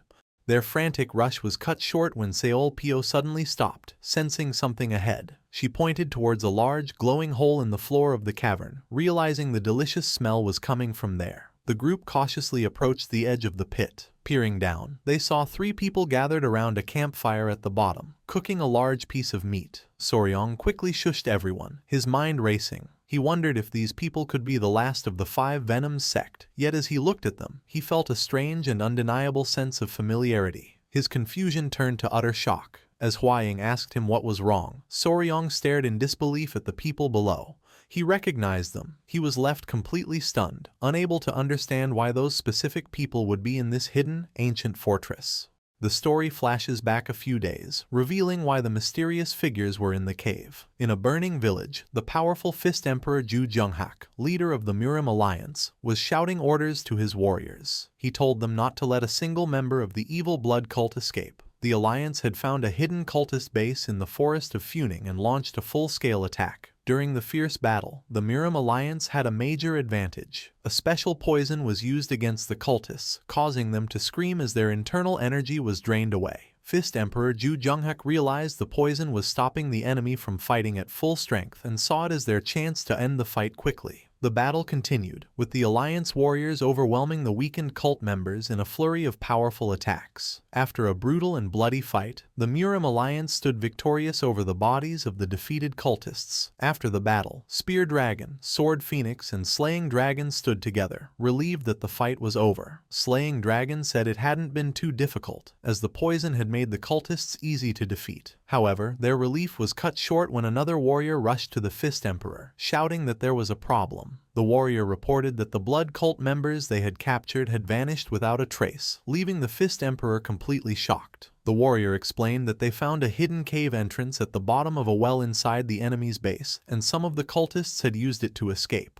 Furious, Fist Emperor Ju Junghak immediately ordered a pursuit team to be formed, saying that no one could be allowed to escape. The trio, Spear Dragon, Slaying Dragon, and Sword Phoenix, accepted the order. The pursuit began at once, leading them into the dark, narrow cave system. A chaotic and deadly fight continued for 3 long days as they battled the fleeing cultists in the tight passages. Finally, after the desperate struggle, the pursuit team came out of the other side of the cave. They found themselves in a beautiful, unfamiliar forest, realizing the long cave had led them across the border into the Dai Viet kingdom. The story then returns to the present moment that Soryong had witnessed. Exhausted from the endless pursuit, Spear Dragon's group had found a large cave and decided to rest there, roasting some meat over a fire. While they ate, Slaying Dragon teased Sword Phoenix about Spear Dragon's obsession with rabbit meat. She sighed, complaining that at this rate, she would end up smelling like a rabbit. She then asked why he couldn't find some fruit for a change. Her complaint made Spear Dragon furious. He angrily pointed at his 2 companions and yelled at them, demanding to know what they had done to help find food. He told them they should be grateful for what they have instead of complaining. Slaying Dragon casually replied to Spear Dragon's outburst, claiming that he and Sword Phoenix had been cheering him on from the side. This answer only made Spear Dragon angrier. He furiously listed all the tasks he had to do by himself: hunting, washing clothes, starting fires, and even tracking, and demanded to know how his 2 companions were helping at all. With a carefree laugh, Slaying Dragon explained that in his Peng clan, they were only taught martial arts and nothing else. Sword Phoenix added with a sigh that in her Gencheng sect, the other disciples always handled such tasks for her. Defeated by their excuses, a tired Spear Dragon simply gave up arguing.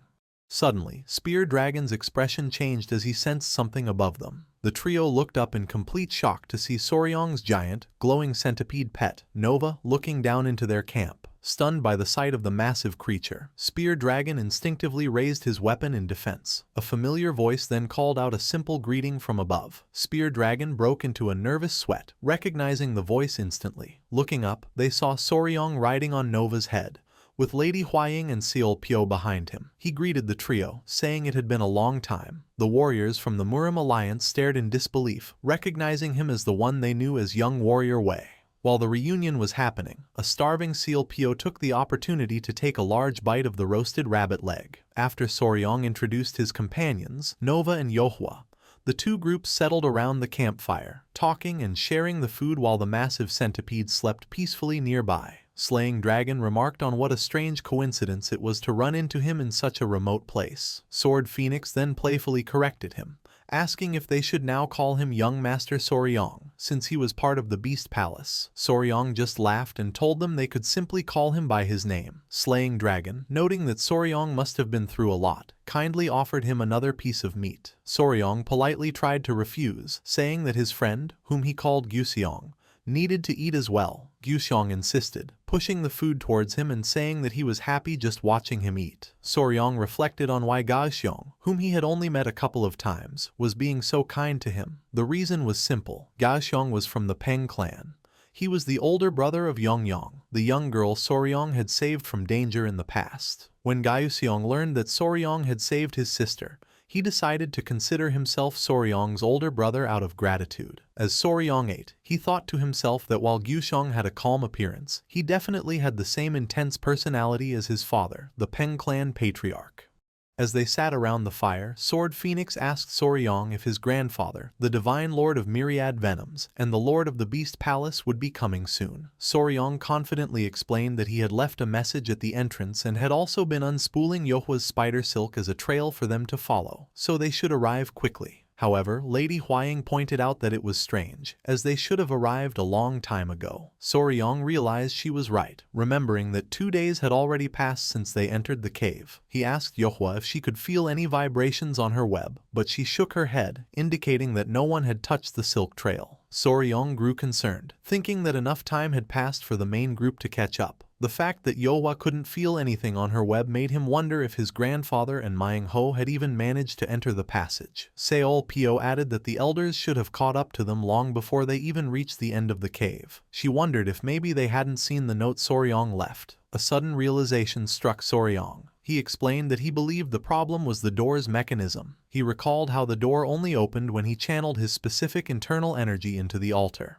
Based on the inscription about the 5 Venoms returning technique, he concluded that the lock was designed to only open for someone with an energy signature related to the 5 Venoms. Lady Huaying questioned this, reminding him that the Grand Patriarch also knew the technique. Soryong agreed, but explained that his grandfather's internal energy wasn't fundamentally based on that technique in the same way his was, so it likely wouldn't be enough to activate the door. With the elders unable to follow them, Seol Pyo asked Soryong what their next move should be, return to Mount Manhwa or head back to the Beast Palace. Soryong was unsure what to do. Knowing they couldn't wait there forever, he had an idea.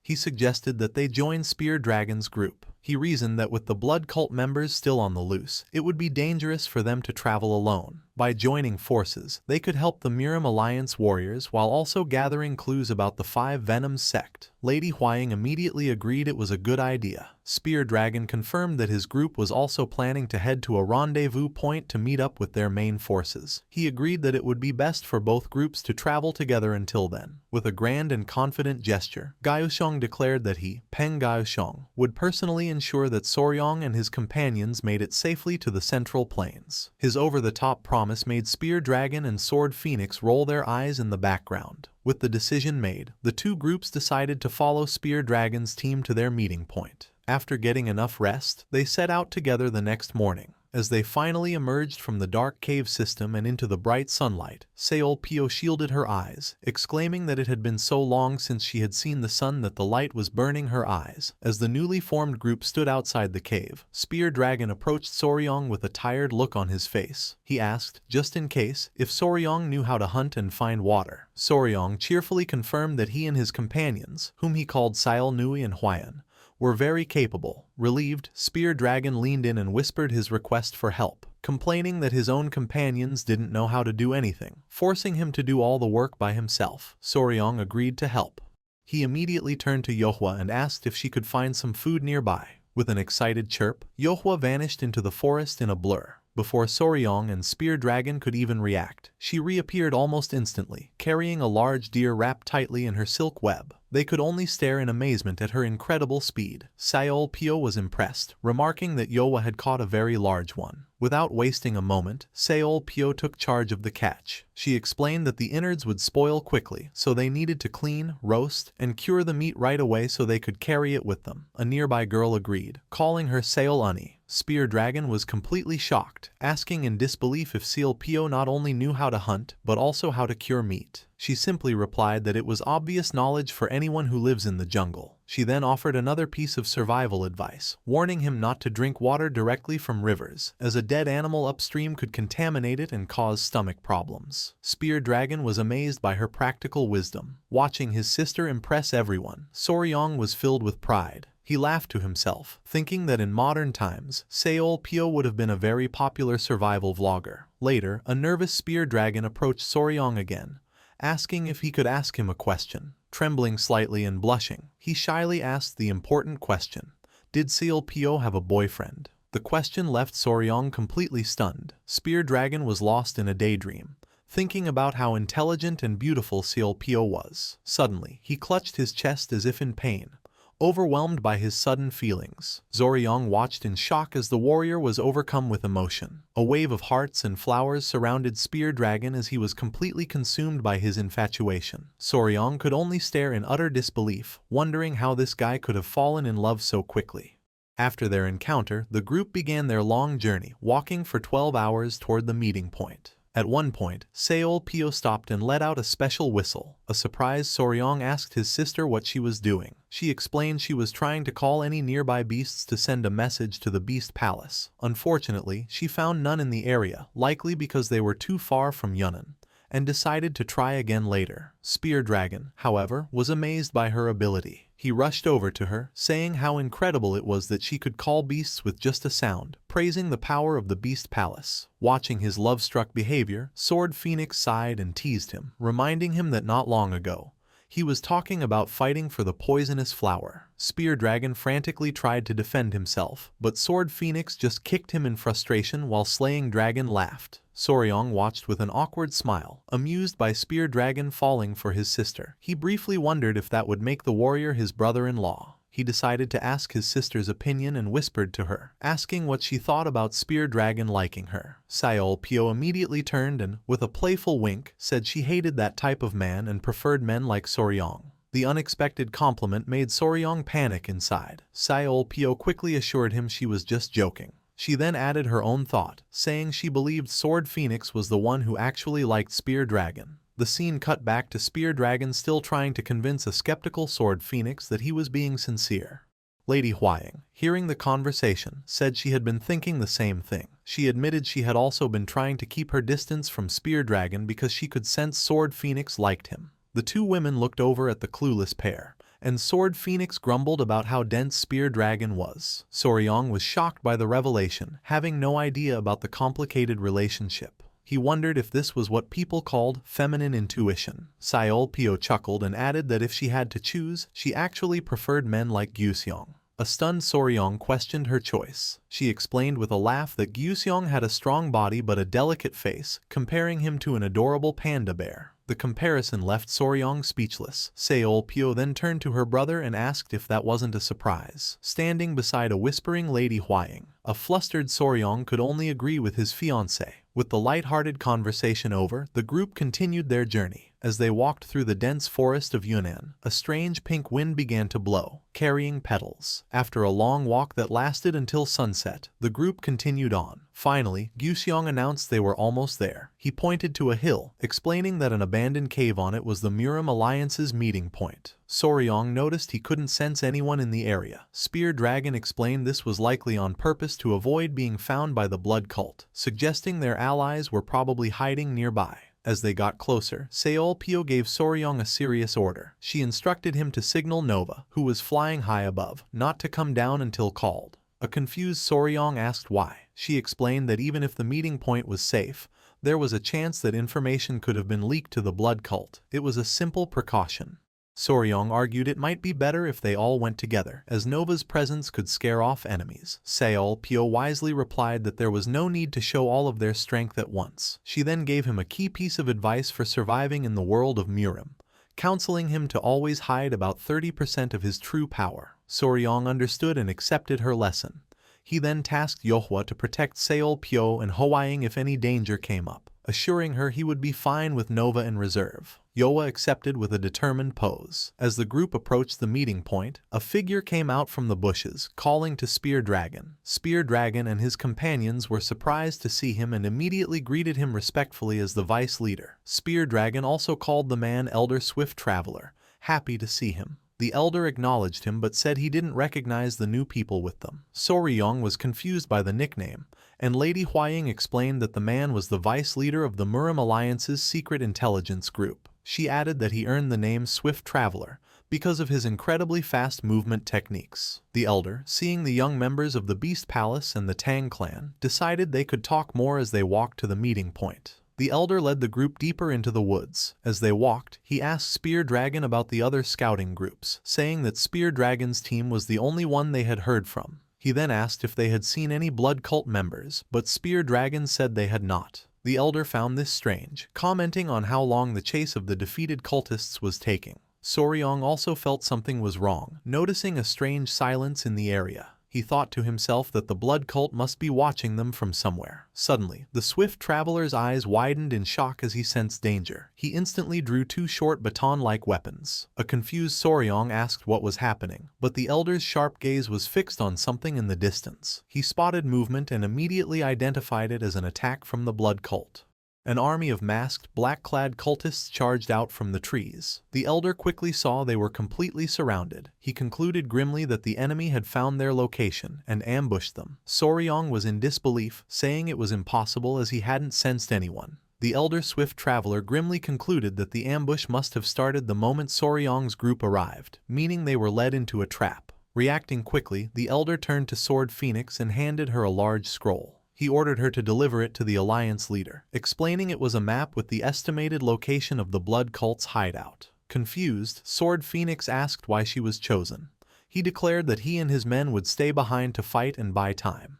He insisted that the younger generation was the future of the Murim and they could not be allowed to die there, ordering them to leave immediately. Sword Phoenix hesitated, but Spear Dragon placed a firm hand on her shoulder, accepting the elder's command. He signaled everyone it was time to go and promised the old warrior they would meet again at the Murim Alliance. The elder gave a slight, confident smile and then turned to face the enemy. With a powerful voice, he rallied his men, exhorting them to prepare to spill blood as he led the charge. As the elder and his men held the line, the younger group turned to escape. Guxiong urged everyone to hurry, shouting for them to stay together and follow him. Soryong and Lady Hwaying nodded in agreement. They followed Guxiong south. The plan was smart. The blood cult likely thought they would run north toward Yunnan. By heading south instead, they were going where the enemy was least prepared. However, as they ran, their path was suddenly blocked. The group stopped in shock, finding a new enemy waiting for them.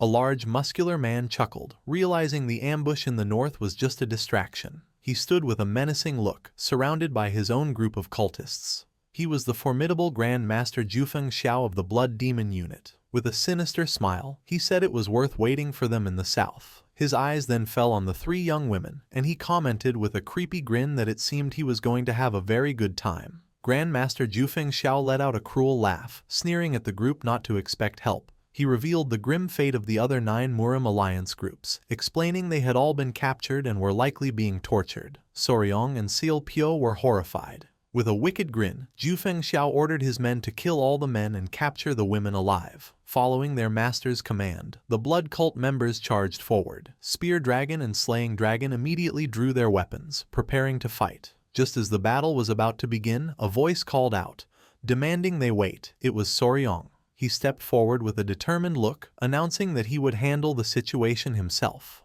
His allies were shocked, with Spear Dragon and Gushong trying to stop him, questioning how he could possibly stop so many enemies on his own. Soryong simply replied that it wouldn't be a problem. He then revealed the reason for his confidence. He had his companion, Nova. As he spoke, his massive, evolved flying centipede came down from the moonlit sky, its presence immediately stopping the charging cultists. The enemy warriors could only stare up in confusion and fear at the giant creature. Watching from the side, Seol Pyo immediately recognized the powerful connection between her brother and his beast. Soryong stood calmly as Nova hovered above him, crackling with immense power. His eyes glowed green, in sync with his companion. He called out his pet's name and with a shared, menacing look, he gave a single, deadly command, for Nova to finish them all.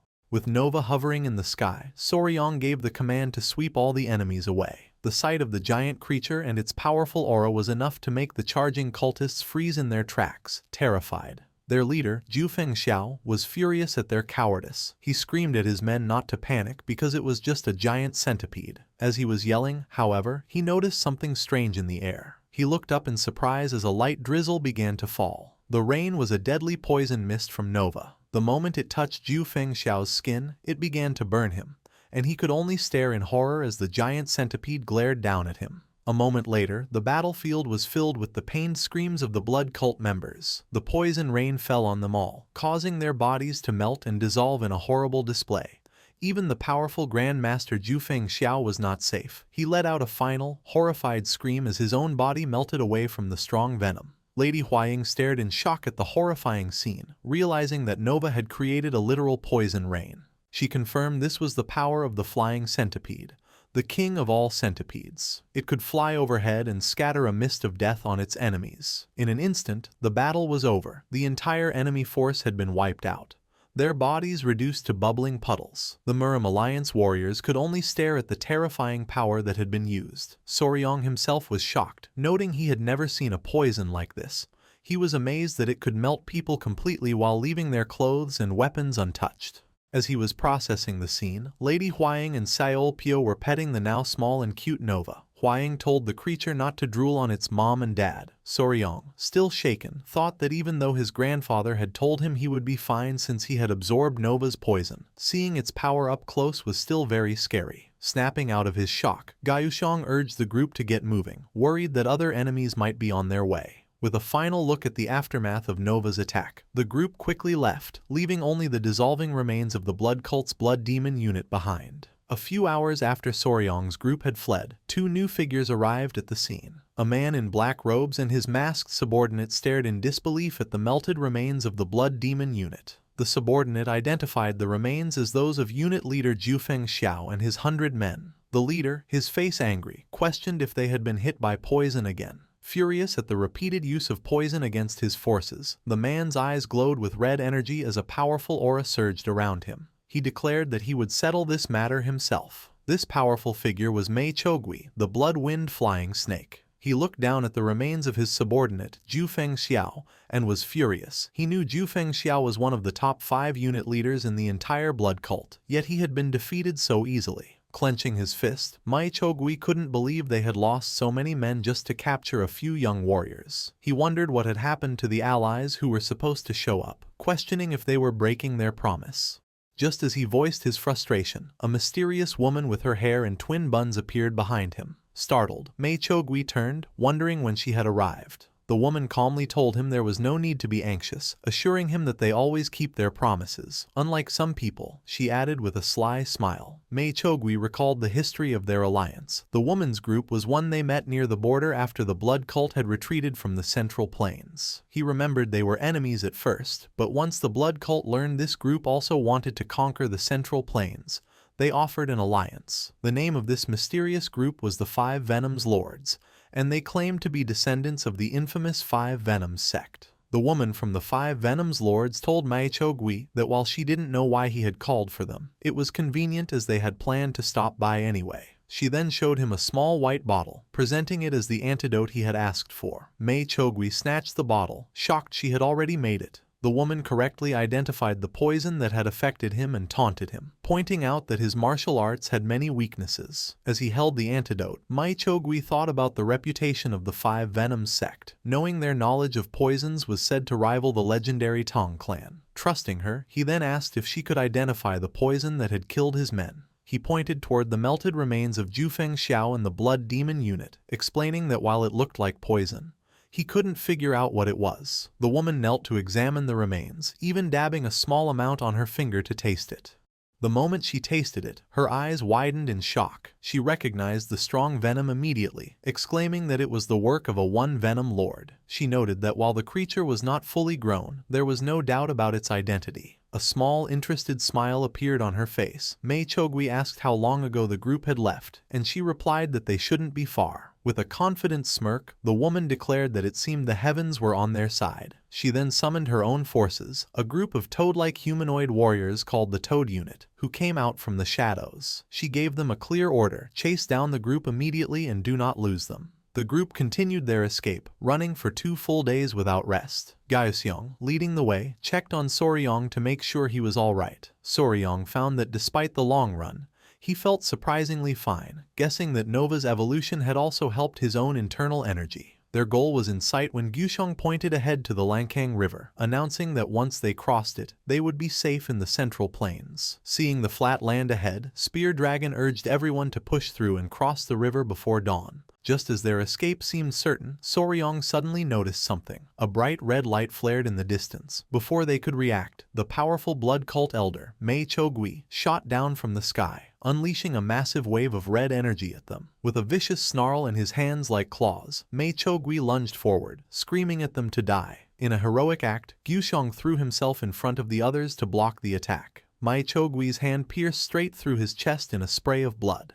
Guxiong let out a scream of agony as the fatal blow landed. Soryong and Spear Dragon could only watch in horror, shouting their friend's name. Mei Chogui stood over the fallen Guxiong, his hand dripping with blood. He commented that he had promised that brat he would take someone alive, but he no longer felt like keeping that promise. He looked down at the wounded warrior and the terrified Soryong, declaring that this was the end for them. A swirling blood energy gathered around his hand. With a menacing glare, he introduced himself as Mei Chogui, the Blood Wind Flying Snake and an elder of the Blood Cult, announcing that he would handle them personally. Over the fallen slaying dragon, Blood Cult elder Mei Chogui gathered a swirling red energy in his hands. Soryong and Spear Dragon stared in shock, realizing they faced a powerful elder from the Blood Cult. Mei Chogui sneered, impressed they had gotten this far, but declared with a vicious glare that their escape was over. Enraged at seeing his friend fall, Spear Dragon was the first to react, stomping the ground to gather his energy and launching a furious attack at Mei Chogui. As the two warriors clashed, Soryong desperately asked his giant centipede, Nova, if she could use her poison rain again. The massive creature, however, only made a weak, tired sound, exhausted from the last battle. Realizing their best weapon was unusable, Sayol Pio grimly stated they had no choice but to face the elder head-on. Lady Huang then told Soryong that she, Sayol Pio, and Sword Phoenix would handle the fight. She instructed him to care for the wounded slaying dragon, and he immediately agreed. Mei Chogui watched with a cruel smile, intrigued by the promising young talents,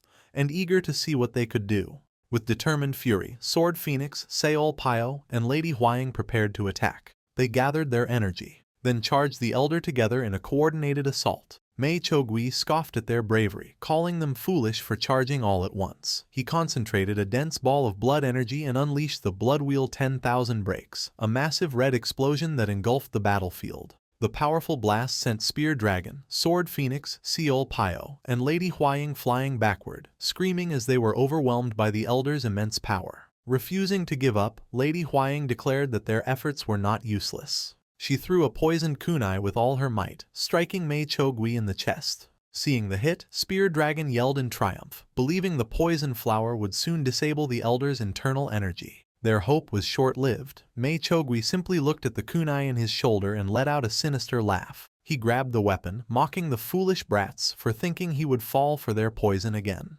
Pulling the kunai out, he revealed he had taken an antidote, making their poison harmless to him. The revelation of an antidote left Lady Huaying and Spear Dragon completely shocked and terrified. Even Soryong was stunned by this unexpected turn. Surrounded by a red aura, Mei Chogui promised to show them a level of pain that would make them beg for death. But as he prepared to attack, his smug expression contorted in pain. Black blood poured from his mouth as he clutched his face in agony. Horrified, he stumbled backward, exclaiming that his own blood was not obeying him. He panicked, wondering if this could be the effect of a different poison. He cried out, asking why he suddenly couldn't use his internal energy despite the antidote. As Mei Chogui reeled from the mysterious poison, Soryong knelt beside the unconscious slaying dragon. He then stood and faced the enraged elder, taunting him about the antidote. With a confident smirk, he declared that the heavens were on their side. Furious and confused, Mei Chogui demanded to know how this was possible. Soryong just smiled. He revealed the simple but brilliant truth. The poison Lady Huaying used was not the one the antidote was made for. Soryong's plan had started several hours earlier when the group was traveling. Spear Dragon had suddenly panicked, holding up an empty bottle.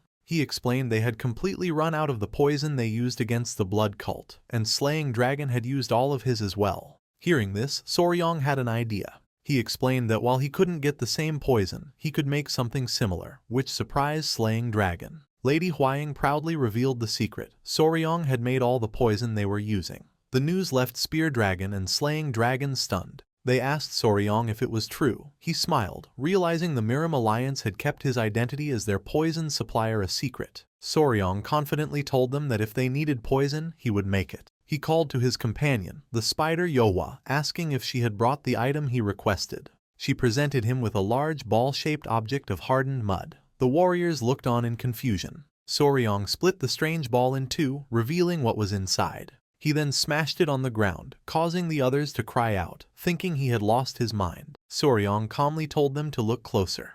They saw the ground was littered with stunned bees. Spear Dragon identified the object as a dew-bee hive. The warriors panicked, but Soryong reassured them, explaining he had shaken the hive to stun them. He then gave a strange instruction: squeeze the bees' bottoms to extract their venom, leaving Spear Dragon bewildered. Holding one of the stunned insects with chopsticks, Soryong explained that it was a type of wasp. He recalled finding a large wasp nest and giving it to Yohwa, deciding it would be a perfect source for a new poison. Back in the present, Soryong explained the science behind his plan. Wasp venom contains enzymes that destroy blood cells, similar to the snake poison the blood cult's antidote was for. While not identical, their core function was the same, which is why the antidote failed. He told the stunned Mei Chogui that while his improvised poison was not as potent, it was enough to disrupt his internal energy. Furious at being outsmarted by a boy, Mei Chogui roared that he would kill him. Seeing their enemy weakened, Spear Dragon and Sword Phoenix saw their chance. They charged forward to deliver the final blow. Their powerful combined attack struck the poisoned elder, who spat black blood before crashing to the ground, defeated. With their enemy defeated, the group was overcome with relief. An ecstatic Sword Phoenix hugged Spear Dragon, who sighed that the fight had taken years off his life. Their celebration was cut short, however, when he suddenly remembered his fallen friend and rushed to check on Slaying Dragon. Lady Huaying assured him she had stopped the bleeding by pressing his acupoints and that his organs seemed undamaged. However, his wound was still serious, so she urged them to move quickly. As they were about to leave, Soryong's centipede, Nova, suddenly tensed and let out a worried sound. Soryong asked what was wrong as Nova stared intently into the dark forest. A moment later, a powerful force shattered a nearby tree as a new figure approached. A mysterious woman with her hair in twin buns descended from the sky, riding a giant, menacing wasp. She looked down at Mei Chogui's body, calling it pathetic and scoffing that his trashy martial arts naturally led to his death. Soryong and Lady Huaying could only stare, wondering who this powerful newcomer could be. The woman looked down at the group, remarking she would have to reconsider her alliance with the blood cult if their techniques were so easily defeated by poison.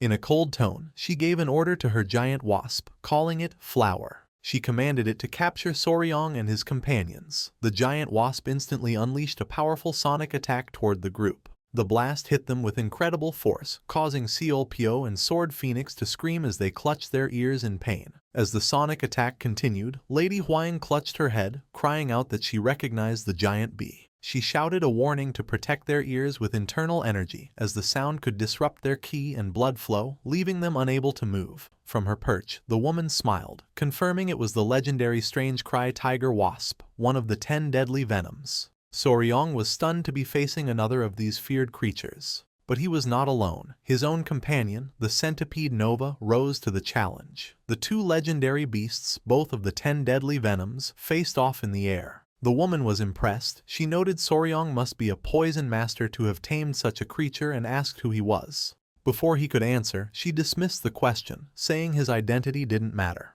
She then focused her gaze on a wary Soryong. With a chilling, possessive smile, she made a shocking declaration. From that moment on, he belonged to her.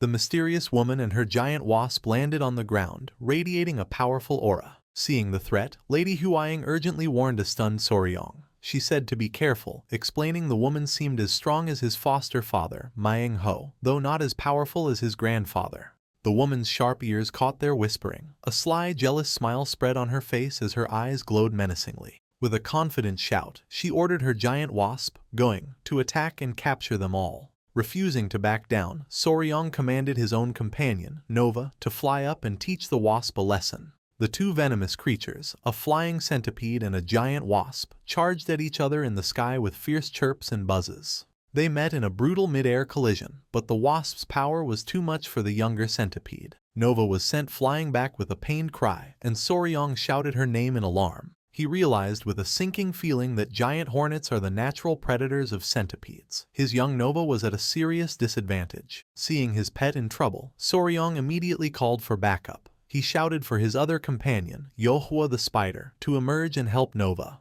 Instantly, Yohua leapt from the treetops in her massive spider form, ready to join the fight. As she soared through the air, she shot a thick web that struck the giant wasp's wing, tangling it and breaking its momentum. The distraction worked perfectly, allowing Nova to break free. Soryong cheered, praising Yohua for her excellent timing. The arrival of a second powerful beast left the woman from the 5 venoms lord stunned. She stared at Yohua, recognizing it as a human-faced spider. She was surprised that the young man had tamed 2 incredibly rare creatures. As the giant beasts battled in the sky, Spear Dragon made a decisive command. He ordered Soryong, Lady Huaying, and Seol Pyo to flee with the wounded slaying dragon, saying he and Sword Phoenix would stay to hold off the woman. With a determined war cry, Spear Dragon and Sword Phoenix charged forward to face the formidable new enemy. The woman from the 5 venoms lords glared at them, her eyes glowing with sinister pink energy. Annoyed by their interference, she called them a nuisance. In a stunning display of speed, she vanished and reappeared behind Spear Dragon, shocking him. With a voice full of contempt, she told him, "Flies should stay quiet." Before the terrified warrior could process her speed, she prepared to strike him with a deadly claw attack. Seeing the imminent danger, Sword Phoenix let out a desperate scream, shouting Spear Dragon's name. In an act of incredible bravery, she threw herself in front of him, taking the full force of the woman's blow. The impact sent her reeling, and she coughed up blood as a horrified Spear Dragon stared, calling her name, Jiaombong. He watched in disbelief as she collapsed, asking why she would do such a thing. With her last strength, the fallen Sword Phoenix muttered that he was an idiot. Consumed by panic and grief, Spear Dragon let out a horrified scream. His emotional outburst left him vulnerable, and the woman from the 5 venoms lords appeared behind him, striking him hard on the back of the neck. As Spear Dragon crumpled to the ground, unconscious, she coldly told him to sleep. From a distance, Soryong watched in horror as both of his allies were defeated in an instant, shouting their names in despair. With all resistance crushed, the woman turned her menacing attention to him. With a possessive smile, she extended a hand, telling him to stop struggling and come to her. Soryong was stunned by the woman's possessive declaration, but he did not face her alone. Instantly, Lady Huaying and Seol Pyo stepped before him with fierce determination. Lady Huaying angrily demanded how the woman dared speak to her fiancé that way, while Seol Pyo declared she would never hand over her little brother. Their defiance annoyed the powerful woman. With a dismissive glare, she called their resistance annoying and charged forward at incredible speed. In a flash, she unleashed a powerful attack that sent both Lady Huaying and Seol Pyo flying backward, overwhelming them. Soryong cried out their names in horror as they were defeated so easily. The woman then turned to the fallen Lady Huaying. She sneered, questioning the word fiancé, and added with cruel satisfaction that the title would be gone very soon. She descended menacingly to deliver the final blow. Just as her attack was about to land, two small blue lizard-like creatures materialized from a swirl of icy snowflakes, blocking her strike with their energy. The woman was surprised by their sudden appearance. The two creatures, radiating a powerful cold aura, stood protectively before Lady Huaying. Seeing his companions, Soryong shouted their names in relief. Siola, Binga! The two creatures cried out and pushed the woman back. The woman landed gracefully, her expression curious and suspicious. She listed the beasts Soryong commanded, the first Venom Lord, Nova, the human-faced spider, Yowa, and now the fourth Venom Lord. The number of legendary creatures was unbelievable, and she again demanded his true identity. In response, Soryong stepped forward, his body surging with a powerful glowing green aura. The woman fell silent, sensing the immense power emanating from him. With glowing eyes and a voice full of conviction, he gave his answer. He declared he was the son of the Beast Palace and the sole son-in-law of the Tang clan. He was Soryong. A tense silence fell on the battlefield as the two sides faced off under the moonlight, Soryong's companions against the woman and her wasp. Soryong's powerful declaration of identity had a profound effect on the woman. Her surprise quickly twisted into a furious scowl. She exploded in rage, demanding what he meant by claiming allegiance to both the Tang clan and the Beast Palace. She furiously asked if he intended to repeat the tragic events of 100 years ago, when the two houses destroyed her sect. Her words made everything clear to Soryong. He stared at her, realizing she must be a survivor of the ancient Five Venoms sect. The woman, however, saw Soryong not as an enemy but a victim. She called him pitiful and declared another reason to make him hers. She vowed to save him from the dirty clutches of the Tang clan and the Beast Palace. Soryong clenched his fist in anger, shouting that her words were nonsense.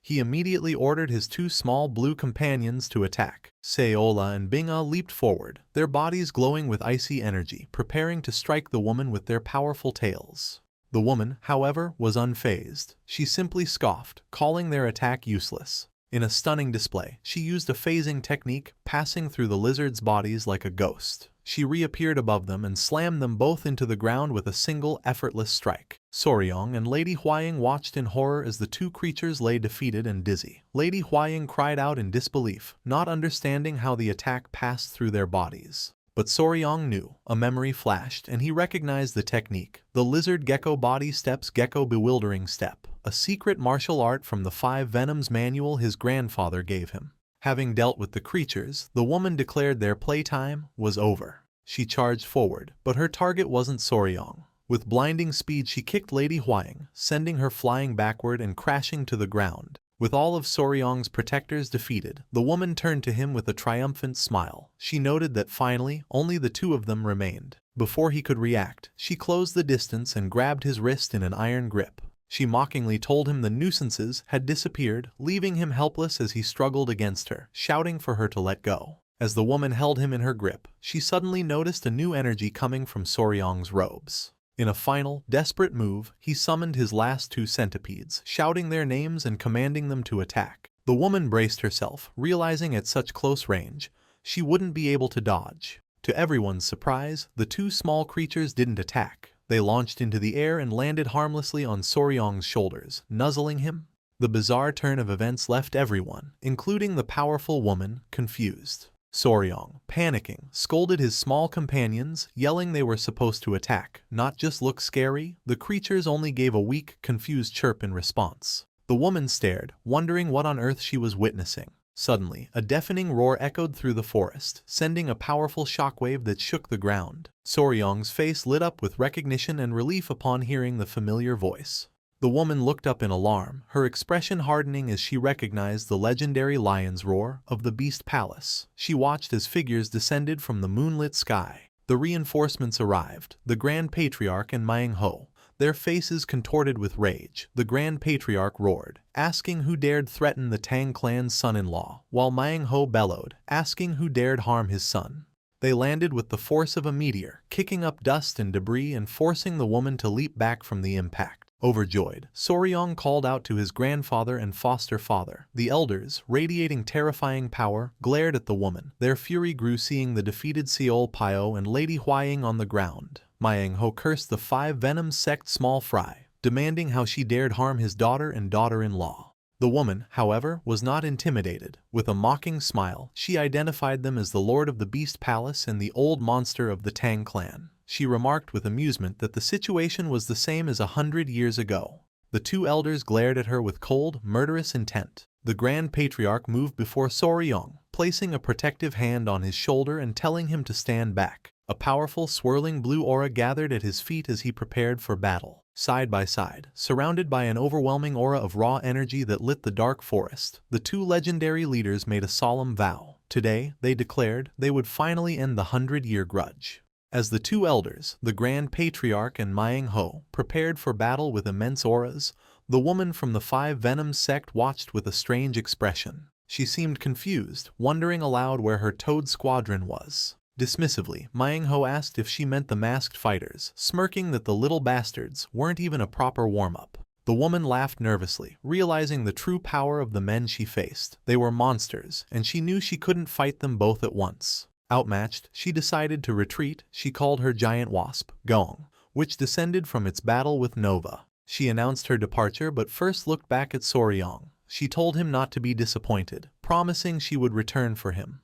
Enraged, Manhwa roared for her to stay, but the Grand Patriarch stopped him, reminding him their priority was treating the wounded. Seizing the moment, the woman mounted her wasp. With a sinister smile, she introduced herself as Oh Cheong-yu and chillingly promised Soryong she would one day make him hers. With a final command, she flew into the night, leaving a stunned Soryong to whisper her name. With the threat gone, the Grand Patriarch took charge. He ordered his men to transport the wounded to the Beast Palace immediately, stressing there could be no delays. As the warriors moved, Soryong kept watching the retreating figure. As she flew away, he noticed something strange. He saw a thin object in the back of their heads. He squinted, recognizing it as a golden needle. The golden needle, identical to the one in the Ant Queen, left Soryong shocked. As his allies carried the wounded, he watched her retreat, his mind on the battle. It was his first unforgettable encounter with Oh Cheong-yu. After the battle, with help from his grandfather and foster father, the group was rescued and brought to the safety of the Beast Palace. However, the cost of their escape was high. Slaying Dragon had a deep side wound. Sword Phoenix was worse, with internal organ damage. Spear Dragon had a fractured neck, and both Lady Huaying and Seal Pio had serious bruises and internal injuries. In the end, all his companions were bedridden, leaving Soryong as the only one unharmed. While saddened by his friend's injuries, another worry weighed on his mind.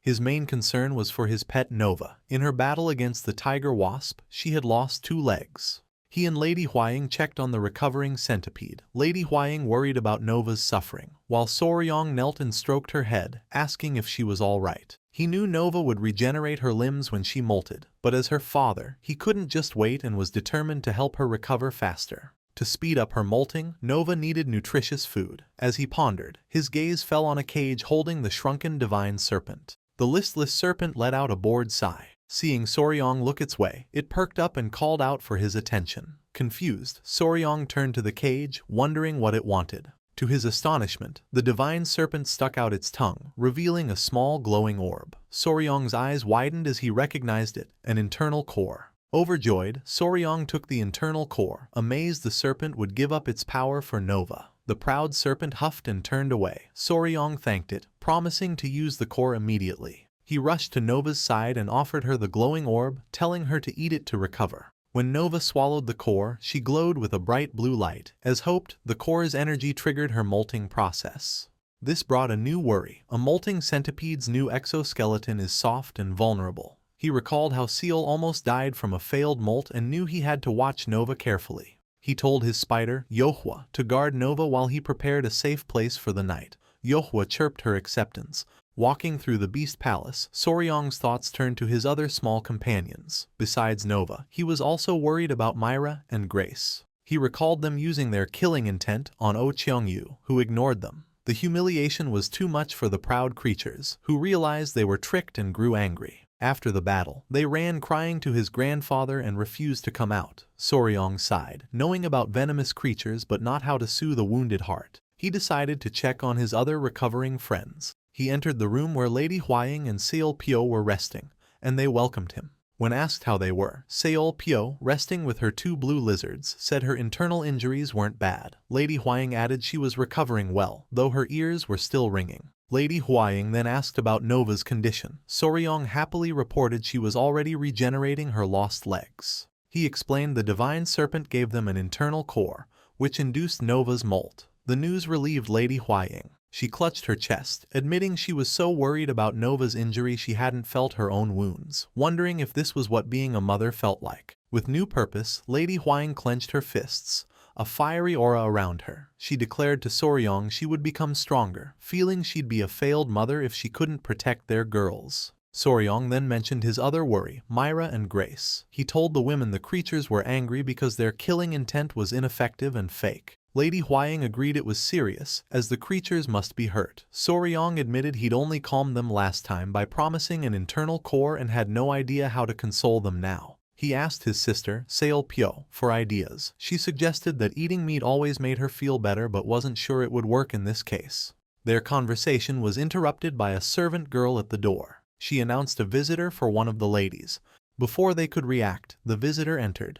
It was Spear Dragon, panicked and out of breath, leaning on the doorframe. Seeing him, Lady Huaying scolded him for daring to enter a lady's bedroom, even if he loved Seol Pyo. Flustered, Spear Dragon frantically denied it was the reason for his visit. He explained he'd rushed over for Soryong. Confused, Soryong pointed at himself, wondering why. To everyone's shock, Spear Dragon suddenly dropped to his knees before Soryong. With his head bowed, he desperately pleaded for Soryong's help. Startled, they stared as the proud warrior begged for aid. Soryong told him to stand, reminding him of his injury. Still kneeling, Spear Dragon explained his plea was about Sword Phoenix. Shocked and worried, Soryong asked what happened to her and if she'd worsened. Spear Dragon clenched his fists, his face filled with agony and disbelief. He then blurted out that Sword Phoenix told him she liked him. The bizarre confession left Soryong, Lady Huaying, and Seol Pyo dumbfounded, staring blankly. Panicking, Spear Dragon grabbed his head and cried, wailing he didn't know what to do. He begged Soryong for help, claiming he had more experience. Soryong and Lady Huaying just stared, unsure how to handle the hysterical man. In her own room, Sword Phoenix was resting in her bed. She sighed softly. Clutching her blankets, she blushed deeply. With mixed frustration and affection, she whispered the word on her mind, idiot. At the Beast Palace, Spear Dragon visited Sword Phoenix, who was recovering in bed. He sighed, relieved her life wasn't in danger, and admitted he'd been terrified something awful would happen. He then asked why she had taken the attack meant for him during their fight with Oh Cheongyu. Sword Phoenix just stared at him for a moment, then asked why he thought she did it. Puzzled, Spear Dragon guessed it was because they were comrades on a secret mission. For his clueless answer, she threw a wooden pillow directly at his face. Reeling from the impact, Sword Phoenix angrily called him an idiot. Completely flustered and blushing, she shouted the real reason. She couldn't stand to watch the person she liked die. Her confession left Spear Dragon stunned. He pointed a trembling finger at himself, asking if he was the one she meant. Her embarrassment turning to rage, Sword Phoenix screamed she should have let him die and ordered him out of her room. Later, Soryong listened to the story with a shocked expression on his face. He asked the miserable Spear Dragon if he had really been kicked out, and the warrior confirmed it. Lady Huaying and Seol Pyo, however, had no sympathy. Lady Huaying glared, calling him pathetic and saying Sword Phoenix should have thrown a dagger to kill him. Seol Pyo added that the dagger should have been poisoned too. With his sister and fiancé beside him, Soryong asked the distraught Spear Dragon what he needed help with, since he'd already received a confession and the next step should be clear. Spear Dragon, however, was panicking. He explained he'd never had a woman confess to him and didn't know what to do, especially since it was Sword Phoenix. As Soryong considered the warrior's dilemma, he announced he had a good idea. He told a curious Spear Dragon to follow him. Soryong led him to another room and opened the door. Inside, Yowa was with Nova. Soryong called out, asking for her help.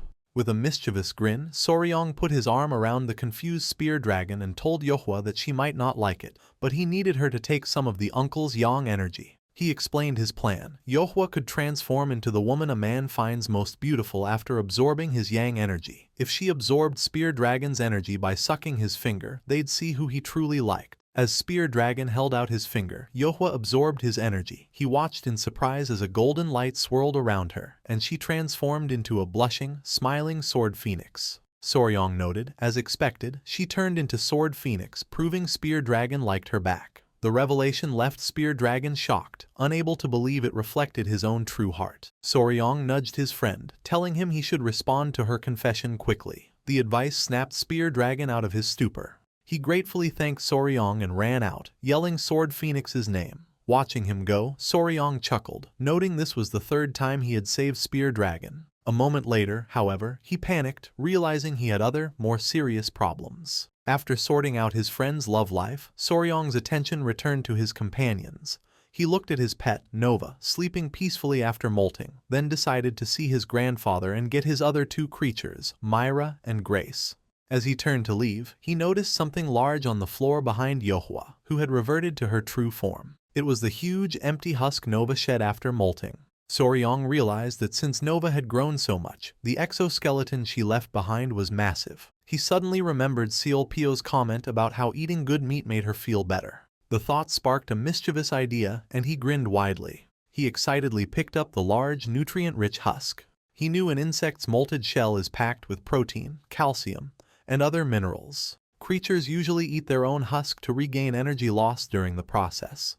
However, Soryong reasoned that since a powerful core induced Nova's molting, she was already full of energy and didn't need her husk. This led him to a brilliant conclusion. If the husk held leftover energy from the core, he could feed it to his other pets, Myra and Grace, to help them recover and grow. With his plan set, he called Yohua and asked her to cut the husk into small bite-sized pieces. Meanwhile, in the Grand Patriarch's room, things were less calm. Soryong's other pets, Myra and Grace, were causing chaos. The Grand Patriarch yelled as the two creatures knocked over and broke his prized inkstone. He furiously ordered the two brats to stay still, but they just chirped and ran around. Exasperated, the old man threatened that if they continued, he would send them back to Soryong. Soryong peeked into his grandfather's room, amused that the powerful elder was suffering because of his two tiny pets. He announced his arrival, and the Grand Patriarch expressed his relief, saying Soryong's timing was perfect and he should take the chaotic creatures away. The old man complained the two wouldn't stay still and that looking after them was more exhausting than martial arts training. Soryong just laughed awkwardly. He then noticed Myra and Grace glaring from behind his grandfather's leg, still sulking about their earlier humiliation. Realizing he needed to cheer them up, Soryong said he brought a special snack, like the internal core he had promised them. The mention of food caught their attention, and they eagerly rushed over. Soryong smiled to himself, thinking children can't resist food. He knelt and offered them bite-sized pieces of Nova's molted husk, telling his kids their daddy had made it easy to chew. The two creatures happily began to munch on the nutrient-rich snacks. With his pets calm, Soryong told them there was more in his room and scooped them up. He thanked his grandfather for looking after them. The Grand Patriarch watched them go, fondly telling the little rascals to listen to their daddy. As Soryong walked down the hall with his companions on his shoulders, he was pleased they were eating so well. He wondered if the husk's energy might cause them to molt soon, like Nova. His thoughts were interrupted when a couple called out to him. He turned and saw Spear Dragon and Sword Phoenix standing together, looking like a new couple. They greeted him warmly, explaining they had been waiting. Soryong asked Sword Phoenix if she was well enough to be walking around. Smiling happily, she assured him she was feeling much better, thanks to his help. She explained she and Spear Dragon came to thank him, playfully adding she heard he'd knocked some sense into the blushing warrior beside her. Spear Dragon earnestly said they would never forget his kindness, but Soryong waved it off, saying he only helped confirm feelings that were already there. His attention returned to Myra and Grace. He pointed to Nova's large husk on the floor and told his pets to look at all the snacks he had for them. Spear Dragon asked what the strange object was, as the little creature's eyes glowed with excitement. Soryong explained it was Nova's husk and he was feeding it to them, hoping it held some of the core's energy. He set the two creatures down and told them to wait, promising their daddy would prepare more food for them quickly. Myra chirped happily, but Grace just glared, still sulking. Soryong tried to cheer her up, promising her a piece soon if she would wait. As he was talking, he suddenly noticed something was wrong. A strange energy began to surge from Grace's small body. A moment later, the little creature shrieked in pain, its body glowing with an intense red light that startled everyone. Soryong stared in confusion as Grace cried uncontrollably, and he called her name in concern. Seeing her as a human girl, he wondered why his pet was acting this way. The room stared in shock as Grace wailed on the floor, enveloped in a faint red aura. A bewildered Spear Dragon asked why Grace was acting this way, but Soryong could only stammer that he didn't know. He guessed the little creature was hurt and angry about something. While the men remained confused, Sword Phoenix watched with a thoughtful expression. She turned to Soryong, telling him he was less sensitive than she thought. She explained that as a girl, Grace saw Nova's husk as a hand-me-down, not a gift, so her frustration was natural. Sword Phoenix recalled her own childhood, where having many older sisters meant always wearing old clothes and longing for something new. The explanation struck Soryong hard. He realized with horror that Grace must think he was favoring Nova by giving her a mere hand-me-down. When he wondered why Myra wasn't upset, Sword Phoenix noted that the easygoing creature was simply happy to have a treat. Overwhelmed by the emotional complexity, Soryong sighed, realizing that raising a daughter was a difficult task. Soryong knelt to console Grace, telling her not to be difficult. He explained the snack was full of energy and he just wanted her to be as great as her sister, Nova. His words only made it worse. Grace turned away from the food, pouting furiously, and ignored Soryong's attempts to coax her into eating. Instead of eating, Grace burst into tears again and, to everyone's shock, ran out of the room. Sword Phoenix voiced her concern while Soryong stared in disbelief, unsure what to do now that Grace had fled. Confused by his daughter's complex emotions, Soryong was left speechless. A crying Grace fled into the courtyard of the Beast Palace. Shortly after, Lady Huaying found and comforted the now calm but still sad-looking Grace. She explained to the others that Grace had run to her feeling displaced and full of repressed emotions. When she asked about Soryong, Spear Dragon explained he had frozen in shock.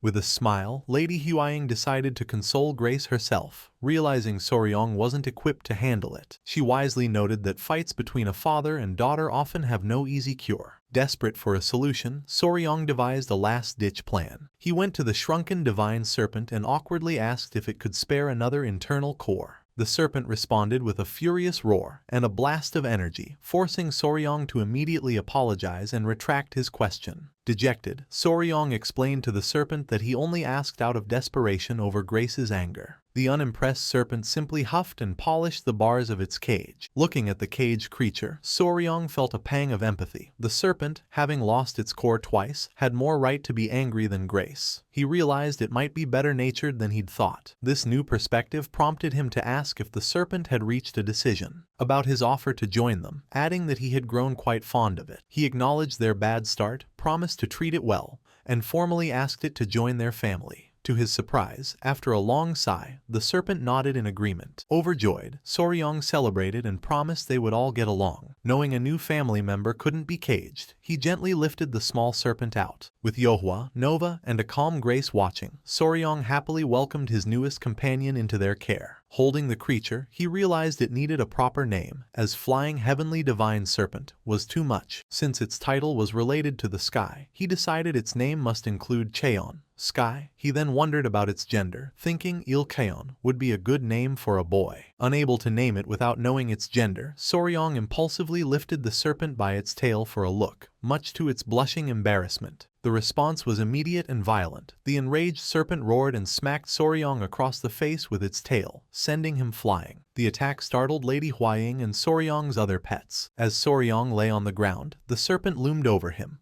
glowing red with fury and roaring. Seeing the creature's teary-eyed, blushing face, Soryong finally understood and asked in stunned realization, "You're a girl?" He scrambled to his knees and apologized profusely, explaining he had been sure it was a boy. To make it up to her, he declared that as a girl, she deserved a much prettier name. Noting her beautiful emerald-colored mane, he suggested the name Yondu, the Hanja for that color, and asked what she thought. The serpent paused, and Soryong hopefully took its silence as approval. He happily announced her name was now Yondu. The newly named serpent hissed softly and blushed as Soryong gently petted her. Soryong then remembered his plan to include Jaeon and started to combine them, but stopped, finding Cheon Yondu a bit of a mouthful. He decided to stick with the full name anyway, reasoning that children with strange names live long lives. Thus, the serpent was officially named Cheon Yondu. The next day, a meeting was held at the Beast Palace. Slaying Dragon apologized to the Grand Patriarch for the trouble, but he dismissed it, saying it was his duty as an ally.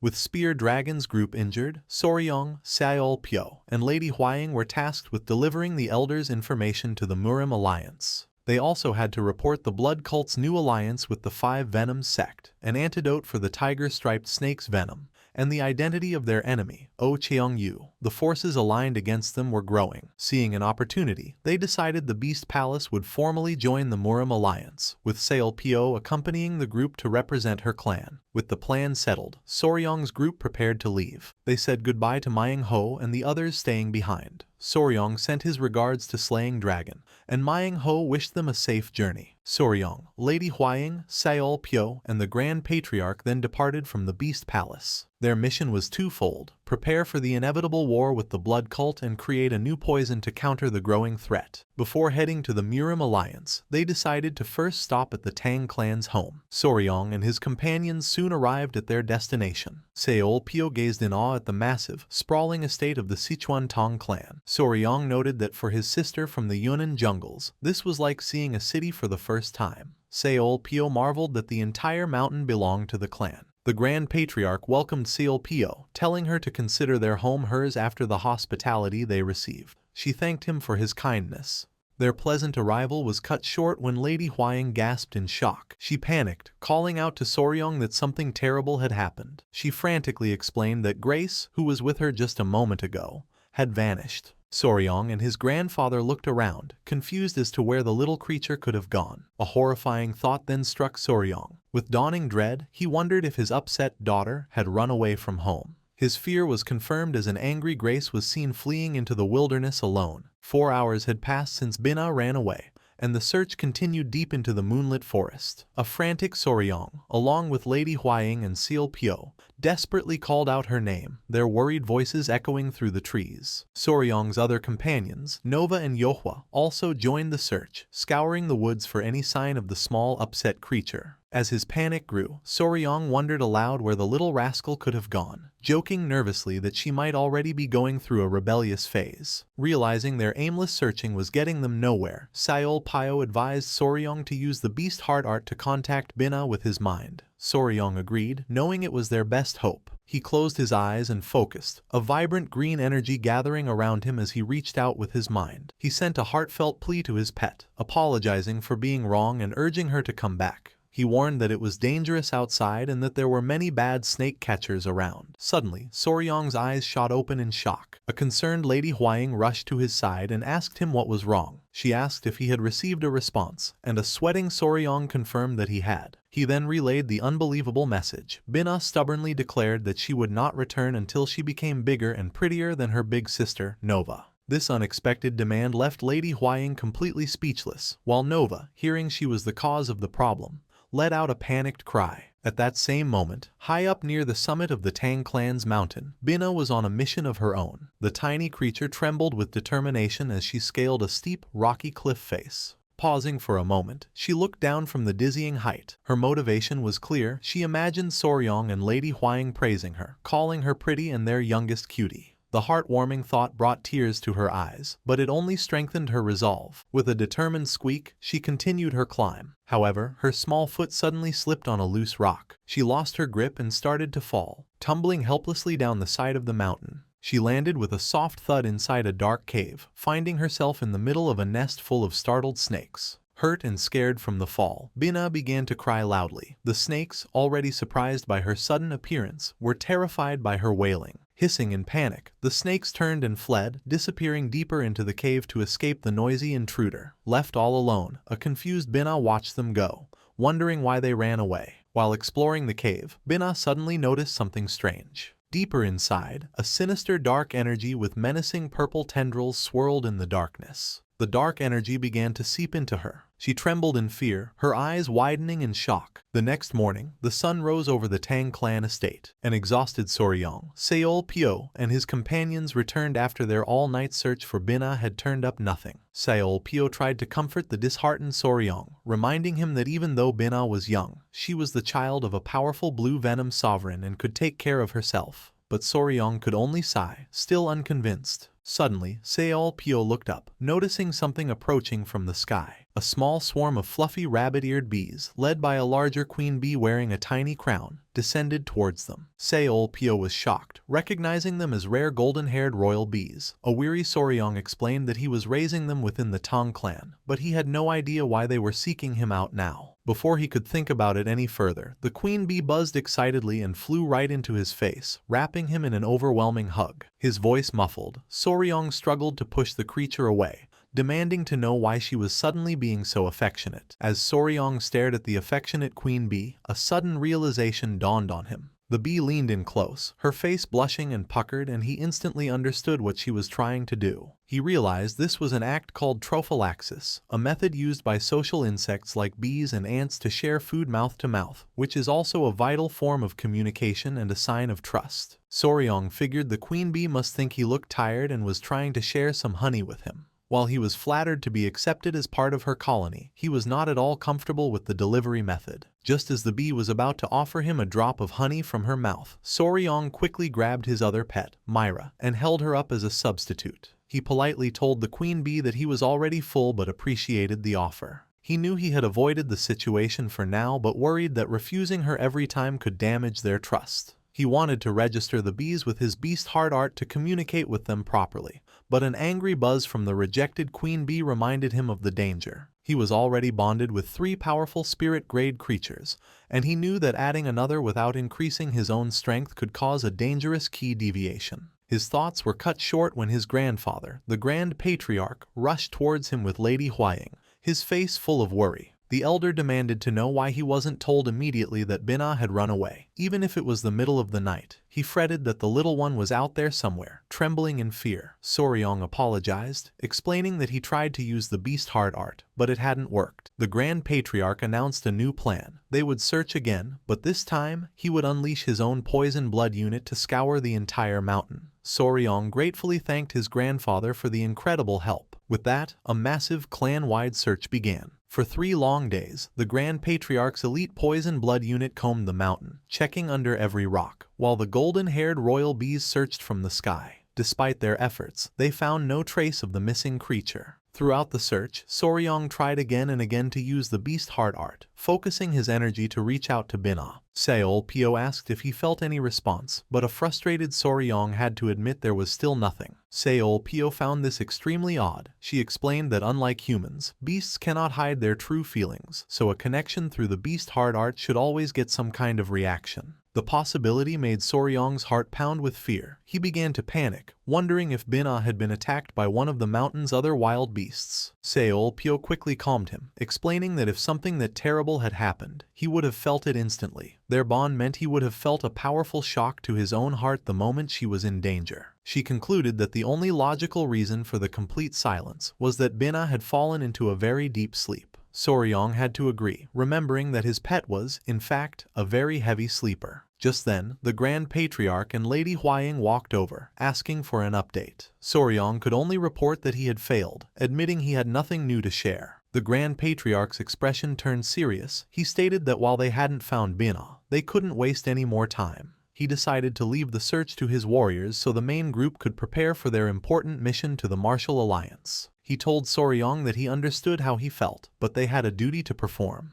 They also needed to create a new poison to counter the one the blood cult now had an antidote for. This reminder of their responsibilities seemed to snap Soryong back to reality. Regarding the new poison, Soryong revealed to his grandfather that he had already made preparations. He explained that among the venomous creatures they captured in Yunnan, there was one especially useful specimen that he had already sent to the clan's poison garden. He added cheerfully that by now, the clan's specialists should have already started extracting its venom. This was necessary because it was hard to get large amounts of poison from his bees. However, he mentioned with a hint of concern that this new creature was a bit difficult to handle, which caught the Grand Patriarch's interest. Soryong just gave an awkward laugh and didn't offer any more details. Far from their conversation, a different kind of problem was brewing inside the ominous poison garden, a dark facility built into the side of a cliff. Inside, several Tang clan members were backing away in fear from a large, steaming cauldron. A violent, blood-red energy was erupting from the pot, swirling like a storm.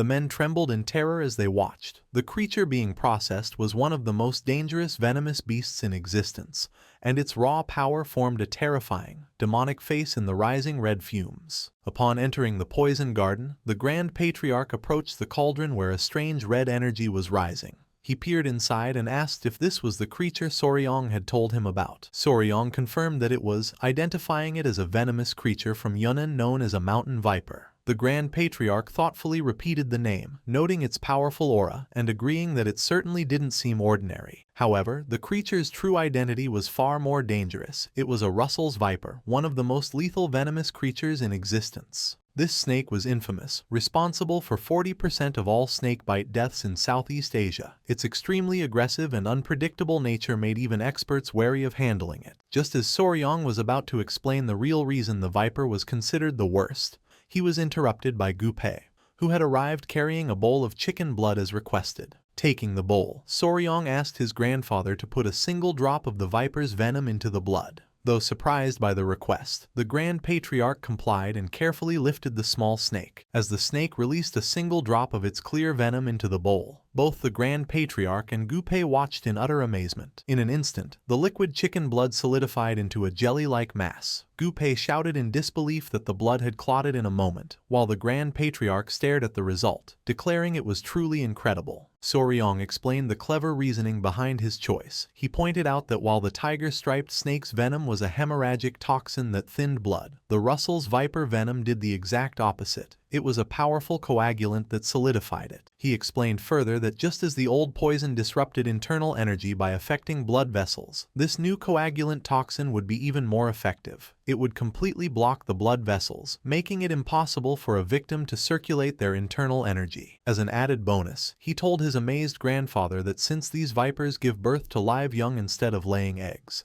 they could easily breed more of them for a steady supply of venom. Impressed by the plan, the Grand Patriarch immediately ordered more warriors to be sent to Yunnan to capture as many vipers as possible, a command Soryong readily accepted. A sinister smile crept across Soryong's face as he thought about his enemies. He pictured Oh Cheong-yu and the Five Venoms sect, thinking that they could try their best to create an antidote, but he was preparing to hit them with a combination of poisons they would never see coming. His moment of strategic satisfaction was shattered when a panicked Lady Huaying came running toward him, calling his name. She arrived completely out of breath and was unable to speak for a moment. When she finally caught her breath, she delivered terrible news. She explained that something awful was happening. Bina was viciously attacking Seola, biting her all over. She cried that at this rate, Seola would be gravely injured. The news left Soryong completely shocked and horrified. Nearby, the scene was just as she described. One of the small blue lizards, Bina, was ferociously biting the other, who was crying out in pain. Without a moment's hesitation, Soryong and Lady Huaying rushed toward the commotion. As they ran, a panicked Soryong asked his fiancée how the fight could have possibly started. Lady Huaying explained that she had gathered the small creatures to talk to them and at first thought they were just playing.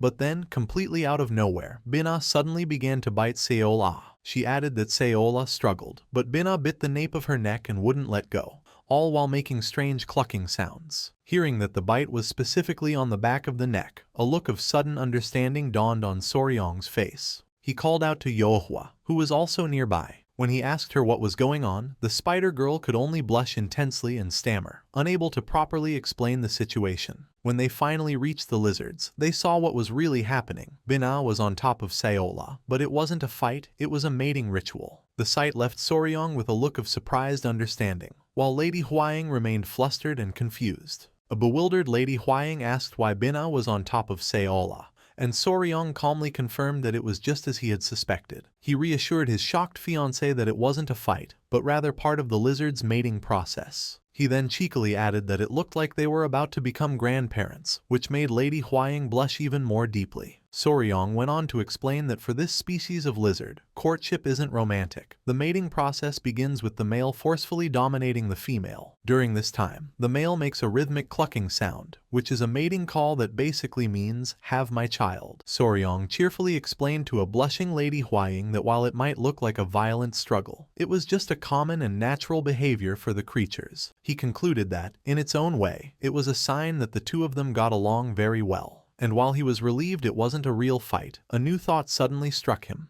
He stopped in his tracks, realizing that this development was actually a major problem. A confused Lady Huang asked him what was wrong. With a grim expression, Soryong turned to her and announced that it seemed he would no longer be able to go to the Murim Alliance. Later, in the Patriarch's hall, Soryong's announcement was met with fury. The Grand Patriarch slammed his hands on the table, demanding to know why his grandson couldn't go. He asked if it was still about Bina, reminding Soryong that he had already sent clan warriors to handle the search. Seol Pyo also chimed in, reminding him of his promise to accompany her to the alliance. A nervous Soryong tried to explain the delicate situation. He revealed that Seola and Bina had just mated for the very first time that day. He explained that this meant they would be laying eggs within 2 weeks to a month. If the pregnant lizards were to travel with them and lay their eggs on the road, it would be incredibly difficult to manage, and the delicate eggs could easily be ruined. He concluded by asking if it wouldn't be better for him to simply stay behind at the Tang clan estate to look after the new parents and their future offspring.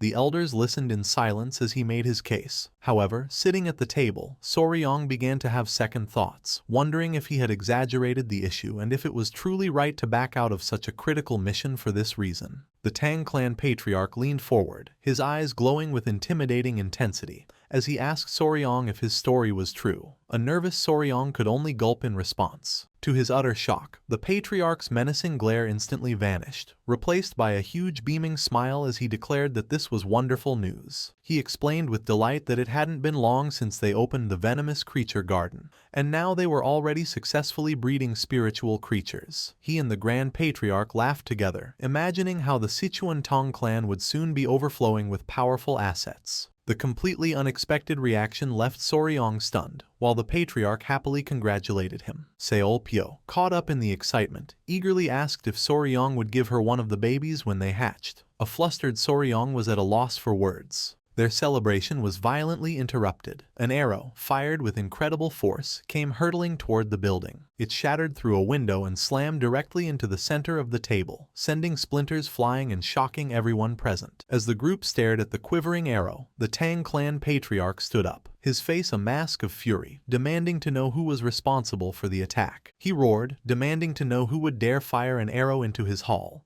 while Lady Huang rushed to Soryong's side to make sure he was all right. It was then that Soryong noticed a small pouch tied to the arrow's shaft. Seol Pyo removed the letter from the pouch. As she began to read it, Soryong asked what it said. Her eyes went wide with shock as she processed the contents. After a tense moment, she looked up and relayed the unbelievable message. The letter stated that the sender was coming to steal Soryong. The bizarre declaration left Soryong and Lady Huang completely dumbfounded. Meanwhile, perched on a nearby hill overlooking the Tang clan estate, a mysterious figure stood among the trees, holding a bow. Dressed in dark, practical clothing with short, dark hair, the archer looked toward the estate with glowing red eyes, her expression cold and determined.